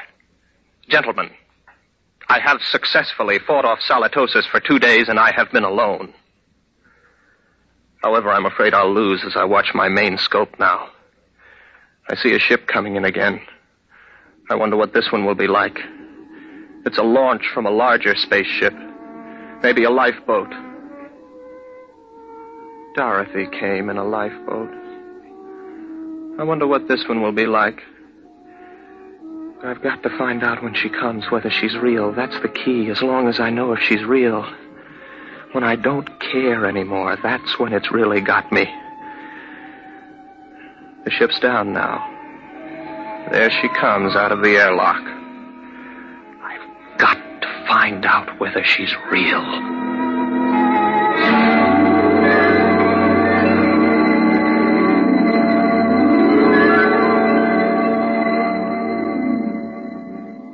Colin Ord. That's right. I'm Dr. Lynn of 4-Star Line. Marilyn Lynn. Oh, very pretty. Are you going to tell me your story now, or do I have to wait? I'm not going to tell you anything till I've found out a little more about you. Well, you're an improvement on the last one. At least you're young and beautiful, and you're not fantastic, and you look intelligent. What do you mean? Don't worry about me. I see things that aren't there. Particularly people. Oh, so you don't believe I'm here? Would you? If you were me? Do you know I'm not here? No, that comes with time. At least it always has so far. You mean you've always proved to yourself that your visitors were mere fantasy? With a struggle. Interesting. Controlled solitosis. I never heard of it before. It's a pleasure to meet you, Mr. Ord. No, that doesn't make you real. They all say that. Why should I want to make you accept me as real? I don't know. But they all do. When will you know? Oh, I can't say. Maybe in 5 minutes. Maybe not for hours. How do you do it? You don't shoot me to see if I die or anything like that, do you? No, nothing like that. If I shoot you, you do die, like the witches in history. They'd die if they were, and they'd die if they weren't. Your mind has remained agile enough. Naturally. I never heard of solitosis inhibiting intelligence. Would you like some coffee? Is that part of the test? Whether more coffee is actually drunk than you drink yourself? No, that doesn't help. It would be very easy for me to make half what I thought I made, to fill a cup with nothing and pass it back. You look afraid. Why should I be? What am I doing? Am I doing something I don't know I'm doing? No. Would you like me to wash the cups for you when we're done? That won't prove anything. Next time they were used, I could just imagine they were washed, couldn't I? Where are you going? To find out if you're real. My ship. Go ahead. Good luck.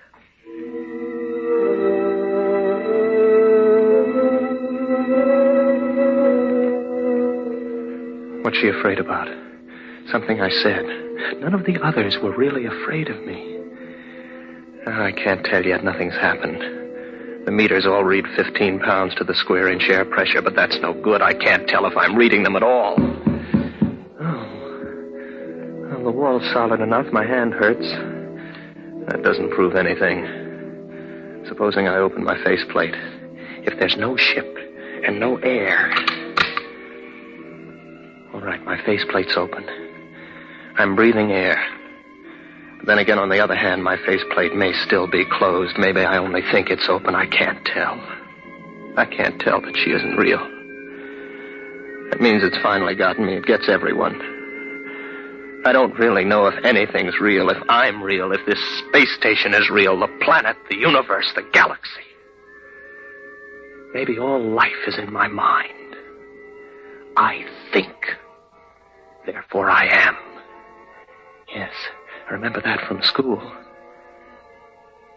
Oh, I'm tired. I got to get back to the station. Very tired. Close my faceplate, if I ever opened it. Get back to the station. Got a headache. Terrible headache. I'm very tired.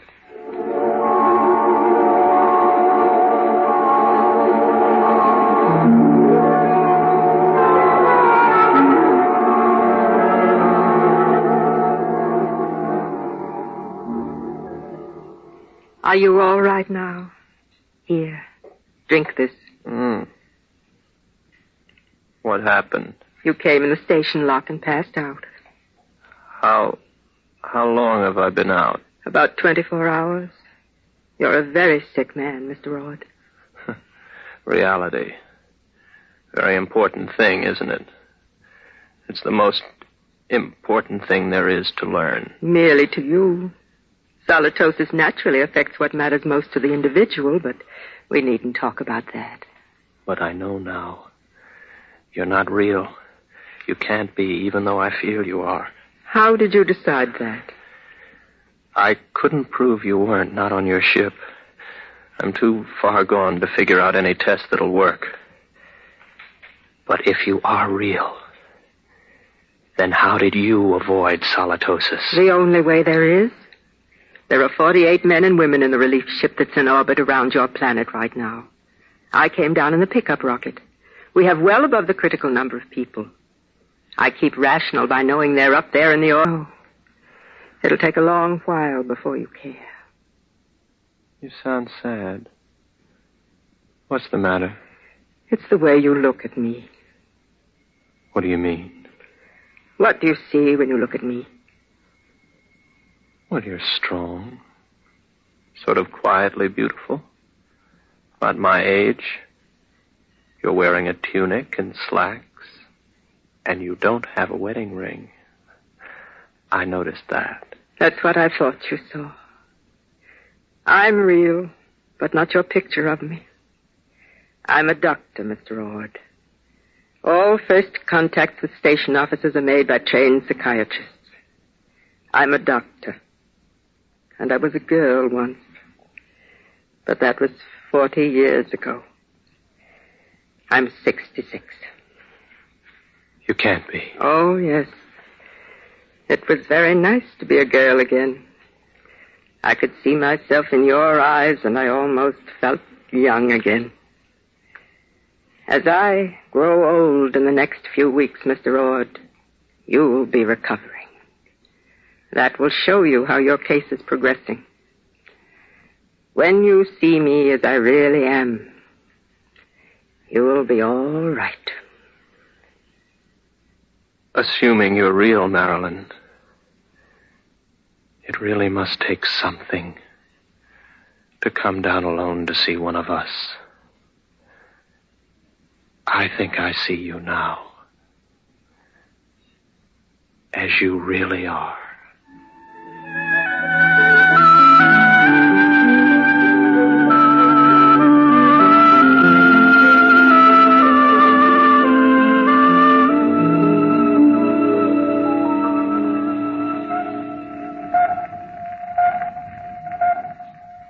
Captain?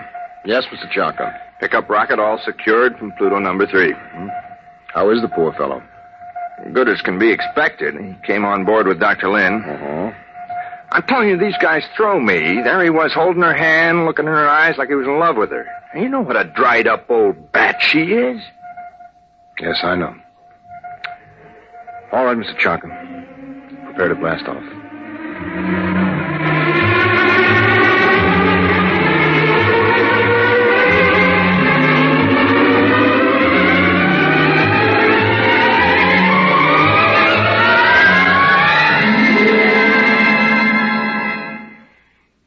You have just heard X-1, presented by the National Broadcasting Company in cooperation with Galaxy Science Fiction Magazine, which this month features the Willie Lay column, Mutant of the Iron Horse, describing monorail railroads of the past and future. Galaxy magazine on your newsstand today. Tonight, by transcription, X-1 has brought you Hallucination Orbit, a story from the pages of Galaxy written by J.T. McIntosh and adapted for radio by Ernest Kenoy. Featured in the cast were William Redfield, John Larkin, Vera Allen, John Moore, Terry Keane, Dick Hamilton, and Hope Rissman. Your announcer, Fred Collins. X-1 was directed by Daniel Sutter and is an NBC Radio Network production.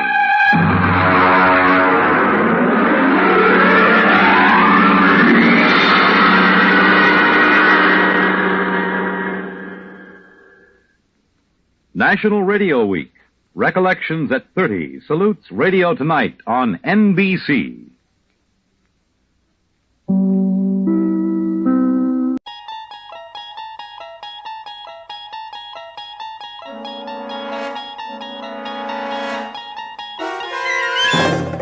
You're traveling through another dimension. A dimension not only of sight and sound, but of mind. A journey into a wondrous land whose boundaries are those of imagination. Your next stop, the Twilight Zone.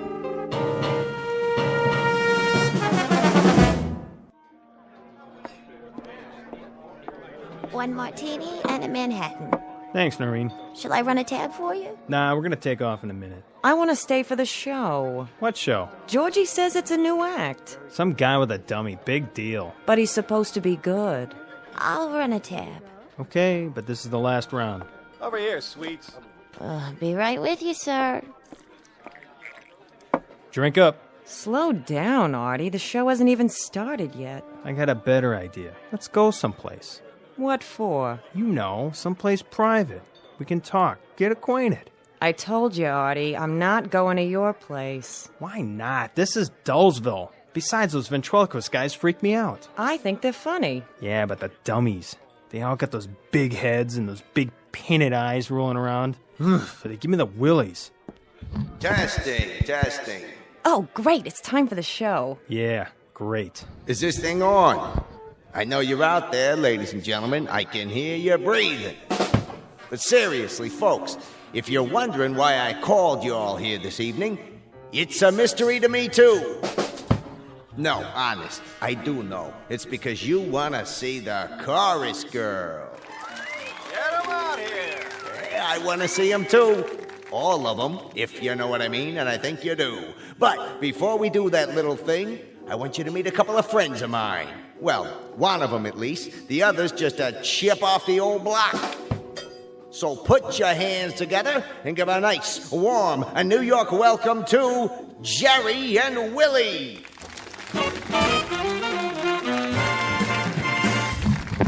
Hi there, everybody. Well, we're certainly happy to be here. Speak for yourself, Jerky. That's Jerry. Well, like I always say, a dummy by any other name. Now cut that out. All right, let go of the suit.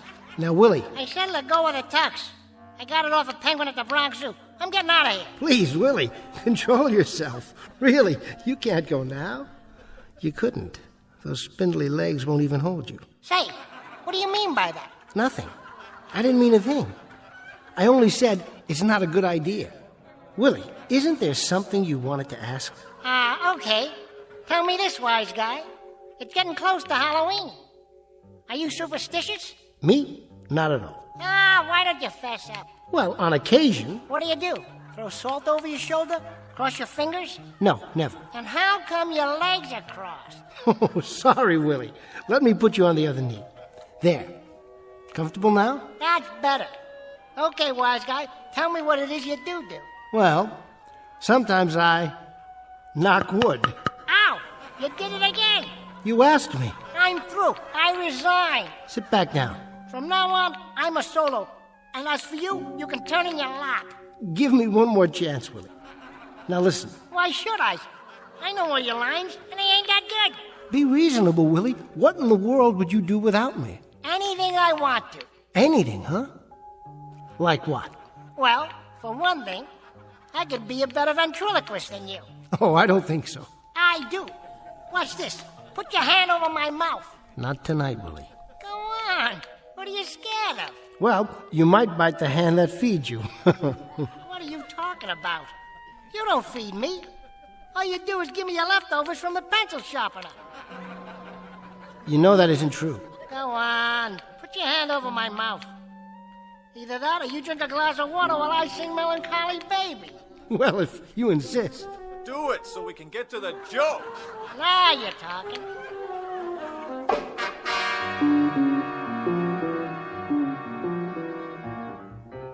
Meet a ventriloquist named Jerry Etherson, a voice thrower par excellence. His alter ego, sitting atop his lap, is a brash stick of kindling about 2 feet tall, whose sobriquet is Willie. But in just a moment, Mr. Etherson and his knotty pine partner will discover that they've been booked into an out-of-the-way bistro on a small, dark back street known as the Twilight Zone. And now, The Twilight Zone and our story, The Dummy, starring Bruno Kirby, with Stacy Keach as your narrator.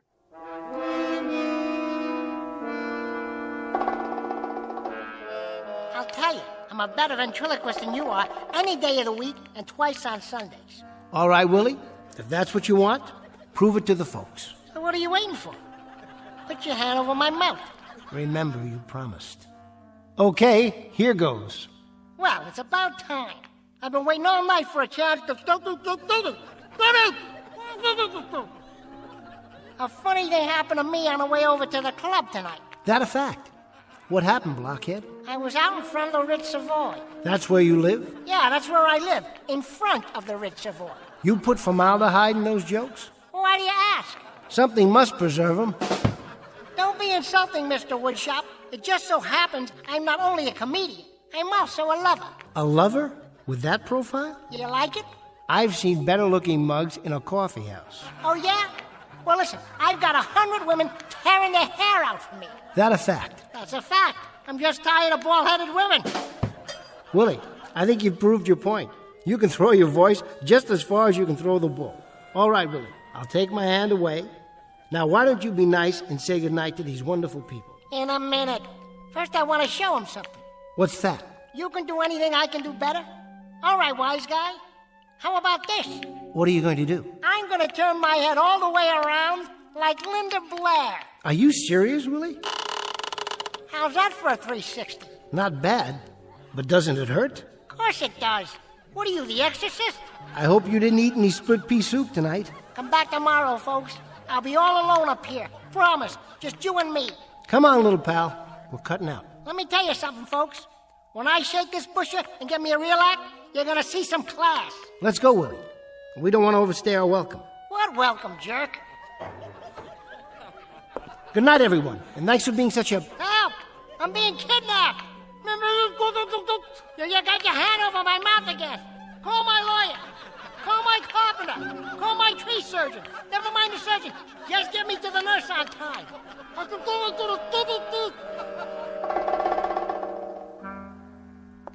Hey, I told you not to do that. And I told you never to put your hand over my trap, didn't I? You okay, Mr. Etherson? Yeah, thanks, Rich. Must have caught a splinter or something.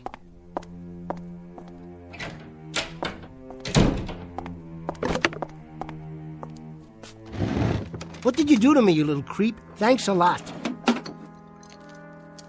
Well, what are you looking at? Mind if I sterilize the hand?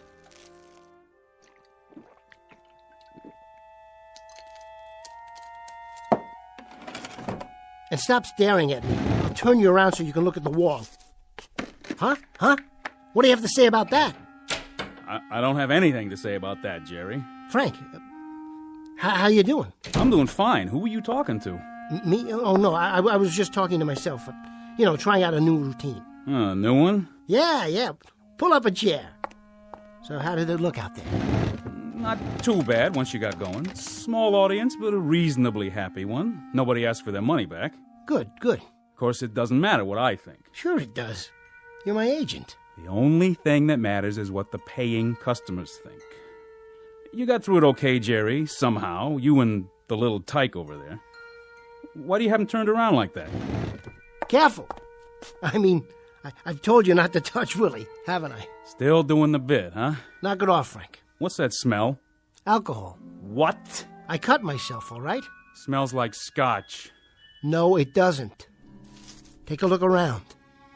What do you see? This is makeup. And this is a jar of cold cream. I told you I'm on the wagon. Yeah, sure. I thought you gave me a solemn promise you were going to stick to soda pop and cappuccinos from now on. What's it take, Jerry, to get you wise? I'm tired, Frank. And I don't feel well. Give me a break and clear the area, will you? First, I'm going to clear the air. Now, I don't know where you manufacture your illusions, but you're not Edgar Bergen or Sherry Lewis or Jim Henson. At the moment, you're a second-rate nightclub entertainer. And if you stay on that bottle, you're going to lose even that title. I'll lose the bottle. Don't worry. Just pull out for a while and give me some space. I don't even know why I waste my time. 10% of you is grief, and it's always been that way. Maybe it's because I got a soft spot in my heart for people who commit suicide 8 hours a day. Frank. Jerry, it doesn't have to be this way. You give in to some bad hooch, you have bad nightmares. It's as simple as that. You take away the hooch, you take away the nightmares. Now, you need a college degree to figure that out? You've got the chronology wrong. First it's the nightmares, then it's the bottle. I wouldn't drink if I didn't need to. And I wouldn't be a second-rate nightclub hustler if that filthy, miserable little... Frank, I keep telling you, I want to get rid of him. I have to get rid of him. That stick of wood? That fugitive from the fireplace over there? How many psychiatrists you have to see, Jerry? How many hours on the couch? How many $80 an hour visits? I can't help it. You can help it. You know what it is. You've been told.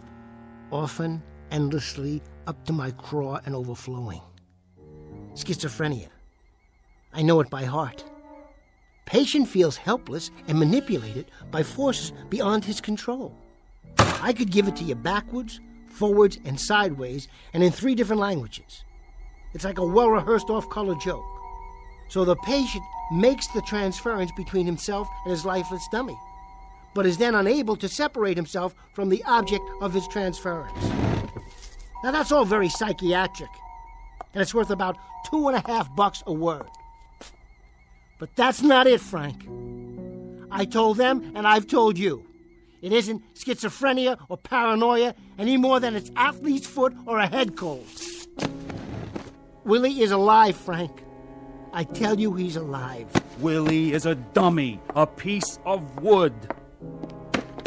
Put him down. Look at him. Does this thing look alive to you? Please, Frank. 24 inches of lumber and a funny little suit of clothes, and you're shoveling yourself into a grave over it. Careful. Now listen to me, Jerry. I've gone along with you. I've held your hand, and I've sung you lullabies, and I have patted you on the back. I've also covered for you the 110 times you run out on a performance. I thought up excuses that hadn't even been invented yet. I have gone without sleep and without commission because I thought I had a talented article here who eventually was going to crawl out from under the bottle and hit it big. Well, I don't think you're such a talented article anymore, Jerry. Now, let's put it this way. Maybe I think you could be, but you're never going to. I think you're a self-indulgent sot with an overactive imagination, and the only thing you like better than scotch is sympathy. Well, I'm going to give you just 24 hours to straighten out. Get rid of the bottle, and get rid of that crazy obsession that you're in a death match with a dummy. Frank, it isn't just a dummy. I tell you, it isn't just a dummy. Oh, take it easy, kid. You're going to blow a gasket. Frank, take a look at this. What do you got there, Jerry? A backup? I had it made special. Didn't know if I'd ever have the guts to unpack it. But now there's no choice. Frank, say hello to someone very special. I'd like you to meet Willie's replacement.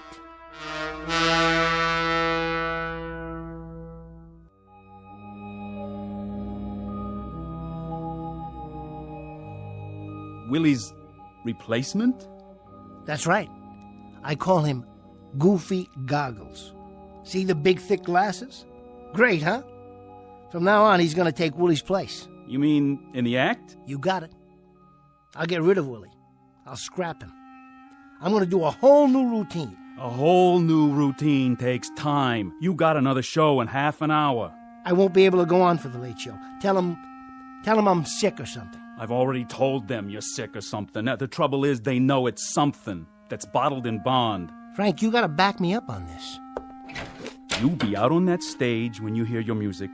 I don't care which dummy you bring, but you'll be out there. This is one I'm not covering for. New routine, right. Come on, Goofy, we can do it. There you go. You sit right here on the table, and we'll cook up some gags. Sure, it'll be easy. What are you looking at him for? Don't worry about Willie. I turned him around so he can't see. Better put on a little more pancake. It's hot under those lights. How you doing? Clean your glasses for you? There. Okay. Now, say, Goofy Goggles, why don't you have your glasses fixed? You look kind of nearsighted. Are you kidding? I don't need them. My eyes are A-OK. I'm a grown boy. Goofy, you're looking at the band leader. I'm over here. Keep talking. I'll find you. Why don't you sit on my lap? There you go. Isn't that better? Say, Mr. Etherson, I've been meaning to tell you. You put too much starch in my collar. Too much starch in your collar? Well, that's so you'll stay awake for the whole show. Heads up. Did you see that chorus girl over there? Where? See? What did I tell you? But listen, you gotta be subtle about it. Don't stare at them when they walk by. Your whole head wobbles like it's gonna fall off. Yeah, that'll work. We're gonna make it out there. You and me, Goofy, and nobody else, just you and me. Willie, I saw that. You turned your head around. Don't look at him in the mirror, Goofy. He's nothing anymore. As soon as I lock him in his suitcase, he's through. Washed up, finished.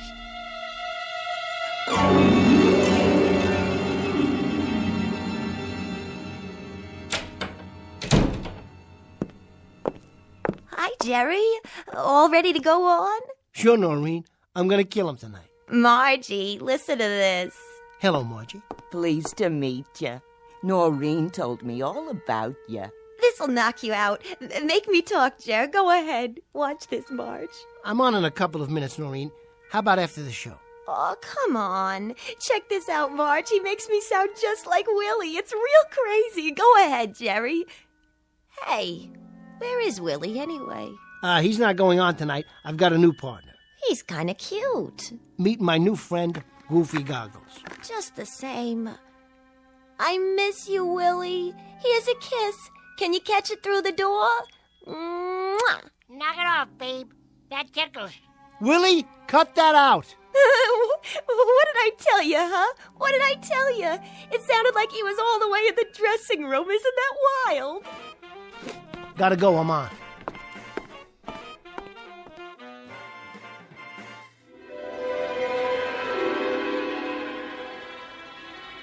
Goofy, you're talking to the band leader. I'm over here. Now listen, I think it's about time you got new glasses. I really do. My eyes are 20/20. What are you looking for? Keep talking. I'll find you. You know something? I think you ought to have an eye test. My eyes have a great IQ. Trust me. That's what you said to your toothpick. All right, now, let's try it. Look at this card. Oh, where? Are you trying to trick me already? What does this say? Give me a hint. Come on, Goofy. It's as plain as the nose on your face. It ain't that big. Goofy, it's a letter that's between D and F. I got it. It's an E. My, how did you do that? I cannot tell a lie. That'll be a first. Well, I saw that card before and I memorized it. I thought so. Well, I got a mind like a steel trap. A mousetrap is more like it. Now, what do you say we get out of here? Wait a minute. Wait a minute. For my big finish, ladies and germs, I'd like to sing my favorite song. I only have eyes for you. You are here, so am I. Maybe millions of people go by, but they all disappear from view. With a voice like that, Goofy, it's no wonder they're all disappearing. For the exit. I'll make the jokes. You just move your lips. because I only have eyes for you.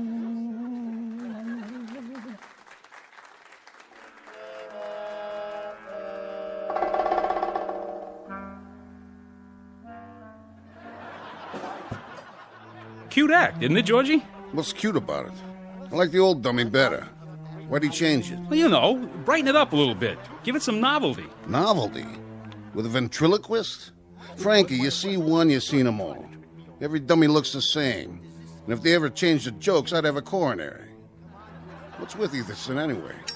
What do you mean?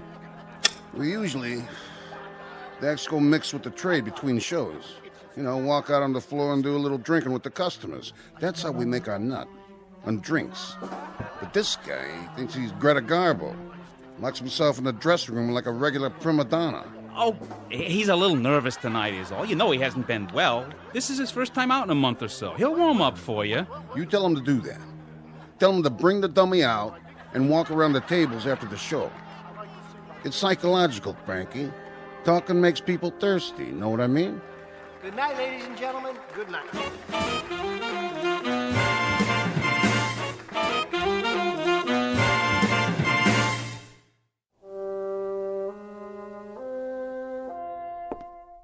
That was great. Really. Thanks, Marge. And him, oh, he's a living doll. Oh, Goofy, you are the only man for me. Mwah.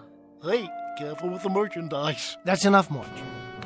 Goofy doesn't like to be touched. Say, what's the matter with him?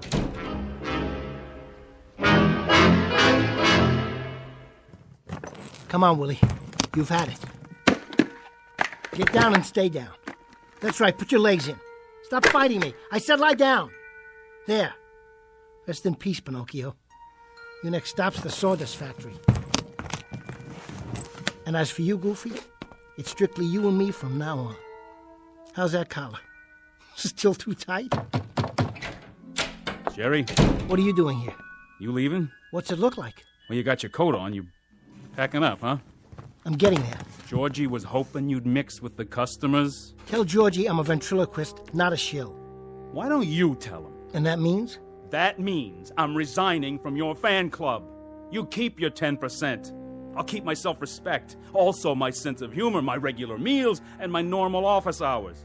You and I have had it, Jerry. I have gone the route with you and then some. You don't need an agent, you need medical help. You never believed me, did you? I believe you have obsessions. I believe those obsessions are eating you up alive, but I also believe, Jerry, that you're letting them. Frank, listen to me. He talks when I don't talk. He moves when I'm not looking. He tells jokes I've never heard of. He steps all over my lines. He throws me bum cues, and then he drowns out my gags. He, listen to yourself. Frank, I'm not crazy. He's real. He's alive. That's why I stuck him in that suitcase. And that's why I locked it. It's all over now. I'm taking Goofy, and I'm going to catch the first plane out of here. I'll go down to Miami, or maybe L.A. Frank, what was that place in Kansas City that we did so well in? The place in Kansas City was the same as Miami, which is the same as Los Angeles, which is the same as Sioux City, Iowa, which is the same as any town south, north, and west of here. They're all the same, Jerry. You're not going to leave Willie by hopping on a plane, train, taxi, or a one-horse shay. This thing you have to lick right here. This you lick at the source. Yeah, well, we'll see. Come on, Goofy, get in. We're taking a little trip. What about the other suitcase? Drop it in the river for all I care. Or keep it for old time's sake. I don't ever want to see Willie again. I thought I just explained it to you. This you can't just run away from. And I told you, we'll see about that, Frank. Just you wait and see. Willie is history.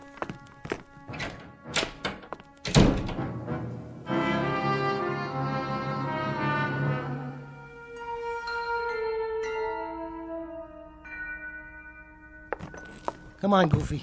Let's get out of this dump. What? Is anybody there? Georgie? Georgie, is this thing on? Somebody forgot to turn off the microphone. Well, it's not my problem. Goofy and me, we're hitting the road. Who's there? Come out and show yourself. I can't see who's... That you, Mr. Etherson? Oh, hi, Rich. Yeah. It's me. I was just closing down. Rich, don't forget to turn off the mic. Okay, but I thought I did. Then somebody must have turned it back on. Wonder who did that. Well, take her easy, Mr. Etherson. Nice show. Thanks, Rich. Night. Good night.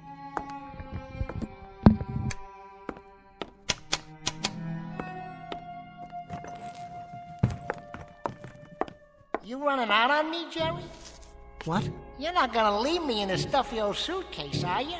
Something else was there, Mr. Etherson? Did you just say something? I said goodnight, that's all. Sure. Don't work too hard. I'll try not to.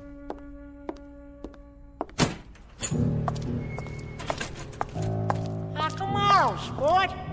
I wouldn't lock you in a suitcase. Where are you? Where? Hey, Geppetto, did you forget something? Or someone? You leave me alone.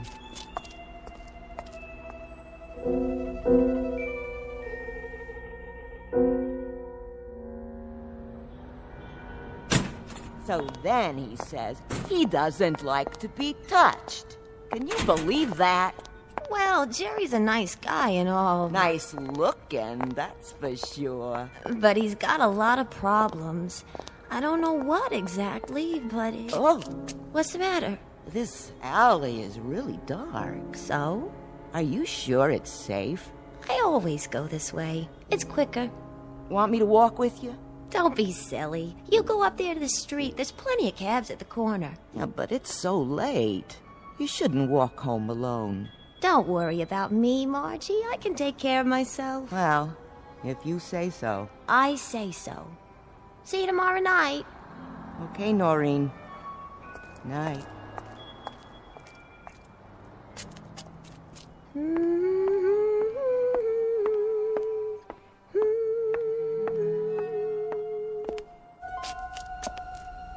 That you, Margie? Is somebody there?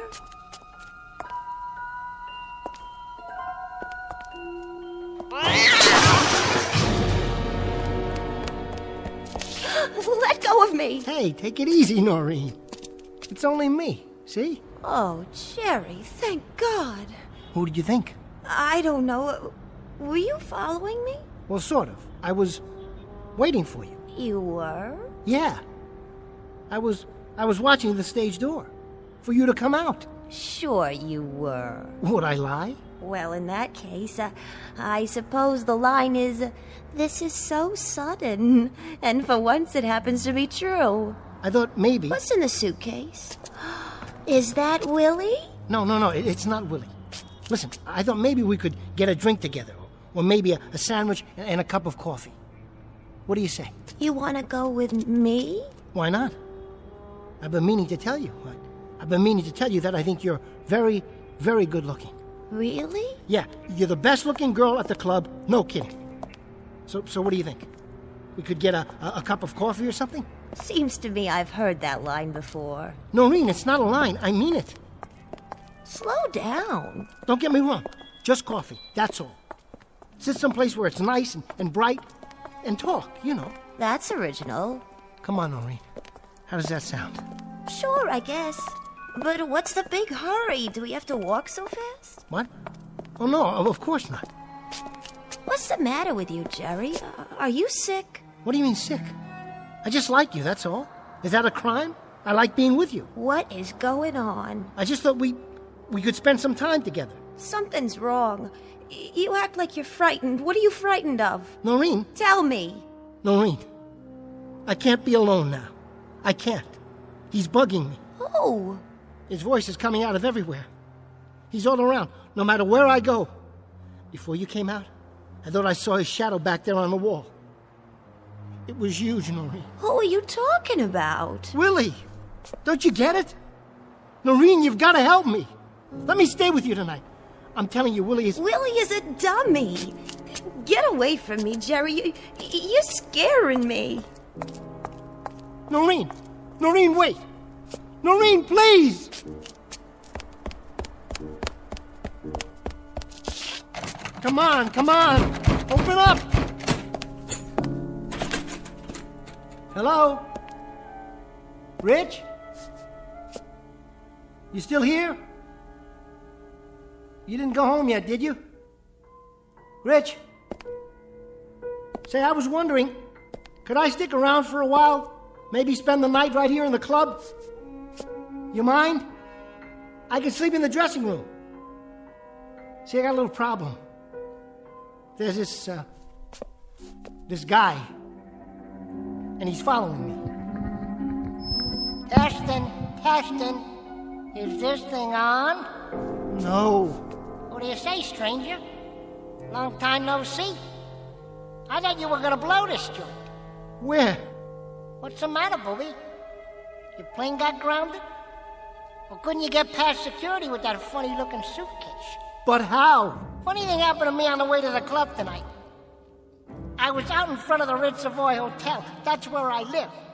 In front of the Ritz Savoy.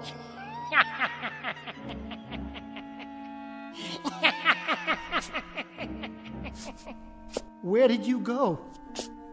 You're not on the stage. The microphone isn't even there. Want to play hide and seek? Guess what, Jerry?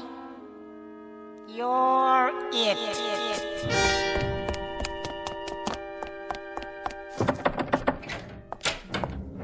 Hide and seek, huh? Where are you hiding, you little... Come out, wherever you are.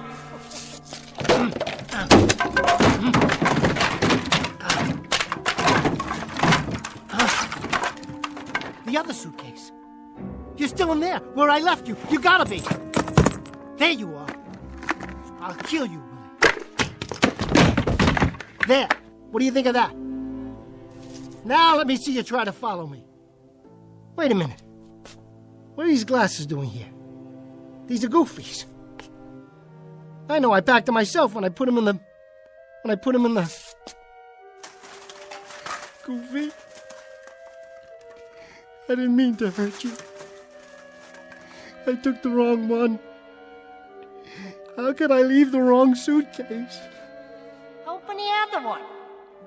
Go on, Jerry. Open it. The one you've been carrying around. I was in there a long time. Now I gotta get my pants pressed.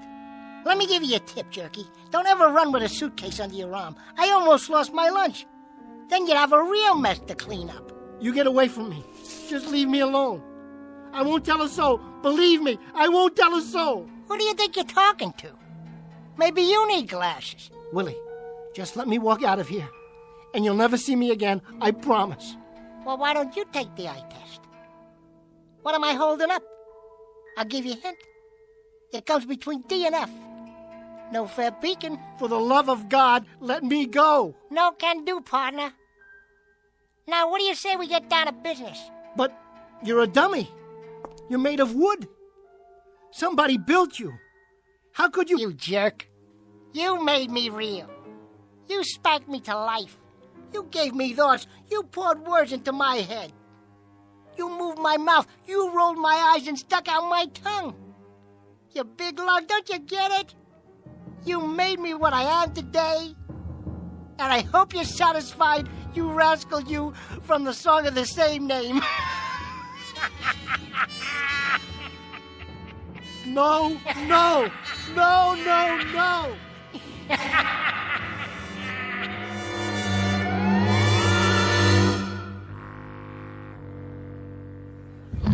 Evening, everybody. And now, direct from the Big Apple, New York City, the funniest pair of cuckoos you'll ever see here in Kansas City or anywhere else, Willie and Jerry. Come on, folks, let's give them a big Kansas City welcome.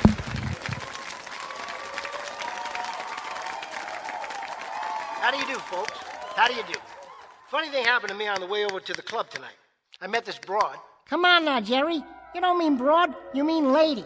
You just make the jokes, I'll deliver them. But seriously, I've heard stories about you. I'm innocent, I tell you. I was framed. I've heard that you're superstitious. Me? You are, aren't you? I mean, you throw salt over your shoulder, cross your fingers.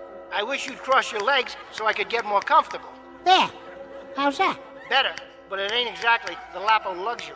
Now, Jerry, I asked you a question, remember? Of course I remember. What do you think I am, a blockhead? We're talking about superstitions. All right, wise guy, what do you do? I knock wood. Ow!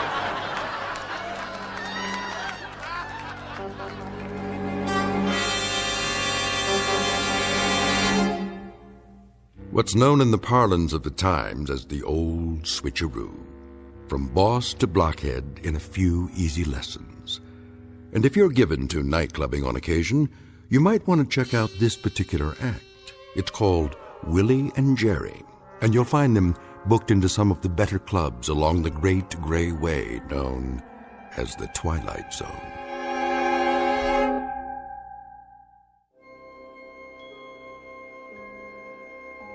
Hi, this is Carl Amari, producer of the Twilight Zone radio dramas. I'd like to take a moment to tell you about our official website at twilightzoneradio.com, where you'll get the latest news and information on these Twilight Zone radio dramas. Plus, at twilightzoneradio.com, you can digitally download 3 free episodes or any of our episodes for only $1.95 each. In this age of ever-changing technology, we've decided to make these episodes instantly available to you by making the Twilight Zone radio dramas a digital download-only series. This means that this series will no longer be offered on CD. The CD collections at our website are now being offered while supplies last at buy one, get one free. So be sure to get your favorites before they're sold out. Be sure to visit us often, and I'll see you in the zone.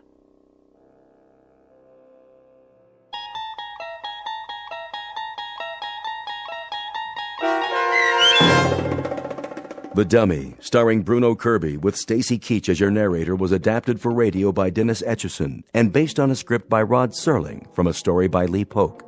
Heard in the cast were Craig Wickman, Michelle Graff, Linda Ryder, Rich Komanek, Christian Stolte, Paul Patch, Roger Wolski, and Doug James. To learn more about the Twilight Zone radio dramas and to obtain audio cassettes and CDs of these programs, visit our website at twilightzoneradio.com. This copyrighted radio series is produced and directed by Carl Amari and Roger Wolski for Falcon Picture Group. Doug James speaking.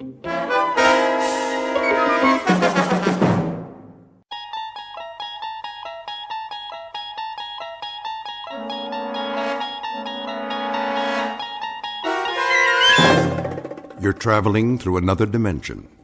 A dimension not only of sight and sound, but of mind.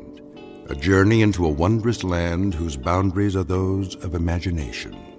Your next stop, the Twilight Zone.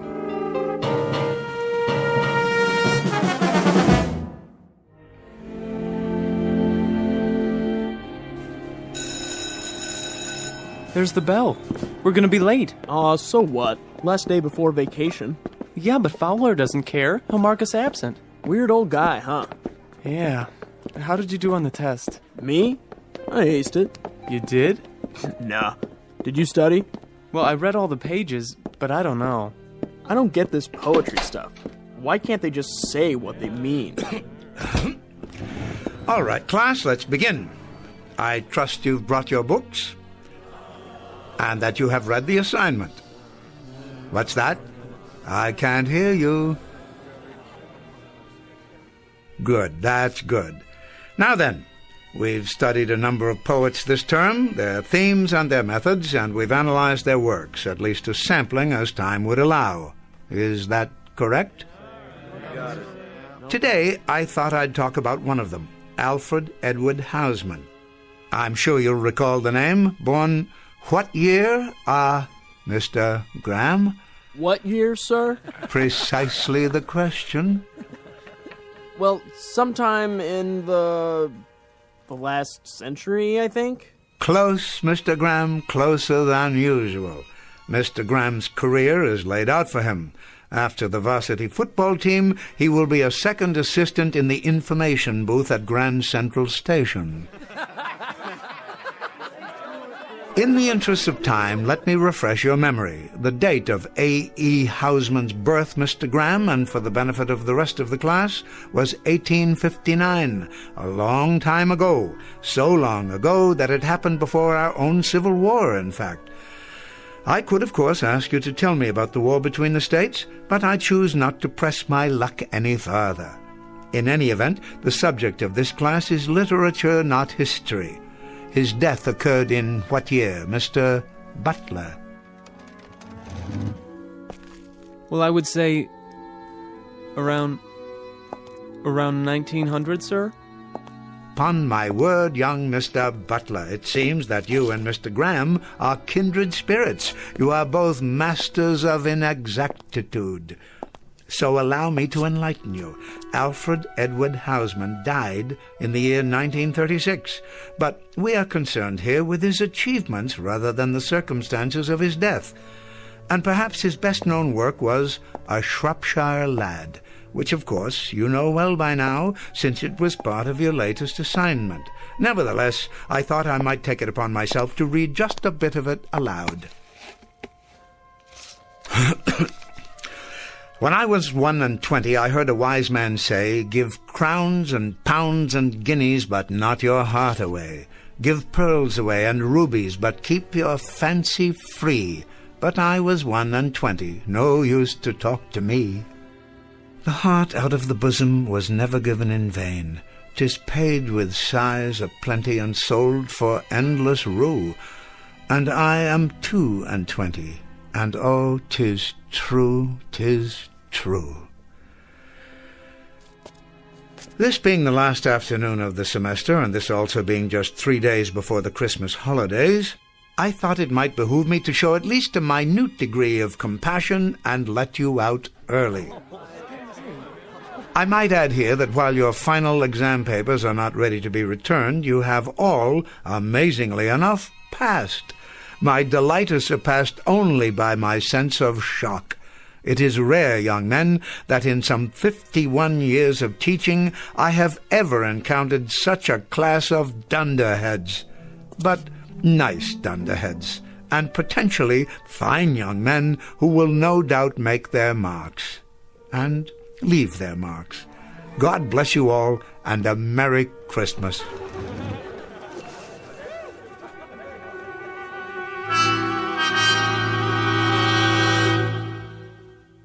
What you've just witnessed is not the end of a semester. It happens to be the end of an era. Professor Ellis Fowler, a teacher of literature, a gentle, bookish guide to the young, is about to find a package under his Christmas tree, and not a pleasant one. He doesn't realize it yet, but after half a century of planting seeds of wisdom and then watching the fruits of his harvest, he will discover that he has come to the end of the field and is about to be discarded, and that the campus of the Rock Hill School for Boys lies on a direct path to another institution commonly referred to as the Twilight Zone.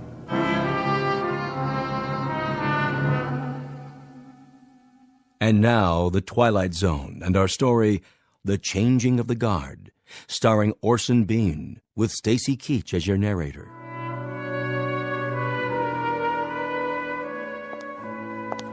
Merry Christmas, Professor. And the same to you. Thanks. Yes, of course. See you next year. Yes, indeed, yes. Is that you, Fowler? Oh, good afternoon, Headmaster. Good afternoon to you. I say, Fowler, could you step into my office for a moment? Yes, of course, it would be my pleasure. You received the midterm grades for my class, I take it? I did. Something else I can do for you? Some question, perhaps? Please, sit down. Be comfortable. Thank you, I will. You don't mind if I smoke, do you? By all means. I smoked a pipe for many years. I still love the fragrance of a good aromatic blend. Like spice on the air. Sometimes I think that's what I miss most, the aroma. It makes a room feel lived in. Quite right. At least for those who can tolerate tobacco these days. Of course, yes. Am I keeping you? What? No. There is going to be a broadcast of The Messiah at 5 o'clock. Is there? But I have plenty of time. It's a lovely piece, don't you think? It certainly is. Always very Yule-like. I agree. Well then, I suppose we should get to the matter at hand. Very well. This won't take long. Of course not.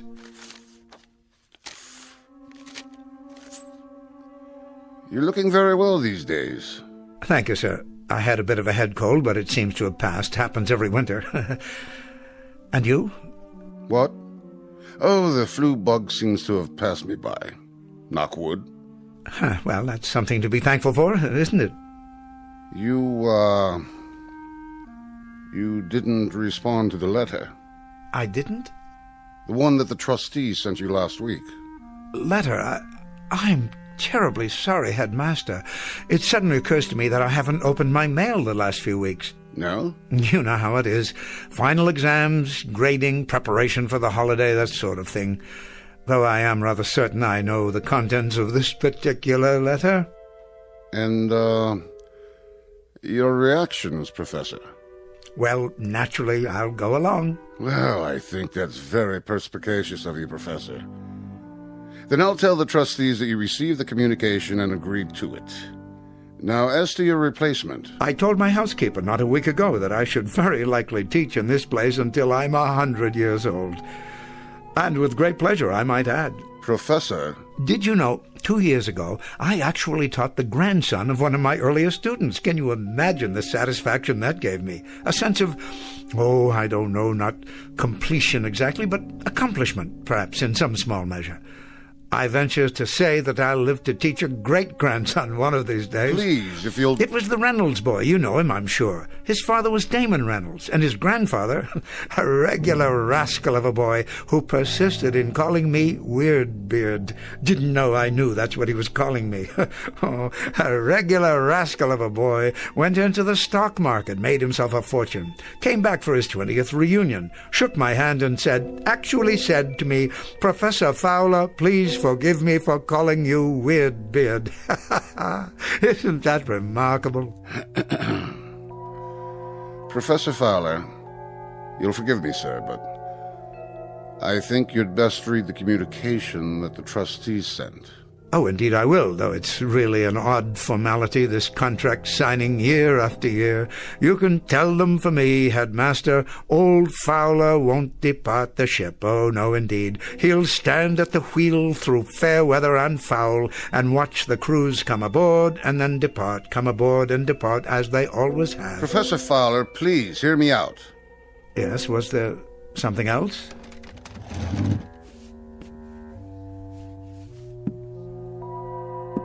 The communication that the trustees sent you was not a contract. Not this time. As a matter of fact, it was a notice of termination. What? You've been on the faculty here for over 50 years. 50 remarkable years, I might add. You passed the normal retirement age several years ago. So you see, we decided at our winter meeting that perhaps a somewhat younger man... You don't mean to say... If you could have been at the meeting, sir, you would have been very proud of the things said about you and your work. A teacher of incalculable value to all of us. But youth must be served. Changing of the guard, that sort of thing. I'm sure you can appreciate my position. Mr. Headmaster, am I to understand that my contract is not to be renewed? I'm discharged? Discharged? Please don't call it that. Retirement. And at half salary for the rest of your life. For the rest of my life? A chance to do the things you've waited for. Hobbies, writing, the opportunity to publish. Think of the books, the articles. Well, it most certainly proves one thing. Upon my word, it does. A man should read his mail. He most certainly should read his mail. Boys. Merry Christmas, Professor. What? Yes, thank you. Have a happy holidays, sir. Very kind of you, very, very kind indeed. And the very best to you, boys, to both of you. See you after Christmas, sir. Mr. Halliday, Mr. McTavish, I wish you a safe journey and a happy reunion with your families, and I trust you will not eat too much turkey or too much Too much stuffing. We'll try not to, sir. They're fine young men. Have a Merry Christmas, both of you. Have a... Excuse me, I must be going. What's the matter with old Weirdbeard? He was crying. Did you see that? No, not him. Yeah, he was. He was crying.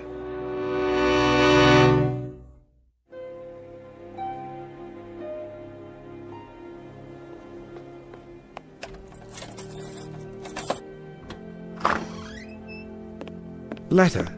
A letter, he says. Of all the... Oh, Mr. Fowler, I was worried about you. Huh? It's later than usual. I didn't hear you come in. Oh, that's all right. I had my key. Why have you left the door open? Sorry. Everything all right, Mr. Fowler? Here it is. What, Mrs. Landers, am I all right? I guess that would depend upon the point of view, wouldn't it? If you're a trustee in this institution, anxious to inject new young blood into the faculty, I'm sure you'd think there was nothing wrong at all. What are you talking about? But if you're an old man who has spent the better part of his life inside those walls, those classrooms, then you might be forgiven a degree of consternation. As a matter of fact, everything is not all right. Everything happens to be very wrong. What is it, Professor? What's wrong? See for yourself. Here, I'll read it to you, and so forth, so on, so on. And since it is the policy of the school to ensure our students the most up-to-date educational methods, we think it advisable that you consider this retirement to be a mutually beneficial decision. Please understand the spirit in which this request is made, and understand further that your contributions to Rock Hill School for Boys are a matter of record, as is our appreciation. Oh, my word, Professor, that means... That means, Mrs. Landers, stripped of its sophistry, its subtlety, its effort to break the news gently, in so many words, I've been given the sack. But there must be some mistake. None of my boys were here, were they? Your boys? The students. They had a wonderful tradition that went on for many years. On the last afternoon of the winter term, they would gather outside, just there, beyond the window, and sing Christmas carols. I came to expect it after a while. They haven't done that in years, Professor. Not since before the war, as I recall. Of course, I should have remembered. I've become a worshipper of tradition, Mrs. Landers, a worshipper of tradition and a fervent follower of ritual. I know it now. I know it, and I can admit it. I guess that's why this whole thing has taken me by surprise. Can I get you anything? Anything at all? I'm an antique guarding antiques. I am the curator of a museum that houses nothing but some very fragile memories. Professor, you're the finest man. You're absolutely the finest man. And you, Mrs. Landers, have been the most wonderful housekeeper a man could wish for. Now, could you do me one small favor? Anything at all. Could you possibly brew me up a pot of tea? Oh, yes, that's a good idea.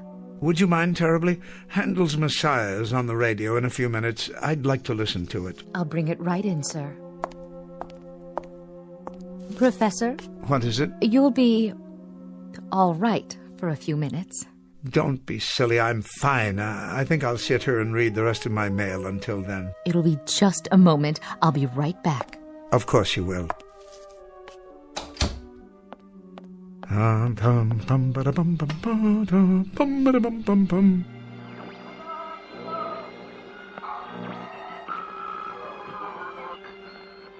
we're almost ready for our annual symphony broadcast of the air, bringing you these performances live and uninterrupted has become a tradition here in the country. Good. Another minute. I'll have an opportunity to prepare.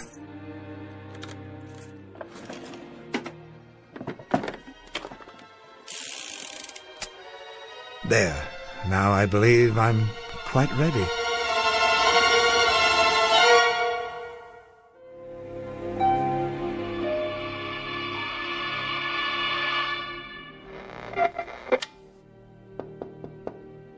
Yes, Mrs. Landers? Come in. Oh, I thought you were asleep, Professor. Not at all. I was listening to the performance. Magnificent as always. Would you care for some more tea? Thank you, no. Well, I'll have dinner ready in a half hour. Why don't you take a little nap? I know I'm being very difficult, but could we put off dinner this evening? I haven't much of an appetite. You've got to eat something, Professor. Perhaps later. I could keep it warm for you. Why don't you rest for a while? Oh, I don't know that I feel like resting. Not just yet. As you wish. Do you happen to know... Yes, Professor? Where I've kept the yearbooks? The yearbooks? From the school? They haven't been packed away in the attic, have they? Why, no, I don't believe so. Check the corner bookcase. Yes, here they are. Oh, good. Did you want to see one in particular? No, it doesn't matter. So many years summarized here, encapsulated, as it were, as if these books were in some sense time machines. This volume, for instance, look at their faces. Timothy Arnold. Never thought that one would pass.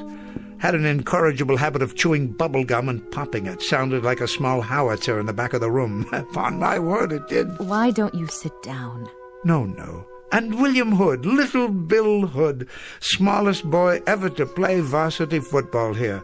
Believe it or not, he had a penchant for the poems of Shelley. Did he? And Auntie Beechcroft. Now, there was a lad. There was a staunch lad, full of heart, that one. What a face. Was he the one... Yes, I recall now. His father sent me a letter. I wonder if I still have it. He was killed in Iwo Jima. Freckle-faced little fellow, always grinning. Never stopped grinning, most infectious. He'd walk into a classroom and you simply had to smile. Let me put it back for you. They come and go like ghosts. Faces, names, smiles, the funny things they did, or sad things, or silly ones, or noble ones. And I gave them nothing. Oh, Mr. Fowler. But it's true, don't you see? I gave them nothing at all to protect them from the world. I realize that now. Poetry that left their minds as soon as they left the school. Aged slogans and homilies that were already out of date when I repeated them. Quotations so dear to me that were meaningless to them. Surely not. I was a failure, Mrs. Landers. I was an old relic that walked from class to class, speaking by rote to unhearing ears, unwilling heads. I was a dismal, abject failure. I motivated no one. I left no imprint. Now, where do you suppose I got the idea that I was accomplishing anything? How could I have thought that? Oh, Mr. Fowler. I will take that nap now, and I hope I haven't inconvenienced you putting off our dinner like this. You haven't. You haven't done anything of the kind. I'll straighten up for you. Don't bother. There's nothing on my desk of any importance. Dear, dear Mr. Fowler. Oh, of course I'll straighten up for you. The least I can do. It would be my pleasure. What's this? Bullets and an empty holster. Empty? Professor? Professor, are you in your room? Professor, are you out there? Where have you gone?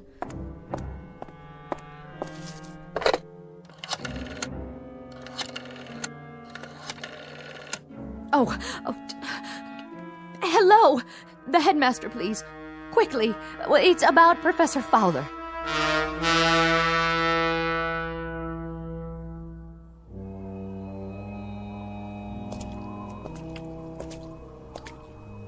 Hello? Yes? Who's that? It's Alice Fowler. Hello, Tom. Oh, hello, Professor.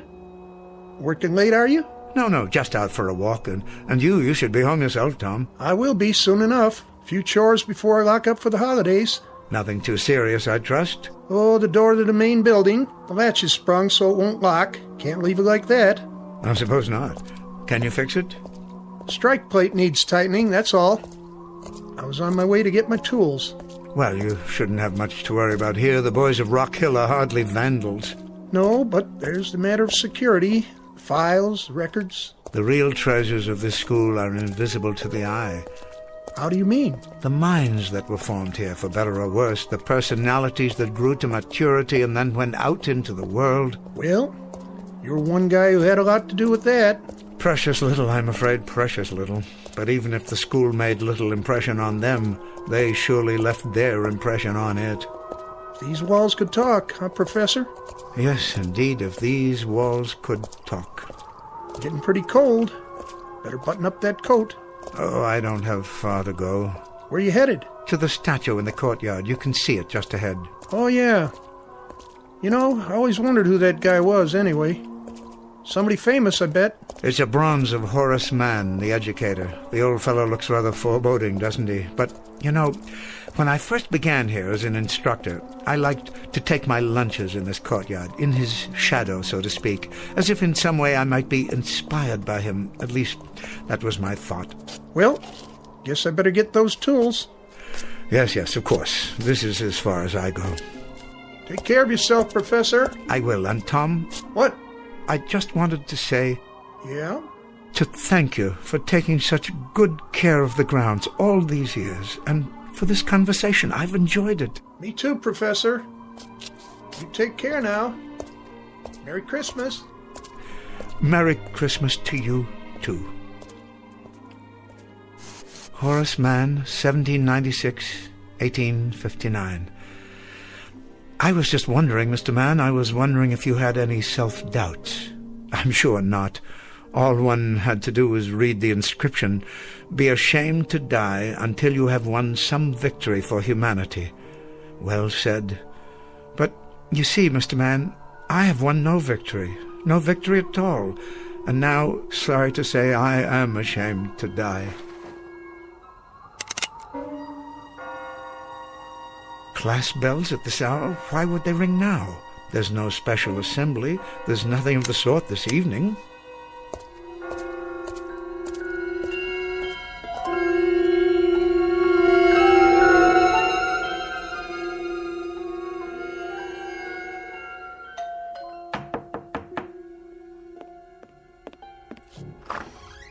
Oh, Headmaster. I came as quickly as I could.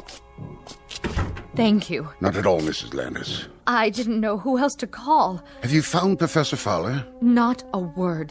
I'll contact the local authorities. If they see him... He couldn't have gone far. I'm afraid I must bear some responsibility for this. Oh, the professor doesn't blame you. Of course, he wouldn't. It's not in his nature. But perhaps if I had handled it differently... He should have been included in the board's deliberations.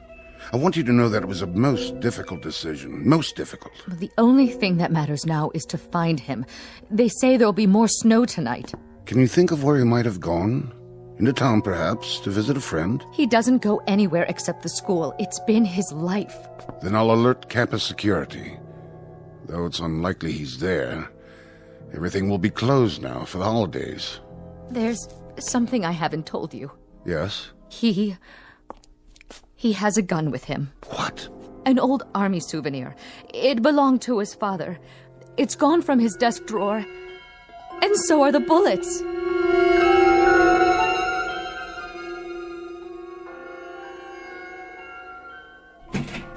Old Tom hasn't repaired the door yet. But why is the class bell ringing? There are no classes at this hour.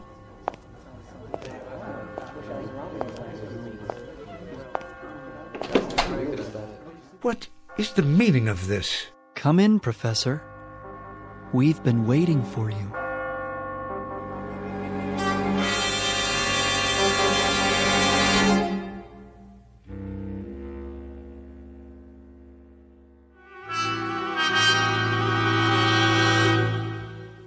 What are you boys doing in my classroom? We're here to see you, sir. I don't quite understand. Forgive me, boys, but I'm not at all sure.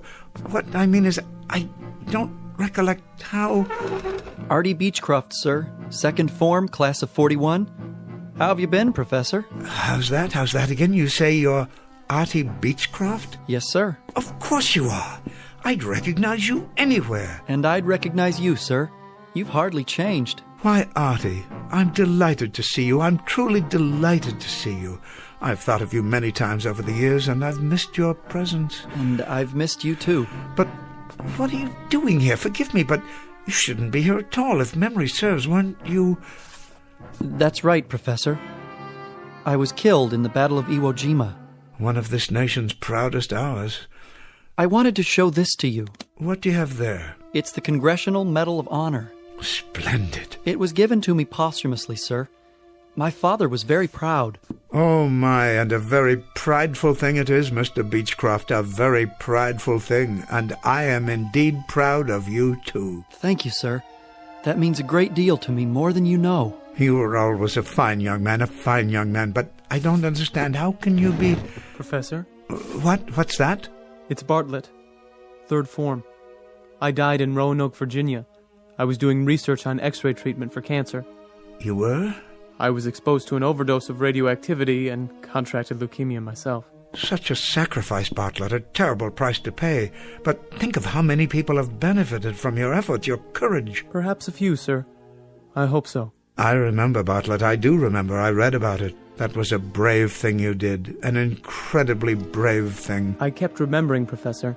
Something you'd said to me. A quote from a poet named Walter. Yes, Howard Arnold Walter, wasn't it? He said, "I would be true, for there are those who trust me. I would be pure, for there are those who care. I would be strong, for there is much to suffer. I would be brave, for there is much to dare." I never forgot that, Professor. It was something you left me. I never forgot. How very decent of you, Bartlett, to say that. That's why I brought the medal to show you, Professor Fowler. Yes, Mr. Beechcroft? Because it's partly yours. Not at all. It is. You taught me about real courage. You taught me what it meant. Why, how incredible. Professor? Why, it's Weiss, isn't it? Dickie Weiss. You were the first one, Dick, to... The first one to die in World War II, Professor. I was an ensign at Pearl Harbor, on the Arizona. Yes, you were. I remember you, Dick. It was in all the papers and on the radio. You saved a dozen men. I did my best, sir. You certainly did. Got them out of a boiler room after they were trapped and lost your own life doing it. You were at my elbow that day, Professor. What? You may not have known it, but you were. But why? It was a poem you taught me by John Donne. Any man's death diminishes me, because I am involved in mankind, and therefore never send to know for whom the bell tolls. It tolls for thee. Thompson, sir. 2nd form. Class of 39. I died on New Guinea, but you taught me about patriotism. Rice, sir. 3rd form. I died in the Battle of the Bulge. You taught me about duty, about never giving up against impossible odds. Hudson, sir. 2nd form. Class of 1951. I did my service in Korea. You taught me about loyalty. Whiting, sir. 4th form, class of 53. I became a civil rights attorney. You taught me about ethics and honesty. I'm overwhelmed. We have to go back now. So soon, Auntie? I'm sorry, Professor. Go where? To the place where we belong. But we wanted to let you know that we were grateful, that we are forever grateful, and that each of us has in turn carried with him something you gave us, something that lives and will not die, not ever. We wanted to thank you, Professor. Yes, thank you. We won't forget. Take care, Professor. Take good care. You don't know how much. Goodbye. Goodbye. Must you go so soon, please? Can't you stay a little bit longer? Artie, I'm reminded of another poem by Shelley, if I can recall. It goes like this. Peace, peace, he is not dead, he does not sleep. He has awakened from the dream of life.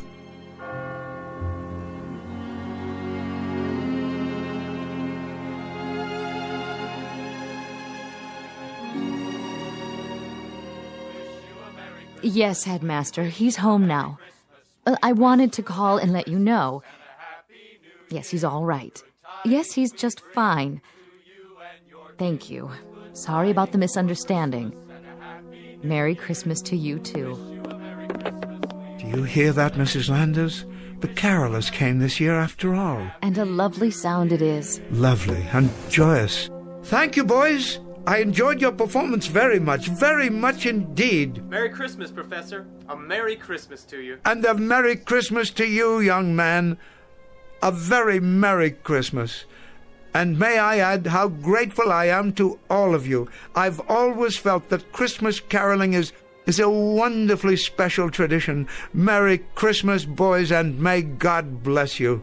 Such fine young men. That they are. They haven't come in such a long time. You know, Mrs. Landers, I've had a chance to consider. I think I will retire.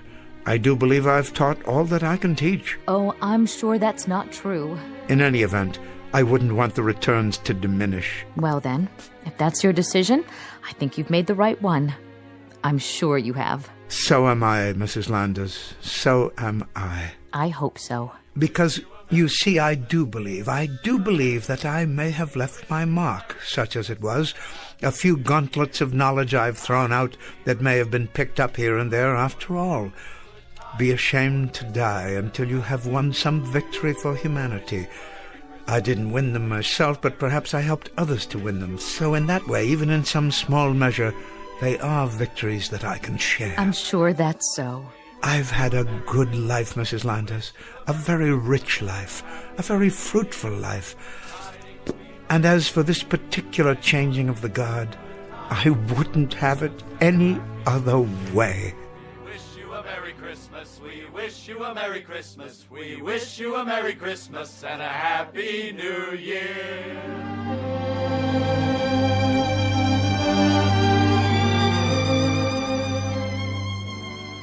Professor Ellis Fowler, teacher, who discovered rather belatedly something of his own value, that the quality of a man's life is not measured by his personal achievements, but rather in the effect he has on the lives he touches and the contribution he makes to humanity, one that lives on long after he reaches the end of his tenure. A very small scholastic lesson, but an exceedingly important one, from the campus of the Twilight Zone.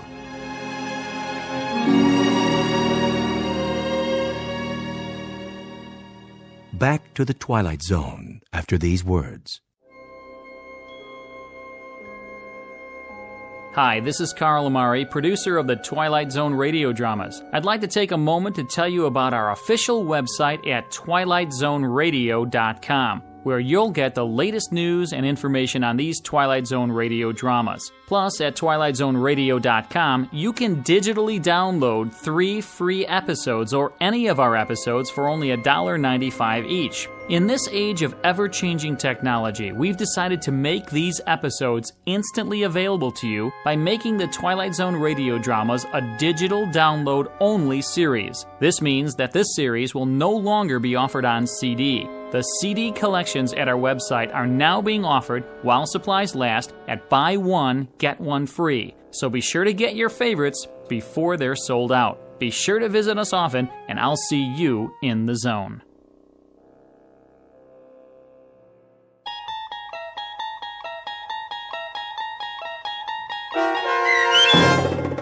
The Changing of the Guard, starring Orson Bean with Stacy Keach as your narrator, was adapted for radio by Dennis Etchison and based on a script by Rod Serling. Heard in the cast were Rich Komanek, Alyssa Fraden, Brooke Reed, Kyle Tequila, Chad Reinhardt, Joe Sherman, Justin Chiloa, Doug James, and Carl Amari. To learn more about the Twilight Zone radio dramas and to obtain audio cassettes and CDs of these programs, visit our website at twilightzoneradio.com. The producers of The Twilight Zone wish to thank CBS Enterprises, Carol Serling, Dennis Etchison, Dick Brescia Associates, Claire Simon Casting, Don Longo, Terry Jennings, the American Forces Radio and Television Service, our sponsors, and our radio affiliates for helping make this series possible. This copyrighted radio series is produced and directed by Carl Amari and Roger Wolski for Falcon Picture Group. Doug James speaking.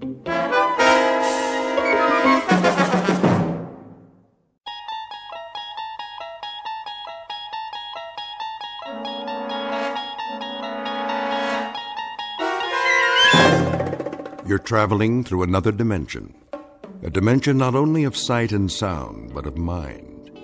A journey into a wondrous land whose boundaries are those of imagination. Your next stop, the Twilight Zone.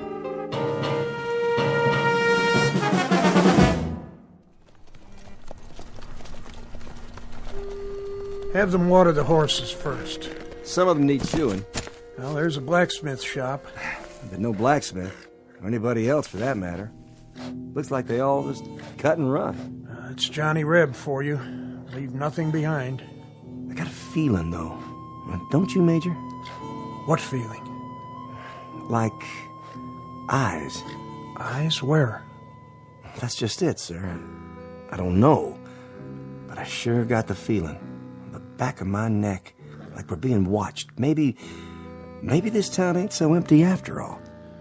No place to hide. A few stores, church. If there's a sniper up there, he'd be a fool to take on this many. Well, it's like you say, sir. Johnny Reb's got more guts than brains. Take 2 men and look around. Miller! Sir? Check out the general store. Davis, you take the livery stable. Ain't nothing there, Captain. I can see it from here. You make certain, son. That's an order. Yes, sir. The rest of you, see to your mounts.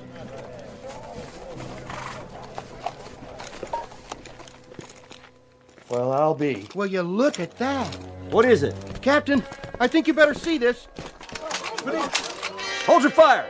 What do you see? Miller? Miller? Davis? What happened to them? I don't know, Major. They went around that storefront at the end. What the...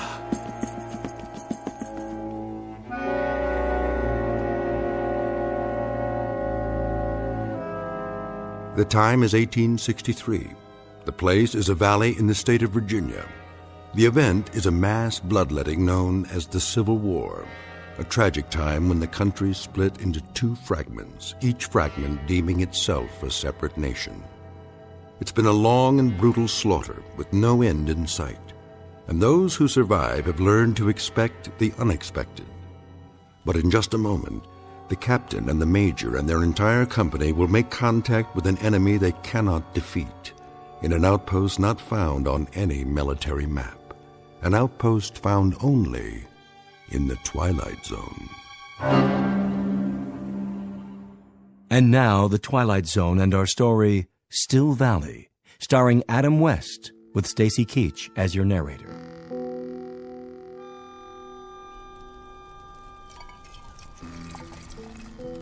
You want more coffee, Private? That what it is? Chicory, maybe a little sawdust, but it's hot. Obliged. I've tasted worse. I just don't remember where. What is it? Quiet. You hear something down there? Thought I did. Yanks? Maybe. Whatever it was, I don't hear it anymore.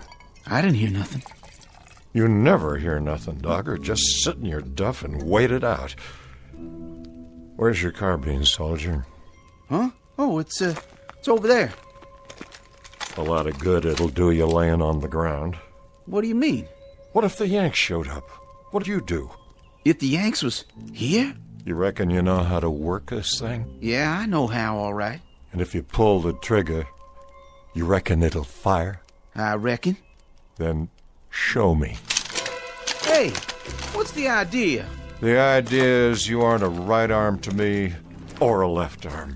You're just some extra baggage that breathes through his mouth and splits half my rations. You mad about something? Fed up is more like it, Dogger. When do you figure to shape up? By the end of the war? I'd do my part. Yeah, like an army mule. Why don't you just go down there and give up? The Yanks will treat you real good, while General Bobby Lee's off fighting the war for you. I didn't used to be like this. Yeah? When did you up and change? I was at the 2nd Manassas. I think that's where it come to me sudden like. What did? It's like this, Paradine. I had my 2 brothers there. One of them was 15 years old, that's all. 15! I was right alongside him, going up a hill. A mini-ball came out of nowhere, hit him dead center. Took him 3 hours to die. He was just a kid, just a little screaming kid. That was my brother Phil. My older brother Kearney. He was dead the next morning. Wanted to be a preacher. Always talking about the gospel, words of Luke, words of John, words of the prophets. He ran out of words, and God run out on him. But you don't have a nerve in your body, I guess. Oh, I got 'em. Just as many as you from head to boots. But I don't concern myself as much as you. You're worrying about dead men and lost battles. That's just too much area to fret in. Then what do you worry about? I'm worrying about 2 scouts on a mission. Us. And a piece of dirty brown paper with orders written on it. It says right here. It says the Yanks are going to take up a position in Chanow Valley. We're supposed to scout them out, see if we run into their vedettes, and then check back the minute they get into that town down there. You hear him again? Sure do. Yanks? Yanks, probably. Horses, positive. How many? Just a patrol, I figure. Maybe 20, 30 men in all. That's funny. What is? Listen. I don't hear nothing. I know you don't, but I heard horses, and they come from down there in the valley. They're Yanks. There isn't any question about it. How come you think that? 'Cause everybody else in these parts is packed up and moved out before the fighting gets here. Come away from the edge, Joe. This ain't no place to stand out in the open. If they are Yanks, they'd be in that town already. It'd be as noisy as a county fair, but now there ain't a sound anymore. Maybe they gone away. I reckon I better get down there and take a closer look. I wouldn't do that. I know you wouldn't. Joe, you don't need to go. We got orders. Let's pull out and just ride away. Both of us. You wait here with your horse. If I don't come back... Listen, Joe, we know they're down there, right? You heard him. Well, we found out what we had to find out, where they are. The Yanks are in the valley, so now we go back and report it. What's the point of... The point is, we gotta count their heads and their horses and their guns. We gotta look at their regimental numbers so our boys will know what's coming. That's enough point for you, Private? I don't care no more. I don't care. I got only one big mission left, and that's to stay alive. I say we go down there and wave an undershirt and throw down our rifles and... Why'd you hit me? Mr. Dogger, I extend my sympathy so long as you keep your yella inside. But the minute it crawls over to me and tries to climb up on my horse, too, then I withdraw my sympathy. You understand? Yeah, I understand. I pledge everything I got to this war, and all I get is the back of your hand.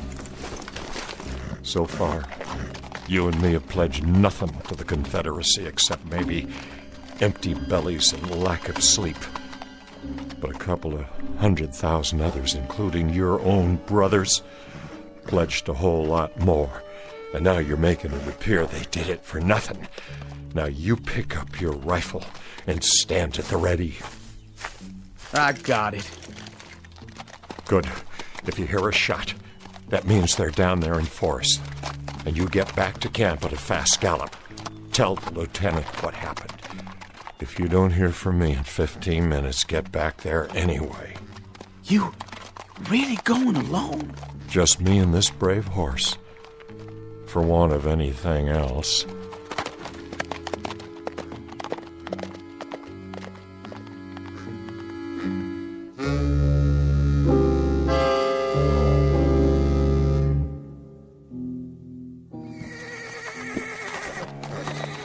Easy, horse, easy. That's only church bells. Must be the wind.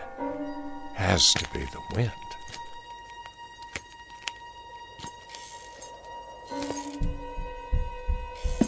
Who's there? Come on out with your hands up. If you're in there, why don't you show yourself? You a yellow yank, that it? I got you. Drop you. Where'd you go?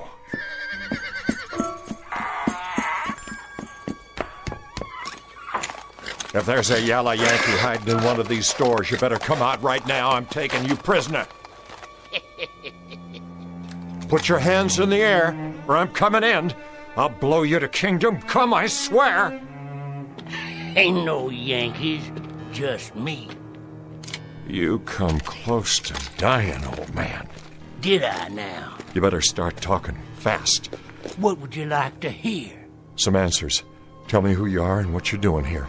I was about to ask you the same question, son. When I first seen you come up the street, I thought you was a Yank. You don't know how close you come to dying. What were you going to use, Grandpa? You're not carrying a gun. Don't need a gun. Been doing just fine without one. What you got a hold of there? What's it look like? You've seen a book before, haven't you? That Bible's pretty heavy to throw, all right. I reckon you could knock out the whole Union Army with it. No, this ain't no Bible.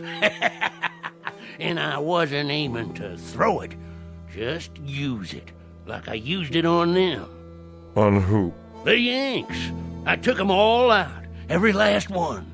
Leastways, every one that rode in here. Sure you did, Grandpa? Oh, I done it all right. What'd you do, read to 'em? Not to 'em, at 'em.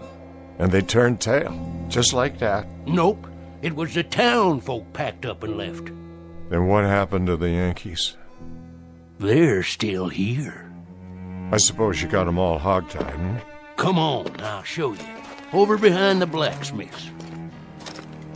I don't need to play your games. Just tell me where to water my horse. What about grub? Ain't you hungry? Of course I am, but this town's been picked clean by bluecoats. You're wrong about that, too, son. There's plenty of food. Sure there is. You think I'm lying? Feast your eyes on this. Well, that's a Union Army supply wagon. What'd I tell you? Still full of crates, most of them not even opened yet. Guns, ammo, clothes, rations. Take your pick, Johnny Reb. I don't believe it. This here is real salt pork. First meat I've had in 2 weeks. Eat your fill. Wait a minute. You saying the Yanks rode out and left all this behind? That doesn't make sense. Like I told you, Johnny, they didn't ride out. They're still here. Where are they, old man? Talk or by God, I'll... Turn around. What? Meet the Major. What is that? A statue? Well, now, you ever see a statue sitting on a real horse? But they're not moving. No, sir, they're sure not. And neither's the rest of them. The rest? Of the company. Are they dead? Sure. Standing up, big as life. All 19 or 20 of them. Then they're sleeping. Sleeping on their feet. That one over there, he was cleaning his rifle. And that one, well, he took his boot off, and he's still standing on one foot. And this one, he was just drinking out his canteen, and he done fell asleep with his eyes wide open. Plague, then. Something in the water. The water's fine, nice and sweet. Some kind of sickness, but that could take hours. And it wouldn't get them all at the same time. I told you. I put him to sleep. There must be some natural explanation. Natural? Now don't that take all. What happened to them Yanks ain't natural. This is what done it. This here book and what's in it.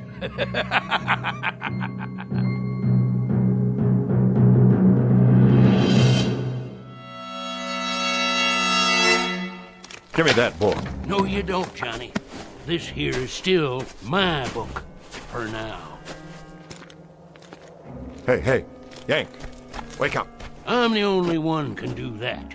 This is crazy. They must be asleep. No wounds, not a sign of blood. Go on, wake up.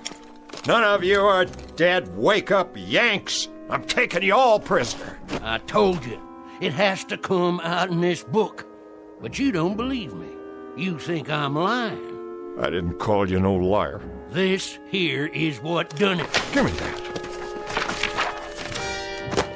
Now you gone and done it. What kind of book is this? Can't you read, Johnny? The front of it says witchcraft. You better be real careful. Dropping it in the dirt? That wasn't bright of you. That wasn't very bright of you at all. Anything happens to this, you'll be in a real fix. Listen, old man. I expect you're harmless, but I got no time to fiddle with black magic or any other old men's games. Games? Games, you call it? And here in front of your eyes stands the enemy. Not a twitching, not even a moving an eyeball. Now look, old-timer, I flat out don't understand this. I don't understand it at all, but there's a war on. I got no time to just stand here jawing. I'll take my book back, if you don't mind. Here, good riddance. All ye horsemen and ye footmen conjured here at this time, I command you to be still.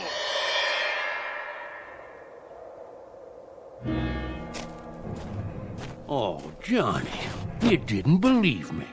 What about it now? I reckon you'll have to believe me, being as you can't move a muscle, being as you can't speak a word. Didn't want to do that to you, 'cause you're one of us. But you wouldn't listen. Well, now you will. Look at this one right here, for instance, standing up straight as a ramrod. He's a major by his stripes. And he's carrying his marching orders. Says this here's just an advance party. Soon as the rest come by, I'll do the same to them, too. You listening, Johnny? I know you can still hear me, 'cause I only used half the power. Now, let me introduce myself and tell you my story. Name's Teague.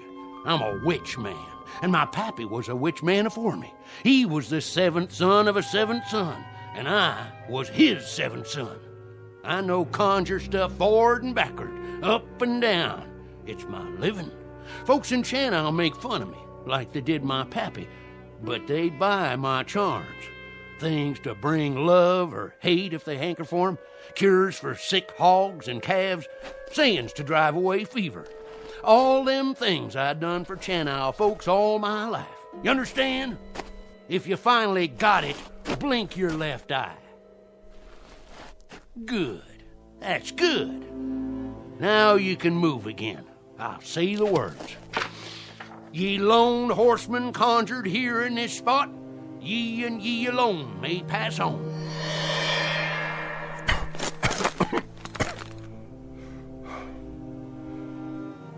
Mesmerism, that's what it is. Parlor tricks? Sure, that's what you'd call it. You'd call a rooster a hen and a gelding a bay just to deny what's right and true. Oh, Johnny, I thought you understood. What did you do? Just what I knows how to do. I've been laughed at and told to mind my business. Young'uns hooted and throwed stones. I could have cursed 'em, but I didn't. No, sir. They was my friends and neighbors in Channel, and I kept back evil from 'em. But I couldn't move. I couldn't blink an eye. Just like the Yanks. When they come, everybody run afore 'em, but me. Invaders, tyrants, thieving skunks in blue. But I fixed 'em. I didn't do no running. I carried this book out into the street, and I read the words, and you can see what happened. Now you listen, and you listen good, Johnny Reb. You fight the Yanks with everything you got. That's what I intend to do. Let me see those orders. From General T.F. Cotler, commanding 4th Division, Union Army, you will move immediately with your entire force, taking up a strong defensive position in the Channel Valley. Hear that? His entire force. There's more coming. You and me got things to talk over, Johnny Reb. What things? I heard all I need. You got to understand. This book here don't have nothing to do with mesmerism. This is conjure stuff. And what I done to these Yanks, I can do to the rest of them. I can freeze them in their tracks. I can open up a path to Washington, D.C., so that Bobby Lee could ride in there with no more than 3 Confederate troopers and take over the whole country. That's what I can do with this book here. That's what I can do. You hear me? Magic? You claim it's magic. I don't claim. I say. It's what I read in this book. And now you've seen it. You felt it. And you could do this to the whole Union Army? Could and would. Why don't you, old man? For one good reason. And one good reason only. It better be a good one. If you have the power to turn the war to our side. I'm going to die. I'm going to die before the sun goes down. How do you know that? How? I can feel it in my bones. I can smell death. I seen the raven on the wing. I heard it coming. It's on a white horse, galloping this way. It's a pounding in my heart, a galloping straight at me. Old Mr. Death ready to pluck me out of the living. So I ain't going to be around long enough to do what's got to be done. Then if you won't do it, who will? I'm leaving it to you. Me? That's right. But why me? A book ain't the only thing I can read. I can tell the look of a man. Eyes, head, hold on his weapon. I can tell all about that man. So I'm choosing you. Everything you need you can find in this book. Spells, magic, curses, charms, everything. Here, take it.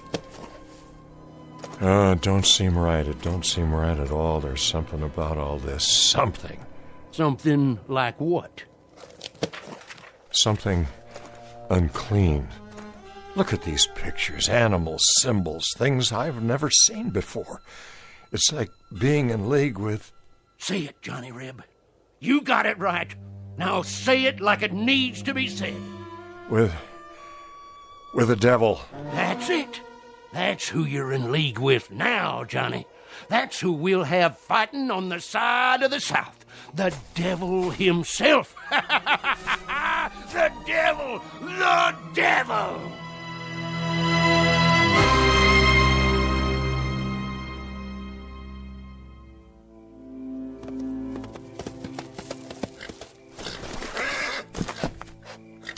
Halt! Easy. Who goes there? Dogger, troop scout. Advance and be recognized. I'm advancing. Now put that rifle down. I got a message for the lieutenant. That you, Dogger? Yes, sir. You've been gone a long time. We almost gave you up. Dead or prisoner by this time, that's what we figured. Neither, Lieutenant. Where's the other scout? I don't rightly know, sir. What do you mean by that? Well, if I did know, I'd sure tell you. Talk sense, man. Well, sir, it's like this. Paradine, he rode off to the valley a while ago. Said if he didn't come back, to tell you as fast as I can. And he didn't come back? No, sir. He sure didn't. I've been riding like the wind. So the Yanks are here? Can't say that, sir. Not for sure. Why not? It was mighty strange back there. Not a sound that I could hear. Paradine, he said he heard horses riding into town. Thing of it was, they never come out. Well, why should they? They're bivouacked while they prepare for tomorrow's battle. One thing, sir. If they did ride in, they plumb disappeared once they got there. What are you talking about, soldier? It's like they rode into a hole and got covered over. Them and the horses. Not a hoot or a holler out of them after that. Like they rode off the edge of the world. Or into a hole like a great big grave. What happened to Trooper Paradine? Well, sir, I reckon by now he's buried somewhere down there in that lonesome valley. With the rest of them. Buried. And never coming back.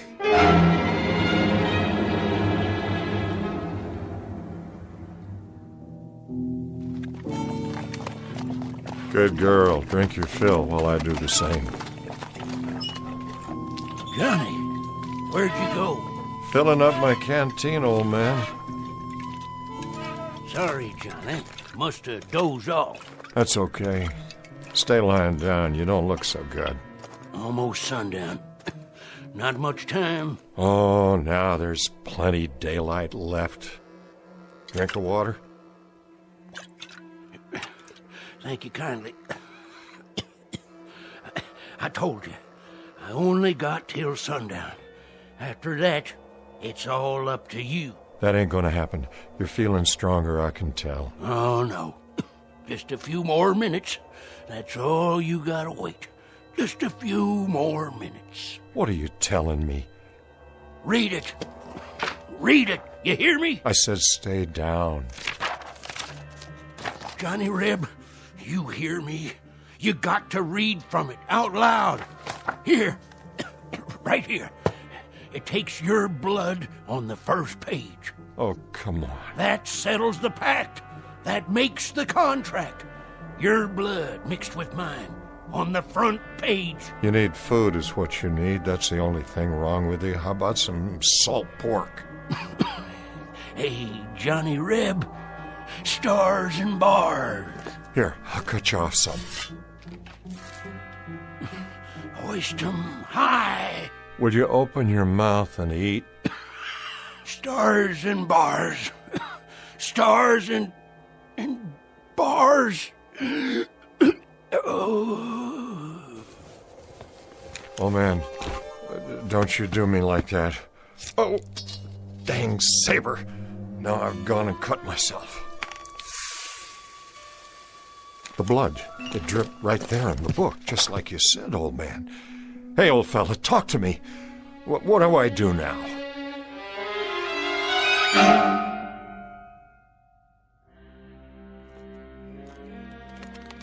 Who goes there? Paradine. Let him through. That's the other scout. Lieutenant, he's here.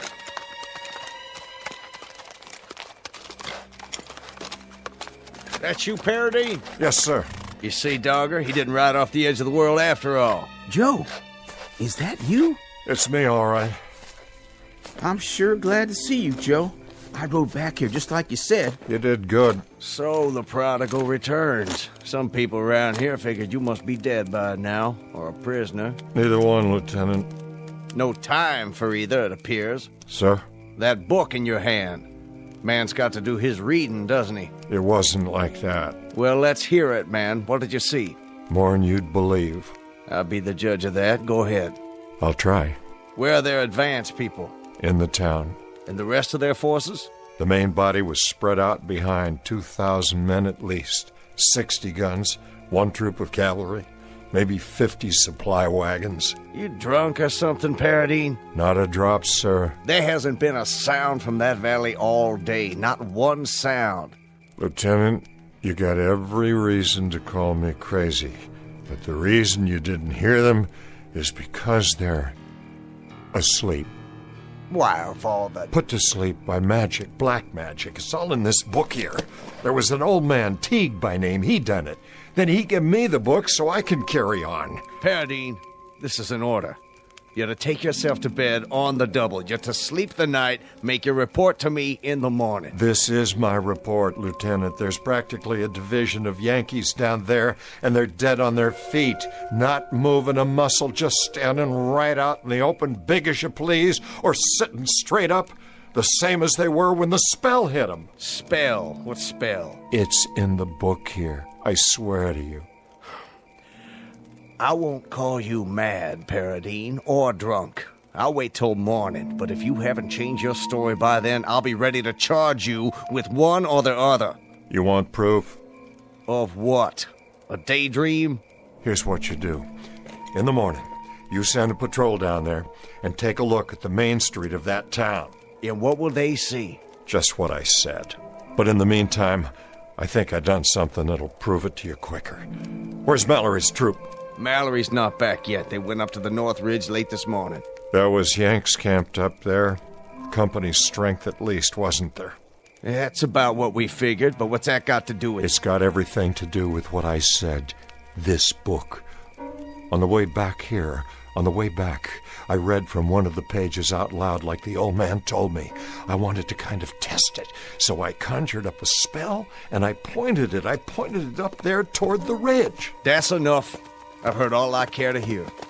Who's that? Sounds like the troops are back. Who's there? Mallory, where's the lieutenant? Now you'll know I've been telling the truth. Sir, reporting in. Glad to see you, Mallory. Warm yourself by the fire, then maybe you can clear something up for us. Paradine here says... I just saw something I can't explain. No more than any of my men can explain it.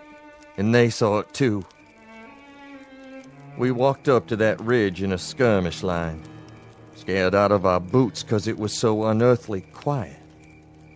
We figured the Yanks were waiting for us just beyond the parapet. They were waiting all right, but not for us. Standing straight and tall, guns to port, and frozen like statues. You mean they were dead? Not dead. Not dead and not alive. Just frozen stock still like rocks. You could see them in the moonlight, not moving. They could have been markers in a graveyard made out of granite. I swear I don't know what could do a thing like that, and I hope to God I'll never find out. Lieutenant, this is what done it. What's that? A book. But not just any book. Paradine, are you trying to tell me... You heard what he said. If that's true, if it's all true, then this is the devil's work. What's this all about? Is somebody gonna tell me? An old man gave me this book. A witch man. You're right, Lieutenant. It is the devil's work. I know that, too. But maybe it's time we called muster on the devil. Maybe that's all that's left to us. We ain't got enough guns. We ain't got enough food. We ain't got enough anything. We're losing, Lieutenant. The Confederacy is cracking up into pieces in front of our eyes. It's bleeding to death every day. There isn't enough blood left in our veins to change things. And the ground won't hold anymore when that runs out. I don't know much about church things. And I don't know anything about Satan. All I know is that we had a cause. And it's dying right in front of us. Then, Paradine, please open the book and read what's got to be read. Say it loud and make it good for every Yank army in the field. Freeze them or put them in the ground, but make it good. I'll give it a try. Satan, I call upon ye in all your power and glory. I call ye in the darkest hour of my need. And in so doing, I do heartily revoke the name of... Go ahead, Joe. Finish it. I don't know if I can. You can do it. It calls upon us to revoke God. Give it to me, then. Wait. I'll finish it right now if you can't. Dogger. Now look what you've done. Leave it be. Joe, you said yourself, it's all we got left. He's right, Paradine. God help us, but this is all we got left. I don't like the feeling inside me. What do we call them, Lieutenant? Damn Yanks? That's the phrase, isn't it? Damn Yanks? But if I read aloud from this book, it'll be the Confederacy that's damned. It's that book, or it's the end. Then let it be the end. Let it come if it must come. But if it's a cause that has to be buried, let it be buried in hallowed ground. Let it be buried in hallowed ground, and let this be consumed by fire.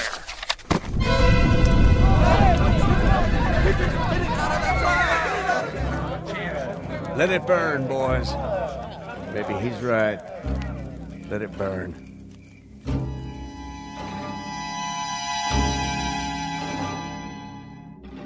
Joe, you awake? Yeah. I was thinking. You probably did right, Joe. If we got God on our side, we don't need no witch book. I hope you're right. It'll be all over soon, and then we can go home to what's left and forget all about it. Start over, 'cause it'll be over and done. Likely so. The question is, how long? They say there's a battle gonna start tomorrow. Yeah? Yeah, a big one. That's what the talk's been. Where? Someplace in Pennsylvania. Could be I burned the book too soon. Whereabouts in Pennsylvania? No, I don't know. I don't recall. Where, Dogger? Where's this battle in Pennsylvania? I don't know, a little town. Never heard of it before. A place called Gettysburg. Gettysburg. Well, I guess this is one we'll have to fight without the devil's help, no matter what happens. May God help us. God help us all.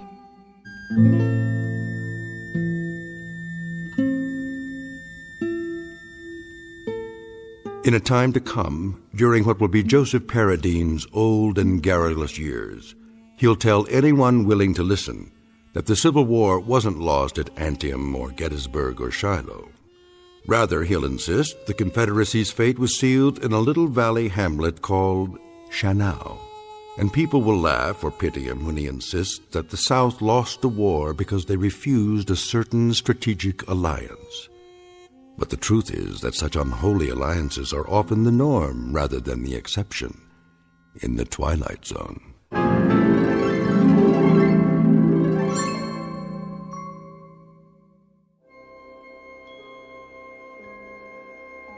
Hi, this is Carl Amari, producer of the Twilight Zone radio dramas. I'd like to take a moment to tell you about our official website at twilightzoneradio.com, where you'll get the latest news and information on these Twilight Zone radio dramas. Plus, at twilightzoneradio.com, you can digitally download 3 free episodes or any of our episodes for only $1.95 each. In this age of ever-changing technology, we've decided to make these episodes instantly available to you by making the Twilight Zone radio dramas a digital download-only series. This means that this series will no longer be offered on CD. The CD collections at our website are now being offered while supplies last at buy one, get one free. So be sure to get your favorites before they're sold out. Be sure to visit us often, and I'll see you in the zone.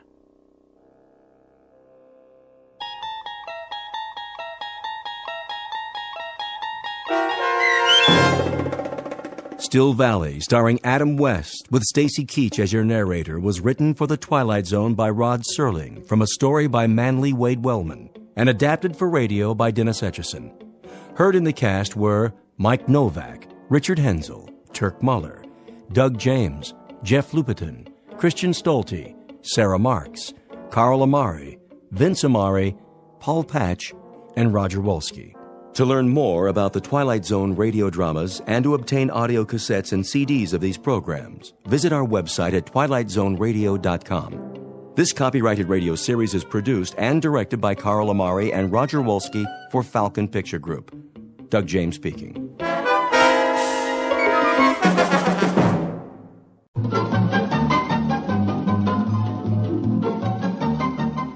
This is Nightline, your open door to people and places, and this is Walter O'Keefe. Nightline invites you to listen in on NBC's award-winning science fiction series X-1.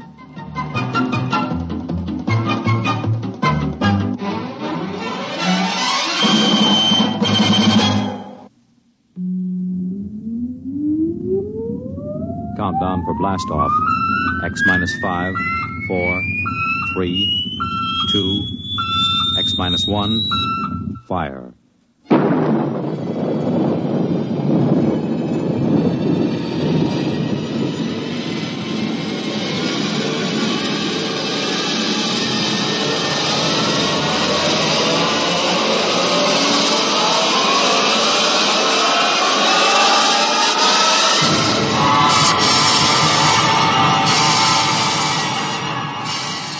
From the far horizon of the unknown come tales of new dimensions in time and space. These are stories of the future, adventures in which you'll live in 1,000,000 could-be years on 1,000 maybe worlds. The National Broadcasting Company, in cooperation with Galaxy Science Fiction Magazine, presents X-1.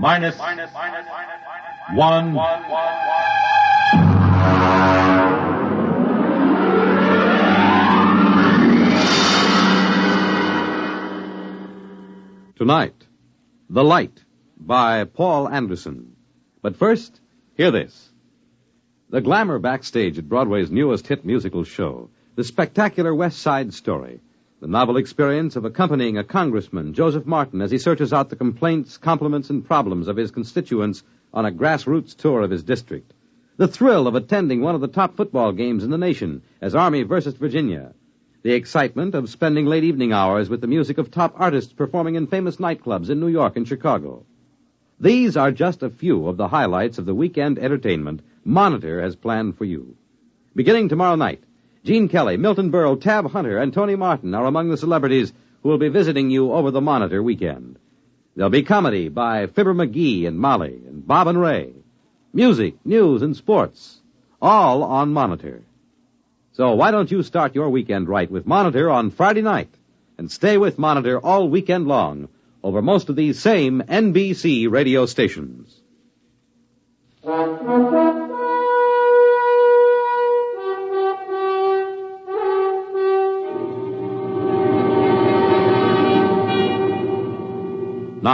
X-1, and tonight's story, The Light.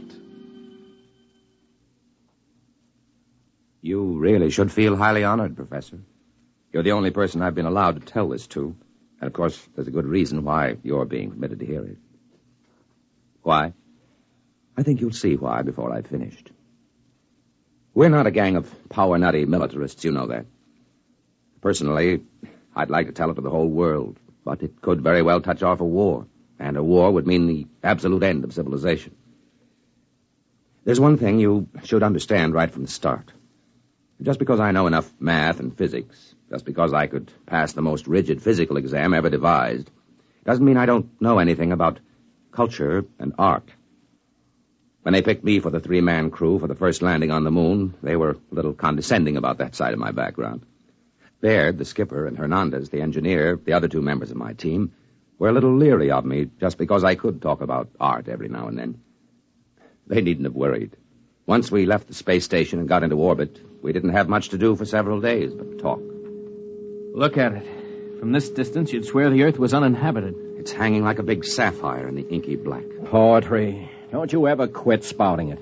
Why are you writing me all the time, Baird? Maybe I don't trust a scientist who keeps talking about art all the time. You think there's no connection between the two? I know blamed well there isn't. I always thought that when you got up this high, you could make out the continents. I can't tell where the sea ends and the land begins. It's the clouds lying all over the surface that make it so tough. I think that's Russia coming into view, isn't it, Skipper? According to the orbital schedule, that should be Siberia emerging from the Terminator right about now. Are they watching us, I wonder? Why not? They've got a space station of their own with good telescopes on it. Yeah, and I'll bet they're hoping that we smack into a meteor. Maybe they don't have to hope. Maybe they've already arranged an accident. I doubt it, Baird. They wouldn't risk sabotaging us. Not on a trip like this with the whole world watching. Because it might start a war? Don't make me laugh. Nobody's going to start shooting when they know the whole world will go up in smoke just to avenge 3 spacemen and a $10 million hunk of ship. Ever hear of chain reaction? One sharp diplomatic note might set off the whole thing. You think our own government would be sending us to the moon if there were any military advantage to be gained from it? Then what's the idea? Why are we doing this? Prestige. Yeah. They put up the first satellite, built the first space station. Now we've got to be the first man to step on the moon, or the rest of the world will start looking on us as a second-rate power. You make it sound like some kind of game. Oh, it is, Hernandez. The deadliest game mankind ever played. One false move, and bang, the whole world goes up in a mushroom cloud. How long will it go on? That's what gets me. As long as there's a balance of power. But let one side, Russia or us, find a really new concept. Something the other side doesn't even dream about. And it'll be all over. Suppose they find it before we do. That'll be too bad for us.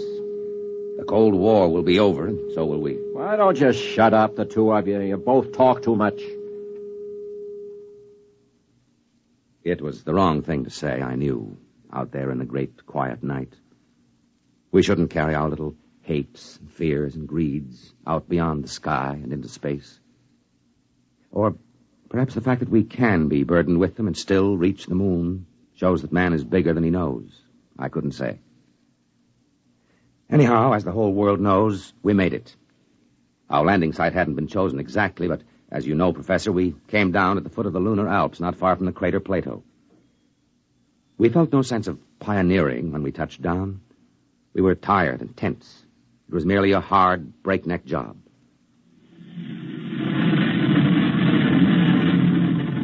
Hot rockets. Rockets off. Well, gentlemen, we're on the moon. Can we open the viewports? I want to see this. Go ahead, I'm bushed. Look at that. That light. I didn't realize it would be so bright. It's a cold, eerie light. It's not like our deserts on Earth. They aren't as bright or as dead. All right, that's enough gawking. Our orders are to draw lots to see who's first on the moon. All right, Hernandez, you draw first. Well, Professor, we drew lots. And, of course, everyone knows who won. I did. I was to be the first man ever to set foot on the moon. At least for a little while, that's what I believed.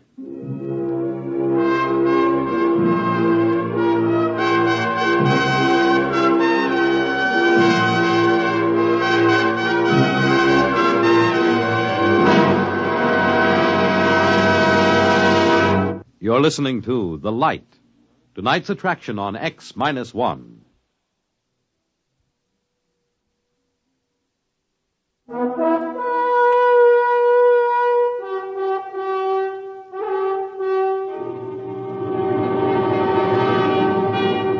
Now back to X-1 and The Light. We were in heavy spacesuits, of course, and it wasn't any too easy to move about, even with the light gravity of the moon.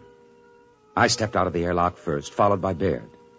I just stood there in the shadow of the ship, looking at the weird light, lost in wonder. I don't know how long I stood there before Baird spoke to me. Well, go ahead. Go ahead, what? Make the speech. You're the first man on the moon. You mean that prepared speech they gave us? No, thanks. We've got to make it. What's the matter with you? Your job to make the speeches. This is mutiny, you know. I ordered you to make it. I could make a suggestion. Why don't you write in the log that the speech was made and let it go at that? Judas Priest, man. All right.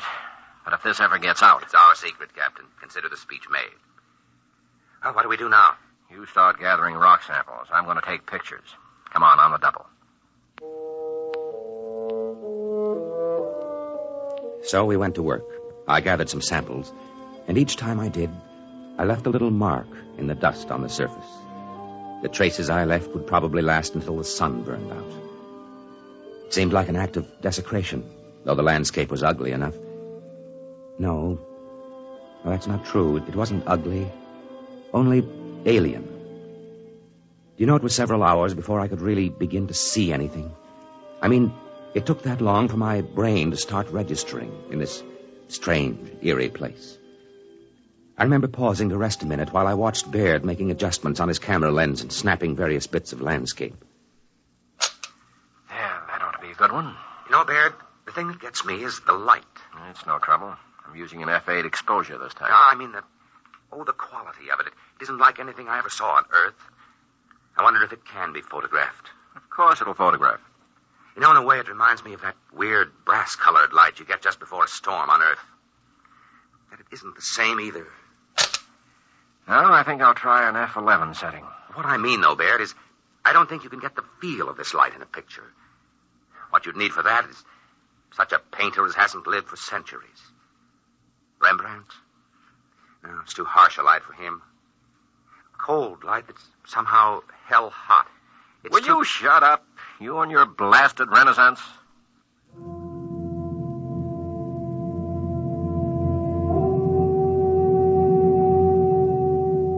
Well, I suppose Baird had a point. This was hardly the place for a chat about art. We went back to the ship after that, had a meal and a nap before setting out for more explorations. We decided to take a look at the Plato crater, and conditions were right for it, so we set off, all three of us this time. I won't describe the walk in detail. I can't. It wasn't simply the landscape and the lighting. On the moon, your weight is only 1/6 as much as it is on Earth, while the inertia remains the same. It feels almost like walking underwater, but you can move very fast once you get the hang of it.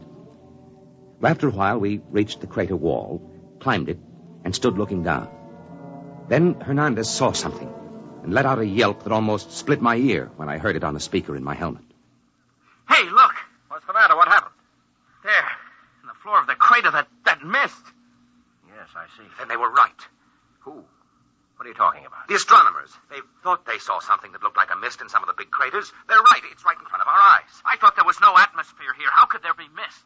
Maybe there's some kind of water table down on the floor of the crater. Hey, get back here. I want to go down for a closer look, Baird. And break your leg so we have to carry you home? No dice. You stay here. We've got to find out. He couldn't break anything wearing that space suit. They're like arms. Stay here. I'll have your court-martial. Oh, Skipper, have a heart. Yeah, come on, Skipper. We've got to find out what that stuff is. In the end, we convinced Captain Baird, but he insisted we rope ourselves together before we made the descent. It was agonizing work getting down the lip of that crater, but we made it. We stood there silently on the floor of the crater, bathed in a cold, golden-white radiance, There's never been such a light on Earth. It seemed to pervade everything, drenching us cold and white, like silence made luminous. It was the light of nirvana. And somewhere, somehow, I had seen it before. I stood there unable to speak until another yell from Hernandez brought me to my senses with a wrench. Oh, no. It can't be. Now, what's the matter, Hernandez? Look there in the dust of the crater. Look and tell me I'm crazy. Good Lord. Footprints. Footprints of a man. Who? There's only one other country on Earth that could send a spaceship to the moon yet. Yes, Hernandez. Russians. Are they still here, I wonder? We can't tell by staring at the tracks. They could be 5 hours old or 5 million years. But why haven't they told the world? Why haven't they been bragging about it? Why do you think? You mean they've found something of vital military importance? Look up at the Earth. Maybe right now they're planning their next move. The last move. I don't believe it. They couldn't have done it. They couldn't have kept it secret. Why not? They could have taken off in a black ship when our space station was on the opposite side of the planet. How would we know? Come on. Where? Back to the ship, of course. They'll have to know about this in Washington immediately. If they find out we know their secret, that could be enough, Baird. That could trigger the war. I've got a code. Are you sure it can't be broken? That it already hasn't been broken? Shut up, you troublemaking whelp. Let me alone. Just the same, Skipper, we better follow those tracks. See where they lead to. We didn't bring any weapons. I'd be surprised if they were as careless. Baird, listen to me. All right, court-martial me later if you want, but listen. We can't just go back to the ship, never knowing for sure what these footprints are and who left them. How much looking can you do? In less than 1 hour, the sun will sink behind the lip of the crater. When that happens, it's going to get cold. Colder than anything you've ever imagined. I've got a heating unit in my suit. Good for 20 minutes at the most against a cold like that. Barely time to get back to the ship. All right. I'll take the chance and get back in time. But let me follow those footprints, Baird. It's your duty to let him, Baird. All right, permission granted. God help you.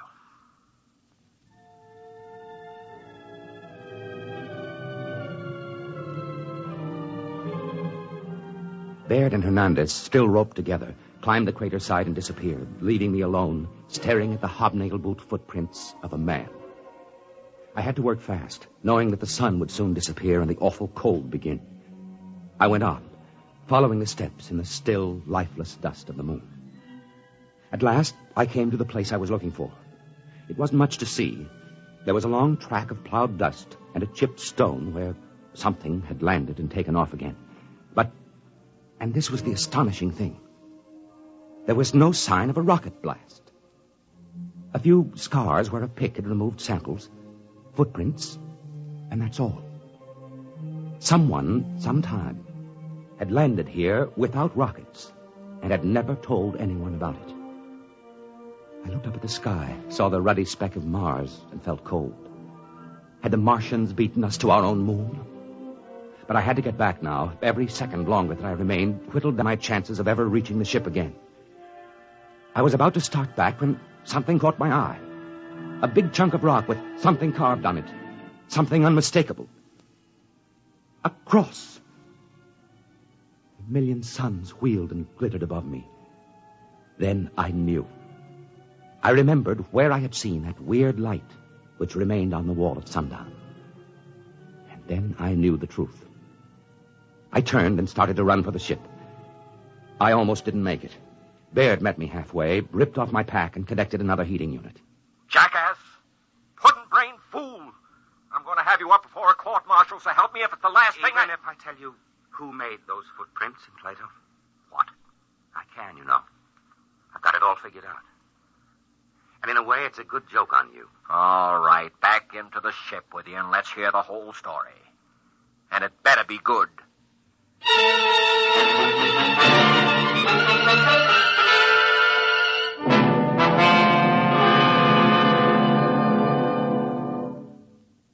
Of course, intelligence has been working night and day ever since we returned and made our report. They know we were telling the truth. And that's why you've been drafted, Professor. We're going overseas together, you and I. Officially, we're tourists. You search the archives, And I'll tell you when you've turned up something we can use. Oh, we'll find it. We'll find something. It couldn't have been done by rockets, you see. Even if the physics had been known, which it wasn't. The chemistry and metallurgy wasn't there. But there was something else. Anti-gravity? Maybe. Whatever it is, when we find it, the Cold War will be over and we'll have won. You don't get it? Professor, I'm shocked and grieved. You're a historian, a cultured man. All right, then. Our first stop is the National Gallery in London, where there's a painting called The Virgin of the Rocks. In that painting, you'll see a light, cold and pale and utterly gentle. A light which never shone on Earth. A light playing over the mother and child. And the artist, Professor, but of course you know the answer now. The artist was Leonardo da Vinci.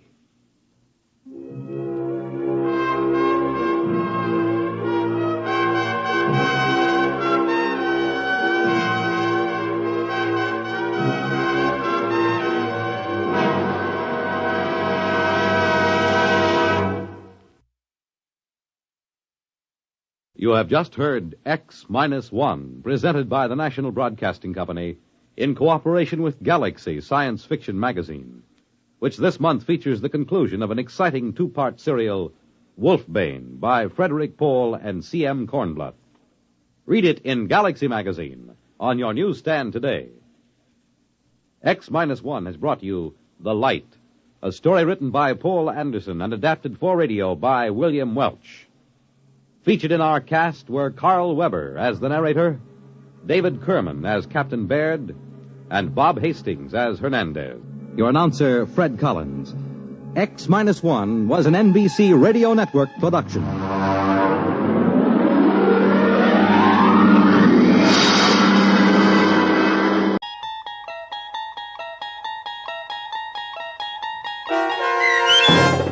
Perchance to Dream, starring Fred Willard with Stacy Keach as your narrator, was adapted for radio by Dennis Etchison and written for The Twilight Zone by Charles Beaumont. Heard in the cast were Mike Starr, Fernette Lebo, Doug James, Derek Purcell, Alex Sopener, Amber Lake, Rick Arthur, Elizabeth Lido, Carl Amari, Roger Wolski, and Vince Amari. To learn more about the Twilight Zone radio dramas and to obtain audio cassettes and CDs of these programs, visit our website at twilightzoneradio.com. The producers of The Twilight Zone wish to thank CBS Enterprises, Carol Serling, Dennis Etchison, Dick Brescia Associates, Claire Simon Casting, Terry Jennings, XM Satellite Radio, Sirius Satellite Radio, our sponsors and our radio affiliates for helping make this series possible. This copyrighted radio series is produced and directed by Carl Amari and Jason Mallow for Falcon Picture Group. Doug James speaking.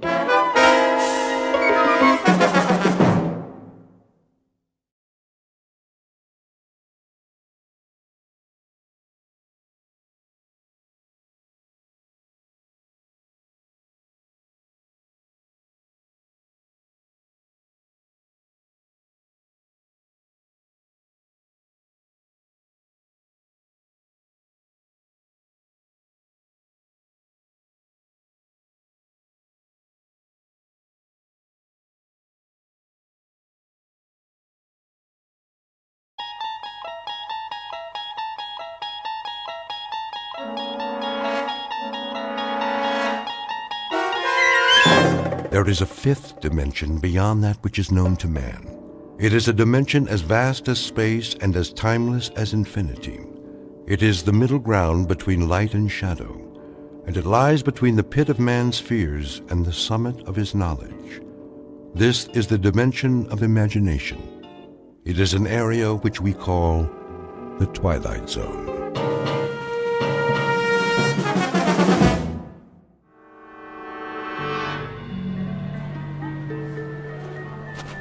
Cotton candy here. Get your cotton candy. Look, Mom, can I have one? It's nothing but sugar. Oh, please. Only 25 cents. Get your cotton candy. Well, just this once. But that's all you're getting, young man. One, please. Excuse me, can I ask you? Not that man got in front of me. I just want to ask. Well, one cotton candy coming up. Please, I have to know. My son was first. Where's the exit? Do you mind? I'm trying to get out of here. One at a time. Which way? Hey, pal, you don't look so good. Why don't you take it easy? I can't take it easy. Somebody's after me. Move right in, folks. See the dancing girls, blondes, brunettes, any kind you want. Starring the beautiful Maya, Princess of Darkness. Quickly, where can I hide? Hey, easy, pal.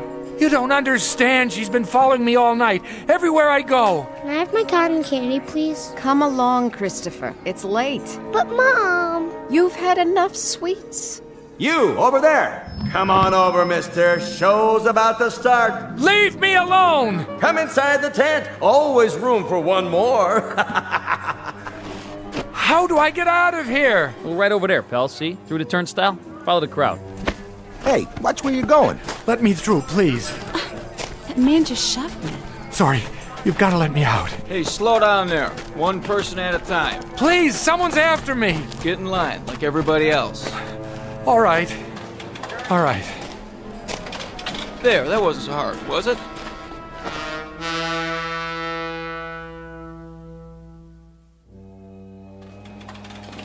Officer, where's the uptown train? That's the next platform. Keep it moving, folks. Where am I? What's that? I don't know where I... Where are you going? What? Oh, I have to see Dr. Jackson. Who? I have an appointment on the Upper East Side. You don't need the subway. You're there. But how? It's the other end of that platform, right up those stairs. Say, are you all right? I really don't know. What time is it? 11:45. Midnight? That's a good one. In the AM, pal. Where have you been all night? Why don't you go home and sleep it off? I can't. That's the one thing I can't do.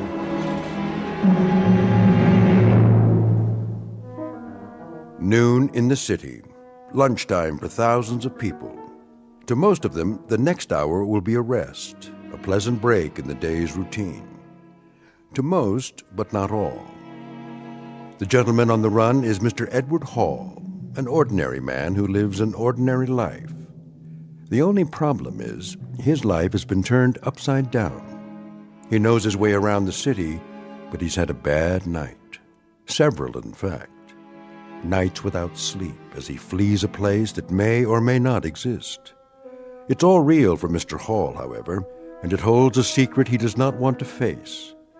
So get ready to run with the hunted, because time is the enemy, and the hour ahead is a matter of life and death when you're trapped in the Twilight Zone.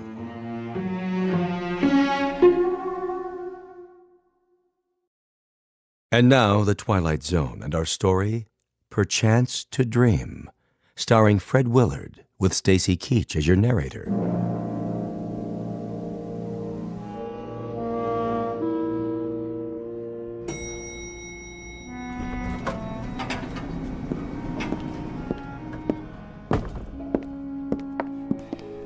Excuse me. Yes? I'm not sure if this is the right floor. The Goodman building, right? Mm-hmm. What are you looking for? Doctor, I can't remember his name. It's on this piece of paper. Let me see. Elliot Rathman? Oh, yes. Dr. Rathman, the psychiatrist. He's in 1410. That way, at the end of the hall. Thank you. Are you all right? I don't know anymore.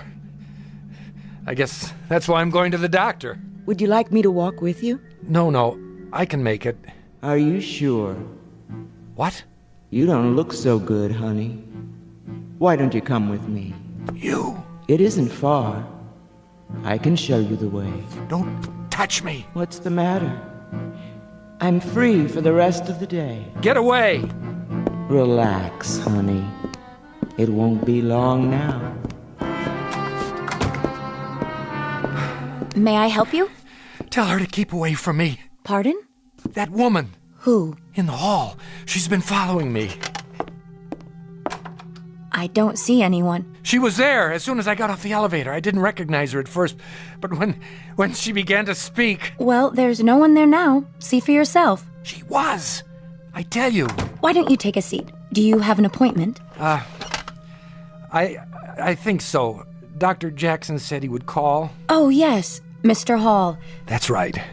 We've been expecting you. I'll tell Dr. Rathman you're here. Doctor, your 12 o'clock is here. That's fine, Charlotte. Mr. Hall? Yes. Come in. Please. The chair or the couch, whichever you prefer. Not the couch. No? You look tired. I am, but I can't. Why not? If you're tired... I might fall asleep. And what would be wrong with that? It's a long story. Are you feeling sick? No, just tired. Then try the chair. It's pretty comfortable. Maybe just for a minute. I have to be careful not to close my eyes.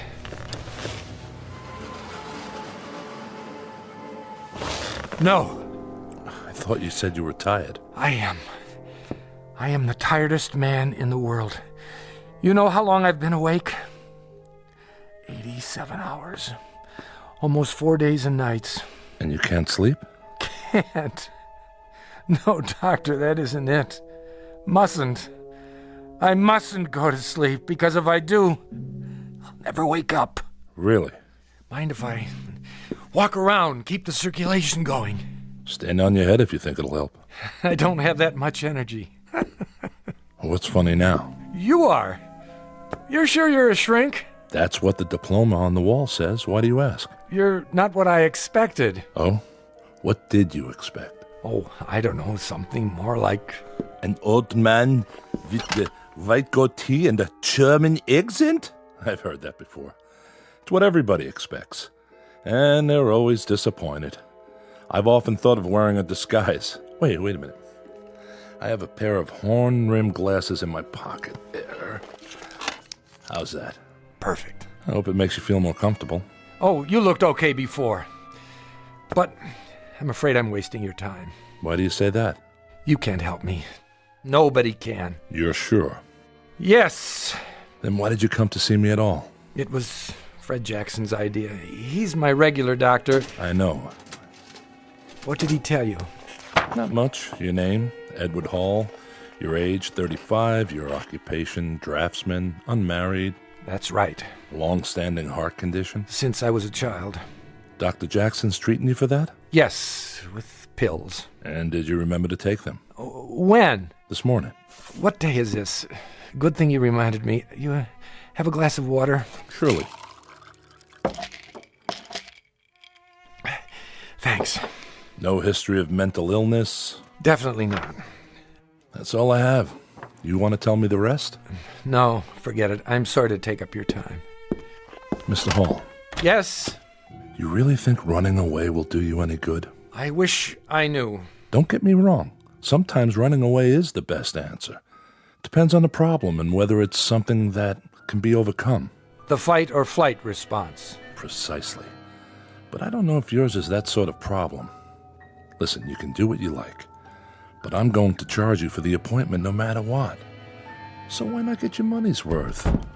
Promise you won't put me in a straitjacket. I can't promise anything. It wouldn't make any difference anyway. Mind if I open the window? What for, if I may ask? To see the view. Cars look like ladybugs from here.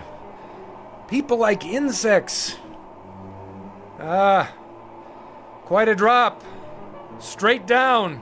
14 stories, 13 technically. There's no 13th floor. Architects are superstitious. And are you? Not that I know of. I'll have to ask you to close it. I only wanted some air. I'll turn up the air conditioner. It works best with the windows closed. Did you think I'd jump? You might have.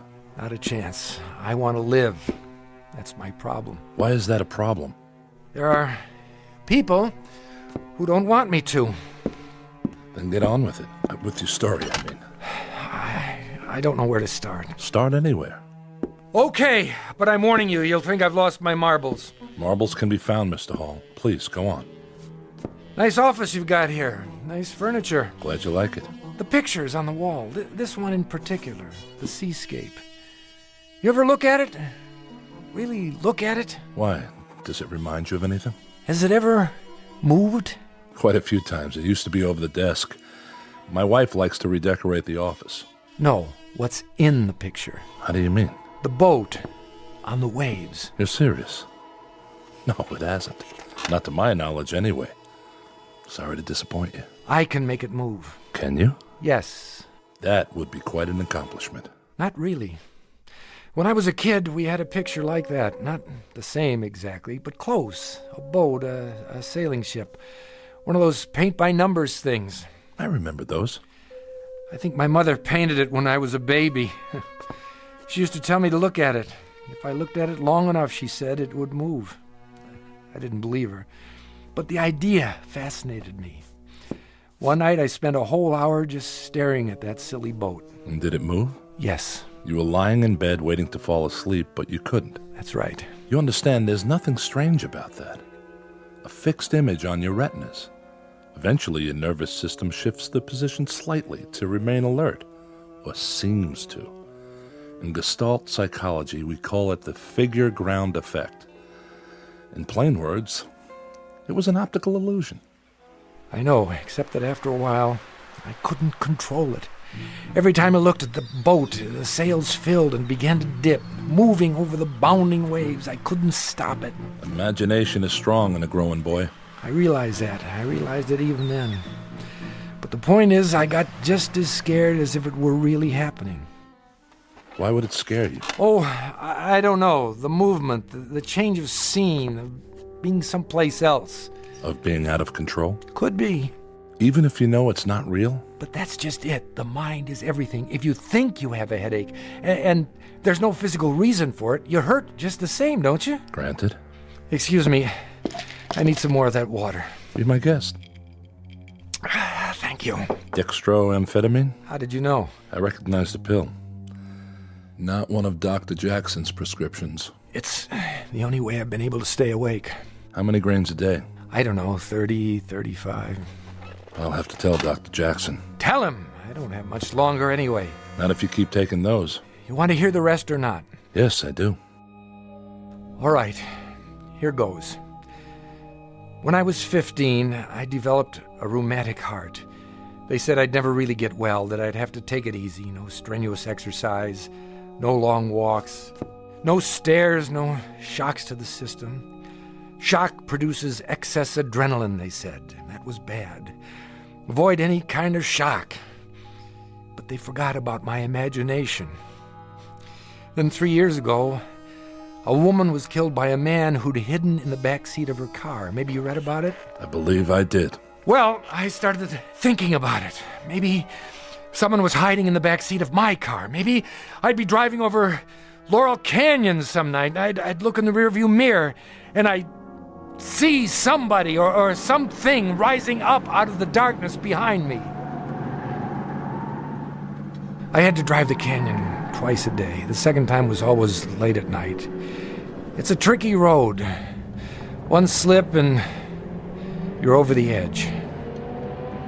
One night, like every other night, I was headed for home.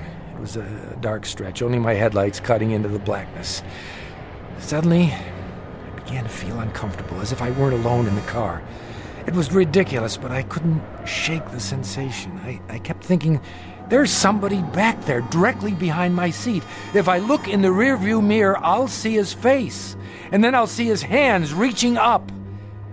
Here's the important thing, Doctor. I knew intellectually that I was alone, but I also knew that my imagination could make me see something if I thought about it long enough. And so don't ask me why, but I looked in the mirror. And there he was. I hit the brakes, lost control, and that was when I went off the road into the ravine and crashed.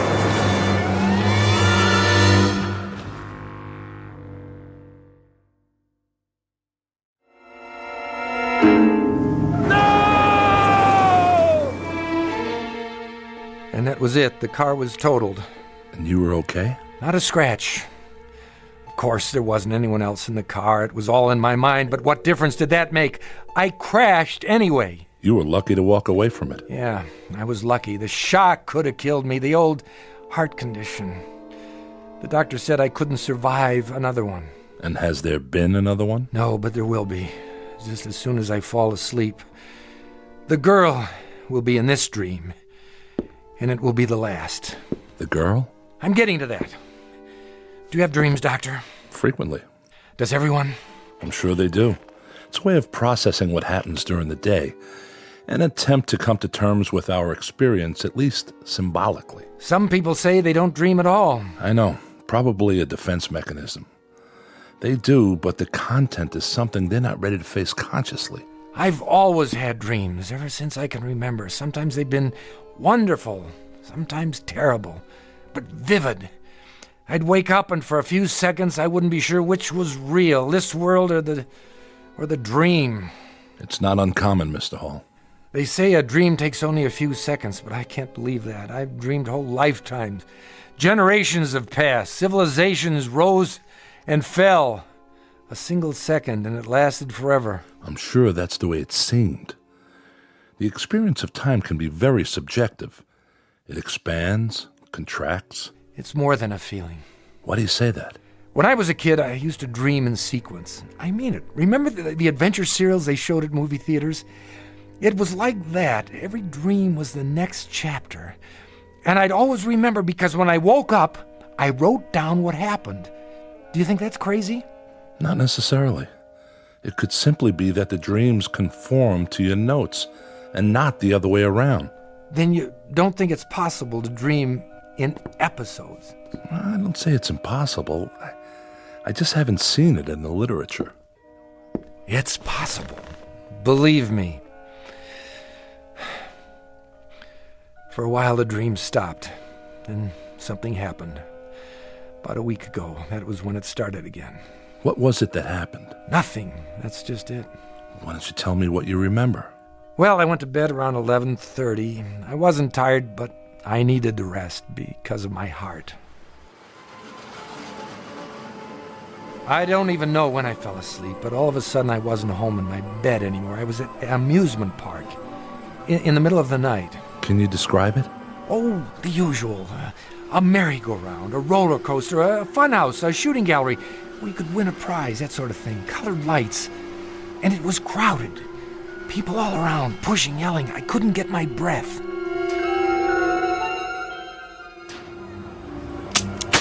There you go, bullseye. Some shooting. You must have been in the service. Yeah, Marines. Sharpshooter. Well, take your pick. Stuffed animal, Cupid doll. I'll take the teddy bear for my girl. One teddy bear coming up. Ooh, Artie, thanks. It's so cute. Keep it by your bed to remember me by. Oh, I will. Hey, how about you, buddy? What? Over here, Mark. Step right up. My name's not Mark. Oh, yeah, sorry. Take a chance. 6 shots for a quarter. Hit the bullseye and you get a genuine imported Cupid doll. How about it? 25 cents. 1/4 of a dollar. How much? 25 little pennies. Go on. You look like a good shot. That was when I got it. The prices. I looked around, and it was the same amusement park I went to as a kid. In 26 years, nothing had changed. It was exactly as I remembered it. Ah, you missed it. Here, let me give you another rifle. This one shoots straight. No, thank you. Hurry, hurry, hurry. See the dancing girls. See Maya, the cat girl. Move in close. One more time and you've got it. Excuse me. That'll be 25 cents. I don't have any change. Hey, you owe me a quarter. Girls, girls, girls. The most exotic, the most exciting, the most sensational examples of feminine pulchritude this side of heaven. Move right up, folks. Last show of the night. See this roll of tickets? Well, the regular price is $1, but I'm going to put these away. If you're within the sound of my voice, the price is only 50 cents. That's right. Half price for this show only. The pitchman was in shirt sleeves and a straw hat. A crowd had gathered at the platform. All men looking at 5 dancing girls in skimpy costumes. But the one they looked at the most was in the middle, wrapped in a black silk cape, the color of her hair. He was right about one thing. She was beautiful.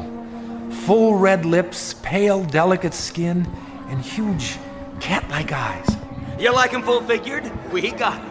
You like 'em slim? We got 'em. Blondes, brunettes, redheads, if they ain't here, believe me, they ain't worth looking at. Now, here's a little preview of what's inside. Music maestro, Maya, give the folks a peek under the cape. Come on, baby, I know you're modest, but we can't expect them to take my word for it. Hey, honey, show us what you got. I couldn't take my eyes off her. Slowly, she opened her arms. The black cape parted, and I saw her magnificent body gleaming with sequins. I give you Maya, the cat girl. What a figure. Ooh, man, I like. Hey, can I have the next dance? She started moving, whirling to the beat, her hair like a black flame, faster and faster.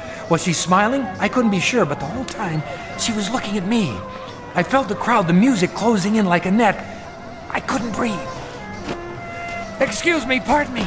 I have to go. If you'll let me through, please. I didn't know who the girl was. I'd never seen her before, but as much as I was drawn to her, I knew I had to get away. Something about her eyes, something deep inside those dark cat's eyes. May I have a light? What? A light. For my cigarette. Oh, of course. Thank you. But you're Maya. I just saw you on the stage. Why did you do that? Why did I do what? Walk away. I felt like it. You didn't find me nice to look at? Maybe too nice. Aren't you supposed to be back there entertaining the customers? I'm free now for the night. Are you alone? Yes. Then come with me. Where? Does it matter? You want to, don't you, Edward? How do you know my name? Oh, I know a lot of things. I'm Maya. Don't be afraid. I'm not. Then come. Come. Look, I don't know if I... You are afraid. Only because this isn't happening. It's a dream. I'm not here. I'm at home, asleep, and you're part of the dream, aren't you, Maya? I know that, too. You do? Naturally. We passed a funhouse with a huge mechanical woman out front. The laughter was grotesque. Take me in there, Edward. Screwy Louie's room? It's for kids. But it's dark. Soft and cool and dark. Please. How can I argue with a dream? Tickets here. Wait, I don't seem to have any money. That's all right. We've been expecting you. What? Evening, Maya. Mr. Hall. Let's go. It's just inside this door, behind the glass. You can kiss me now. What if I don't want to? You want to. Look, whose dream is this, anyway? Edward. What in the... It's only a prop.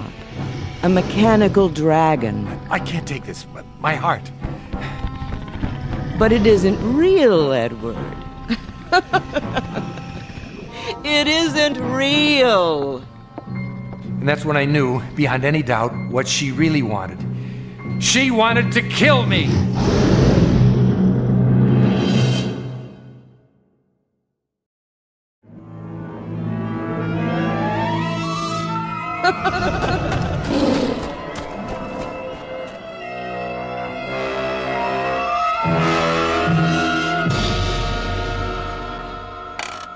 You woke up then? Yes, I'm glad to say. My heart was beating a mile a minute. I had to lie still for an hour, waiting for it to settle down. I went to my doctor in the morning. He said I'd almost had it. Do you know who the girl was? No idea. She looked familiar, but I know I'd never seen her before. You're sure she wanted to kill you? Yes. Why did you think so? Why? If you'd seen her eyes, heard her laugh. You said she was beautiful, that you desired her. Yes, but the way she followed me made me go with her. The funhouse frightened you? I'm not sure. I remember it from when I was a child, but it seemed different somehow, larger and darker on the inside with more glass. There were long passages with mirrors at the end, and you were never sure which way to turn. Wherever I looked, I saw her reflection. A beautiful, seductive reflection. Someone you wanted. No one forced you to talk to her, light her cigarette, follow her inside. You went along with her willingly, didn't you? I couldn't think clearly. It was as if I had no will of my own. Something was happening, and I was swept up in it. I don't suppose she reminds you of anyone now. Like Who? Someone you've seen since in your waking life. There was a woman in the hall when I got off the elevator. She spoke to me, and her voice began to change. For just a second, I thought she sounded like... Like Maya? Yes. That probably comes from sleep deprivation. Your mind is so tired it has to rest, but you fight it. So you slip in and out a few seconds at a time. It's called microsleep. It happens when we drive long distances, when we're pushed beyond the limits. A definite warning sign. Otherwise we lose control, and, well, the consequences can be dangerous, as you must know. But what if the real danger is in closing your eyes? What if that's when the accident happens? What if... Easy. We're only having a conversation in my office. No harm can come to you here, I assure you. Sorry, I know you're right. Of course you are. We were talking about the first dream you had. What happened after that? Well, the next night, I put off going to sleep until 1 o'clock. That would make it hard to get up in the morning. But I didn't care. Turned out it didn't matter anyway. The dream came back, and this time it was more intense. I was back at the amusement park outside the fun house, and I was running. I couldn't catch my breath. When I thought I was far enough away, I stopped. Well, the next night I put off going to sleep until 1 o'clock. That would make it hard to get up in the morning, but I didn't care. Turned out it didn't matter anyway. The dream came back, and this time it was more intense. I was back at the amusement park outside the fun house, and I was running. I couldn't catch my breath. When I thought I was far enough away, I stopped.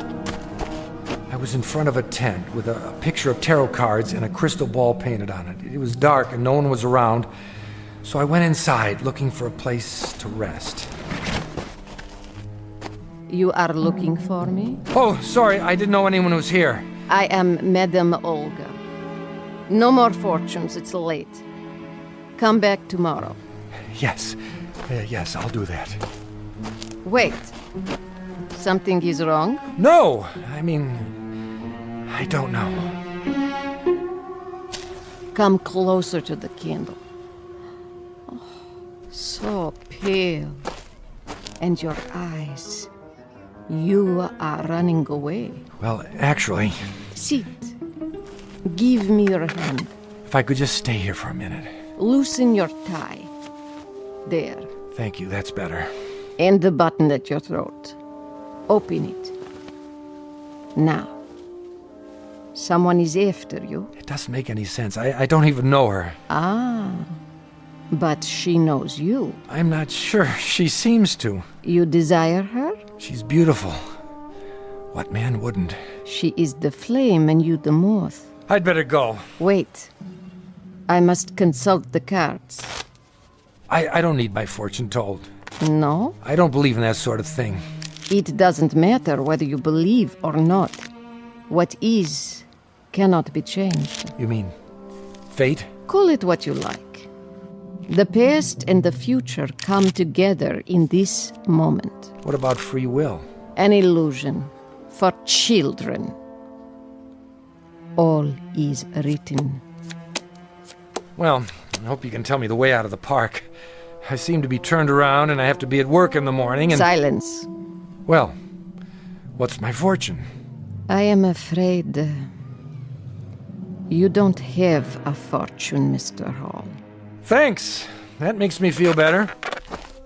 Why do you hurry? I have more important things to do, like getting home. You rush for no reason. You have always been here.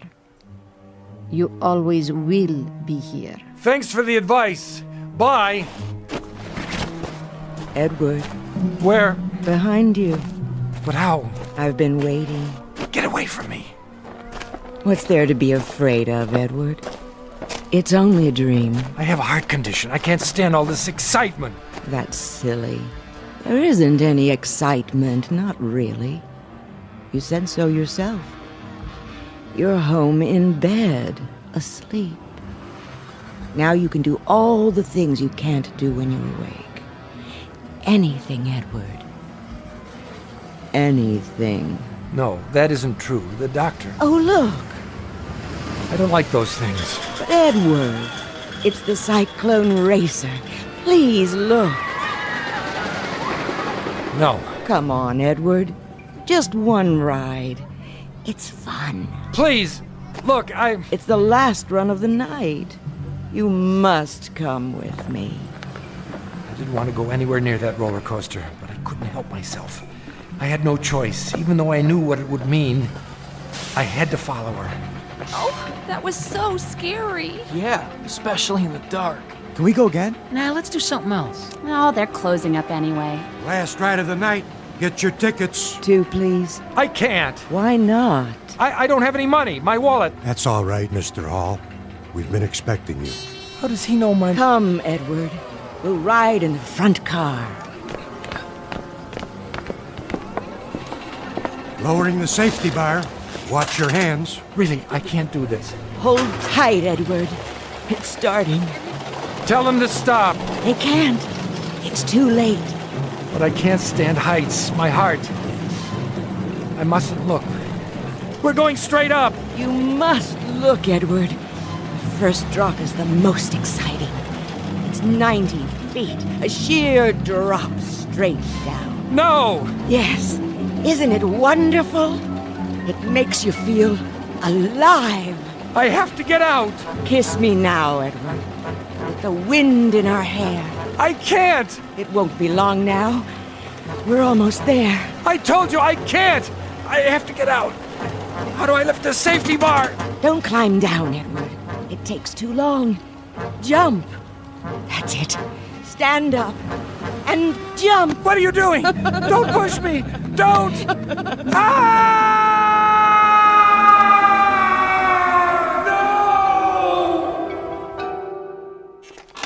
Is that it? That's it. If I go to sleep, I'll be back on the roller coaster for the next episode. It'll pick up where it left off. I'll force the safety bar, stand, Maya will reach out, push, and that'll be the end of me. On the other hand, if I stay awake much longer, the strain will be too much for my heart, and that'll be the end of me. Heads you win, tails I lose. Quite a choice, isn't it? Where are you going? Outside. Maybe if I get some air. I wouldn't advise it. What would you advise? A straitjacket? So long, Doc. You can't help me. I've wasted enough of your time. Leaving so soon, Edward? Maya. What's the matter, Mr. Hall? It's her. My receptionist?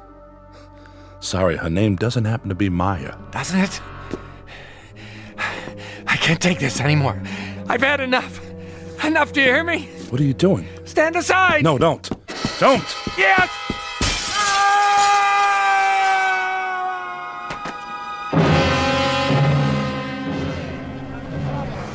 What happened? He fell, or jumped, from that window up there. Oh no!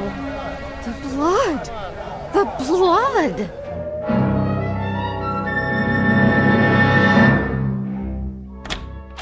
Dr. Rathman, I heard a scream. Is he all right? I'm afraid he's dead. You're right. There's no pulse. But he came in just a minute ago asking to see you. He walked into your office, closed the door. I know. It's funny. When he came in, I told him to sit down. He did. In less than 2 seconds, he was asleep. Then he gave out that scream you heard. By the time I could stand up and get to him, he had stopped breathing. A heart attack? It must have been. Well, I guess there are worse ways to go. At least he died peacefully. Open the window, would you please? We need some fresh air. Yes, Doctor.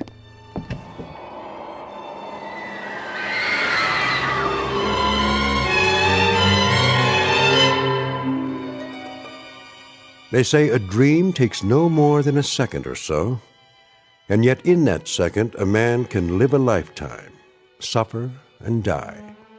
And who is to say which is the greater reality, the one we know or the one in dreams, somewhere between heaven and earth, in the Twilight Zone?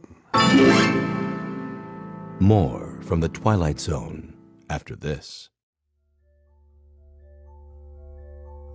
Hello, I'm Stacy Keach. I hope you're enjoying this edition of the Twilight Zone radio dramas. To learn more about this series, be sure to log on to our official website at twilightzoneradio.com. You'll find special discounts on our Twilight Zone audio collections, listings of our radio stations, links to other websites, and a photo gallery of our recording studio and some of our stars in action. Plus ways to contact us with questions or comments about the show. And for a limited time, when you log on to twilightzoneradio.com, you can send in for a free CD of the show. So be sure to visit us at twilightzoneradio.com. The Signal Oil Program. Yes, the Signal Oil Program. The Whistler.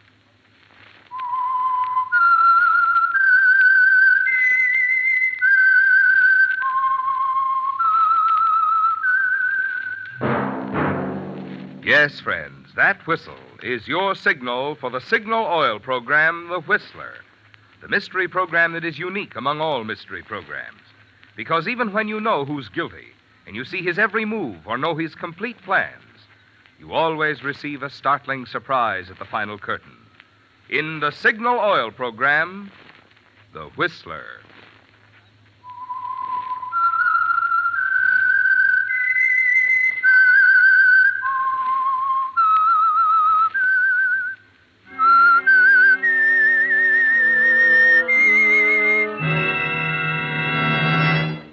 I am the Whistler, and I know many things, for I walk by night.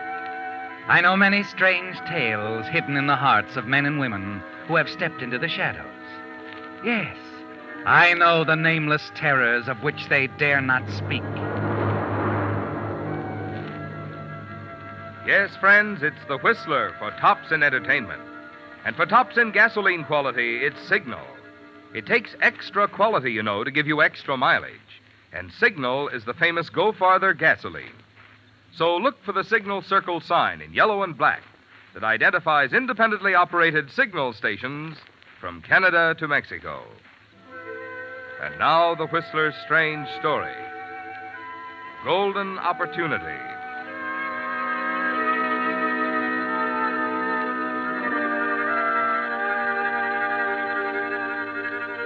Harry Farrell sat in his luxuriously furnished office, puffed slowly on a cigar.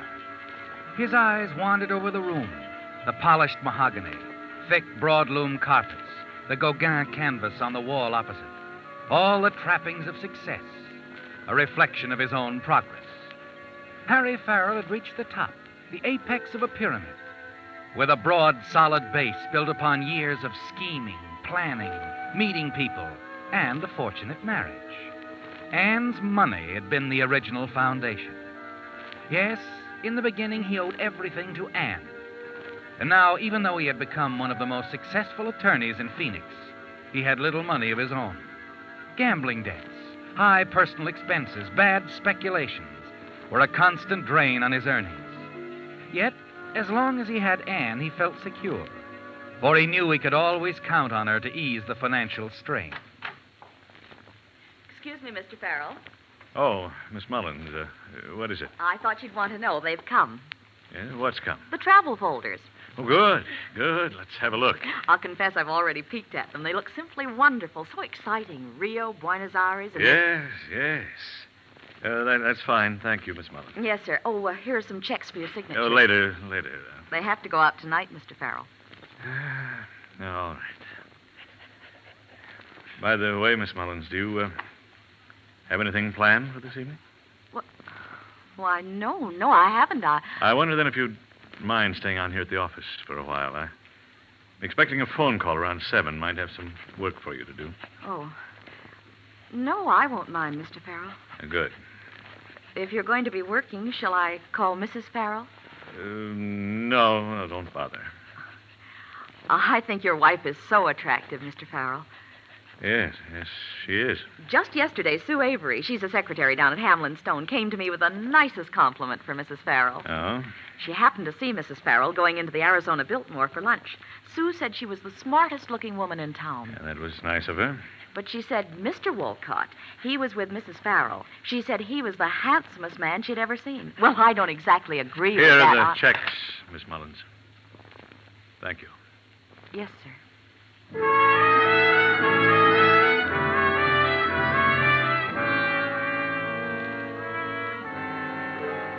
They all know, don't they, Harry? Even Sue, what's-her-name at the office down the hall. She knows, too, about Anne, your wife, and your partner, Sam Wolcott. And you've known for a long time, but there was nothing you could do about it. You were willing to let things stand as they were and keep your eyes shut as long as you had to depend so heavily on Anne financially. It really didn't matter. You've forgotten when you stopped loving her. Perhaps you never did. No, you're only interested in holding to her until you're on your own feet, until you have enough money of your own to live the way you want to live. Mexico City, Buenos Aires, Rio. But you know it'll be several years before you can do that, don't you? In the meantime, you turn to your travel folders, and through them you escape.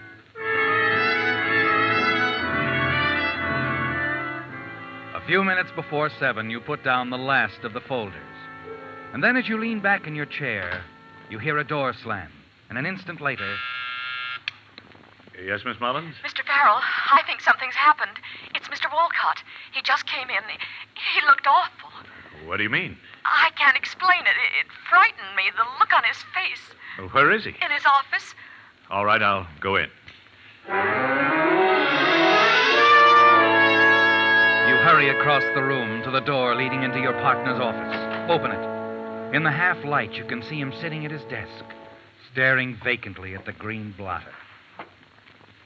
Sam. Sam, what's the matter? Oh, it's you. What's wrong, man? Wrong? Look, will you tell me? I killed her, Harry. I killed her. You what? I killed Anne. Anne? You don't know what you're saying. You've been drinking. Yes, that's right. I've been drinking. But I killed her, Harry. She told me it was all over between us. She was standing in the library near the fireplace. I fired. She fell down. She's dead, Harry. Mr. Farrell, shall I call the police? No. Wolcott's drunk. He doesn't know what he's saying. Don't call anyone. Yes, Mr. Farrell. I wanted to call the police. I'm running this, Sam. You're not yourself. Now lie down on that couch until I tell you to get up. I'll be back in a moment.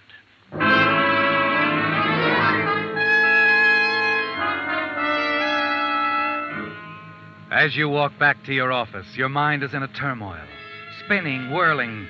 Your emotions are in a tangled mess. Then, as you close the door behind you, a strange feeling of happiness sweeps over you. Suddenly, you realize you're free. Free to live the life you've always wanted to live. Anne, your wife, is dead. Her money is all yours now. You hurry to the telephone and dial your home. You've got to make certain she's dead, don't you, Harry? You wait. And wait. There's no answer. And then you realize it's Thursday, the maid's day off. You're about to replace the receiver when... Hello? Hello? Hello? It was Anne, your wife, wasn't it, Harry? The voice of a ghost. A voice like a heavy blanket stifling all those warm, new thoughts of a new life. You glance at the gay, colorful travel folders on your desk. Your dream. The dream that came true for but a brief moment. Anne is alive. She's ruined everything, hasn't she? No. She can't do this to me. I won't let her. I won't let her do this.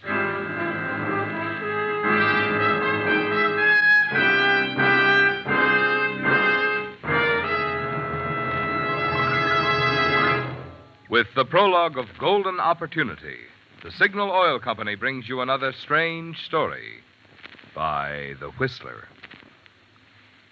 Have you had your car radiator inspected recently? Warmer weather, you know, puts an extra burden on an automobile's cooling system. So, to make sure that your radiator won't heat up and spoil your driving fun, Signal dealers carry 3 little items designed to make your cooling system young again. The first is radiator cleaner to remove clogging sludge and rust. The second is rust preventive to protect the radiator of any car, old or new, from corrosion. And the third item is radiator sealer that stops small leaks in a jiffy. These 3 products, incidentally, are just a few of your signal dealer's fine quality upkeep items that include Purolator oil filters, fan belts, radiator hoses, spark plugs, and Lee tires. You see, Signal service stations are much more than places to buy Signal's famous Go Farther gasoline and Signal Premium compounded motor oil. Wherever you see Signal's familiar circle sign in yellow and black, there you'll also find conscientious Signal service and dependable Signal products to help your car run better, look better, and last longer.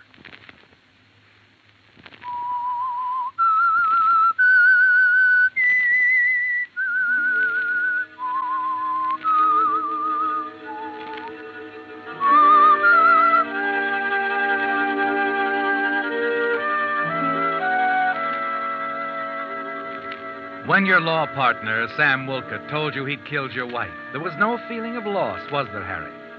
By his act, Sam had cut away your chains, had made you a free man to live your life as you'd always wanted to live it.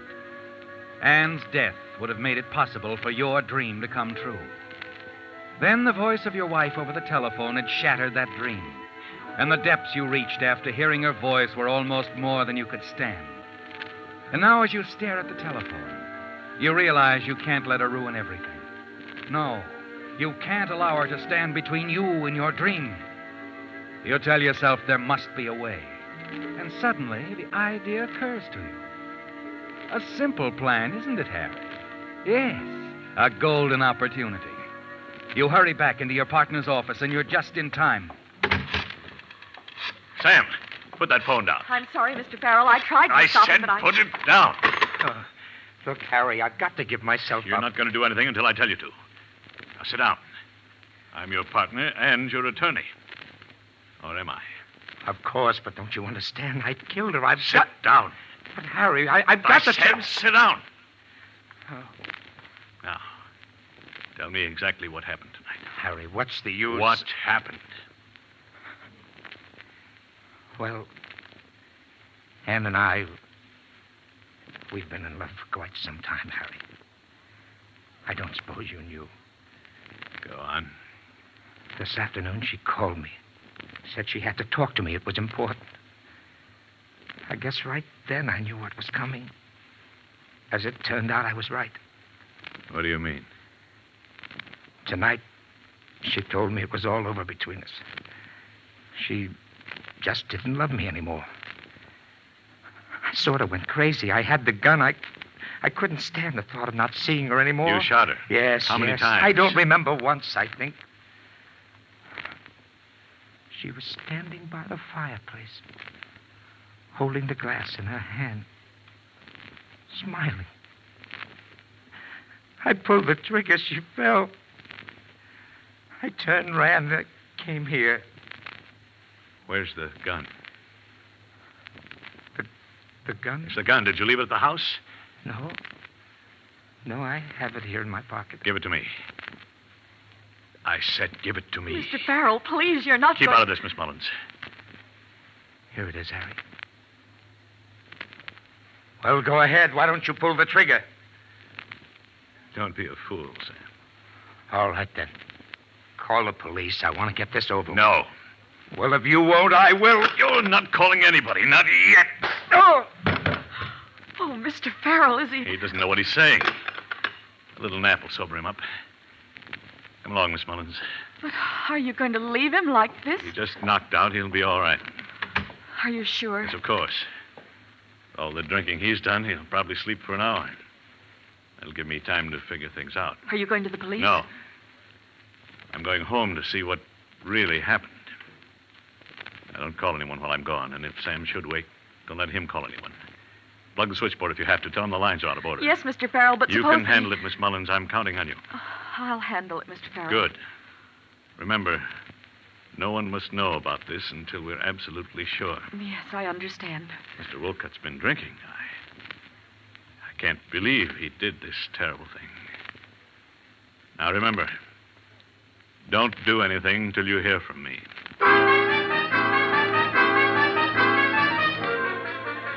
Minutes later, you're racing across town with Sam's gun in your pocket. Time is important, isn't it, Harry? Yes, you don't have a second to spare. You've got to get home before something happens to ruin your little plan. It's almost 7:30 when you turn off the narrow canyon road, swing into the driveway. And then as you step out of your car and start up the path, sudden fear grips you. The house is dark. Then you know you're too late. Anne is gone. Anne? Anne? You hurry into the library. Anne, where are you? The study is empty, too. Yes, your simple little plan has collapsed, hasn't it, Harry? Anne has left the house. You turn, walk back to the library, and pour yourself a drink. It was the opportunity of a lifetime, wasn't it? A golden opportunity to set up for a perfect murder. And then, as you sink into the heavy leather chair across from the fireplace. Hello, darling. Anne. I was upstairs. Thought I'd lie down for a while. I've had a horrible headache. Anne, Yes? that bruise on your forehead. I just had a little accident. It's nothing, really. What's the matter, dear? Why are you looking at me like that?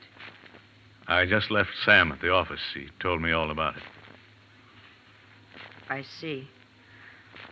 Well, now you know. I'm glad you do, Harry. He might have killed you. I suppose. I was so startled to see the gun, I jumped back, tripped over the chair. I fell just as he fired. Struck my head against the fireplace. Does anyone know about this? Did you call the doctor, the police? Of course not. You didn't tell anybody? Can't you see the headlines? Other man attempts to kill prominent attorney's wife. No, Harry, no one knows. That's fine, Anne. Fine. Did Sam tell you why he tried to kill me? Yes, Anne, he did. Were you terribly hurt? No, not even surprised. You knew. Everyone knew. And you didn't say a word. What good would it have done? Oh, it might have done a lot of good in the beginning. I doubt it when two people fall in But love. I wasn't in love with Sam. He thought you were. Yes, but dear, You told him you were, didn't you? Sometimes. Yes, I guess I did. But Harry, when... Oh, you know what I mean. Yes, Anne. Listen, I know what darling, you mean. please, You don't have to explain to me, Anne. I'm not blaming you. But I want to explain. I never loved him, really. It was just that, well, you became so wrapped up in your work, always in court. I was bored. Yes, I understand. I only turned to him because you weren't around. I'm sorry, darling. Very, very sorry. I hope you can forgive me. Please, Harry, you must forgive me. You've got to know it always was you. No one else but you. Yes, of course. I hope you can forget, too, darling. I'll do all I can to make it up to you. I'll do anything. Will you, Anne? I've been thinking. You've always wanted to go to South America. Why don't we go, Harry, the two of us? Oh, we'll make it a wonderful trip. A second honeymoon. I don't know. What do you say, darling? A second honeymoon. You're sure that's what you want? Mm-hmm. Move over. Yes, sure. But, first, how about fixing my drink? All right, give me your glass. I left the decanter near the fireplace. Think I'll have one myself. You know, Harry, my headache's almost gone now. That's fine. What'd you have in your drink, darling? Plain water or soda? Harry, did you have plain water or...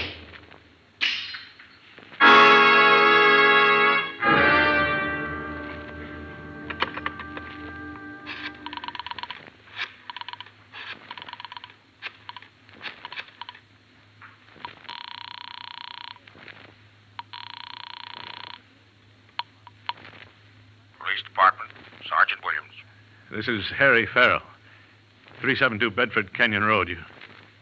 You better send someone. My wife has been murdered.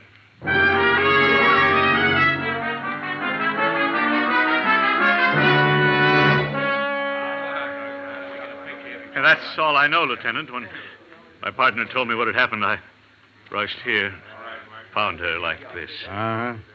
All right, Mr. Farrell. Your partner, where is he now? Back at the office. Picture, Counselor? Oh. Thank you. About Mr. Walcott. You say he's at your office? Yes, that's where I left him. He was quite drunk. I thought it best to take the gun away from him. Uh-huh. I think we better get down there and have a little talk. All right. Hey, Mr. Farrell. Yes? How long has this romance been going on between you and... Cut it, Macy. How Come on, about it, Farrell. Mr. Farrell? Say Later, boys, later. A half hour later, you're back at the office. Listen to the police lieutenant quietly questioning your partner, Sam Wolcott. Miss Mullins is there, too, and she serves as an excellent witness. That's right, Lieutenant. It's just as Mr. Farrell said. Mr. Wolcott came into the office shortly before 7. He admitted shooting Mrs. Farrell. Okay, thanks. All right, Walcott, just a few more questions. Look, I told you I killed her. What more do you want? Take me down, book me. Let's get this thing over with. Sure. Anything you say. Let's go.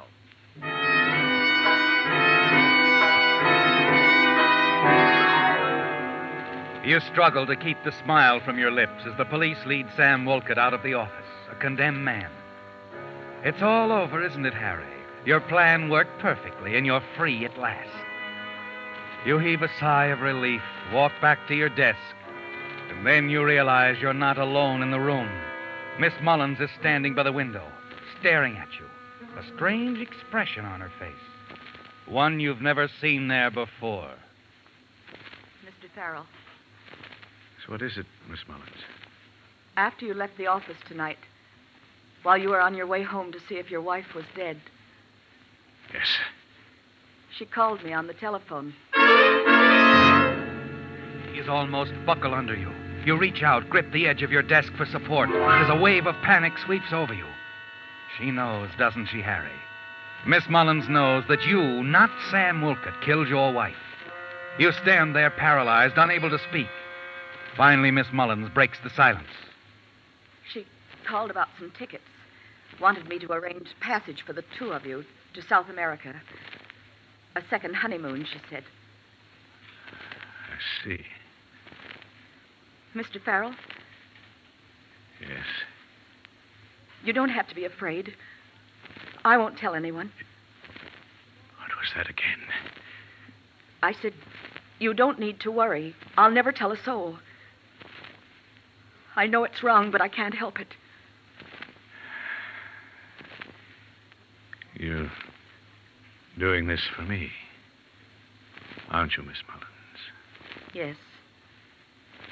Well, I guess I haven't been very observant, No. Mildred. No, I guess you haven't. I wish now that I'd known. Would it have made any difference? Yes, I'm sure it would. I wish I could believe that. Still not too late. Let me prove it to you, Mildred. Harry, Mildred. Here. Here, look. The folder's there on my desk. Yes? Pick one out. What? Just go ahead. Pick one out. Anyone. All right. There. Destination. Mexico City. And the hotel? Hotel Reforma. But I don't It's understand very that. simple. I'll meet you there. Later. Oh. I see. Well, what do you say? You really don't have to do this, you know. I'd never tell anyone. I want it that way, Mildred. You can get a plane out of town tonight. I'll give you the money you need. 2,000 should do it. There's that much in the safe here. Well, You'll meet me in Mexico City. as soon as I can. It all depends on the trial, Sam's trial. But I'll meet you when it's over, Mildred. I promise. All right, Harry. I'll leave tonight.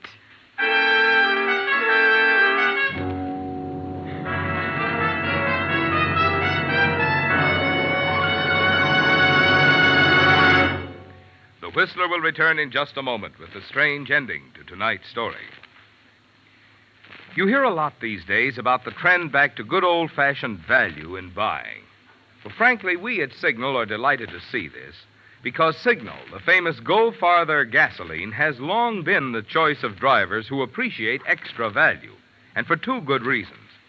One, of course, is Signal's good mileage, and number two is the thing which makes Signal's good mileage possible. I mean the extra efficiency today's Signal gasoline coaxes from your motor. Because when your motor runs more efficiently, you also enjoy faster pickup and smoother power. So you see, mileage is the result of the same features a gasoline must have to give you superior performance. That's why more and more drivers today who want the most from each gasoline dollar, the most mileage and the most driving pleasure, are switching to Signal, the famous Go Farther gasoline. Have you given Signal gasoline a chance to prove what it can do in your car?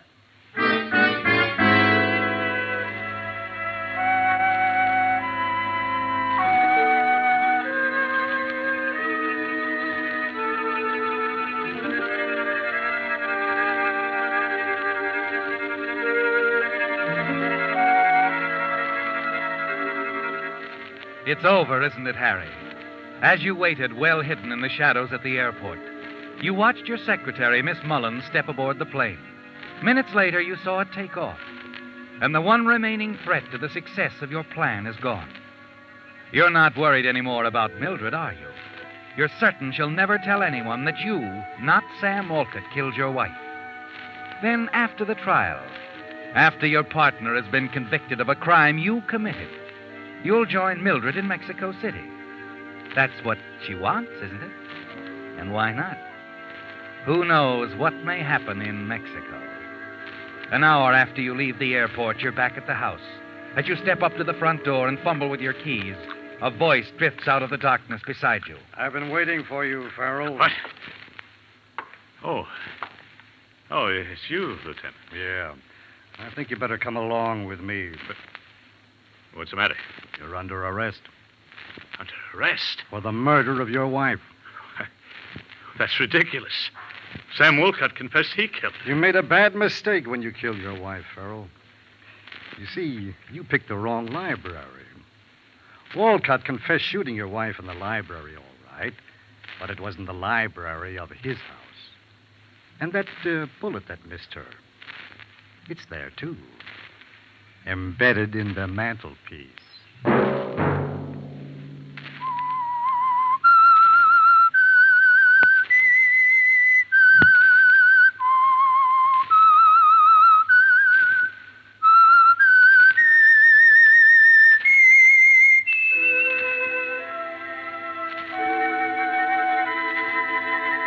Let that whistle be your signal for the Signal Oil program, The Whistler, each Sunday night at this same time.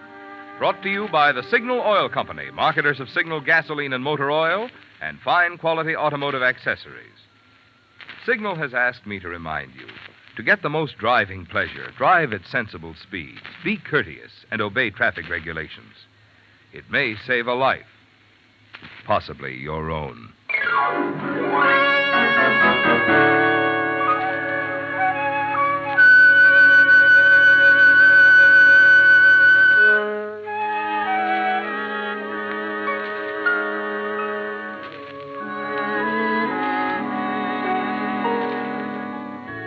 Featured in tonight's story were Willard Waterman, Monty Margetts, Lois Moran, and Walty Mayer. The Whistler was produced and directed by George W. Allen, with story by Harrison Negley, music by Wilbur Hatch, and was transmitted to our troops overseas by the Armed Forces Radio Service. The Whistler is entirely fictional, and all characters portrayed on The Whistler are also fictional. Any similarity of names or resemblance to persons living or dead is purely coincidental. Remember, at this same time next Sunday, another strange tale by The Whistler. This is Marvin Miller speaking. This is CBS, the Columbia Broadcasting System.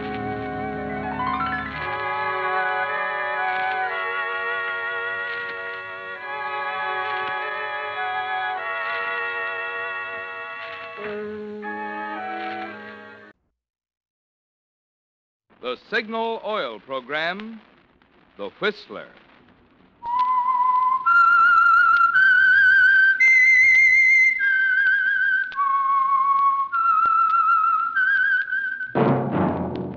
That whistle is your signal for the Signal Oil Program, The Whistler.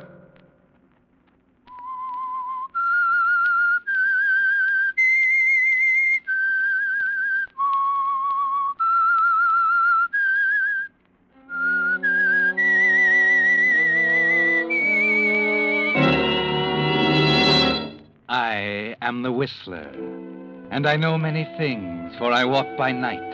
I know many strange tales hidden in the hearts of men and women who have stepped into the shadows.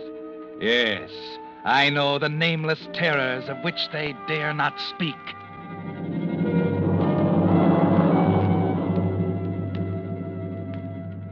Yes, friends, it's time for The Whistler.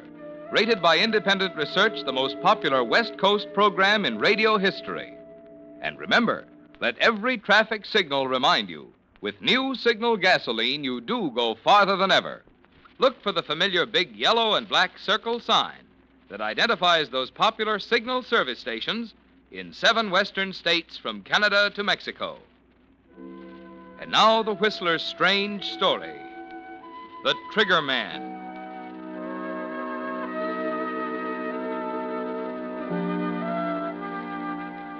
He was young, brilliant, confident. He had everything it takes to make a successful lawyer. But no matter how you looked at it, law school graduates were a dime a dozen, regardless of how brilliant and confident they were. And Stella and the baby had to eat. So that's why Martin Lane took his first case from Branch Malone, the gambler, and got an acquittal for him, the first of a long line of acquittals. Yes, his old classmates threw up their hands, said he was selling his soul to the devil, but there was good money in it. And he kept telling himself he had to get a start somewhere, so he kept right on getting acquittals for Branch, and the money kept rolling in. But it had to end sometime, Martin. There had to be a payoff eventually. Gentlemen of the jury, have you agreed upon a verdict? We have, Your Honor. How do you find? We find the defendant not guilty. Very well.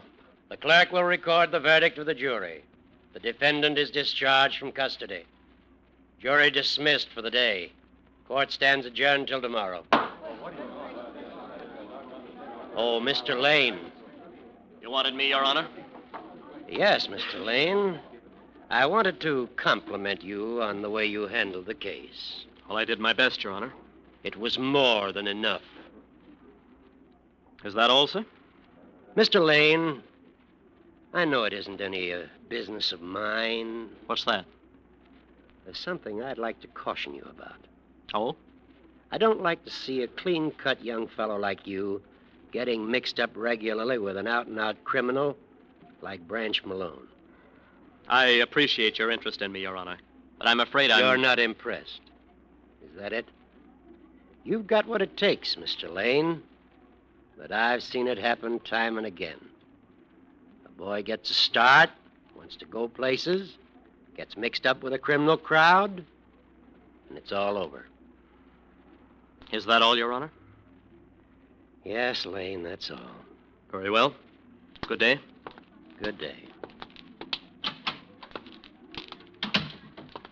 Hello, Lane. Oh, hello, Lieutenant. Congratulations. Thanks. You know, sometimes I'm sorry I'm on the force. Yeah? Yeah, fussing around with the small stuff like homicides when I could be doing some great work like you are. Upholding the right, rushing to defend poor innocent little guys like Branch Malone. Well, there seems to be lecture day at the Hall of Justice. Justice? You can buy and sell it like a sack of potatoes. You better run along, Radigan. I've got an appointment. Yeah, I saw him. Malone the Mighty. He's waiting outside for your payoff. Okay, Radigan. Just a minute, Martin. I got a tip for you about cops. Don't give us the brush off, because one of these days you're going to need us. Guys who play bang-bang with the big boys usually do. Suppose we make that our little thought for the day. All right, Martin. It's all right.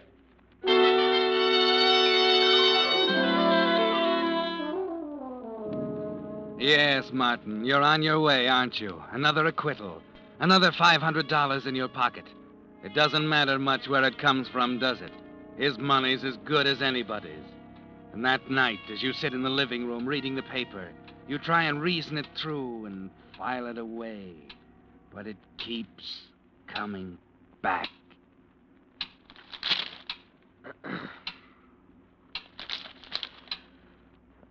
Stella, Yes, Martin?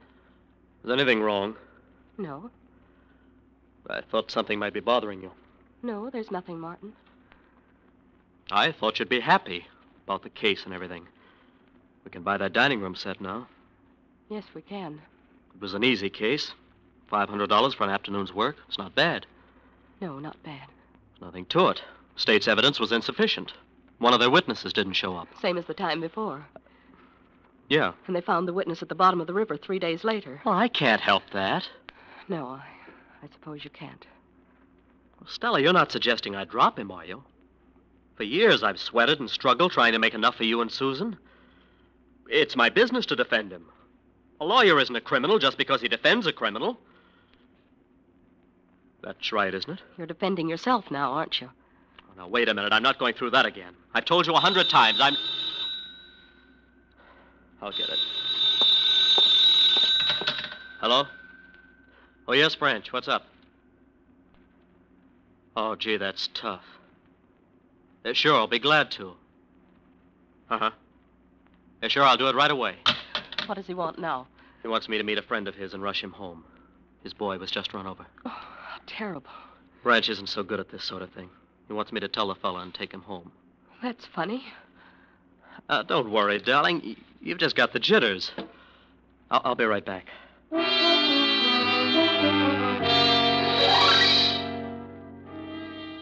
Just a little favor for Branch, Martin. It's the least you can do, isn't it?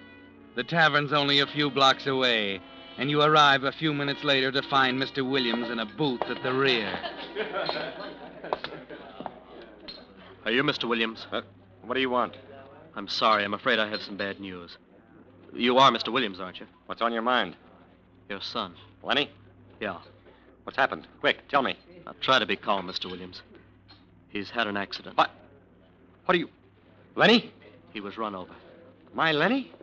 How? How did it happen? That's all I know about it. I'm terribly sorry. Where is he? Where is he? I've got to go to him. He's home. Oh, Lord. My poor Lenny. If I can help you, my car's right outside. Thanks. Come on.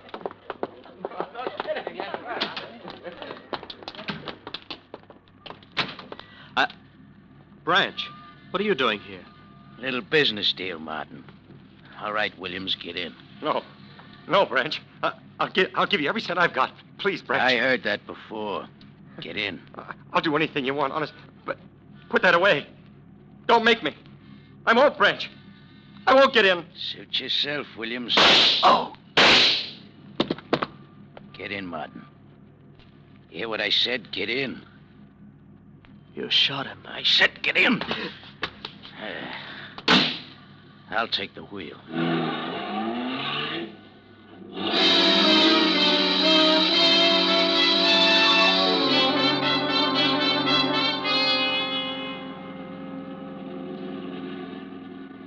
You're sitting kind of quiet for a lawyer. I can't understand it, Branch. It ain't that complicated for a man with your talent. I put the finger on him. Who was he? Oh, I thought I told you, Martin. He's the witness who didn't show up this afternoon.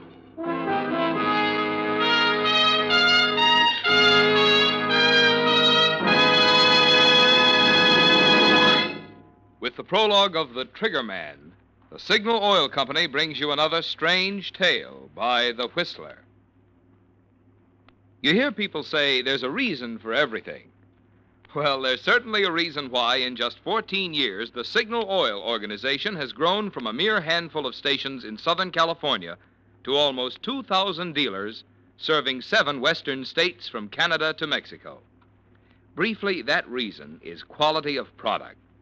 14 years ago, it was Signal Oil Company that introduced the first guaranteed anti-knock gasoline at no extra price. And since then, Signal gasoline has been constantly improved to give you the benefit of every latest development in the automotive and petroleum industry.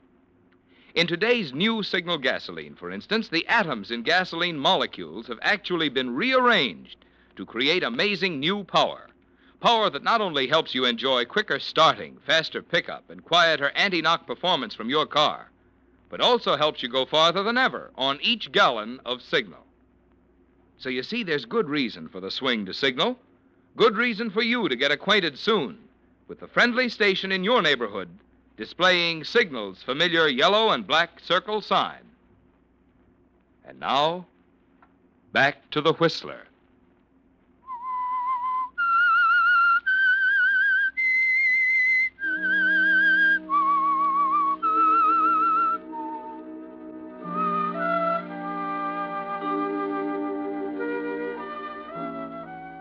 Well, Martin, you've discovered something, haven't you?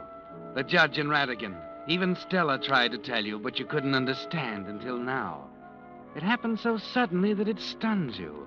Williams is dead, and you put the finger on him, didn't you? Acted as messenger boy for Branch Malone. Stood by him like one of his gunmen while he pulled the trigger. And there's nothing you can do to make it right again. Nothing you can say to the murdered man's wife or her son or Stella. Martin. Martin, where have you been? It's past midnight. I've been worried sick. It's just a little business, Stella. You'd better go back to bed. What's the matter, Martin? You're white as a sheet. Nothing. What was it? Tell me. Nothing, I said. I just had a talk with Branch, that's all. Now, go to bed. All right, Martin. I'm sorry.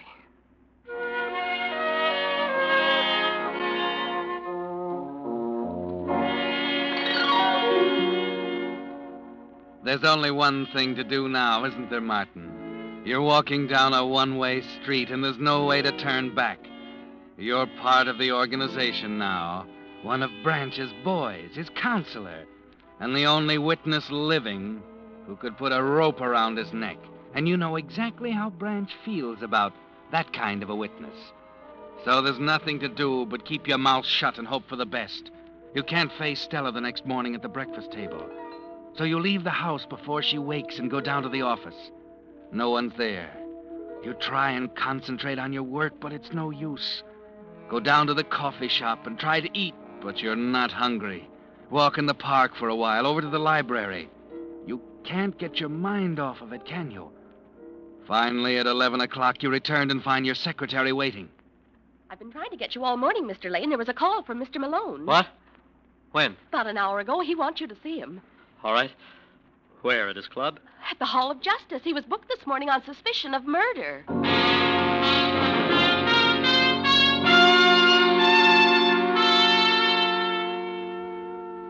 What happened, Branch?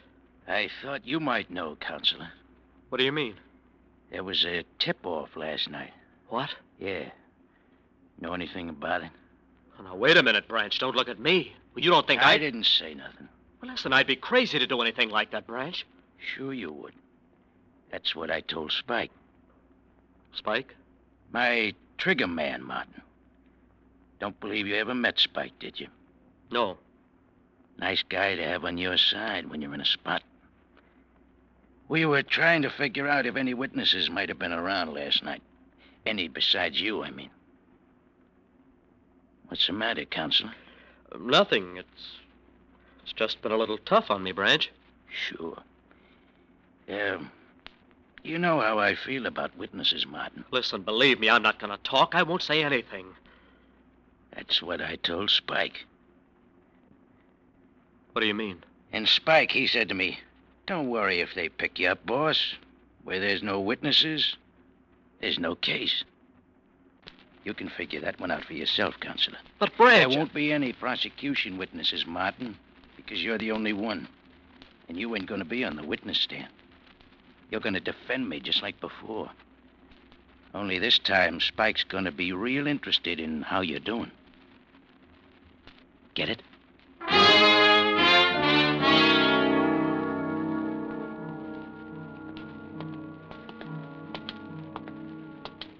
Lane.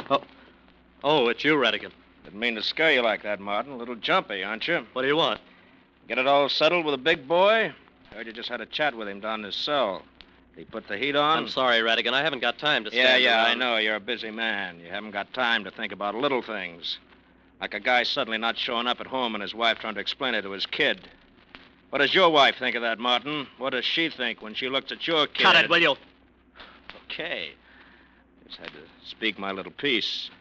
But I just want to tell you, you're playing with dynamite this time, Sonny.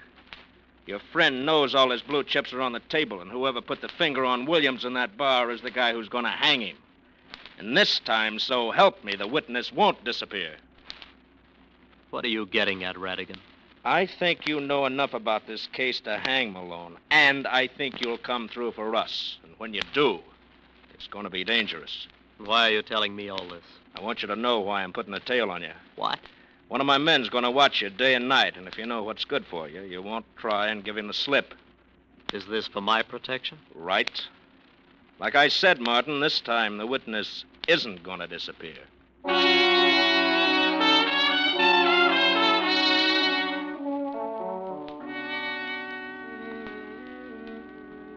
That puts it up to you, doesn't it, Martin?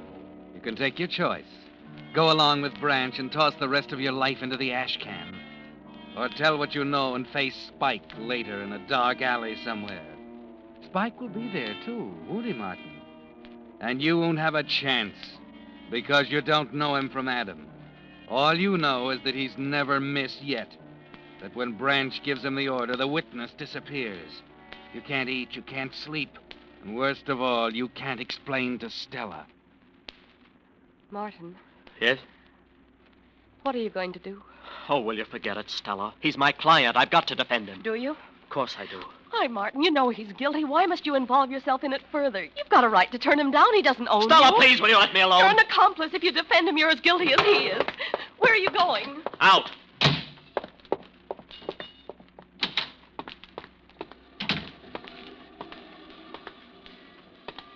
Come on, Joe. We may as well be sociable. I'm sorry, mister. I don't Radigan think you- told me. Wonder why he doesn't tell me these things. By the way, my name isn't Joe. What is it? Ed Morris. Okay, Ed. I saw you following me all afternoon. I thought you did. I thought I'd walk around the block. That is, if you don't mind. Why not?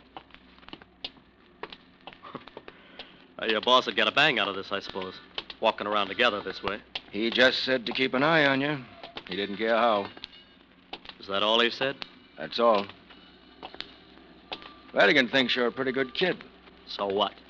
Am I supposed to toss away the biggest case of my life just because he thinks I'm a good kid? The guy's guilty and you know it. What do you mean I know it? If you didn't know it, I wouldn't be here. You better stick to your gumshoeing, Ed. Okay. Hey, there's a bar down the street. I don't want to go on any bars. Maybe it's just this bar, huh? Maybe because it's the one where William... Did you hear what I said? I don't want to go on any bars. All right, Martin. I've changed my mind about taking a walk. I think I'll go home.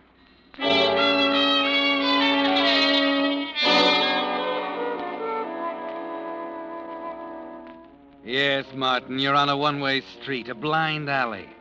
There's no way to turn now, and there's a blank wall at the end. You've got to take the case.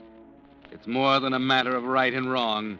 Yes, Martin. At this point, it's life or death. So you go to work on it. Visit Branch every day in his cell. Spend nights at the office preparing the case, plugging loopholes, anticipating points the prosecution is sure to bring out, making it another sure thing for Branch. You have 2 weeks until the arraignment, and Branch wants bail. 2 weeks without sleep, forgetting to eat, until you're almost ready to crack. And worst of all, you can't tell Stella. There's no way to make her understand. And then suddenly, on the night before the arraignment, you can't hold out on her any longer. Martin, Martin, darling, you've got to tell me. You can't go on this way. Please, Stella. There's nothing. Are you afraid to tell me? No, Why did you lie to me, Martin? Why did you tell me you had nothing to do with the murder? Williams was the man you met that night, wasn't he? Listen, Stella, you've got to forget it. Please, don't even What think... are you afraid of? All right, I'll tell you. I'm the witness. I'm the only one who can hang Branch. Radigan knows it. They all do, but they have no proof. That's why that guy's always waiting for me across the street. He's a guard. All I have to do is open my mouth and I'm dead. But if that's all there was to it, I wouldn't worry, see? It's you, too, and Susan. Don't you see? He won't stop at anything. Spike Robertson's waiting for me somewhere, waiting for me to open my mouth. And if I do, the guard won't make any difference. Spike won't stop until he gets us all. Martin, Well, now you know it. You were right, all of you. But it's too late now. So you're going to defend him and let it happen again and again? Yes.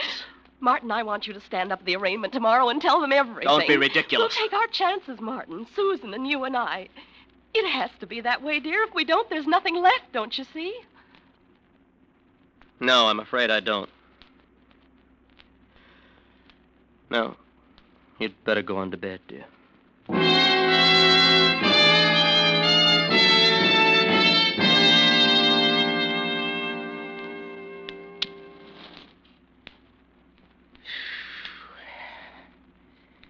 Yeah, you and me are going to do big things together, Martin.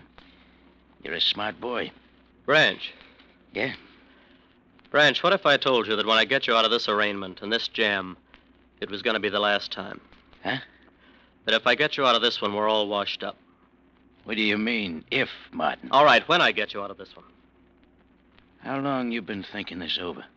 Oh, I don't know. 'Cause I don't like it, Martin. You just don't run out on this kind of a partnership. Not when a guy knows as much as you do. Well, I'm not going to talk if that's what's worrying you. Oh, you're wrong, Martin. I ain't worried. And okay, it's the last time if you want it that way. Of course, you won't be taking cases from anyone else either, but if you say it's the last time, there's nothing I can do but... What do you mean, Branch? I ain't in charge of ending partnerships, Martin. I leave that up to Spike.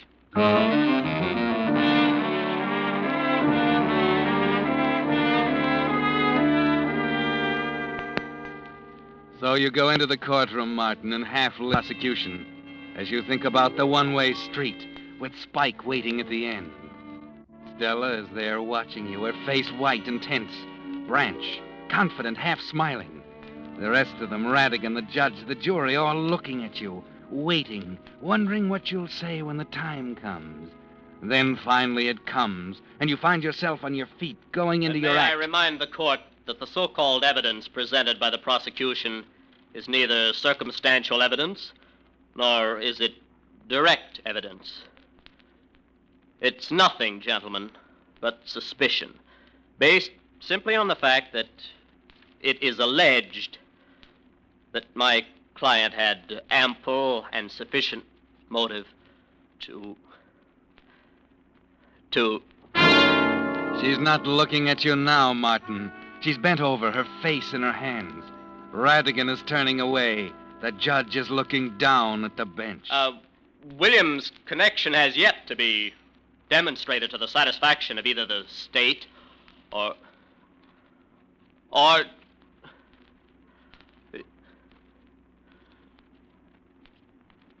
I can't go on, Your Honor. I ask that the court disqualify me as counsel for the defense and offer myself as principal witness for the prosecution. Martin! Oh, Martin, darling. I knew you'd do it, kid. I knew it. Thanks, Radigan. Thanks.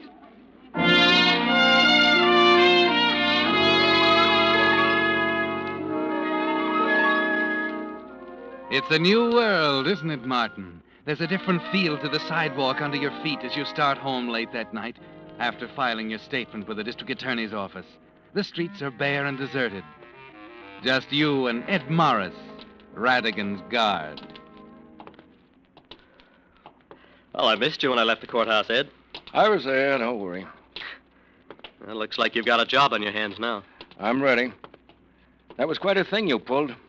I thought Malone was going to pass out in his chair. You know, it's funny, Ed. And now that it's over, I'm not scared at all. They sent 2 men along with your wife. Stake out at your house, you know. Yeah.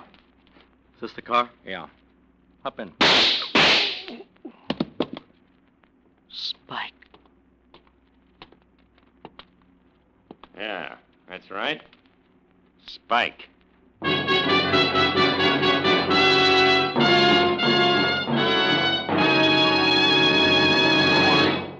The Whistler will return in just a moment with a strange ending of tonight's story.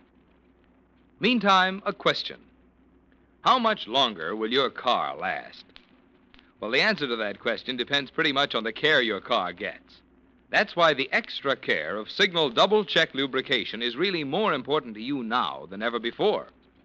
You see, when your Signal dealer lubricates your car, in order to make doubly sure that not a single part can be missed, he uses the famous Signal check chart, on which the maker of your car shows every lubrication point. And your Signal dealer checks each point against this chart not just once, but twice to make double sure. What's more, he uses 9 special types of Signal lubricants, so each part on your car gets the exact type of protection it needs. Yes, there is a difference in a Signal double-check lubrication, a difference that can spell longer, trouble-free miles for your car. If it's been 1,000 miles or 2 months since last lubrication, there's no better life assurance you can give your car than to drive into one of the friendly stations displaying Signal's yellow and black circle sign for a Signal double-check lubrication. And now, back to the Whistler.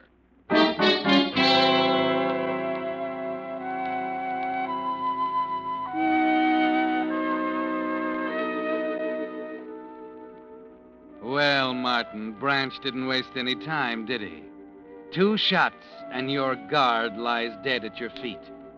You look at the killer standing in front of you, the gun still smoking in his hand. There's nothing you can do, no way to turn. 10, maybe 15 minutes left to live. Long enough for him to take you to a lonely spot on the highway and make another witness disappear. Then, strangely, you find yourself thinking of the deposition, safe in the district attorney's office. And, stranger still, you discover you still aren't afraid. No use checking him, he's dead. Yeah. I don't miss very often. Oh, what do we do now? Well, maybe we better get in the car and hustle him over to the morgue. What are you talking about? That's what we usually do with the stiffs. I don't get it, Spike. Spike? Yeah? You know Radigan was putting a tail on you, didn't you? Well, sure I did, but... That's me, Stanley, DA's office. The guy in the gutter you've been palling around with for 2 weeks is Spike.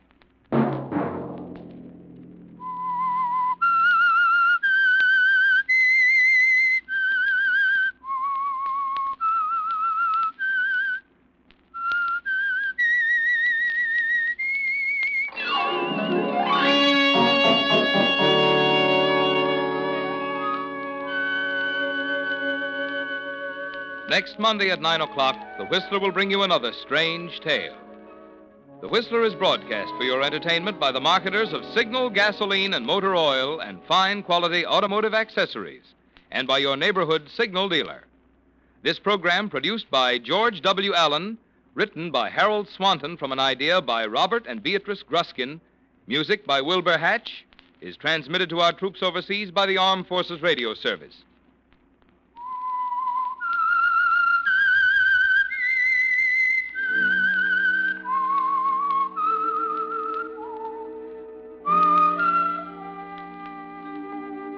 That whistle is your signal for the Signal Oil program, The Whistler.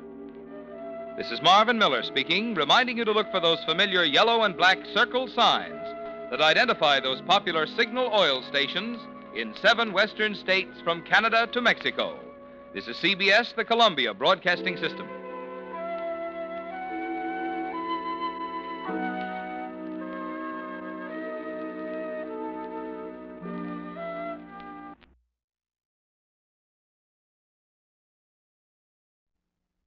And now stay tuned for the program that is rated tops in popularity for a longer period of time than any other West Coast program in radio history.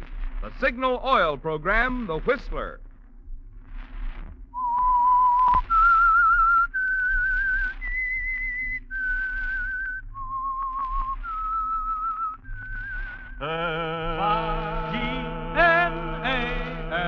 Signal, Signal gasoline. Signal, the famous Go Farther gasoline, invites you to sit back and enjoy another strange story by The Whistler. For extra driving pleasure, the signal to look for is the yellow and black circle sign that identifies Signal service stations from Canada to Mexico. And for Sunday evening listening pleasure, the signal to listen for is this whistle that identifies the Signal Oil program, The Whistler.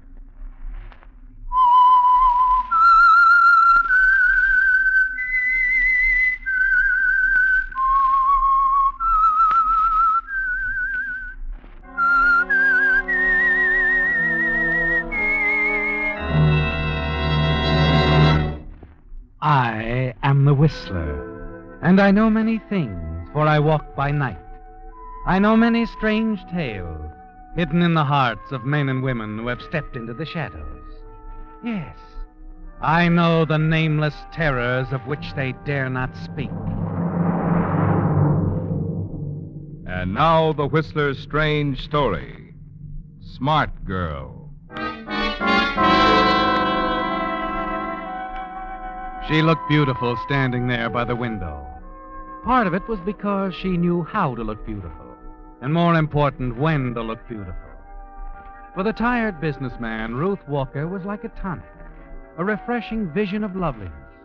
And at this particular late hour, Charles Harrison was particularly tired, particularly susceptible. He smiled over at her, just as he had on many occasions before, and Ruth smiled back just right. The relationship of employer and secretary always changed in that moment. Here at her apartment, Charles' mind left the pressing urgencies in business back at the Club Formosa, left the gaming tables, the crowd, and everything but Ruth. Did you drink, Charles? Thanks, Ruth. I love being here with you. You're wonderful. You know, if you keep saying that, you might convince me. Then I'd be unbearable, darling. Oh, no, not you. Charles, Uh-huh. you know what day this is? Should I? No, men never do. Women shouldn't expect them to. How's your drink? Perfect. All right, Ruth. What day is it?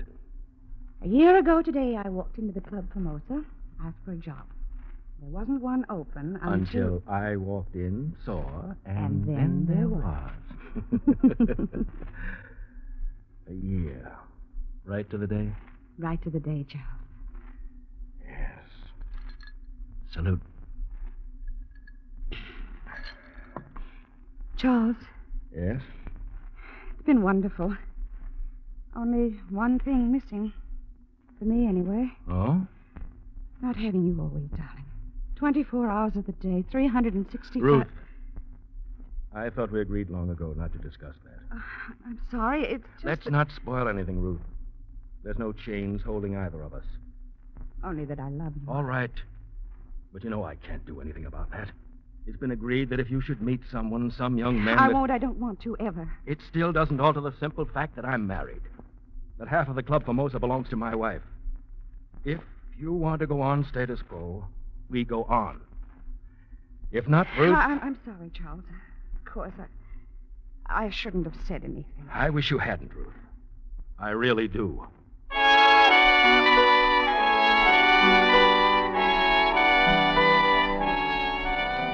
Well, Ruth, even after a year, it's moving too fast, isn't it? Charles is still cautious, on guard. You're not even sure that you haven't spoiled your original plan. You're still wondering about it after Charles is gone when...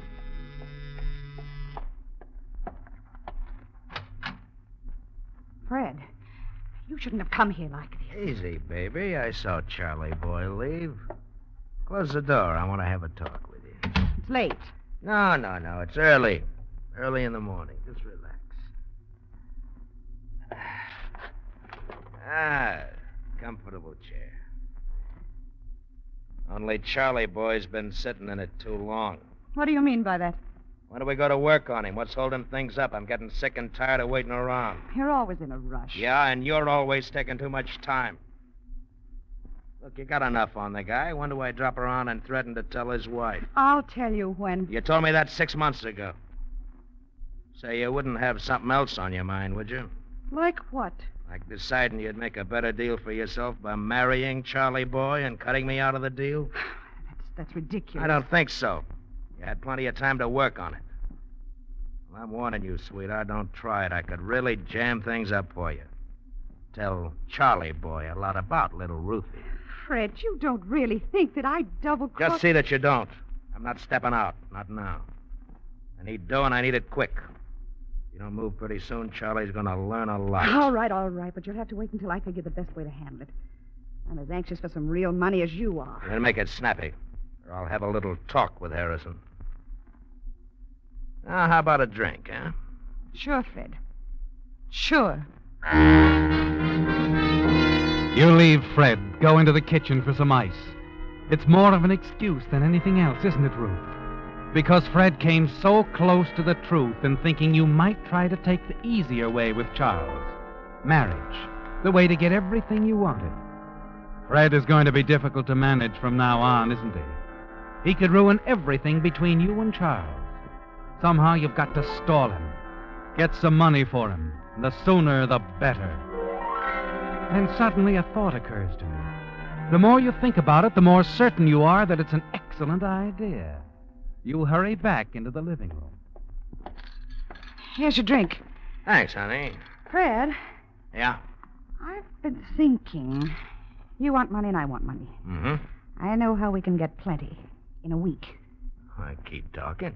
I don't like the blackmail idea. Charles might not go for it either. Too dangerous for both of us. You, got a better idea? Much better. A holdup. You're nuts.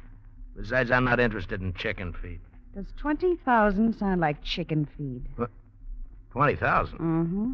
Listen, Fred, I'm the only one who knows this. But every Friday night, Charles brings the proceeds of the club home with him. It's usually around $20,000. He banks it on Saturday morning. What are you trying to pull? Do you expect me to believe he's that big a chump? He's not as big a chump as you think.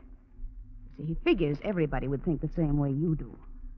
Nobody would ever get the idea he'd be carrying all that money around with him when there's a perfectly good safe at the club. Yeah, he's not so dumb at that.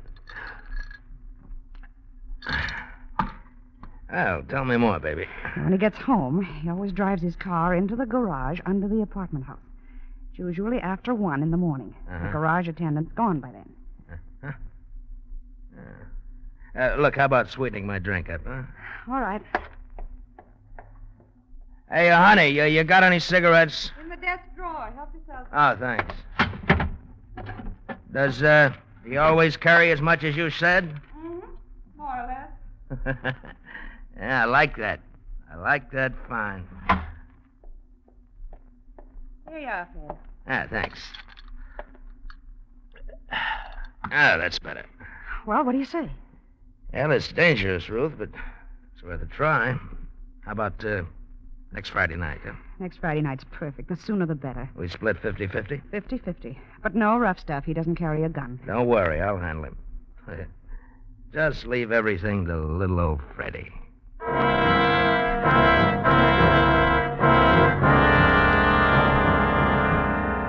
It's a perfect setup, isn't it, Ruth?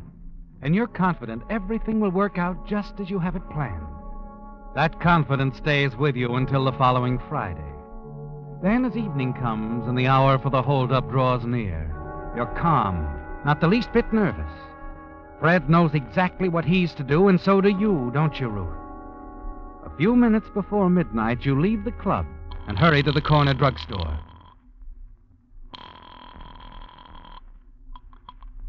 Fourth Precinct Station, Sergeant Gray. I can't give you my name. And there's no use trying to trace this because it's a public phone. What's on your mind, lady? A robbery. It's going to happen tonight, in a few hours. Someone is going to try to hold up Charles Harrison in his garage at the Park View Apartments.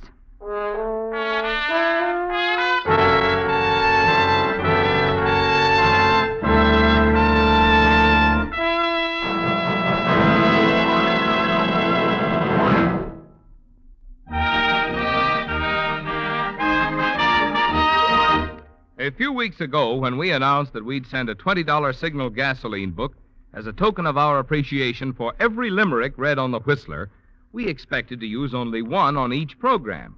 But some of you Whistler fans have been thinking up such good limericks that we felt you'd all get a kick out of hearing them. So tonight, Signal has asked me to skip the regular commercial and instead read 2 limericks. The first $20 Signal gasoline book is being sent to Mrs. Mary Cotts of Portland, Oregon, for this limerick. A skeptical fellow named Starr tried out every gas in his car. On business or pleasure, his mileage he'd measure, and found Signal better by far. Signal, signal, signal gasoline. Your car will go far, will go farther gasoline. Tonight's second $20 Signal gasoline book goes to Eldon L. Collins of Santa Barbara, California, for this limerick. Said a thrifty young driver named Martin, I buy Signal gas in a carton. It doesn't take much, for its mileage is such that a savings account I am starting. Signal, signal, signal gasoline. Your car will go far, will go farther gasoline. Well, that's all we have time for tonight, friends. But our thanks to all of you who sent in limericks. Listen for more Lucky Limericks next Sunday.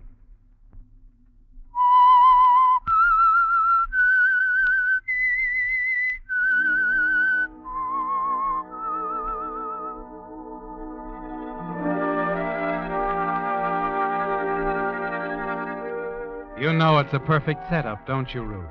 Your frame against Fred. It's only a matter of hours now, and you're certain that he'll be caught by the police when he attempts to rob Charles Harrison. Then he'll be out of your way for a long time, years. You can have all the time you need to win Charles over, make him see things your way. When you reach your apartment after leaving the club, you pace the floor, tense, nervous, and then shortly before 2 a.m, you have a visitor. Fred. What's the matter, baby? You're looking at me like you didn't expect me back. Oh, no, it's just... Never mind that.